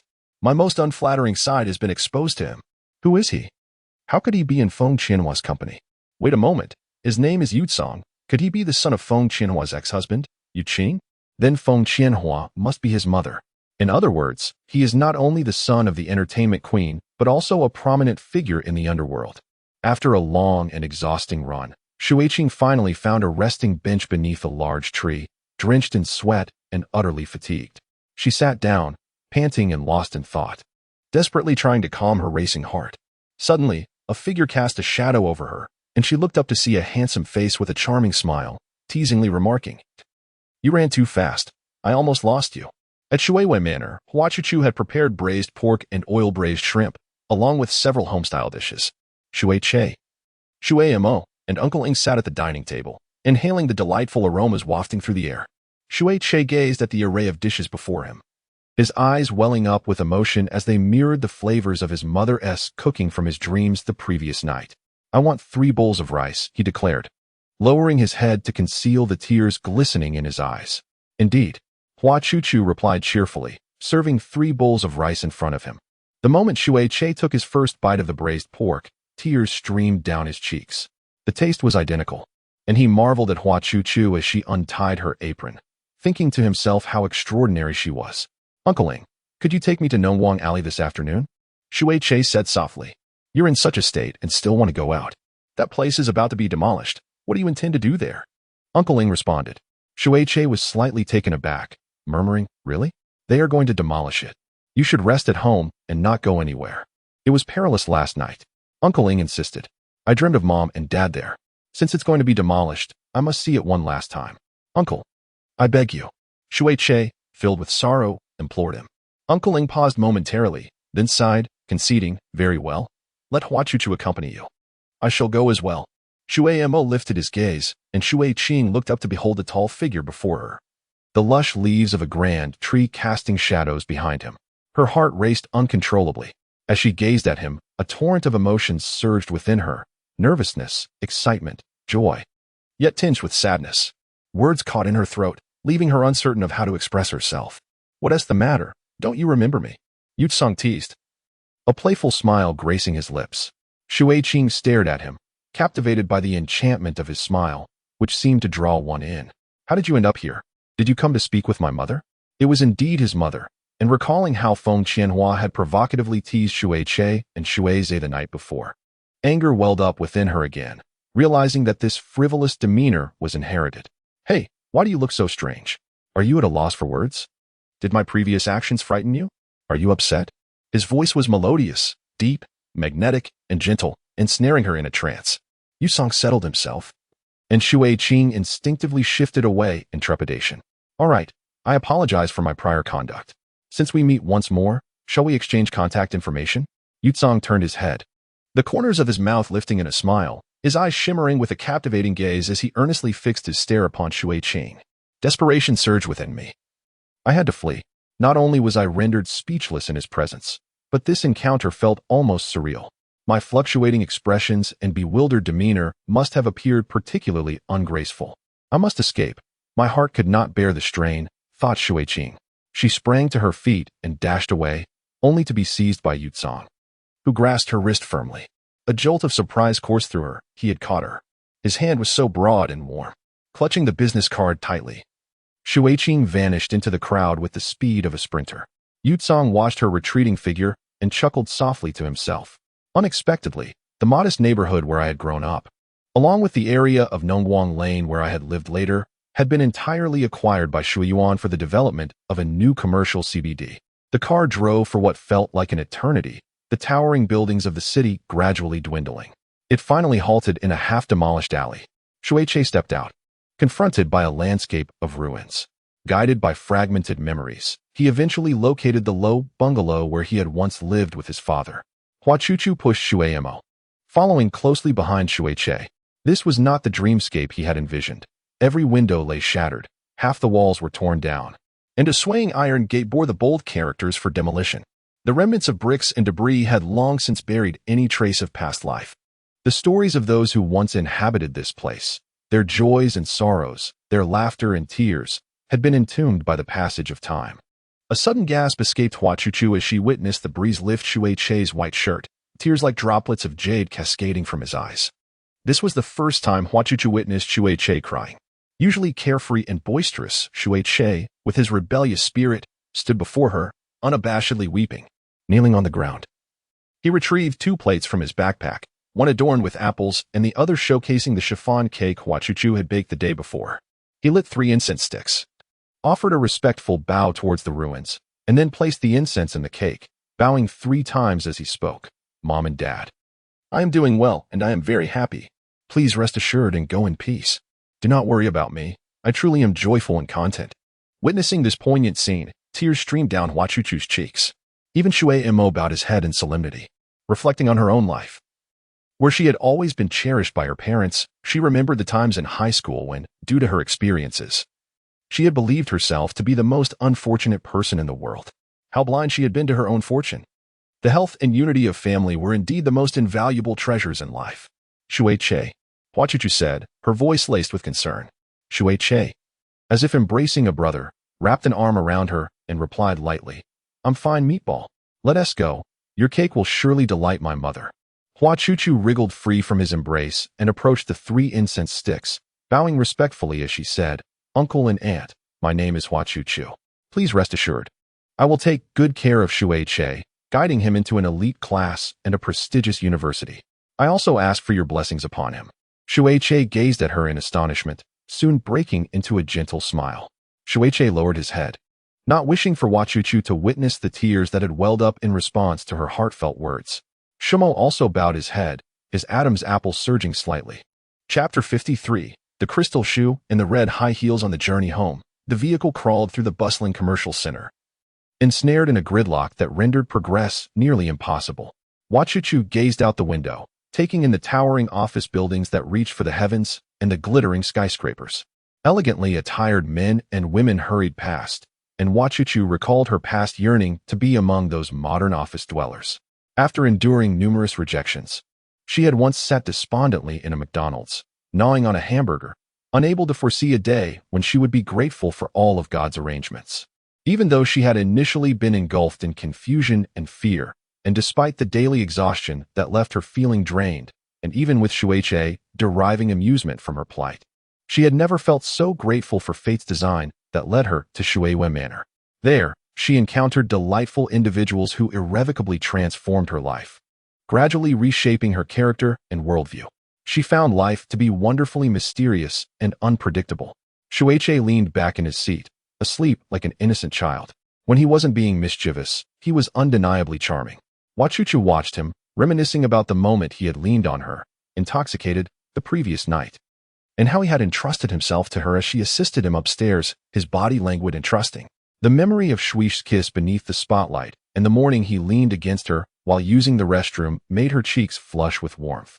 Shui Che stirred, lifting his eyelids to find Hua Chuchu lost in thought, staring at him. He smiled wearily and remarked, What? Do you think I'm quite handsome too? Hua Chuchu cast a fleeting glance at him, disregarding his presence, and swiftly turned her head away, only to catch sight of Shui Qing emerging from a luxury boutique, laden with numerous bags, exuding an air of indignation. Stop the car, Uncle Ing. I see Shui Qing. Hua Chuchu called out, lowering the window. Upon spotting Hua Chuchu, Shui Qing was on the verge of tears. Hua Chuchu and Shui Che, along with Shui Mo, alighted from the vehicle and approached Shui Qing. What a tangled fate it was to encounter her in such a vast city center. Shui Che teased, What are the odds? Shui Qing promptly tossed her bags to Shui Che and grasped Hua Chuchu's shoulders, shaking her back and forth. Hua Chuchu, I feel like crying all day. Do you know what happened today? Do you know who I ran into? My mood is utterly dreadful. Come with me to shop. Who is it? The Demon King? Hua Chuchu exclaimed, her eyes swirling from the shaking. How could you possibly know? Shui Qing responded, astonished. Who else could leave you in such disarray? Who is this Demon King? Shui Che inquired, puzzled. He is the man who assaulted Shui Qing in the restroom during our last visit to the home goods store. The same man. Hua Chuchu clarified. Hua Chuchu, a mere kiss constitutes an assault? By that logic, I must have assaulted you as well. Shui Che said with a mischievous grin. Ah. Hua Chuchu covered her ears, exclaiming, Be quiet. Don't say another word. Hey, listen to me. Shui Qing insisted, lowering Hua Chuchu's hands from her ears. I encountered him again, and in the most unexpected circumstance. The worst part is, he witnessed my most terrifying side. Oh my, I must have resembled a fierce tigress back then. What should I do? Shui Qing exclaimed in exasperation. Is there anything more terrifying than a man disguised as a woman relieving himself in a men's restroom? Shui Che smirked. Be quiet. Do not utter another word. Shui Qing retorted. Wait, where's my business card? Where is it? Shui Qing frantically rummaged through her bag, pulling out foundation, lipstick, handkerchiefs, and perfume, placing them into Hua Chuchu's arms. Finally, she discovered her business card in a compartment and let out a sigh of relief. She presented it to Hua Chuchu, the general manager of Qianyu Entertainment Culture Company, Limited. Yutsong, Hua Chuchu read aloud, saying, "Why does this company seem so familiar? This is the company of that old pig from last night. And Yutsong is her son," Shui Qing lamented. Everyone was taken aback. Their expressions a mix of laughter and tears, a complex array of emotions. "So that's why you vanished early this morning, too," Shui Che began. "You think I went to seek revenge on you, you brat," Shui Qing shouted. Shui Che was momentarily stunned, then suddenly embraced Shui Qing, resting his head on her shoulder and playfully swaying as he said, "Sister, you treat me so well. I'm deeply moved. How revolting. Get away from me." Shui Qing replied without mercy. And then, Hua Chuchu inquired eagerly. That old witch Feng Qianhua was absent, yet he was there. When we met, we both froze. And in my panic, I fled, only for him to catch up and thrust a business card into my hands. Shui Qing expressed her distress. Hua Chuchu clasped her hands to her mouth, her face brimming with infatuation. "Shui Qing, how romantic. Your two astonishing encounters are even more thrilling than a novel." Shui Che, with a hint of arrogance, exclaimed, "Hey, that's not the point. The crucial matter is whether you avenge me." Shui Qing replied, "The moment I saw him, my legs turned to jelly. How could I possibly seek revenge? Oh dear, my mood is dreadful. How could it be him? How could he be the offspring of that old monster? Moreover, from my deductions, he must be the son of the legendary underworld boss Yu Qing, the illustrious heir of the Cine Alliance." Hua Chuchu and Shui Che gasped in astonishment. Shui Che's eyes sparkled as he declared, "Sister, please don't bother avenging me. Instead, introduce us. I have a feeling we would become kindred spirits." Shui Qing playfully slapped Shui Che's head and retorted, "Stop being ridiculous. Have you watched too many gangster movies? I insist you focus on your studies and take over the family business, rather than daydreaming about becoming some sort of underworld king. How childish. I have no intention of seeing him again. You've thought about him for so long. And now that you finally meet him, are you ready to forget him?" Hua Chuchu lamented. "His background is so complicated. I feel immense pressure. Furthermore, I should have anticipated it. His demeanor is so distinctive and extraordinary. How could he possibly come from a mundane lineage? Please, as if our family background is simple." Shui Che quipped in self-deprecation. Shui Qing then pulled Hua Chuchu along, saying, "Come, let us go shopping. I'm feeling down. We need to indulge in some retail therapy." "Sister, you still want to shop? You want to even be able to carry it all?" Shui Che complained. "If I can't carry it, I'll just hang it on Shui Mo's wheelchair," Shui Qing shouted. With innocent eyes, Shui Che gazed at Shui Mo, handing him one bag after another, saying, "Here, as my sister instructed, hang them on your wheelchair." Sitting in the wheelchair, Shui Mo wore a look of exasperation as he reluctantly accepted the bags. Shui Qing led Hua Chuchu into a luxurious high-heeled shoe store, where a tall, handsome male attendant, delicately holding an orchid-like gesture, immediately approached them, exclaiming, "Ah, Miss Shui Qing, it has been quite a while. The new summer collection just arrived a few days ago, and I was just thinking of calling you." Shui Qing settled onto a plush sofa, waving her hand grandly, declaring, "Bring out all the new styles for me to try." Shui Che pushed Shui Mo inside, and the little gay attendant's eyes sparkled as he appraised the duo, assuming they were a couple.